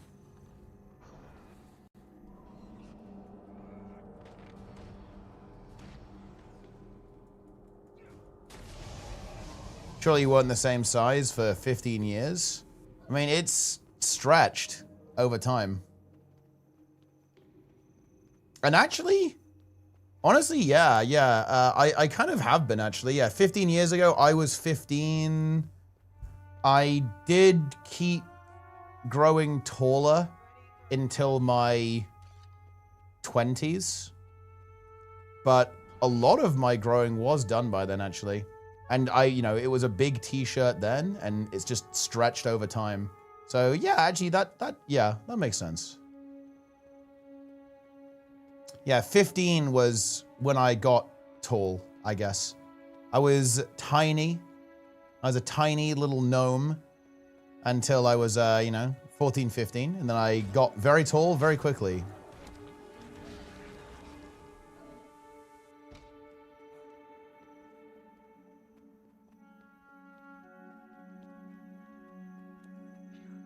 The one map that has more hearts than POI is Literal Pain. I feel like I'm the only player that doesn't really mind hearts. Except the really obnoxious ones, I guess.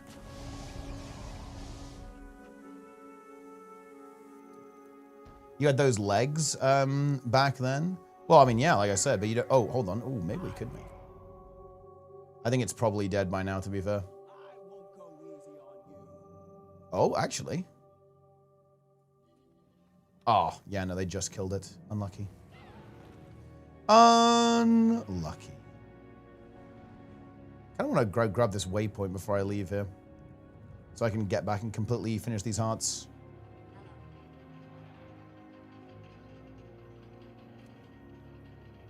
I'm getting ready for Shatra? Nah, I don't really need... I think I've already done it this today anyway. So doing it again doesn't really do anything. The most important thing for me is basically doing map completion right now, because I do want to do a full map completion with no deaths.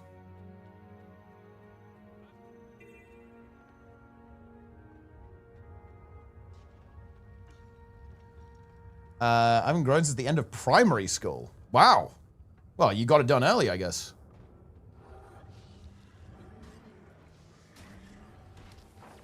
Yeah, no, it was... Yeah, for me, I basically went from being like one of the shortest in the class to the tallest in like about a year. It's kind of crazy how that works out, huh? Even though gw2 is horizontal, we're getting stronger and this boss dies really quickly. Oh yeah, because there's a massive amount of power creep in the game. Like, it's horizontal progression, but there's plenty of verticality and power creep, that's for sure.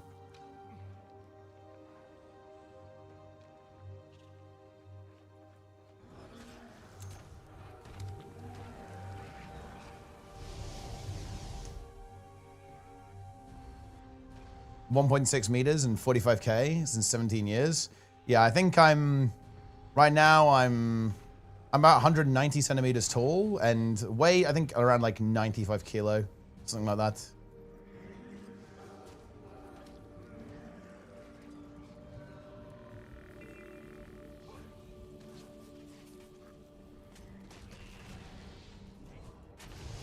Boom.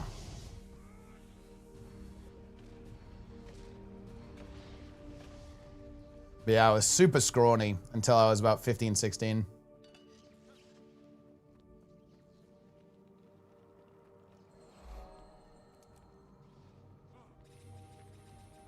Let us go to the heart.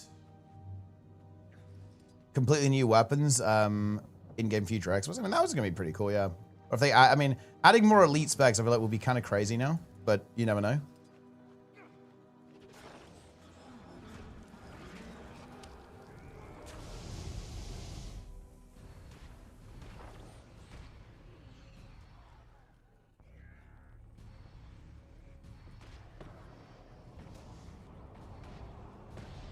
Cabal time? Yeah, Cabal time was leg reveal. Have I had any sleep yet? I mean, I slept earlier today, but yeah, have I slept any more? No. I am definitely feeling it now. Like, I'm feeling pretty tired. Tomorrow and the day after are going to be pretty tough. I need to decide if I want to do a tea time or not, actually. If there's going to be a podcast on Sunday.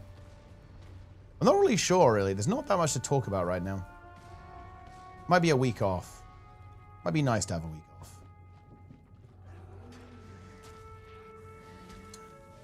The X-Pac hoax? Yeah, I mean, there was one made by Vazberg, right? I think Doroya made one too.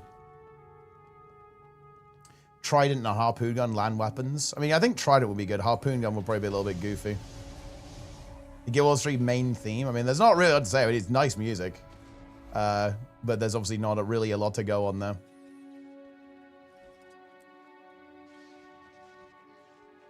Aurene Spear so bad. Yeah, that would be cool, actually. I like the Aurene legendary skins.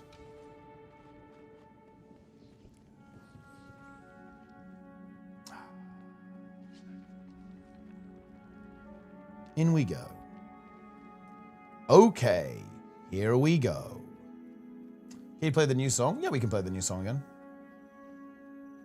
Let's play Ocean Brobo.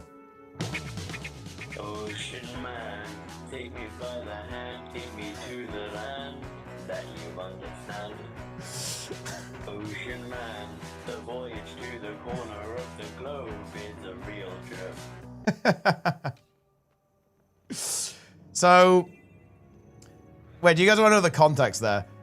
So, there is a boss in this game that has a mechanic called being egged, called Gorseval. And this is a player called Brobo. Brobo Frodo, actually another UK lad, actually. And he said, if I get egged, I will sing Ocean Man. Obviously assuming that he wasn't going to fail it. And he failed the mechanic. And as a result of that, he's a man of his word. He was forced to sing Ocean Man. That's it.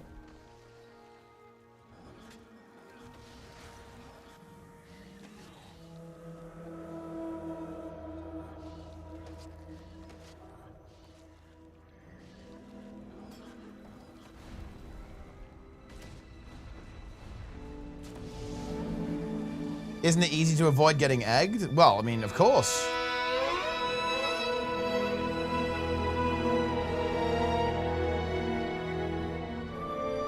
He did not avoid it. He got egged.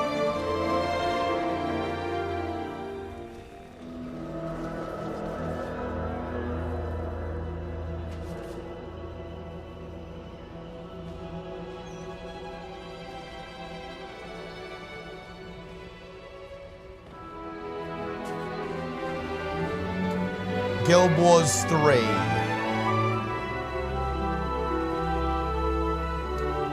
Quick reminder, guys. I predicted Guild Wars 3. I told you all it was coming. People did not believe. The non-believers were shown to be incorrect.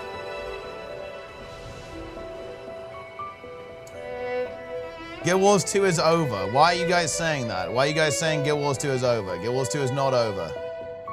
Or is it?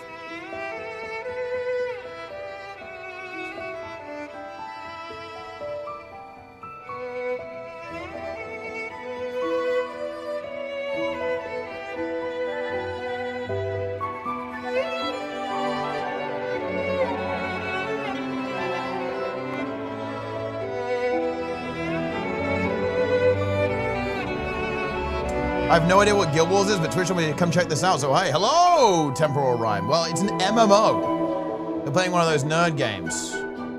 Open world MMO kind of thing. Shout out to YouTube, by the way, guys. The voice is starting to go now. Guild Wars 2 is going to maintenance mode for 2 years, and then it will be dead. You guys are such trolls.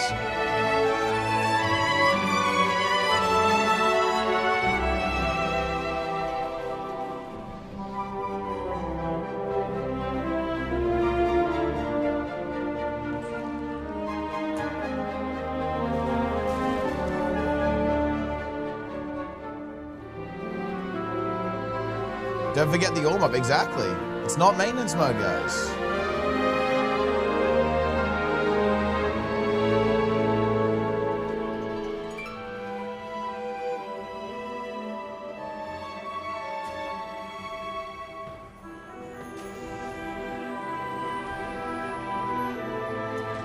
Guild Wars 3 was announced a week after I started Guild Wars 2. Honestly, good timing. You're in for a fun adventure then.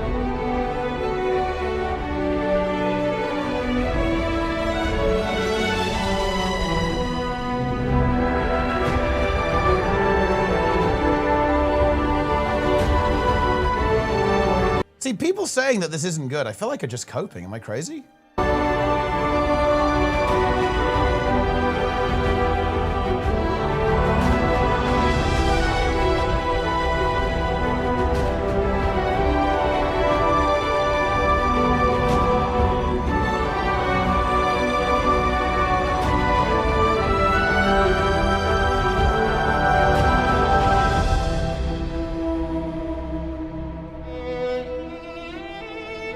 Who is saying it isn't good? When this first came out and I listened to it for the first time on stream, multiple people just said it's terrible, horrible, generic stuff. Guild Wars 2 is horrible. It's gonna kill. Guild Wars 3 is horrible. It's gonna kill the studio. Guild Wars 2 is next.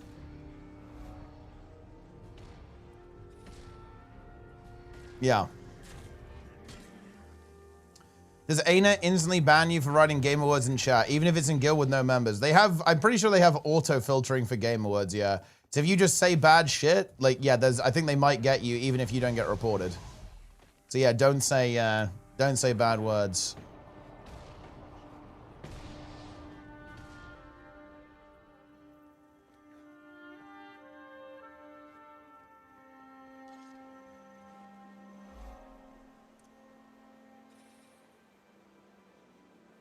I wouldn't advise it.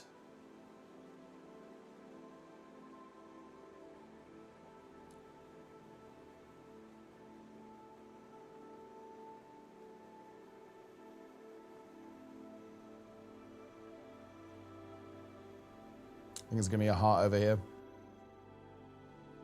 I didn't know that was a YouTube question. No, that was literally a Twitch question.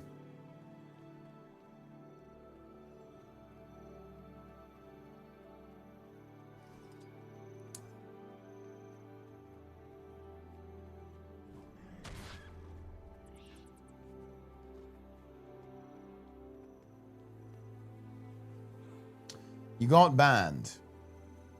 Well, time to make a new account. Using my referral link, I guess. Why is stream chat so toxic and doomed towards Guild Wars 2? It's not. Like, I think there's definitely a lot of weirdness around Guild Wars 3. And that, like, whenever some Guild Wars 3 news comes up, people, you know, a couple of people do tend to come in and, like, shit on it a little bit. But I think that's just because that's just the way it is, right? That's just the way people are about some of this stuff. But no, I think, broadly speaking, everyone here is pretty just kind of chilling, enjoying the game, really.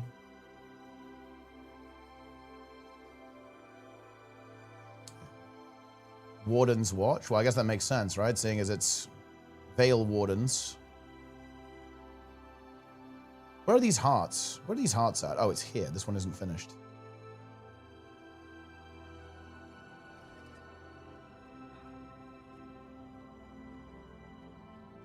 People are scared Guild Wars 3 is going to kill Guild Wars 2. Yeah, they are. And I get it, right? Like, that's an understandable feeling to have.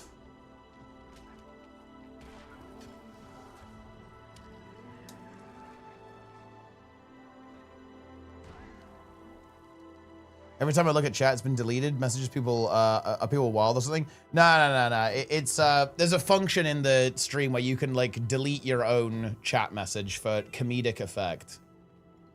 Never heard of this game before? Well, now you have. Anyone care to assist me with a project? An experiment to benefit us all? Exclamation mark vanish. Indeed. But no, my chat is very well behaved. We keep order here, okay? We do not tolerate unhinged behavior. Tree emotes are strictly regulated and kept under control.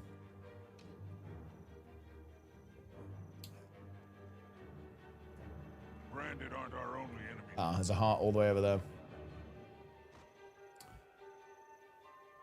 Remember, Yoda impact? No. Look. What do you... Okay, explain this. Explain this to me, guys. What are you going to say when we easily get Wing 8 infallible tomorrow? What are you going to say? Are you going to type Yoda impact then?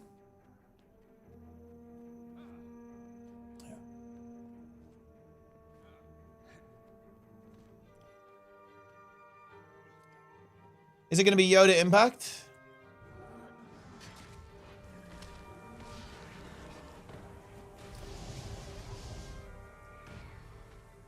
Planix will not have the rock. We are taking the rock away from him. He's not allowed to use it.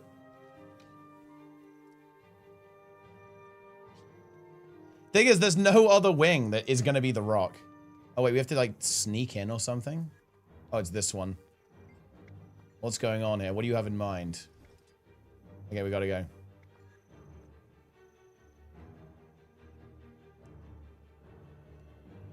I think we...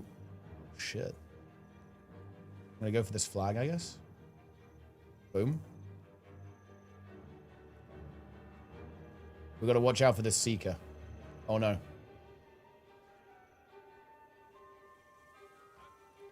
Wait, can these... I don't know if these guys... Can these guys see... Oh, this guy can.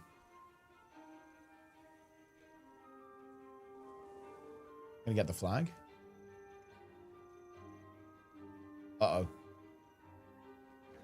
No, oh no, I'm stuck.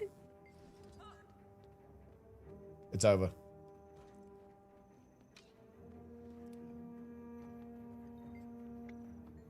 One single mechanic, he's running Blink. Oh, I'm sorry, he's not running Blink, actually. I thought that was what you ran on that fight. I guess maybe he's running extra CC or something. But I mean, I don't know. I think that was a huge issue, to be honest. Because I mean, like we, I think we just CC'd at the wrong time. Otherwise, it would have been a free kill on that previous run from the other day. I think it's gonna be a huge issue.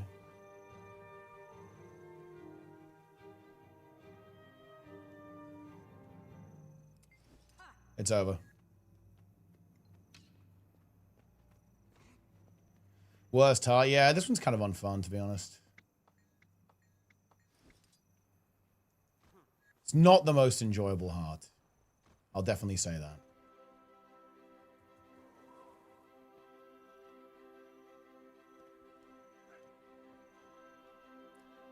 Let's see, can we actually climb to this one from here? Because this is a Seeker. Can we, like, go here? Sneak past? Oh, okay. There's no indicator on how far they can see you.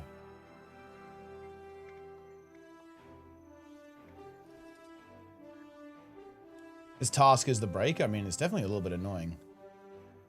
Can we, like, sneak... How do we sneak past this guy?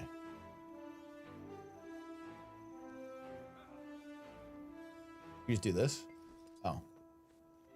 I see you. Too bad.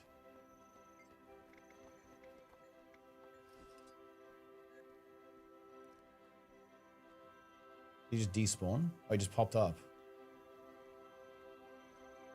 I'm just gonna make a break for it. Let's just go. I'm going far. I'm going long. Okay, easy, easy. Can I climb over this cog? I think you get animation on there. It's kind of annoying, isn't it? Oh. Okay, we're gonna go behind this building. This is the tech.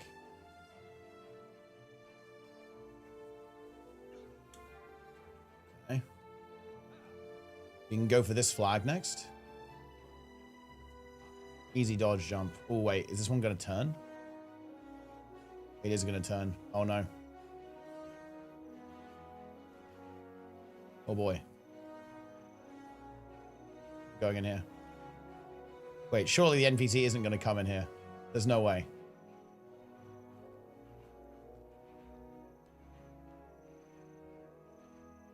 We're good.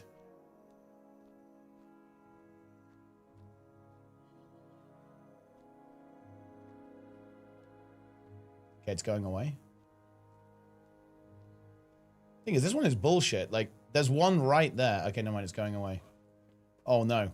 Wait, am I out of... Oh, I thought I was maybe out of its line of sight, though.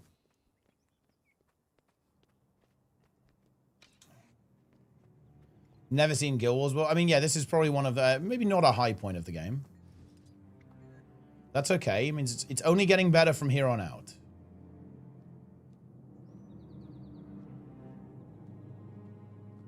The game scales.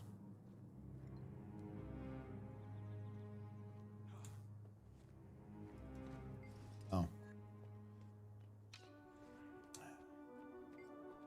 Well, the thing is, I don't want to use an overlay because, like, I actually like as minimal information the game gives you as possible. Because for me, when you have all these overlays and stuff, it turns the game from an adventure into a chore. Because it goes from exploring and figuring stuff out and finding things to just checking off little boxes. And I find that really boring, to be honest. I just really unfun. So I don't mess around with that stuff. It's just not my cup of tea.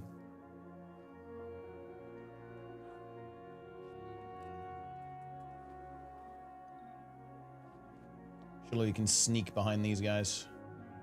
Tech its mark. I mean, some would. Yeah, some would definitely prefer to go that way. Oh, what? Wasn't even looking at me.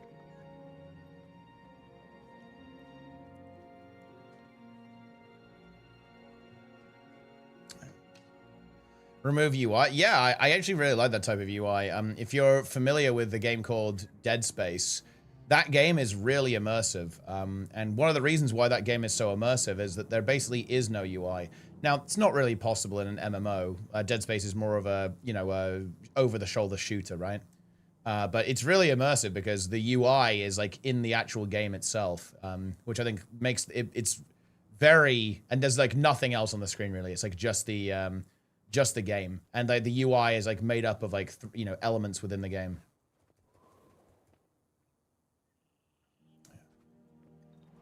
Boom. Oh.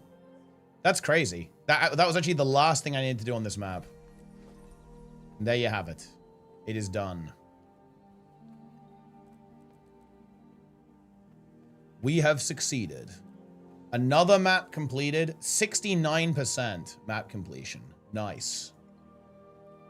Let's see, is there anything good coming up? Oh, man, there's nothing really good for ages. I guess there's going to be Karka Queen soon. I don't think I'm going to stay up and do the hard world bosses, though. Like, Tequaddle is way too long away. I think it's going to be... Yeah, well, maybe I'll stay up for Tequaddle, actually. Tequaddle's at 2 a.m. It's quite a while. So, wait, actually, we're getting really close. We do Fields of Ruin now. Fields of Ruin will be the last Ascalon map. We'll have done all of Ascalon, if that's the case. Then we just have to... Wow! So, we've just got to do Fields of Ruin, Timberline Falls... Dredgehaunt Cliffs, and then Ore, which is obviously quite quick because there's no hearts. And then all of the cities. The cities I'm kind of dreading. It's a real chore, like, because there's no content at all, right? There's like nothing on them. So there's not a lot of gameplay happening. I think I'll do Mod Nerolgoth because you get 3 of those chests. You will die in Ore. Well, I have some plans on how to not die.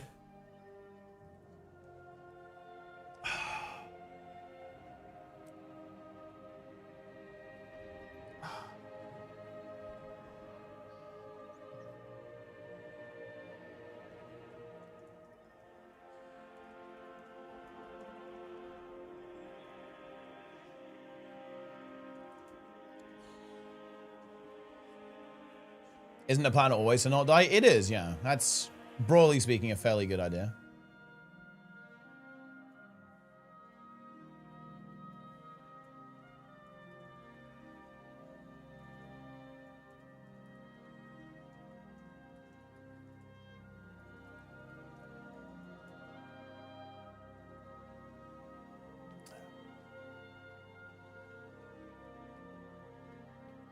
I mean, yeah, the vistas are pretty dangerous. Vistas are indeed pretty dangerous. But we do have a bit of a secret weapon for that. We have Spectral Walk. That'll help us out. Twitch just randomly recommended you via notifications. They said I love you. Are they right? Well, maybe. Not sure about love, but I hope it's at least pretty good. Who knows? I can't tell you. Only you can make that determination. You will learn for yourself if this is the stream for you.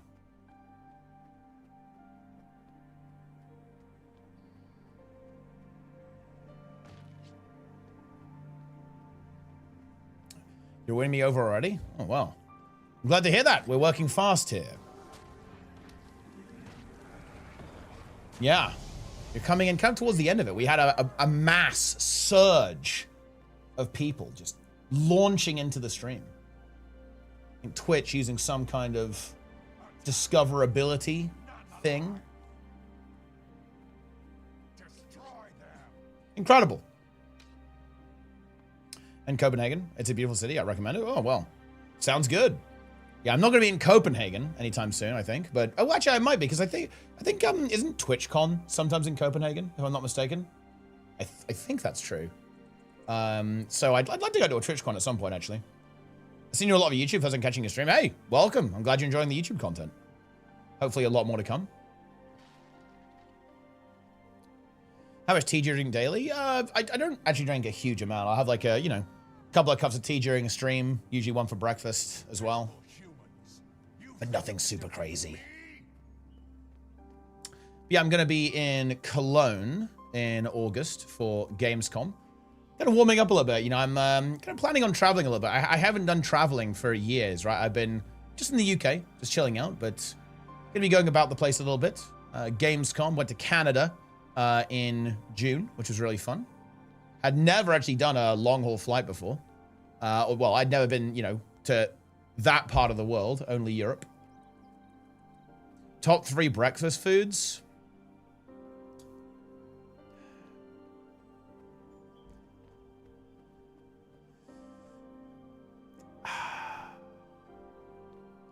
Well, it's kind of weird.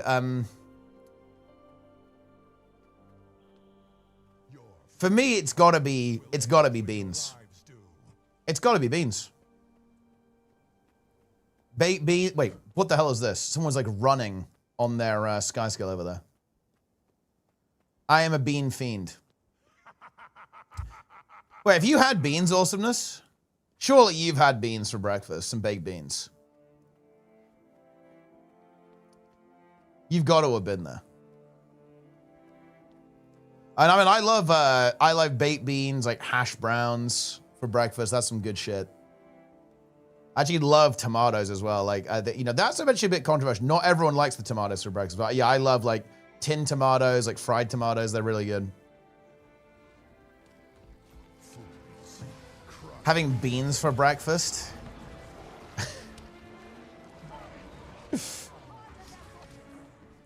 Well, maybe you should. Maybe you should think about it.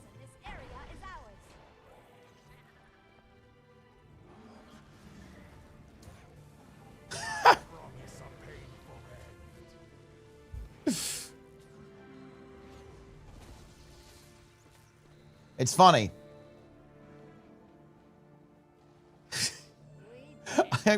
I'm gonna send you a DM angle, by the way, because I just want to make sure I'm not completely insane, actually.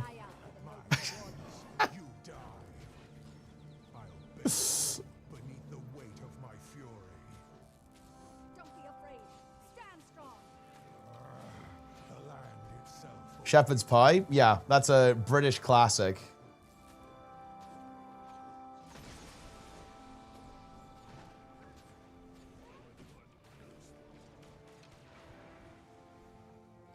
I know what it's about. Yeah.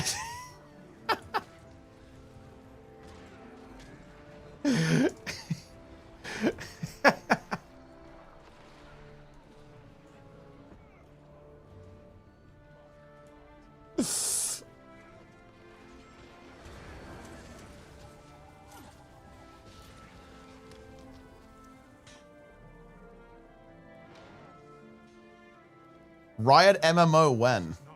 Interesting account name. Do you like Shrimple Ads? I mean, of course I like Shrimple Ads. It's a really funny emote.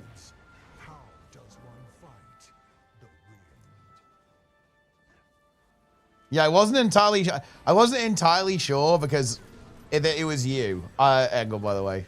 But yeah, no, that's why I DM'd you. Because I was like, well, I wasn't totally sure if you were somehow involved in this.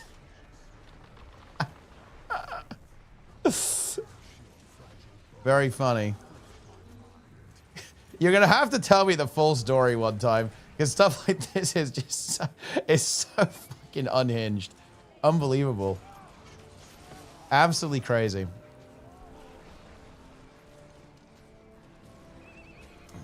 Have you heard the full story? Fried egg and cheese on toast is godly, adding beans. Dude, no, I'm sorry. Like, fried egg is good, but scrambled and poached are both superior.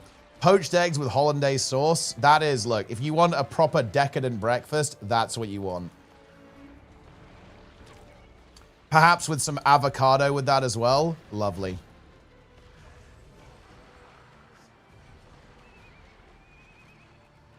The egg is carrying over the beans. No, the beans are a key part of the experience. Sourdough toast, beans, delicious.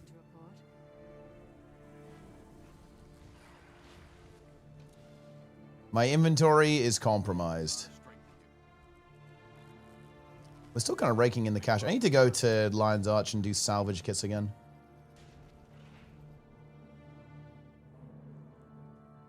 Wait, has anyone here had fried bread, by the way? Because I'm not sure how much of a UK thing that is. I think it's pretty UK oriented.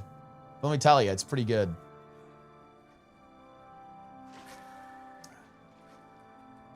It is going to give you a heart attack. You are going to die. But it's worth it. I greet you like the sun greets the morning.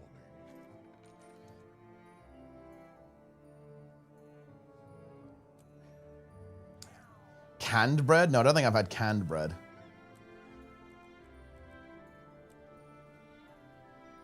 Salvage the res. Get a couple more salvage kits.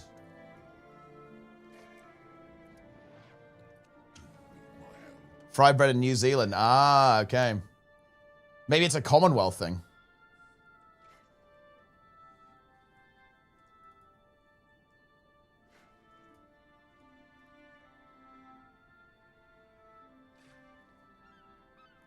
Tell me about your beaver tail experience. Well, the thing is, I feel like I'm going to have to expose you. You guys are like, oh, wow. Oh, my God. Yeah, you have to try beaver tail, bro. Wow, this is going to be a life-changing experience.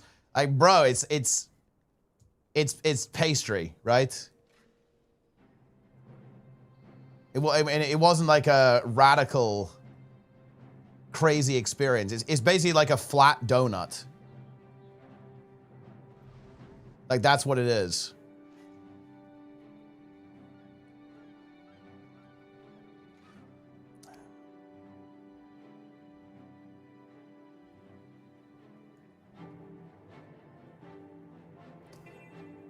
An actual beaver tail? No, it's not an actual beaver tail. Deep fried battered Oreo. Ah, classic.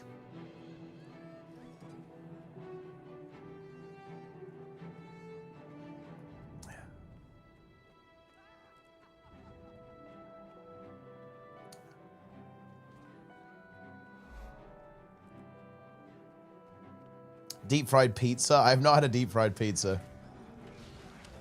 I agree with the separatists. No treaty. Oh, wow. Never.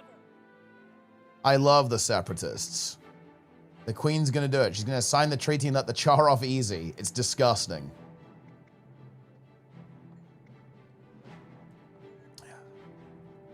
We talked them down, guys.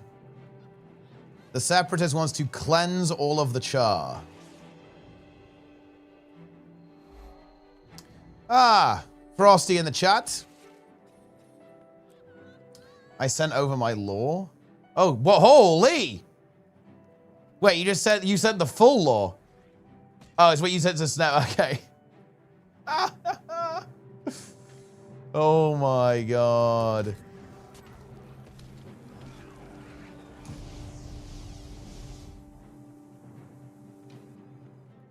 Incredible.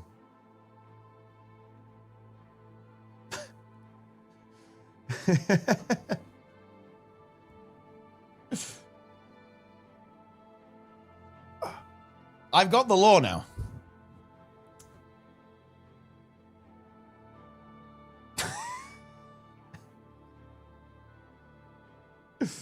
Fucking love that. That's good.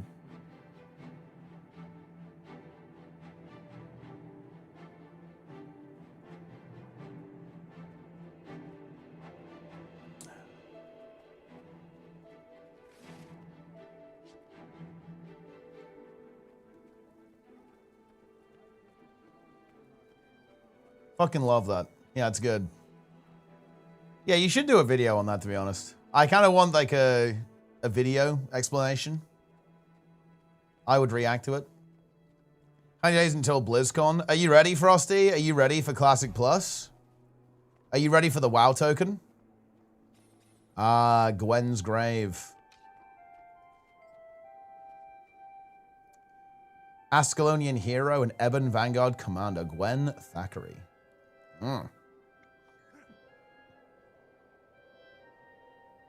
Is it an IRL BlizzCon? I think so, yeah. It's going to be SOD too? Well, look, sign me up for that. SOD was good.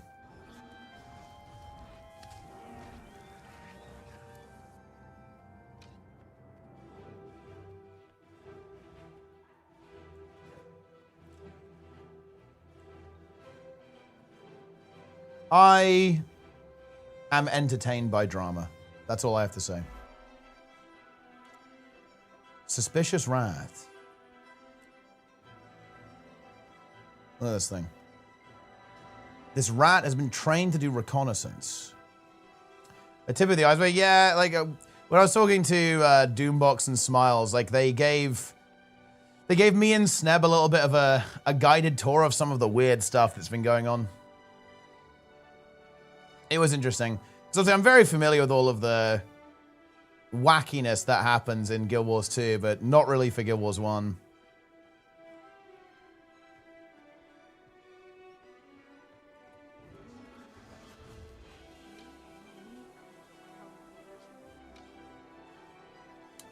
What do you mean by wackiness? Well, what do you think we mean by wackiness? Gotta climb these roofs. Might one of those weird ones. There's a bit of a specific path to get there. ERP? I wish. Honestly, this time not ERP, unfortunately. I wish I got to play Guild Wars 2 on launch. With my knowledge of Guild Wars 1, I reckon it would be amazing. Well, here's the thing. The good news is you're going to have that opportunity with Guild Wars 3.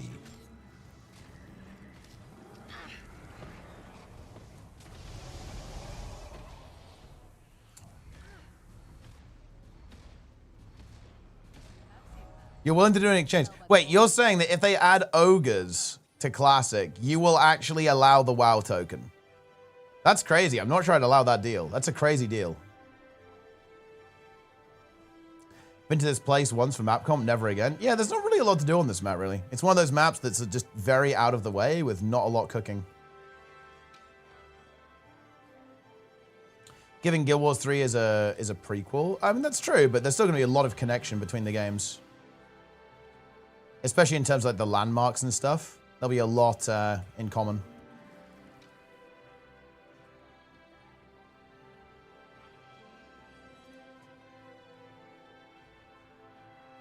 Ooh. Look at that. Waiting for Guild Wars 2 Reforged? Huh. Well, we're kind of getting that in a way. Guild Wars 2 Reforge is sort of happening. Doing a full pass on all of the game's content.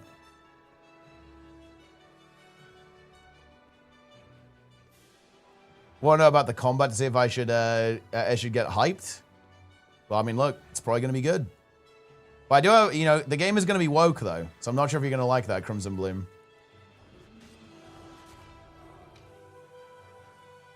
Drop obtained. Very good.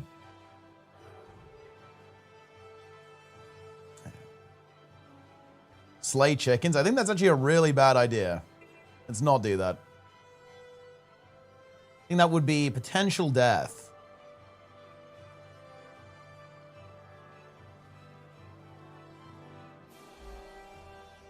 Guild Wars 3 setting would be much better in a single player game. Well, I guess we'll wait and see.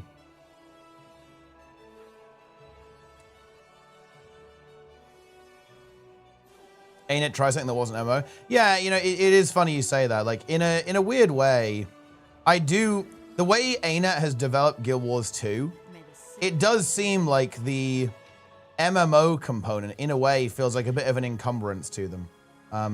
What I mean by that is that they've done the whole playing alone together thing. Like, a lot of what Guild Wars 2 has done is, in a way, kind of, it's made the multiplayer element, like, less relevant, in a way, over time.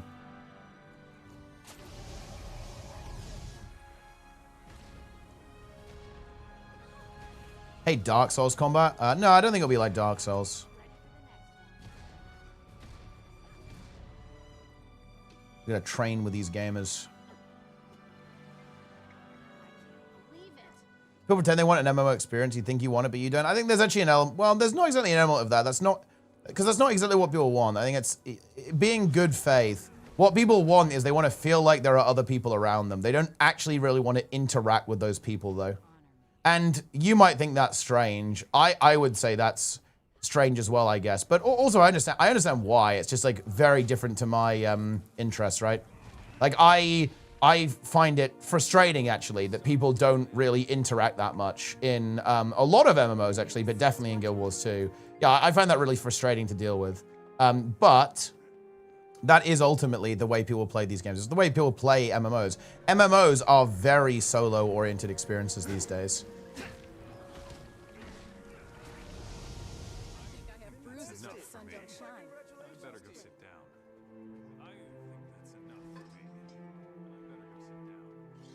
Oh. Shelter over here. There's other people around you? Exactly, yeah. Like that, I think what most people want is OSRS, basically. Or, you know, or Guild Wars 2.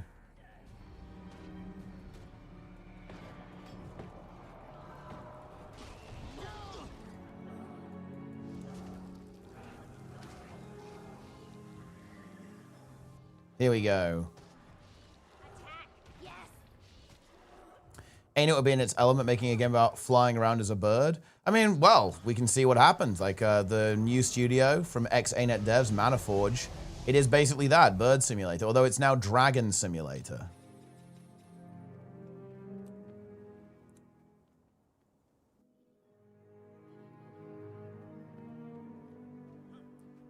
Build variety, gear variety is something required to set up build. I mean, seeing as that's literally every game, I wouldn't be too worried about that.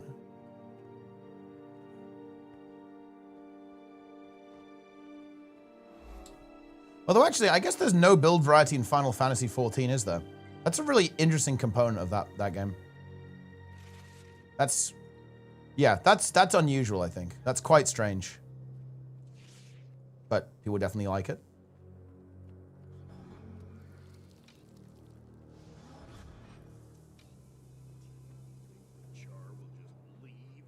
Boom.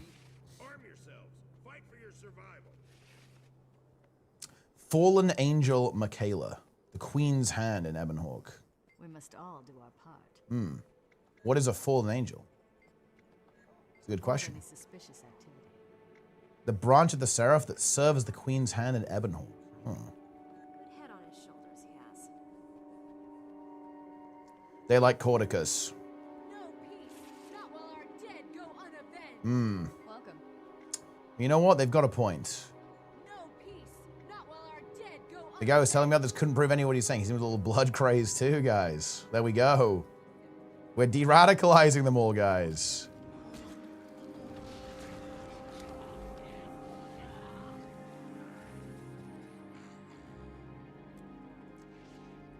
Illusion of choice is way worse. Well, I'm not sure if there's exactly an illusion of choice. It's just that, like, if you want to play like a weird build, you're just gonna have to play a build that's worse, right? Like, is that the illusion of choice? Kind of, I guess, but it's an interesting discussion to have, really. Like, does build variety exist in any game?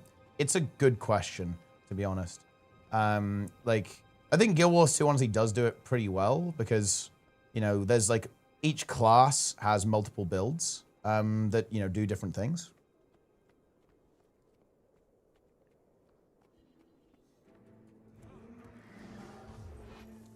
Compared now to 6 years ago. But the thing is, I would argue that a lot of the build variety has ultimately come from just adding more elite specs, which are basically more classes. Like, the variety is this, right? Like, the elite specs. That's what's really doing the heavy lifting.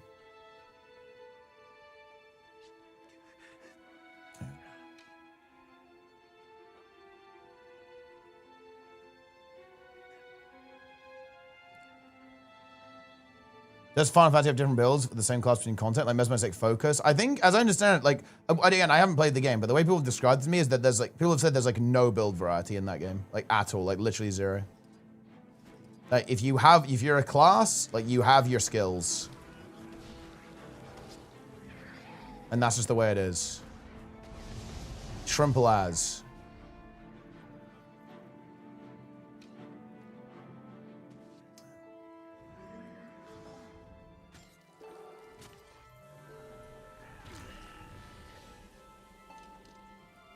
Just stats. Pick like crit or cast speed depending on how comfortable you feel as an example. Well, there you go then.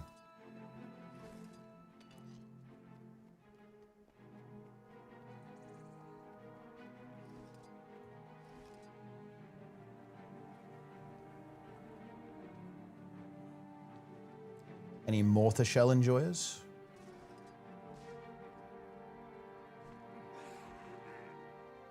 Which the gear sets weren't fixed, generated in a range like 0 to 150. I think that wouldn't really fit with like the type of game Guild Wars 2 is trying to be, though. What the rewards in Guild Wars 3 from Guild Wars 2 will be? Just cosmetics. Nothing super crazy. Well, the Char Renegades are here. Uh-oh.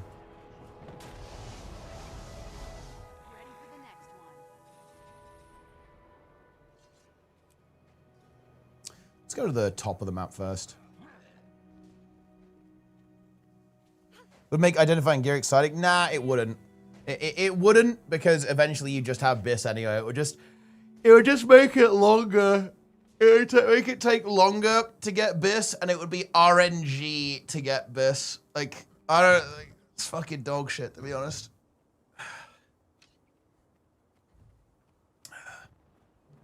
Sleep angle? Yeah, I might not go for I might do like another hour or something. I'm getting pretty tired now.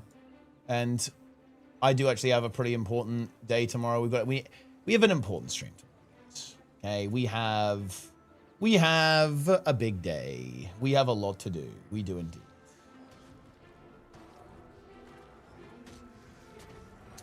I think tomorrow I have running a Guild Wars 1 tournament.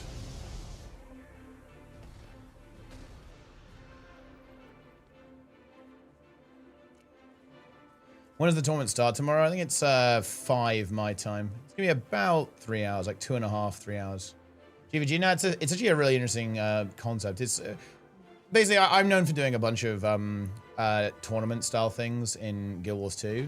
So we kind of wanted to test the waters, do something a little bit fun, a little bit casual, just to see like how it would go, if people are interested, all that kind of stuff. And it's basically a speedrun tournament.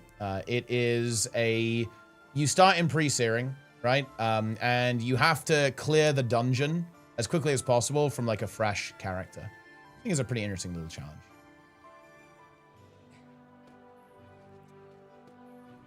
I'd definitely be interested in doing some other stuff within Guild Wars 1.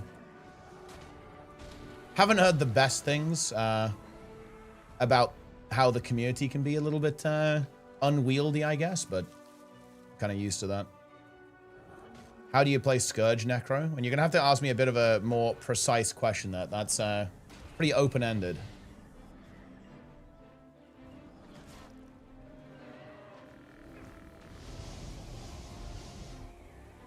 You're talking as if RNG were a downside. Like, in general, I just don't like, I'm not really the biggest fan of games being grindy, right? Like, that's the thing. Well, ultimately, I don't really like progression. Like, I don't want to... I want to play new content and compete. I don't want to have to, like, grind in order to play the game, if that makes any sense. When you have, like, a really long grind to get this, it feels like I can't play the game, right? I have to wait until I can play the game.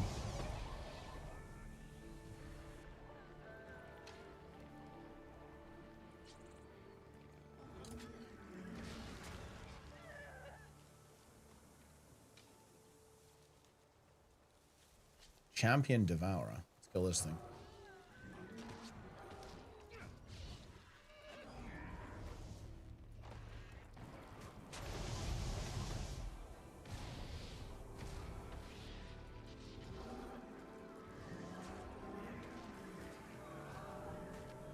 Usually even wanted from an MMO. Yeah, but that's kind of why I like Guild Wars 2, I guess, is because the game just, like, lets me just play it.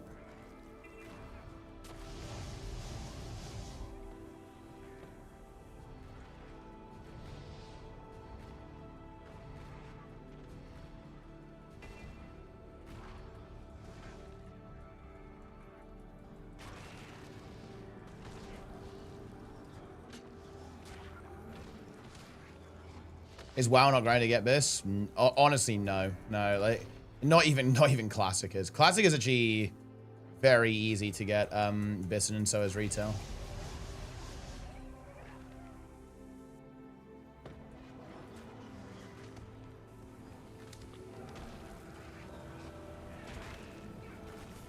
In a really weird way, actually. Here's an interesting thing for you guys. So, on this account, it's going to take me longer to get this on this account than I would if I was playing retail, I think. Well, kind of, to be honest. Or, well, it's a bit more complicated than that. Because retail, obviously, you have to do, like, Mythic to get, like, True Bis. Or wait for, like, the bonus rolls and stuff. Luxon or Kurzik? Luxon.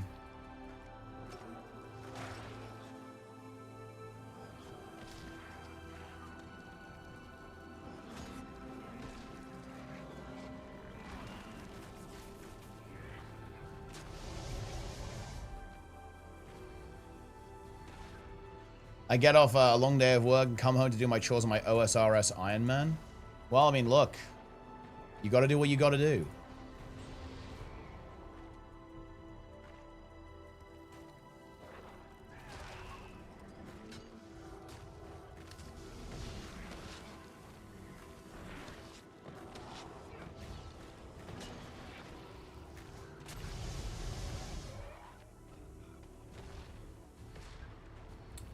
Some conformist bullshit. Well, no, I think it's like pretty understandable that like this is kind of what people expect from the genre, right? You know what I mean? So I don't think it's like unreasonable that people would continue to expect that from the genre. But for sure, yeah, I mean it's not mandatory. Yo, the king. Plenix, my king. Best raid leader in retail WoW by far. God of Guild Wars 2. Infallible. Rock wielder. Creator of Plenger.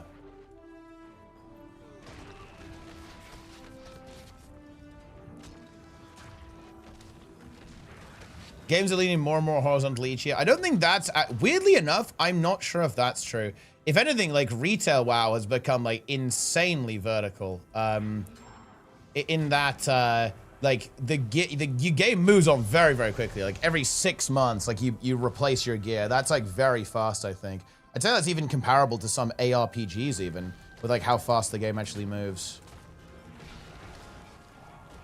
I think horizontal progression is actually fairly niche Like even now, it's a little bit more of a niche style of game that people enjoy.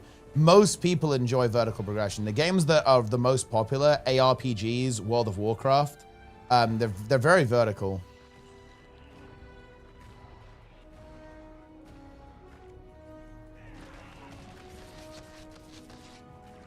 Well, RuneScape is interesting to me. RuneScape is really interesting because it's vertical, but people don't really perceive it that way. Because do you know what people don't like about vertical progression? I'll tell you. It's actually not the verticality. It's the fact that the goalpost moves. So in retail WoW, right, like your gear, you're going to do it again every 6 months, new season. But in RuneScape, it's 99, right? Like that's it. Like that, there will never be well, I very much doubt it anyway. There will never, ever be above 99, right? In attack, hit points, strength, fletching, rune crafting. Pretty horizontal? No. RuneScape is insanely vertical. Like, it's mega vertical. Maxing a RuneScape account is what, 2,000 hours, 3,000 hours, especially if you're not like sweating or like doing it really efficiently. RuneScape is ridiculously vertical. But the thing is, once that number goes up, it doesn't go anywhere. Right? Like, you're not going to have to get 120, or you're not going to get reset to 1 and you have to do it again. Right? That's the key difference that RuneScape has.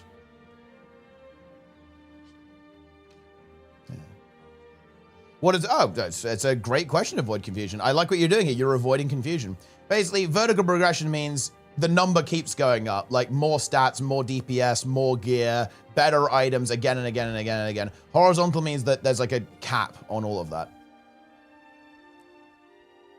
What horizontal rewards are there in WoW right now other than M+ portals? It's just cosmetics and skins, right? Like decorations and stuff. There's like a decoration for every boss you kill. There's like skins for every boss you kill. There's like titles, mounts, right? Like all this kind of stuff, I guess.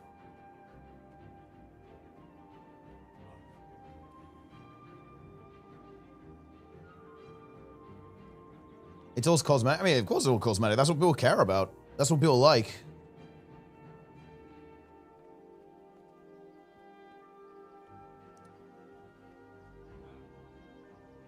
Here we go.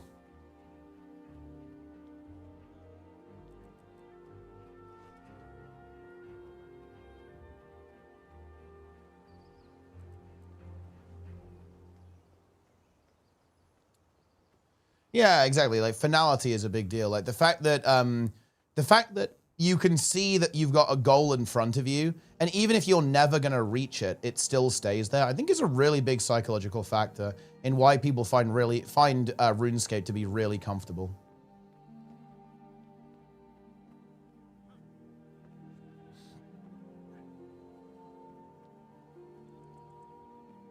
Are there a bunch of lifelong players in Guild Wars 1 kind of set in their ways? Oh yeah, that's every MMO. That's true in Guild Wars 2 and WoW as well. And probably Final Fantasy as well. Like when you've got a game that's been playing for this long, right? There's a lot of people who have been, stuck in the mix.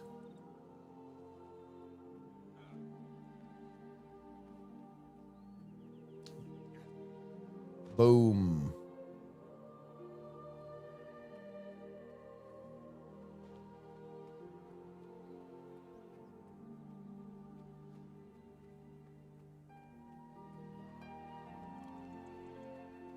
They're not new toys to engage the game with. They aren't necessarily a DPS increase. Yeah, but you're going to be introducing power creep. Like, there's absolutely no way that it's like, yes. Like, there's no way that any of this has, like, slowly power crept the game. There's just no way. Nothing wrong with that, by the way. It's kind of, like, inevitable. It's happening in Guild Wars 2 as well. And the issue is, eventually you run out of room. Like, for example, and this is probably one of the reasons why... This is one of the reasons why it's so difficult to do Classic Plus. Because I'm going to just give you a reality meme here, guys. if Jagex released content for old school RuneScape at the same speed as they did for retail WoW, I hate to say it, but there'd be no space in the game. Like, I'm a little bit familiar with old school RuneScape. Old school RuneScape releases content very slowly, actually. There's not a lot of new stuff in that game compared to what I would be used to, for example, playing, you know, Guild Wars 2 even, or World of Warcraft. And horizontal progression actually is kind of problematic in this. Like, if you release a lot of stuff, like new stuff, horizontal progression becomes like very difficult to actually maintain long term. What makes Guild Wars 2 horizontal? Because there's no more gear. Like, you know, if you have an item that's best in slot, it's best in slot forever.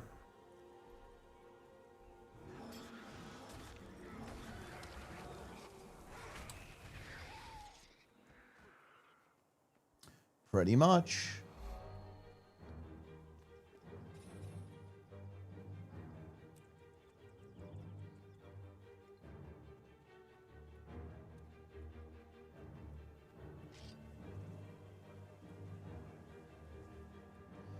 Cadence is a singular big drop like once a year. Yeah, they're going to have to be really careful with that.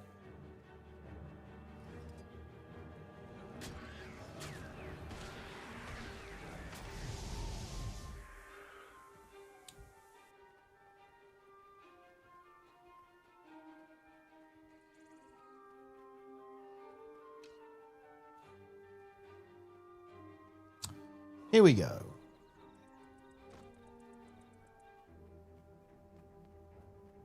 Vertical? Well, not really. At the end of the day, it's still very final. Like, for example, my main account is finished. ArenaNet will never release something that my account can get in a particularly meaningful way.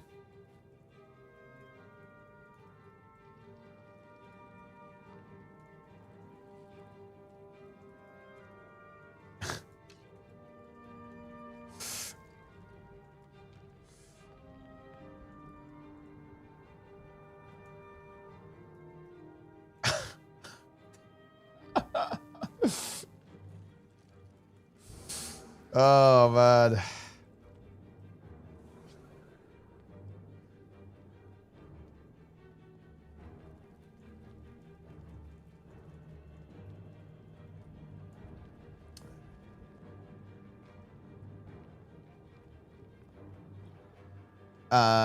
WoW has become sort of PoE? Kind of, yeah. But to be honest, it was kind of always like that. It was just like less explicit.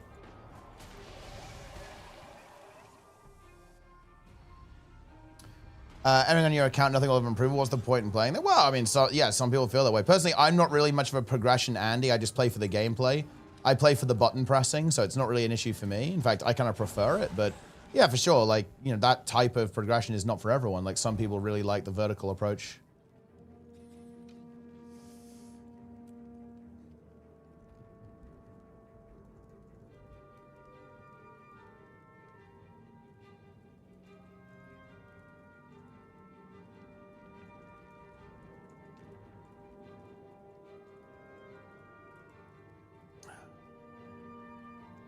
OSRS is a mix of vertical and horizontal. I wonder why the concept here is never considered.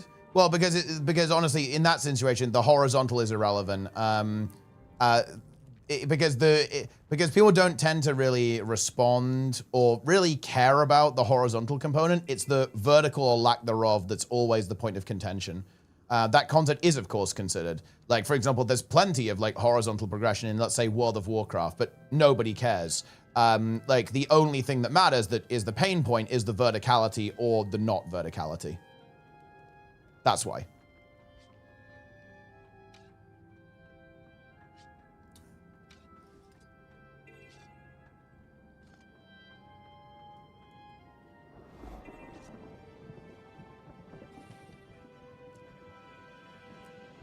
Here we go.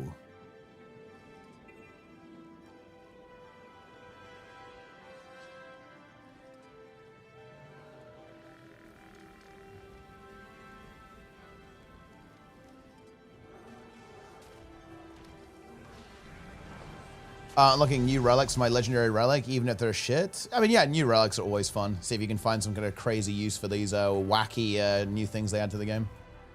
Yeah, Joe, thanks for the prime. Thank you very much, my friend. Appreciate you.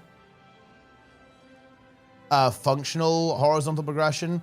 Yeah, but the trouble with functional horizontal progression is that it tends to get a little bit bloaty in my experience. And to be honest, it's...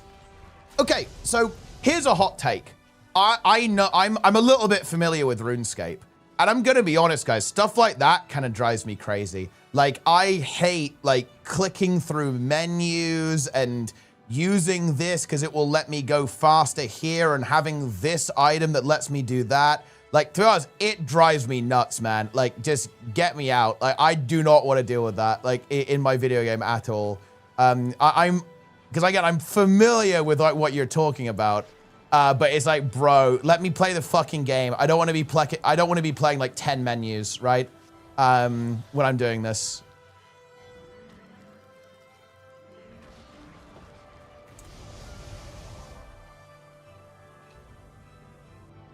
But I think it's because I'm extremely content brained. I am fully content brained.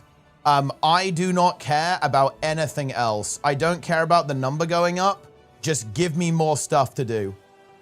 I want more bosses. I want more PvP. I want new builds. That is all I care about. I don't want anything else. In fact, honestly, for me, adding anything else into that kind of like disrupts it in a way, right? Like, it disrupts my flow. It feels like it makes the game impure in some sense.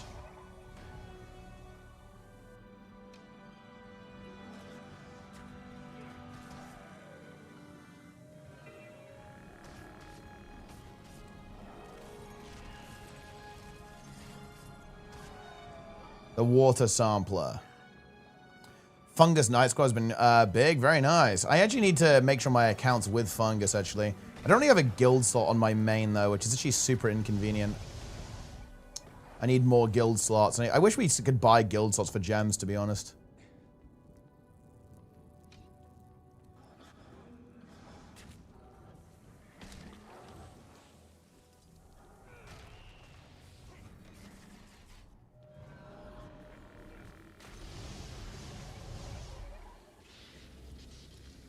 Zero Hero definitely isn't. Well, yeah, I mean, like, here's the thing, actually, Essington. Like, I'm gonna be honest with you. I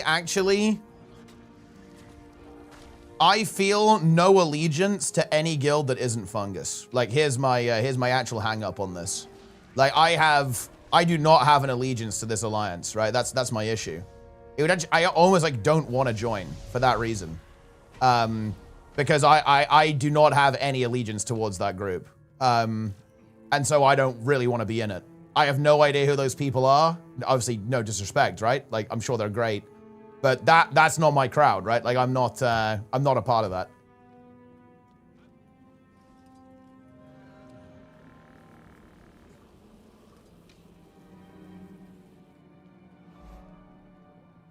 I feel allegiance to Fungus, but I do not feel allegiance to any other group.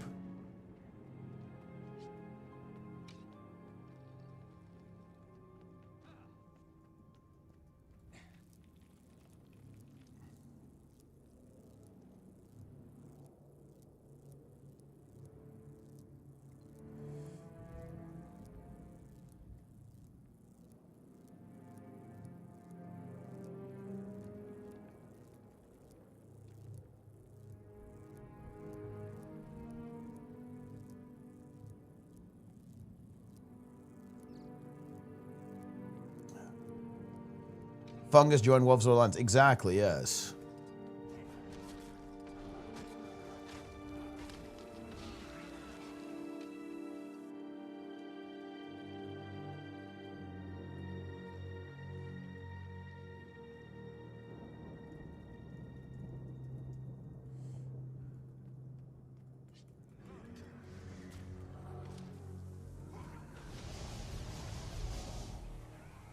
We have a team for the LCM Worlds First this time? Maybe. We'll see. I still have a couple of scheduling concerns. But I think it should be okay. I just need to see if there's people I actually want to play with who I actually can play with and take it seriously.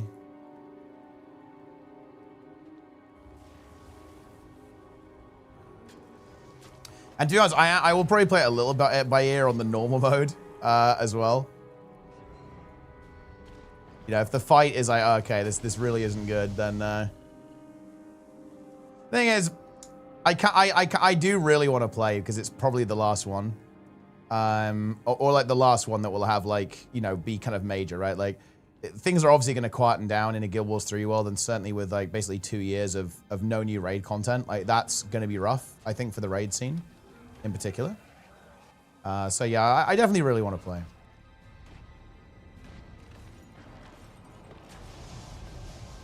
But again, like I only want to do it if I've got other people with me who really want to do it.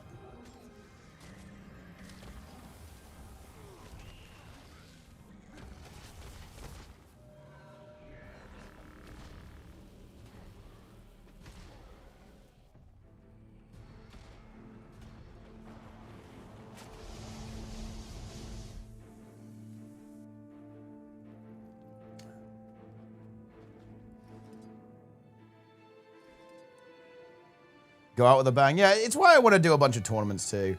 Like, I really want to... I don't... It's weird. It's really tough because, like, I think the teams like the tournaments, but it's also really fucking hard to run them. But yeah, I definitely want to go for like a nuclear, like, you know, massive salute to the game. A bunch of tournaments? Yeah, I mean, I'd like to do a lot of stuff. It's just very hard work to do them, right?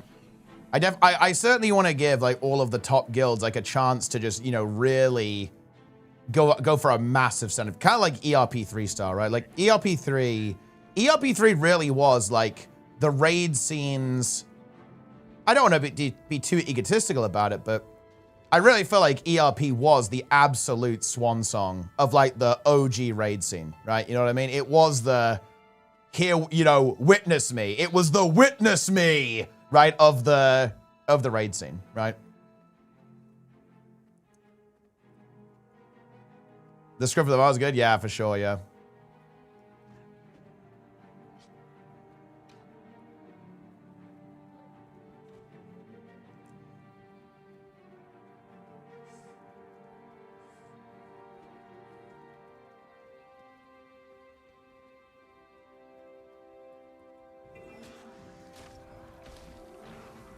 Yeah, I think it'll be fun.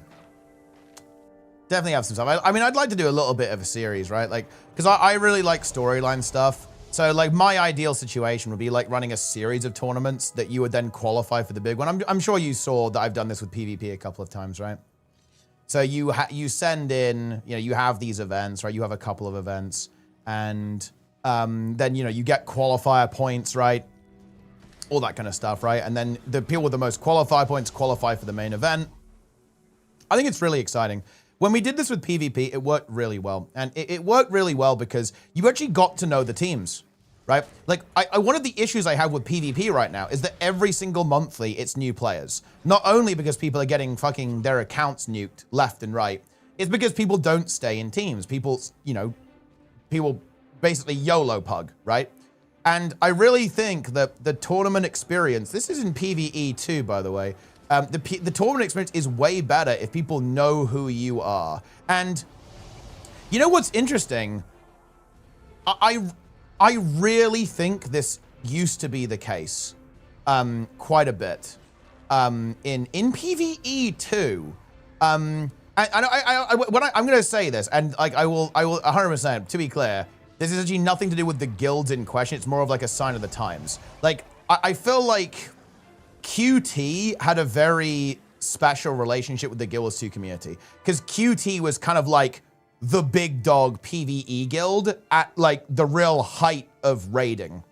And as a result of that, they were a real household name in a way that I don't think other guilds have actually quite captivated. Like SC now, their website is much more present than QT's ever was, I would say, actually, because, you know, there's a huge amount of work that's gone into it. It's a massive operation. But within the actual like zeitgeist of the community, I don't think any guild has really had the level of presence, at least a PvE hardcore speedrunning guild has had the same level of presence that QT had. And again, that's just, I kind of want to recapture that a little bit, right? Like, and I'm with all of the guilds, right? Like, I want people to know who all of these players are, right? Like, you know, who's playing on the Snow Crows team, who's playing on, I don't know, like the MCA team, who's playing with LN, right? Like all that kind of stuff. Like that's the magic you need. You need that magic.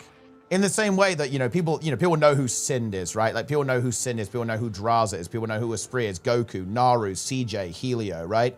That's what you need. That's what we need to recapture. I want to raid, but I do 2k DPS, and I main Reaper. Well, look, just slap some Berserker gear on, and you won't do 2k DPS anymore. And put Soul Reaping and Spite on. Boom.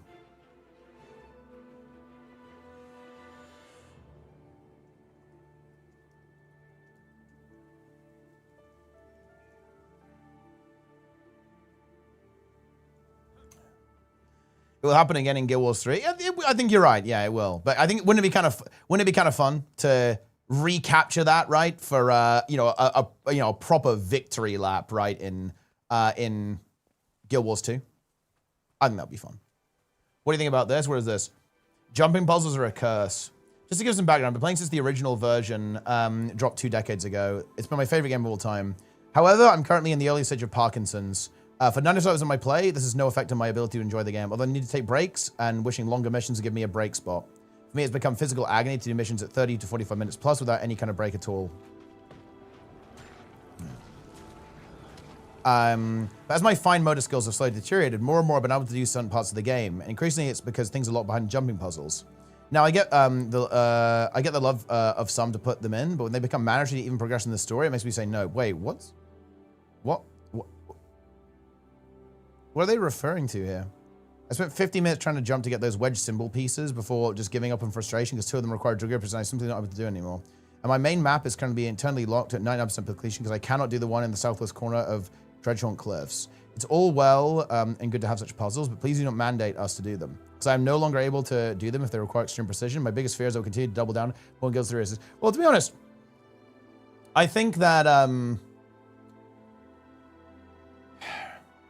this is an interesting one because obviously with this particular disability, yeah, like what they're saying here is 100% true. Like they're certainly going to have major issues with like fine motor control, right? So it's like, that's honestly a really interesting one. I definitely think that, by the way, do you know what the solution to this is? It's probably allowing you to skip such puzzles if you want to. By the way, that's not a radical idea. WoW actually lets you do this. Because seriously, guys, let's be serious here. Like Parkinson's disease is it's a degenerative disease, right? That slowly damages your motor function, right?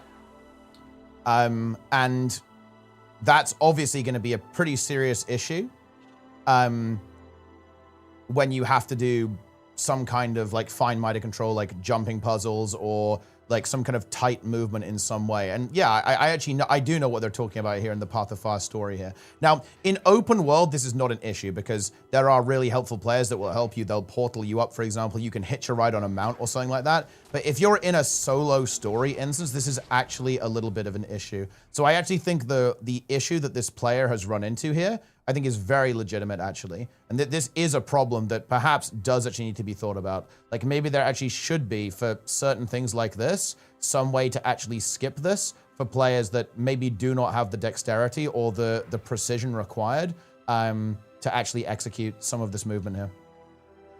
So I would actually very much, I think I'd be very sympathetic to the position that this player is actually expressing here.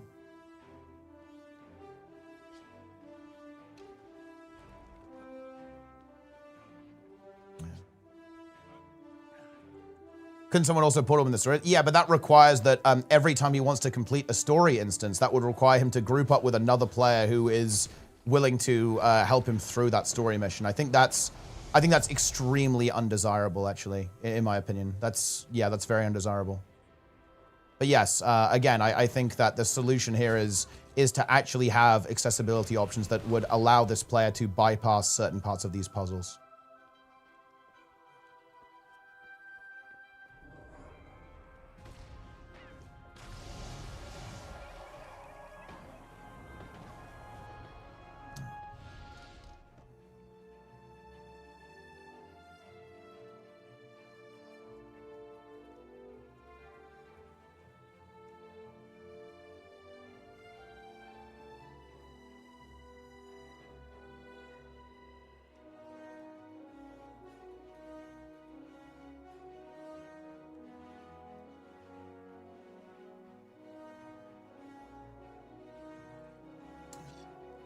Just give assist many games. Do that? Yeah, some kind of system like that I think would be good too. Skipping is the places you're going to win time. I mean, I don't really view this as an issue in a story experience.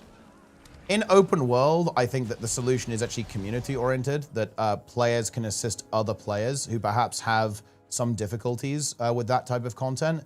But in an instanced story mission, that is actually problematic, yeah. Because that means that that player may not have access to someone to help them. And I think, just think about it like this, guys. Okay, this is very important. What we're saying here is that this player doesn't have agency, right? This player says, well, just get someone to help you. But that actually, in my opinion, feels, what's the word for this? That's, it's a blow to the ego, but not in the, you know, not in the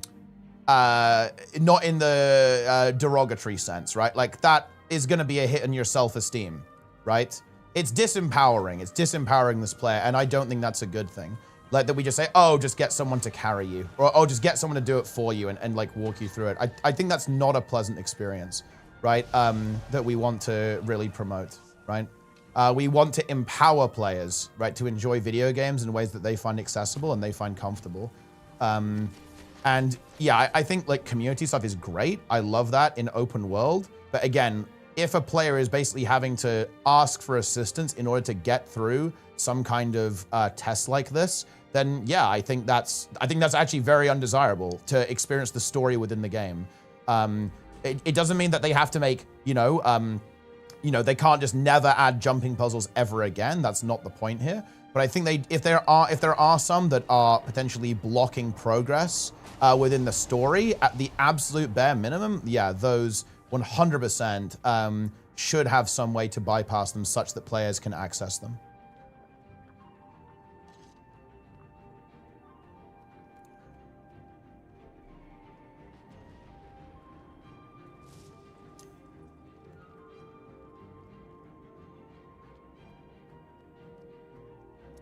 But yeah, I'm surprised this is getting downvoted.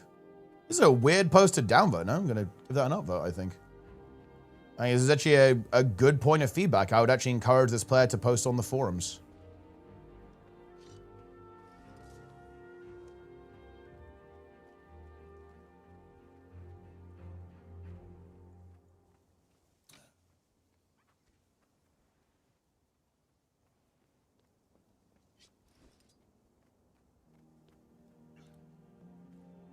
For solo content, 100%. I have physical twitches. It can be resources. Yeah, no, I'm completely with you on this. Yeah, I think that if there are like dexterity tests within the story, then they should be optional, because obviously, yeah, like not everyone is going to have a particularly easy time with various dexterity or precision tests. Colorblind, yeah, I completely agree. Yeah, colorblind mode, I think, is definitely a gap in the game for sure. I think it is 100% something that I think there are add-ons that can do it, and that's great, obviously. But you know, naturally, native support is obviously going to be a much smoother experience for players. So yeah, colorblind mode, 100% would be really good. More accessibility, yeah, I completely agree. Yeah, the more accessibility features, the better. Gaming is for everyone, right?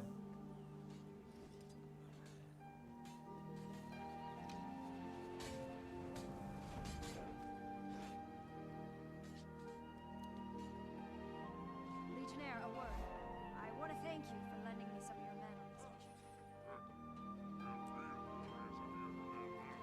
wheels keep turning. We keep fighting. Boom. What's this? Where are the pups? What do you mean? Dogs?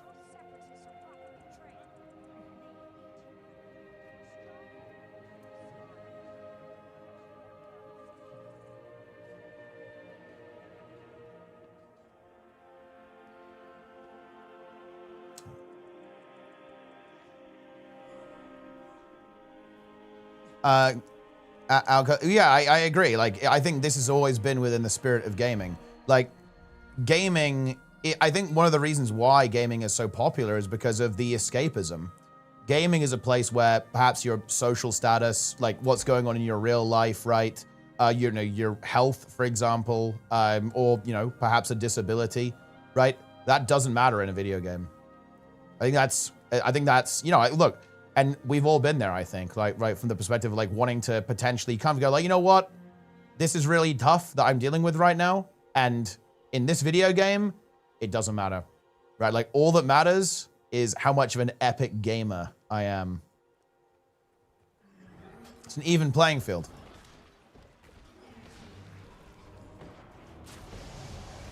And for sure, and you know, that's the thing about the internet, right?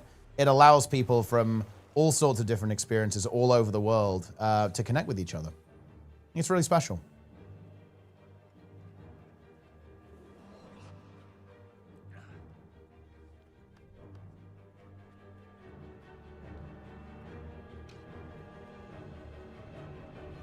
Dude, look, I have 6 Discord friend requests and 7 message requests. And here's the thing, not all of them are even bots. I've been slacking on responding to my DMs, guys. Yo, Laura, what's up? Hello. They're all me.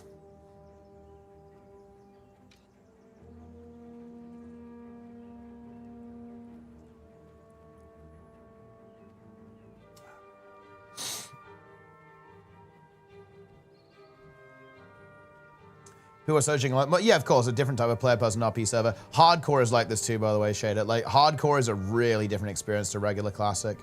Regular classic, people play it like retail. Like, anyone who says otherwise is coping hard as fuck. Like, classic, in a way, has a spirit of retail minus about it, but like, hardcore is very different.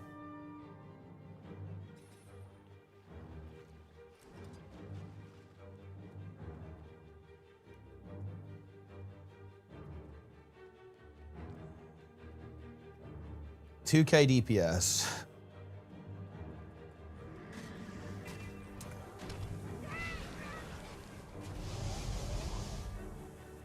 Sometimes you do 2K DPS. And look, guys, if you do 2K DPS right now, like, I believe Sneb has told this story. Sneb used to get instantly kicked. I believe Sneb was basically blacklisted in raids because he would join raids and do 5K DPS, I believe. And look at him now. Sneb is a community leader within the raid scene.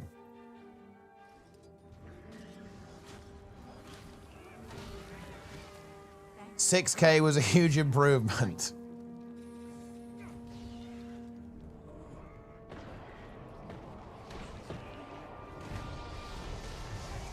Reloads enabled? Save scumming enabled, huh? Well, yeah, no, that's fair enough. 6K is 20% higher. Big win.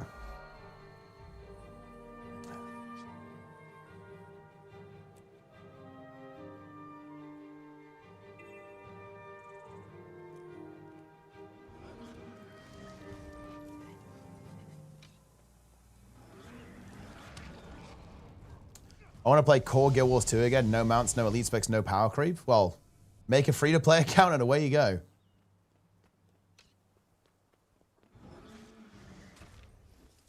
Wait, awesomeness. Actually, I've got a quick question for you. Have you seen the original Plunger?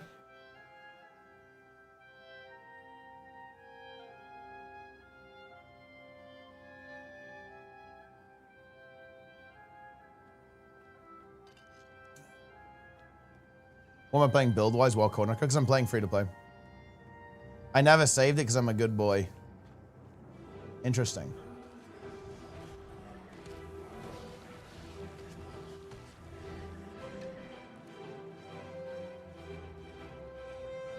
What plunger did you get? Man, they need to fix Imager not working in the UK. This sucks. Government needs to repeal that legislation.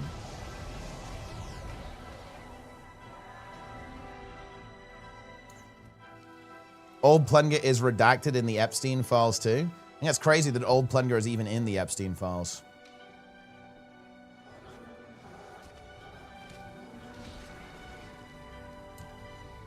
It is fucking scuffed. You hate to see it. Isn't burning get rid of the ID? Nah, it's not the ID stuff. That's the problem.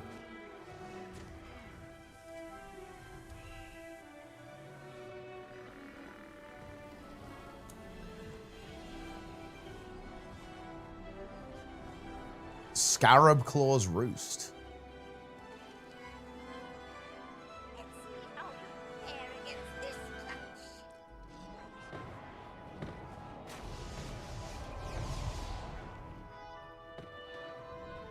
Boom. Wait, what? What just despawned? How's this?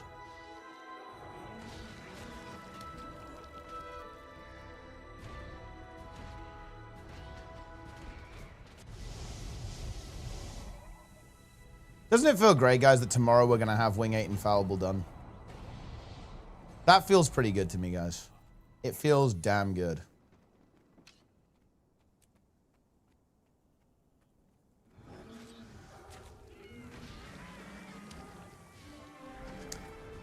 Crunch is here.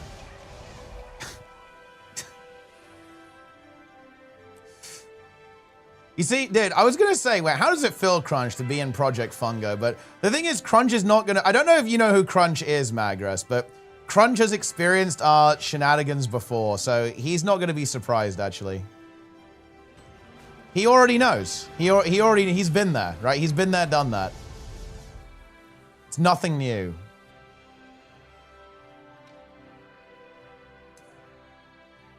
Kadeem was a training for the exactly, yeah. Kadeem was a training for the mental state. But that was because the thing is that was crazy. That was back when Kadeem CM was like actually not easy. What a wild time. Wait, who's actually new? Wait, Crunch is no, not Crunch. Magrest is new. Magrest is new. Verdi is new. Grabber is new, but he knows, right? Like he's a knower. I feel like, actually, wait, who are the people who aren't knowers? Because realistically, Verdi is a knower. Sparse is maybe not a knower.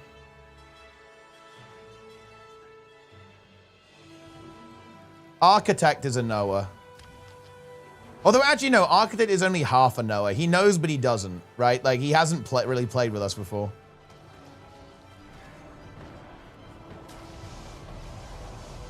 Because I do think, look, I really do believe, guys, that playing with a group that me and Plenix run it's a bit of a different experience compared to a lot of other groups. It's not the same thing, guys.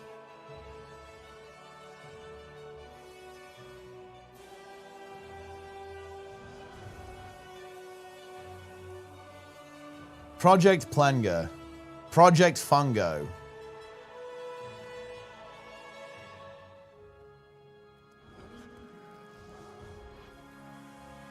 This isn't easy, huh?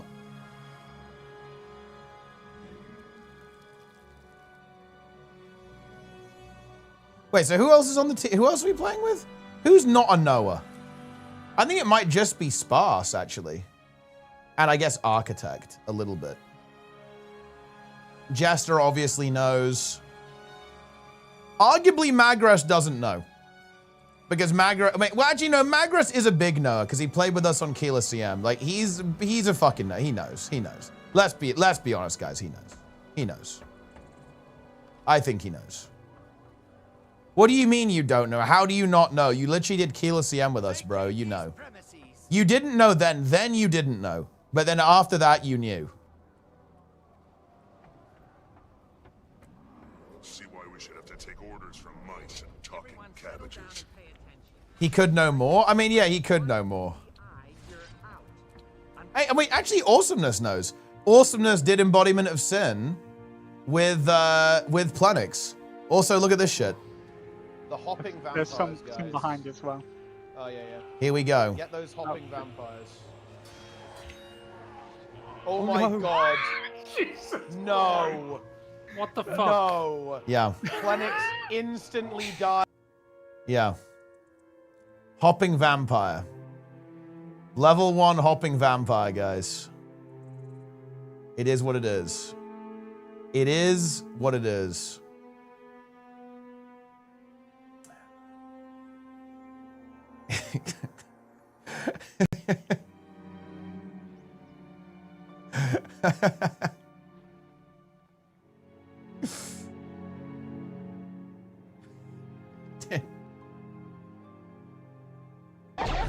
This is one of my all-time favorite clips.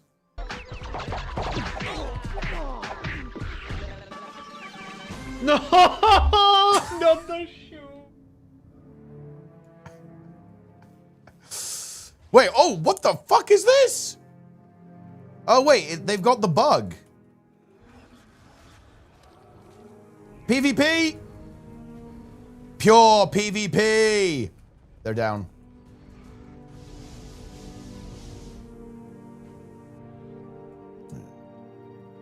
Nice. Do you have any of the shoe clips? I mean, that was the shoe clip. That was the true shoe clip.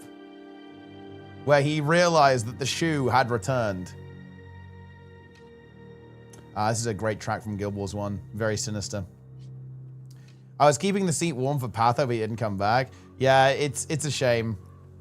Patho's a very good player, very smart player. But yeah, I don't think he's interested in playing the game anymore. Bro has moved on with his life.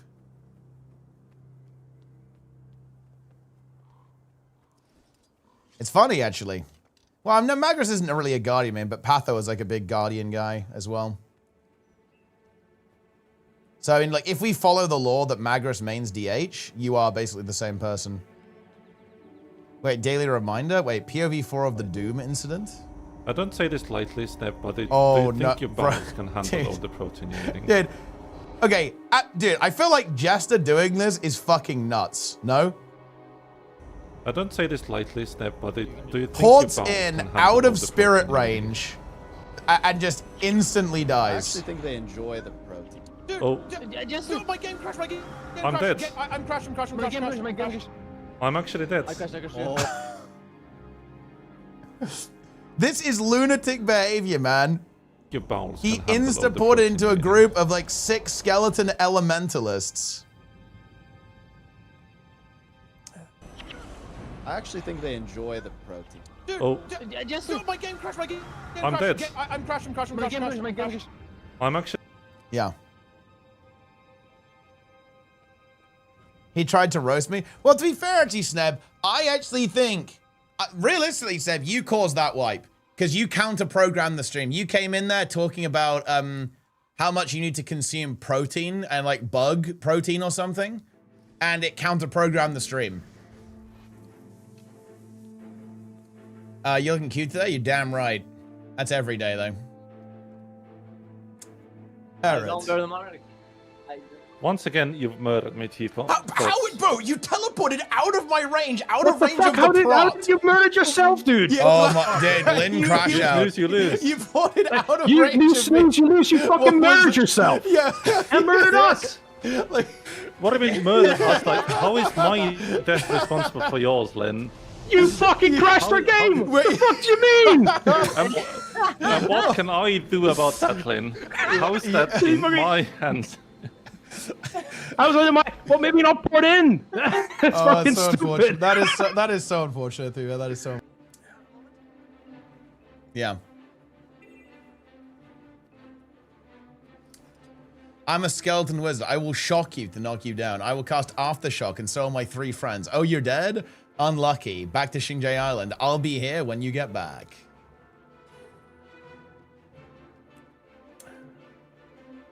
Spirit of Crash Out. Yeah, I mean, Lynn went down there. Wait, who actually went down? It was Lynn died. Jester died, obviously. I think, wait, did Mice die? No, actually, I think maybe Mice lived. I'm not sure who else died. I think Emissy died.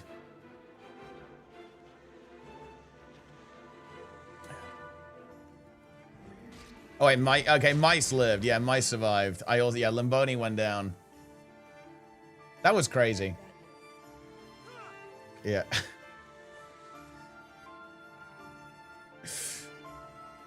And look, guys, always make sure you're in spirit range. It is what it is.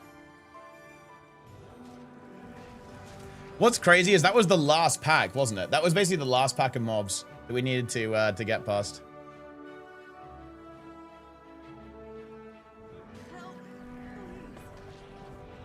Help, please. What do you need? Stealing antidotes from the renegades. Eh. Renegade poisoner. Wait, do these really not count? I don't get any credit for these? Kidding me? This sucks. That was a waypoint, you know?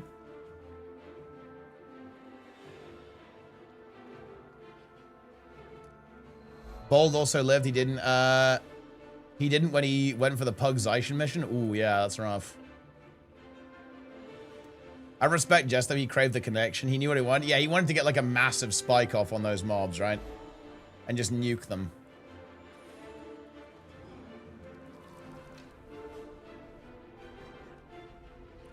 This never happened during Infallible. Pick up that shot now. Someone... We have 2 shots on the fucking ground! Pick it! Pick it!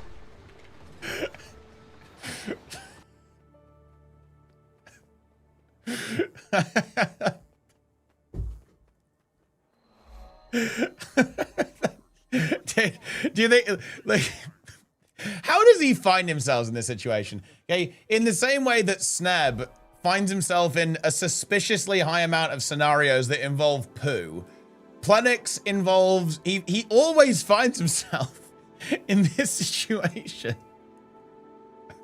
Like, it's unbelievable. Yeah.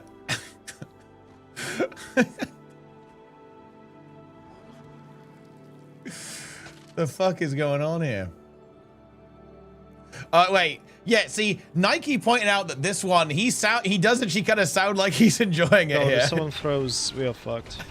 Do not fucking throw. Do not throw. Do not throw. Do not throw. Do not throw. Do not throw. Do not throw. Do not throw. No! Ah! I mean, oh my god.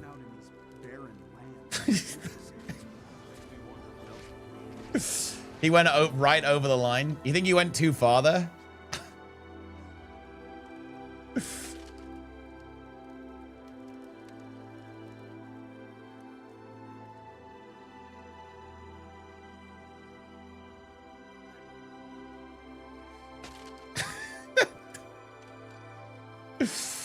Oh, man.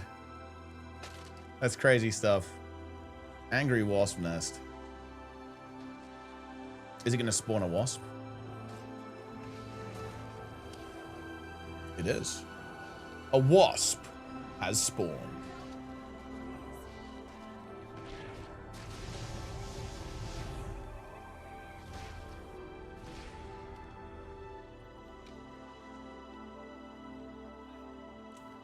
Classic Plus is going to be content. The thing is, Plenix would love raid training in basically any game. There are so many games he could train raids in.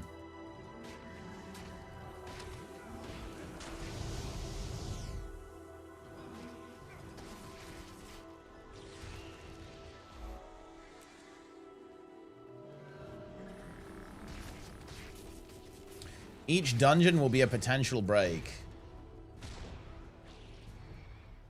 But, you know, on the other hand, why are you trying to condemn this man to eternal torture? Well, I mean, no, we seek to free him. We seek to free him from hell. The Plengo must be unleashed, unchained. The problem is, like, you know, fucking ChatGPT has ruined any chance of happiness for Plenix. Because now The issue is, every day he has to deal with his co-workers submitting AI slop. And that's going to be tough.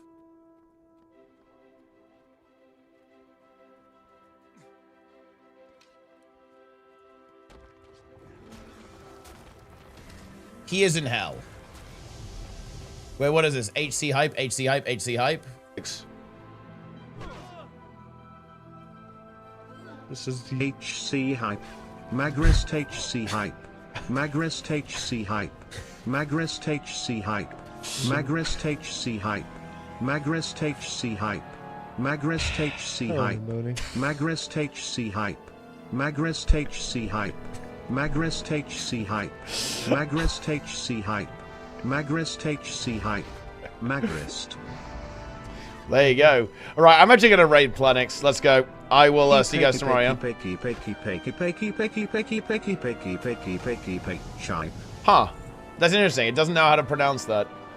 But yeah. Wait, what? This wasn't a good clip, dude. Nothing good happened. That wasn't good, bro. The hell was that? It was a trash clip.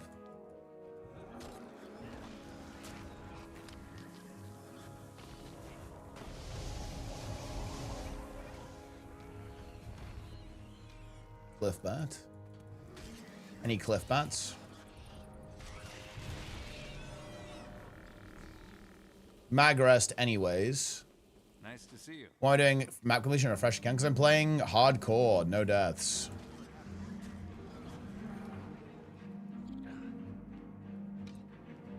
Shroud's take on Guild Wars 2. Yeah, this one is just so random as well. I thought about loading up Guild Wars for some reason. I don't fucking know. But then I was thinking, like, why would I load up Guild Wars 2 when there's so many other better MMOs? You know what I mean? I just wanted to see that game again because when it came out, it was nice. When that game came out, it ran pretty good. It was pretty smooth. Animations were decent. Now it's probably terrible, honestly. In the grand scheme of things, now it's probably not a great game. But why did he say this? Lost Ark is just the GOAT. He said this unprompted, and then of course, yeah, he says Lost Ark is good, bro. Like, oh yeah, okay, bro. Unfortunate that it's okay, built the way dude. It's built. But yeah, that game is the fucking GOAT. I feel like that has not aged well as well, right? How the fuck has that aged well?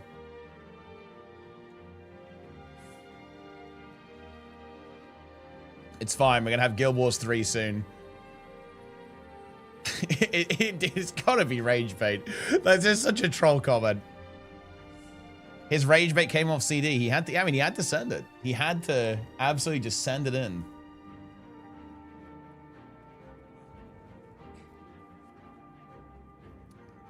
This clip has to be good. The saga of the corruption pools. It's a fair now. I know what your keyboard sounds like. How did we lost our reflex? Now we just wipe. Too bad you can't reflect. Ah, this guy went to and you know what? Oh. Okay, so the guy was going to the wrong pool, right? He was Oh, going yeah. to pools for no reason. When he Dude, this one is so good. Like the guy just goes to finally the gets his chance and actually gets corruption. Look, look at this. Look at this poor little peepo, dude. So look, check this out. The guy he goes to the wrong one, right? Goes downstate. I go rest the guy. And then look, the guy was going look what happens, guys. He goes to this one, to pools for no reason. When he ignores it, and keeps running. Oh my, what is he and doing? then he goes in there. What? What is he doing? Oh, he's running. What? Wait, he's going to a boy.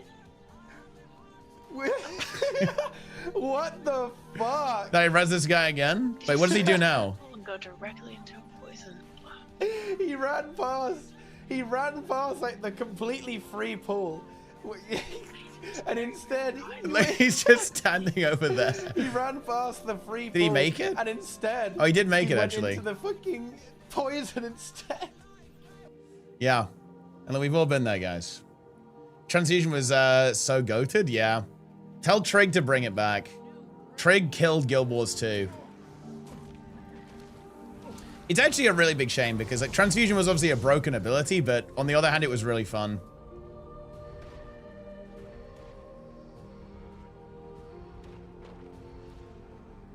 So it's a little bit of a give and take.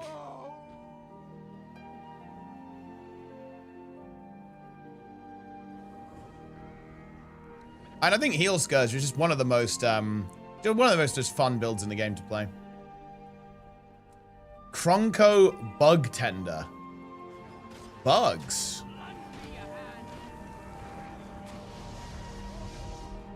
Heals pets. Well, I mean, look, I've already killed the pets. The bugs have been eliminated.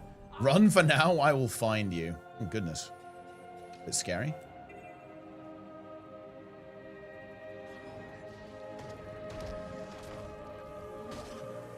Heal Scourge and PvP on Path of Fire launch. I mean, yeah, Heal Scourge it wasn't really that good, but like the Blood Scourge was. You just basically played like a DPS Scourge with blood magic. It was really good. You did a bit less damage, but you actually had a lot of support.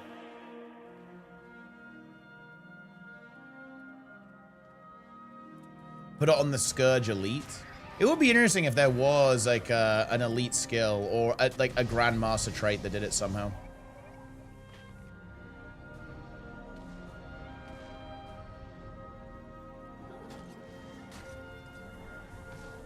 I wonder if it would be balanced if it just like slowly pulled people in. So, for example, if they made it so instead of instantly teleporting people to you, it like dragged people towards you instead. I wonder if wonder what that would look like. The Scourge Elite works. To be honest, the Scourge Elite is a really weird skill that should just be reworked. It's a boon corrupt that gives might, but it only corrupts boons into torment, basically. Because that's how all punishments work. It's really weird. But it's not a very interesting skill. Like, Ghastly Breach is not a particularly interesting ability. It's like slightly bigger plague lands, really. So yeah, I think it's one of the elites that I think should be reworked, and Scourge should be given something like really special for it.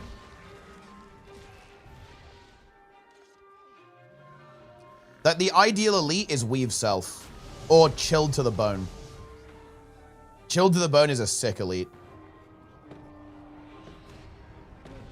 Scourge is your favorite elite spec? It's one of my favorites. Yeah, it's really fun to play. Do you see Silhouette's video? I mean, I've seen some of Silhouette's videos. Which one? And have I ever had no downstate wolves on PP? Yeah, they do that weekend sometimes, or like a bonus event sometimes. Prime Light Beam is a great skill as well. That's like very iconic, I think, for Holosmith. 100%. Rework Signet Identity Transition? Yeah, I think you could do that. Like, it could, like, you know, if you cast the Signet, like, you drag people towards you or something. Why is Chilled to the Bone good? It's never used in a circle. Oh, no, I don't mean that it's good in terms of power. It actually does have some niche usage in PvE, actually. For example, I really like it on HTCM, because you can use it to give yourself stability when you're dealing with the giants or when you're dealing with the ads in the last phase of HTCM. So I think it actually does have some niche usage where it is a genuinely strong elite. When you need to do AoE CC, it's really good, basically. But I just think it's just a really fun skill. It's just such an iconic skill. And particularly when you land it in PvP or World vs. World, it's like, wow, this is so fucking sick. It's like mega roleplay. It's an incredibly well-themed skill for Reaper, and it's a really impactful, it feels like a really good button to press on a Reaper.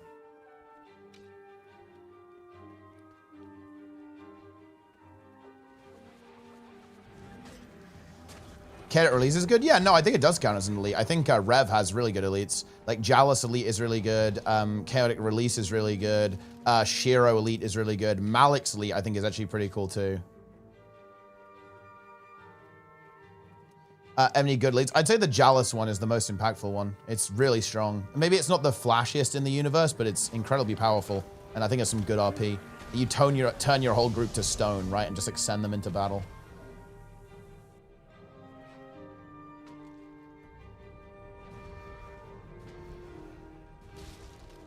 We climb over this fence somehow. Oh, maybe I can climb on this.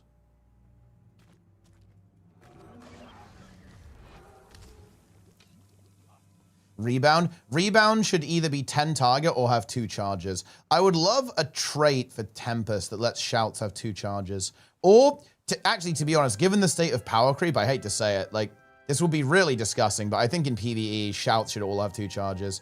It would be disgusting in terms of design, but look, we're in Mickey Mouse, right? Like, we're in the Mickey Mouse phase.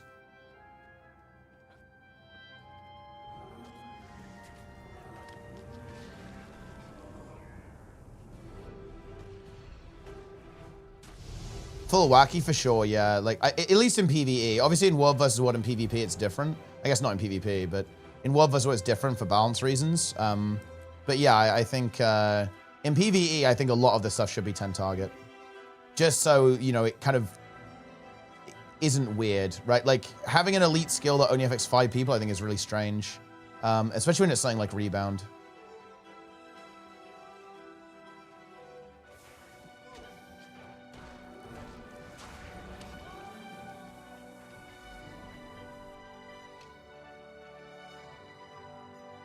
The super speed and breaks on is nice. Yeah, I think if it had 2 charges, it would be an insanely good skill. And it's still a decent skill now. It's just that, like, it's very, like, utility skills on Ellie feel very expensive. Like, having that skill is not going to be a feels amazing, man. I mean, you do take it, right? But, like, if it needs to be, it definitely needs to have 2 stacks of stab as well. It's just too weak, or even 3, realistically.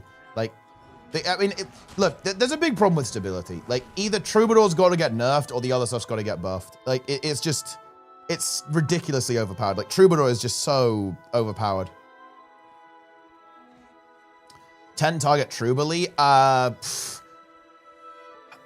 Look, I can't, look, I mean, I think, awesomeness, I can't believe the Troubadour elite even exists, okay?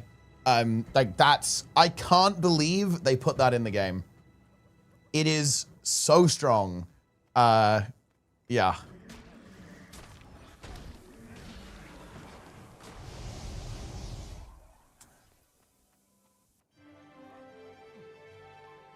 Yeah, I actually thought it wouldn't make it to live. I'm pretty sure I'm even on record saying I don't see this making it to live.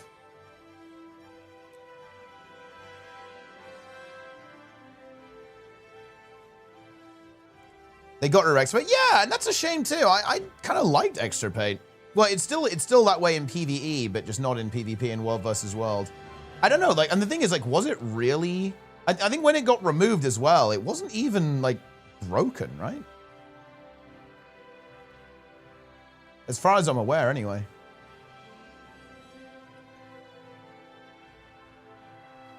Would you nerf Troubadour or give them a new elite? I'd give them a new elite.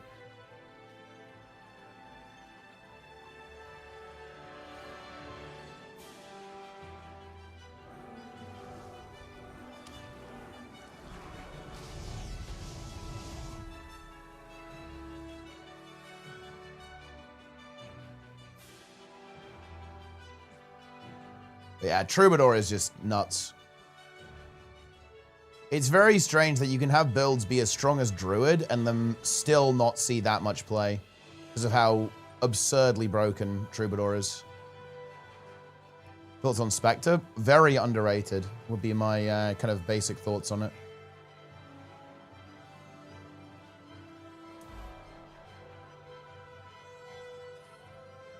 Let's collect the scrap metal.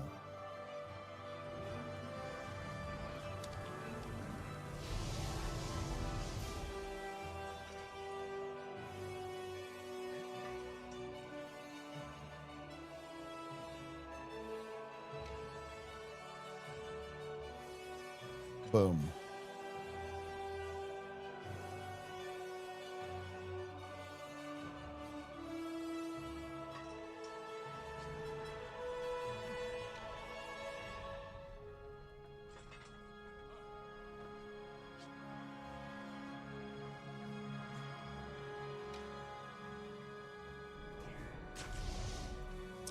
But I mean, look, it is what it is. Balance. Let's see, how much progress am I going to get? I've got 10 scrap metal for you. Here you go. Ooh. That's actually pretty good. That's pretty good!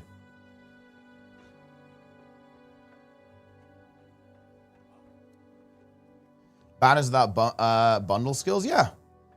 Sure you remember Magrest, who actually made that change.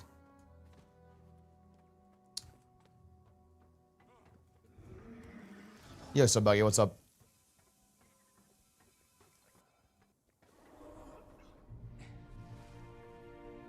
That's right, with Solar. Solar did that. King.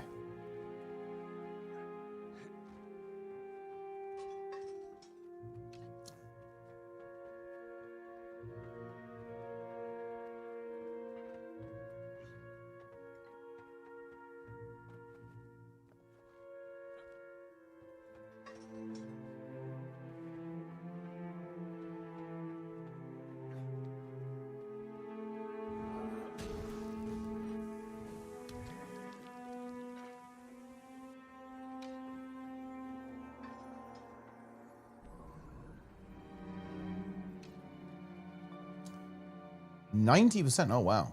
This map went past pretty quick. Greetings. Oh, all the hearts are done. Okay, that's good. Just got to do a little bit of running around in circles then. We are good to go. And that's all of Ascalon done. This is the last Ascalon, but that's it. Then we just have to go Dreadhaunt Cliffs, Timberline, and then Ore. Huge.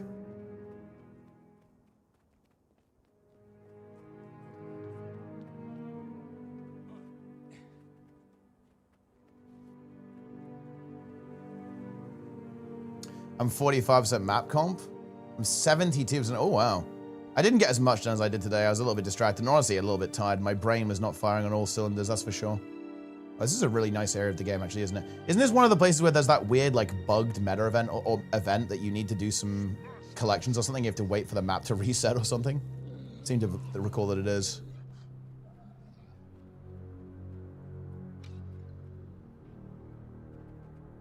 There was no political discourse. Yeah, no, look, honestly, I'm not doing double discourse stream in a row. It is fun to do, though, and of course it happened with the fucking drops viewers, man. You know, I'll tell you what, though, to comment on the discourse stuff, I really find it frustrating when people don't say what they mean. I was really holding back on being a little bit mean there, actually, because it's like, come on, dude. Like, if you're gonna talk all this shit, right, you need to say what you actually think. It's so cringe, right?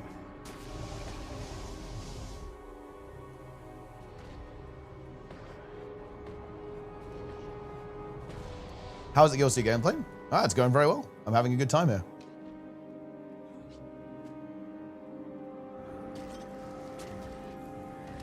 Ogre Wars.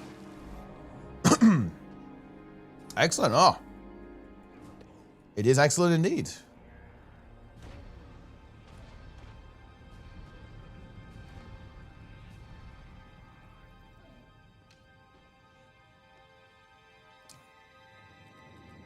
Well, that's the thing though, Trayvon, is that, I mean, that is what they think, but like, I mean, I don't know, like, why, you know, why do they just say that?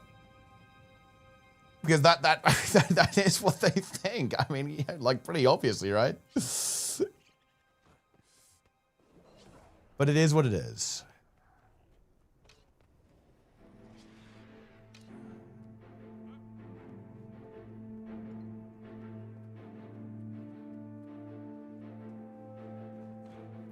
Then they had auto modded. Well, I mean, I don't really have the auto mod on here, and I said I wasn't going to ban them. But yeah, I mean, obviously, like, look, there were definitely a couple of people in yesterday's stream who were pretty out there with their beliefs. That's for sure. This is a nice area. I like this place. And then just, I think, one waypoint and a vista and a skill point after this. You see, this is super nice. Demi Needlestone. Kuma. Catgirl Kuma. Deadeye. Seize the moment.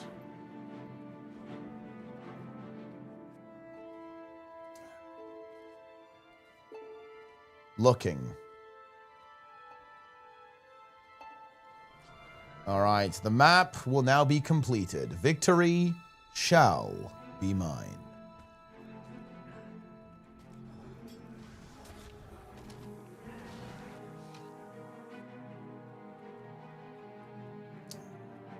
There's the waypoint, and there's the vista. It's the skill point now. I must have missed it. Doesn't appear to be, yeah, does it? I'm going in.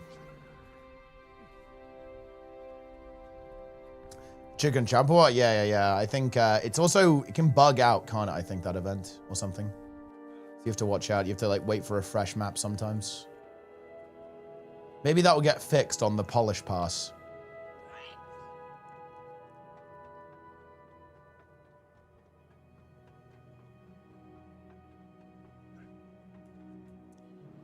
I actually hope we get like a studio update soon. I'm really interested to see what they have in mind with the polish pass. And like what kind of things we're gonna see. Same with Home, right? Like obviously I'm very interested to see what like Hall of Monuments is gonna look like. I think what's interesting is that I think a lot of people right now are expecting it to be like get full legendary, right? And I'm not sure about that. I don't know. I think they'll make it pretty chill. Never a dull moment in this game, but yeah, it's still true to this day, honestly. A lot going on. Separatist Beastmaster. Oh, redesigning the ore temples would be so hype, actually. Like, if they reduced those and gave them more mechanics and stuff and made them into proper meta events, it'd be very good. Yeah, put them on a timer as well. Or at least, like, some way to trigger them reliably. Yeah, that's what I think, Talums. Yeah, I think it'll be similar to Season of the Dragons, I'd say. Just like do a bunch of stuff. They'll probably try to make it not entirely overlap with Season of the Dragons already, because that would just be weird. That'd be like adding the same achievement into the game twice, but I think it'll be similar in nature.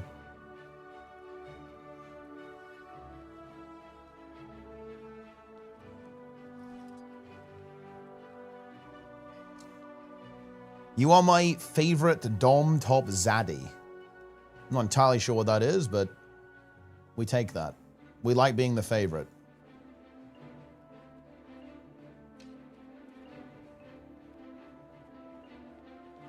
First Garth.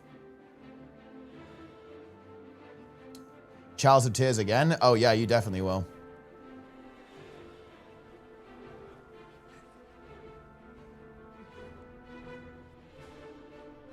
In we go. Hero point in here, maybe? There's a nice little cave, isn't it? Hide End Caves. Some drakes in here.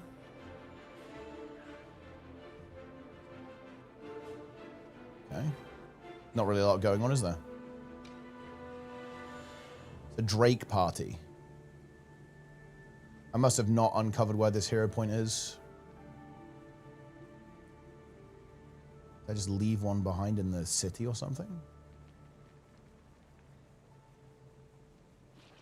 Let's see. Area of the map that's uncovered, maybe? Oh, there's one here. Yes, of course. I know exactly where it is.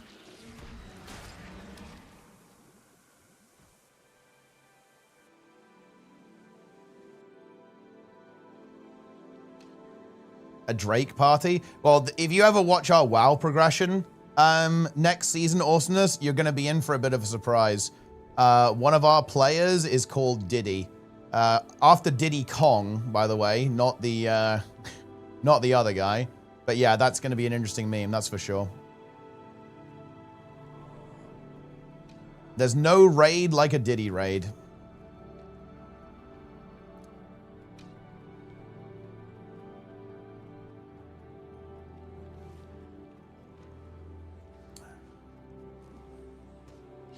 Jumping Balls returning home. Chalice of Tears. Oh yeah, that's coming back.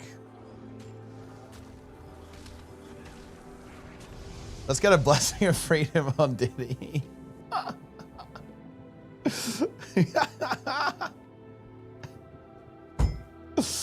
Oh no.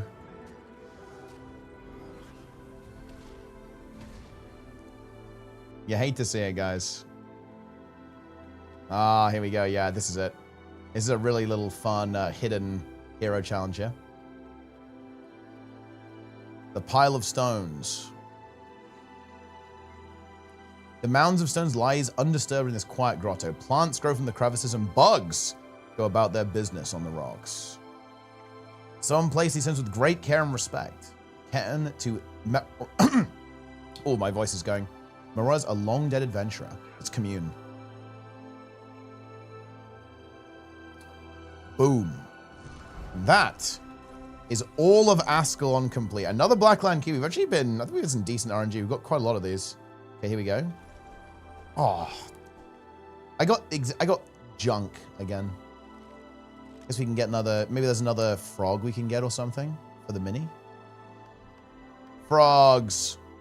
Nah, I'll just save it, I guess. Up for a challenge? Whose grave is this? Killeen. She was a Sylvari of the Night Cycle, but she was the brightest light my eyes have ever seen. Along with a human named Dougal Keen, a char known as Ember Doomforge and a zero known as Cranks tried to cross the brand. Killeen didn't survive. I missed her every day since. You stand quietly with the Norn at the foot of the memorial.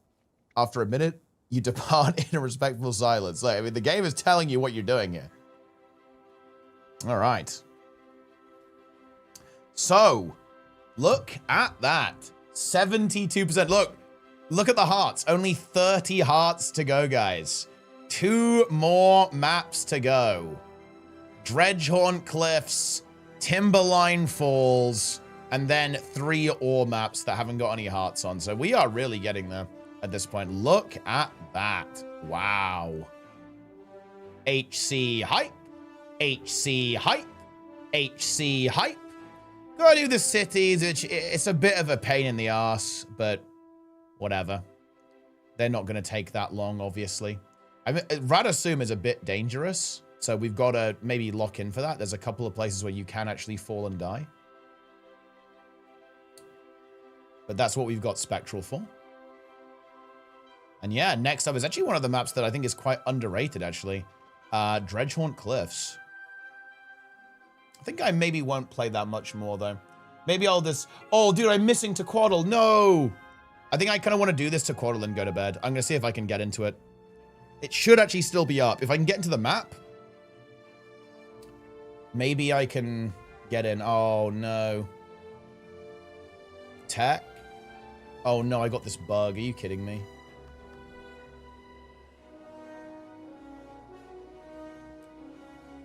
Maybe I can break in? Wait.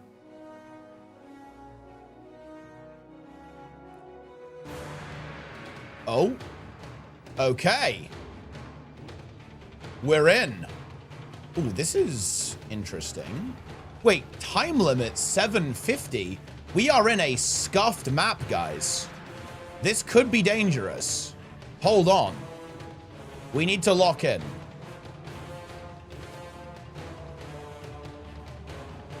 Yeah, this is a low population map operation. Oh shit, dude, this battery's going down. We might have to evacuate. We actually might have to go. I am positioning near the exit. We might have to get out. If this battery goes down, we've got to get out, guys.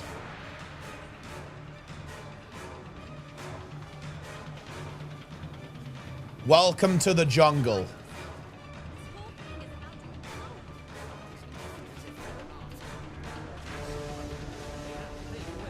This is Safari. This is the NA server.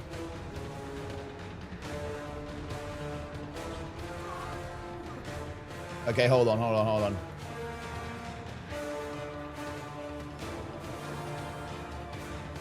I don't trust the jump pads at all, by the way. Okay, this is the tech. See the tech here, guys? Look how the waypoint is ready. I've already clicked it.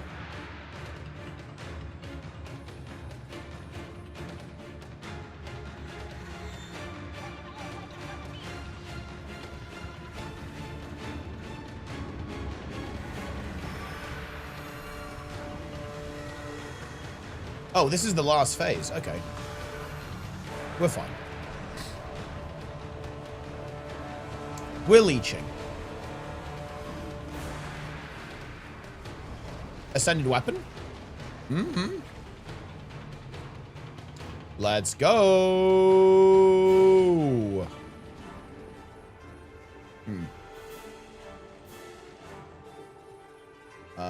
Yeah. Extremely dirty cog. Need to do a bit of inventory management. So many dead. We shall sing their songs to our spawn who will be born here. Oh. I have 3 runes of the Sunless now. I wonder if I should use them. It's not the worst rune ever. Koss's Pauldrons. Nah, that's not useful. I haven't got even a single, like, good exotic. Doesn't feel great.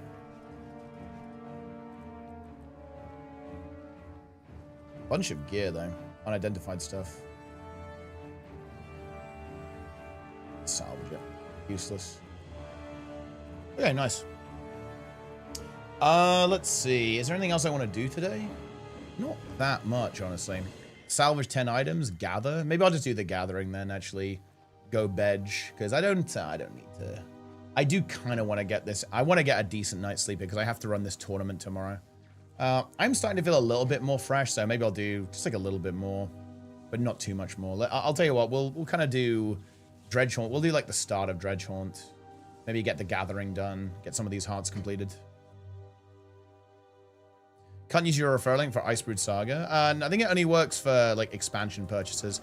However, if you buy like all of the game at once, I think that works. So if you buy like the complete collection, I think that will work correctly.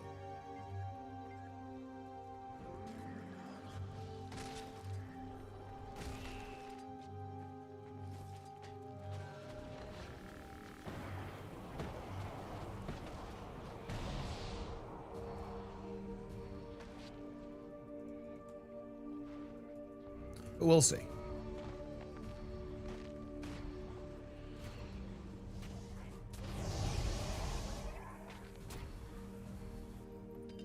I need to go buy gathering tools, don't I? Maybe this merchant has them. I think it might just be an RP merchant that doesn't have that shit, though.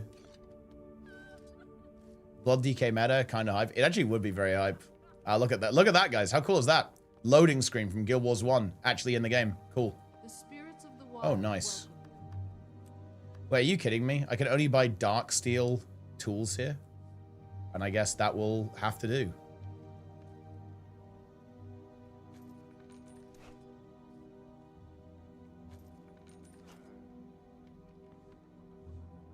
Up for a challenge? Nice. Out of Necrospecs, what's your favorite? It's like Reaper and Scourge, I'd say. The best ones.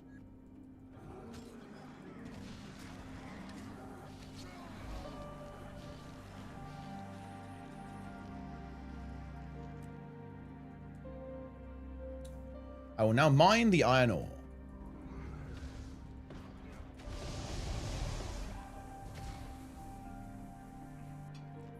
Making them take more damage for less the whole of the expansion? Yeah, unlucky. It's actually weird too, because like Blood DK felt tanky in this season. Like next season it's gonna be ridiculous in raid. It was already, I think, one of the more like robust tanks in a raid environment. And now it's gonna be incredibly juiced.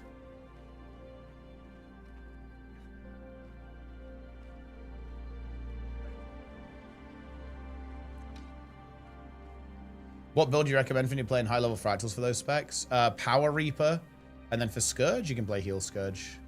It's pretty good.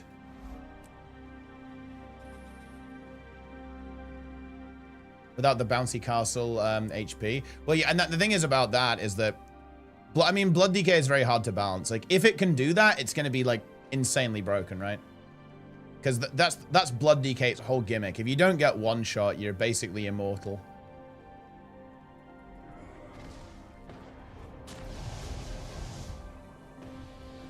So if it's strong, it's going to be like Giga strong.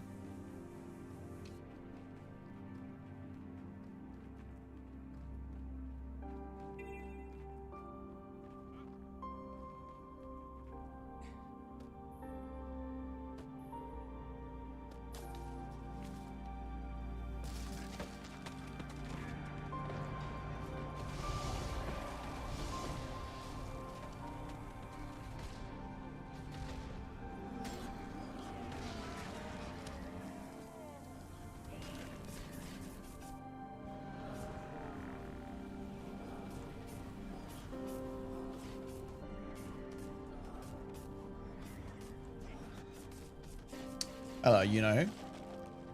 Hype indeed.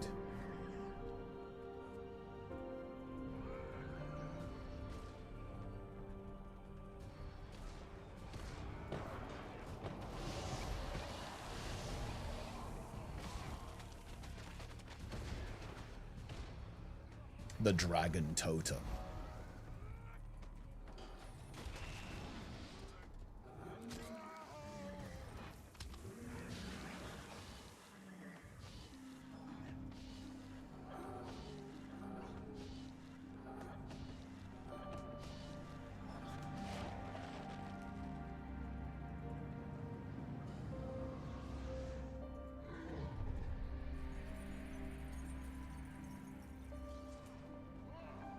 How's it going?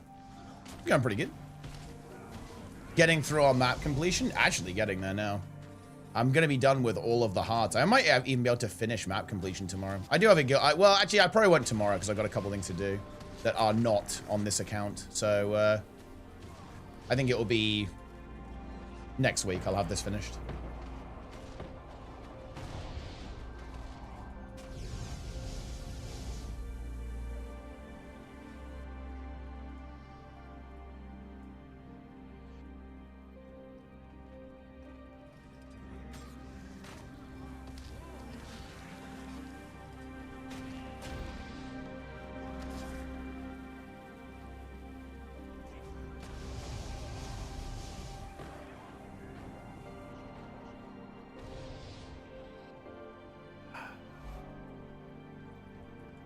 Sons of Svanir are down. And away we go. Oh, actually, hold on. What am I doing? We need to go gather all... Look at these million materials. I forgot what I was doing. Yeah, this is definitely going to be a do this, then go bear jangle here. I'm building towards Heal Scourge. Thoughts on Condi Harb? It's really strong. If you want to play Condi Harb, then play it. It's really good. A novelty item that requires 10k marsh frogs. When you use it, unleashes the frogs. Like there's old videos of people spawning 100k wheels of cheese and scum. That would be huge, actually. And you should be able to target it on other players. So the frogs like chase after people and surge directly at someone.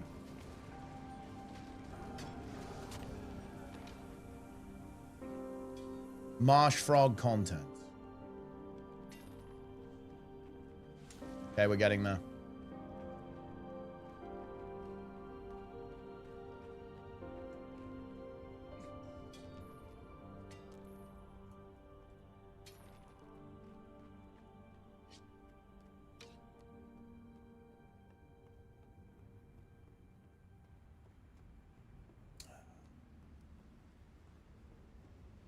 Dying would actually be brutal. I mean, yeah, dude, I've done 73% map completion. Dying now would be insanely brutal.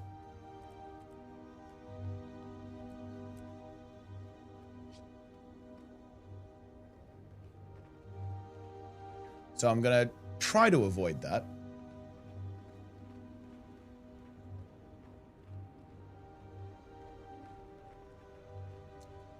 But, you know, I think we're looking good. We've got a good plan. Magrest. HC on the Guardian, though. Maybe we need to get some NGs going.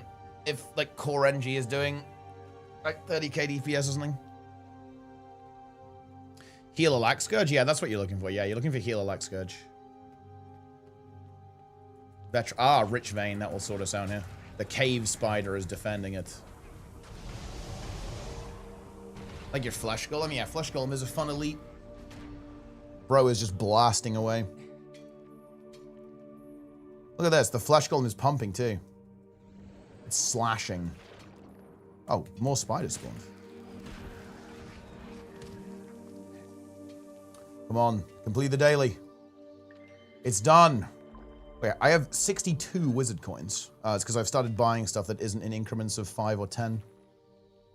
Oh, look at all that gold we're going to get, guys. Look at that. We can get another 74 gold. Is there anything else I should buy first, though? It's going to be gold, then mystic coins. Then... I would like to pick up a Black Lion salvage kit, honestly, just to be able to get upgrades out of exotics. Same with an upgrade extractor. I need to get... some of these will be really good to get infusions out. Yeah. There are people in this chat that never experienced the buy 1 or buy 5 buttons. That's true, actually. And they're better off for it, let's be honest. It wasn't great.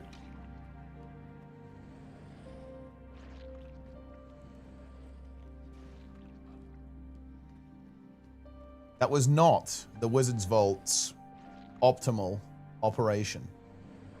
You get the Wizard's Vault? Yeah, because it fully replaced the daily system. So yeah, you don't need to pay for that.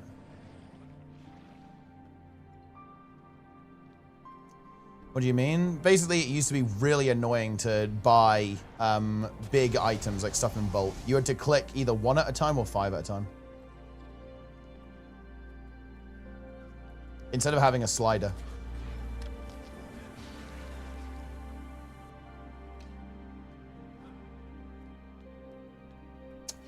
All right, guys.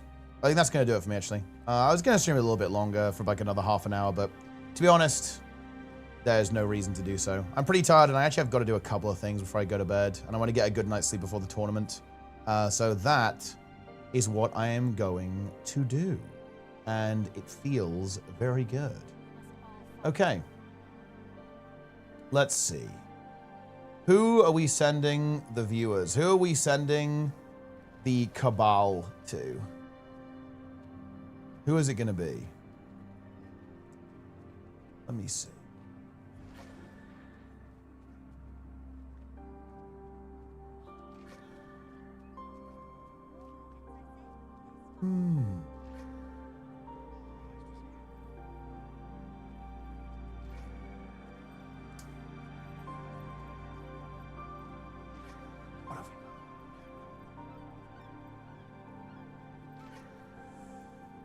I think we'll do this. Okay. Thanks for watching, guys. Follow, subscribe, referral link buy. Come back and watch every single day. Follow social medias. Guild Wars 1 speedrun tomorrow. That's going to be fun, guys. It's going to be good content. I will see you guys there, okay? Hope you guys enjoyed the stream. Watch YouTube videos. Follow my social media. Watch every stream. Come back. Engage all the time. Hand over your money. All that kind of good stuff, yeah. Hope you guys enjoyed the stream. Have a good time. And I'll see you guys tomorrow. That's it. That's all I've got. That's all I've got for you guys. Enjoy. The raid will begin shortly. We will raid Chomp, savior of Guild Wars 2 Twitch. Used to work at Twitch, even actually. Twitch developer, now no longer Twitch developer, now, well, always Mesmer enthusiast, Mesmer roaming enthusiast. DPS enthusiast, gamer enthusiast. And yeah, that's where you're going. Enjoy. Like, Chomp, definitely a Cabal member, by the way. 100%. Honorary Cabal. Not, I guess, officially in the Cabal, but probably should be. But yeah, that's it. Take it easy. Say hi to Chomp. I will see you guys next time. I'm out of here. And by next time, I mean tomorrow. You better come back.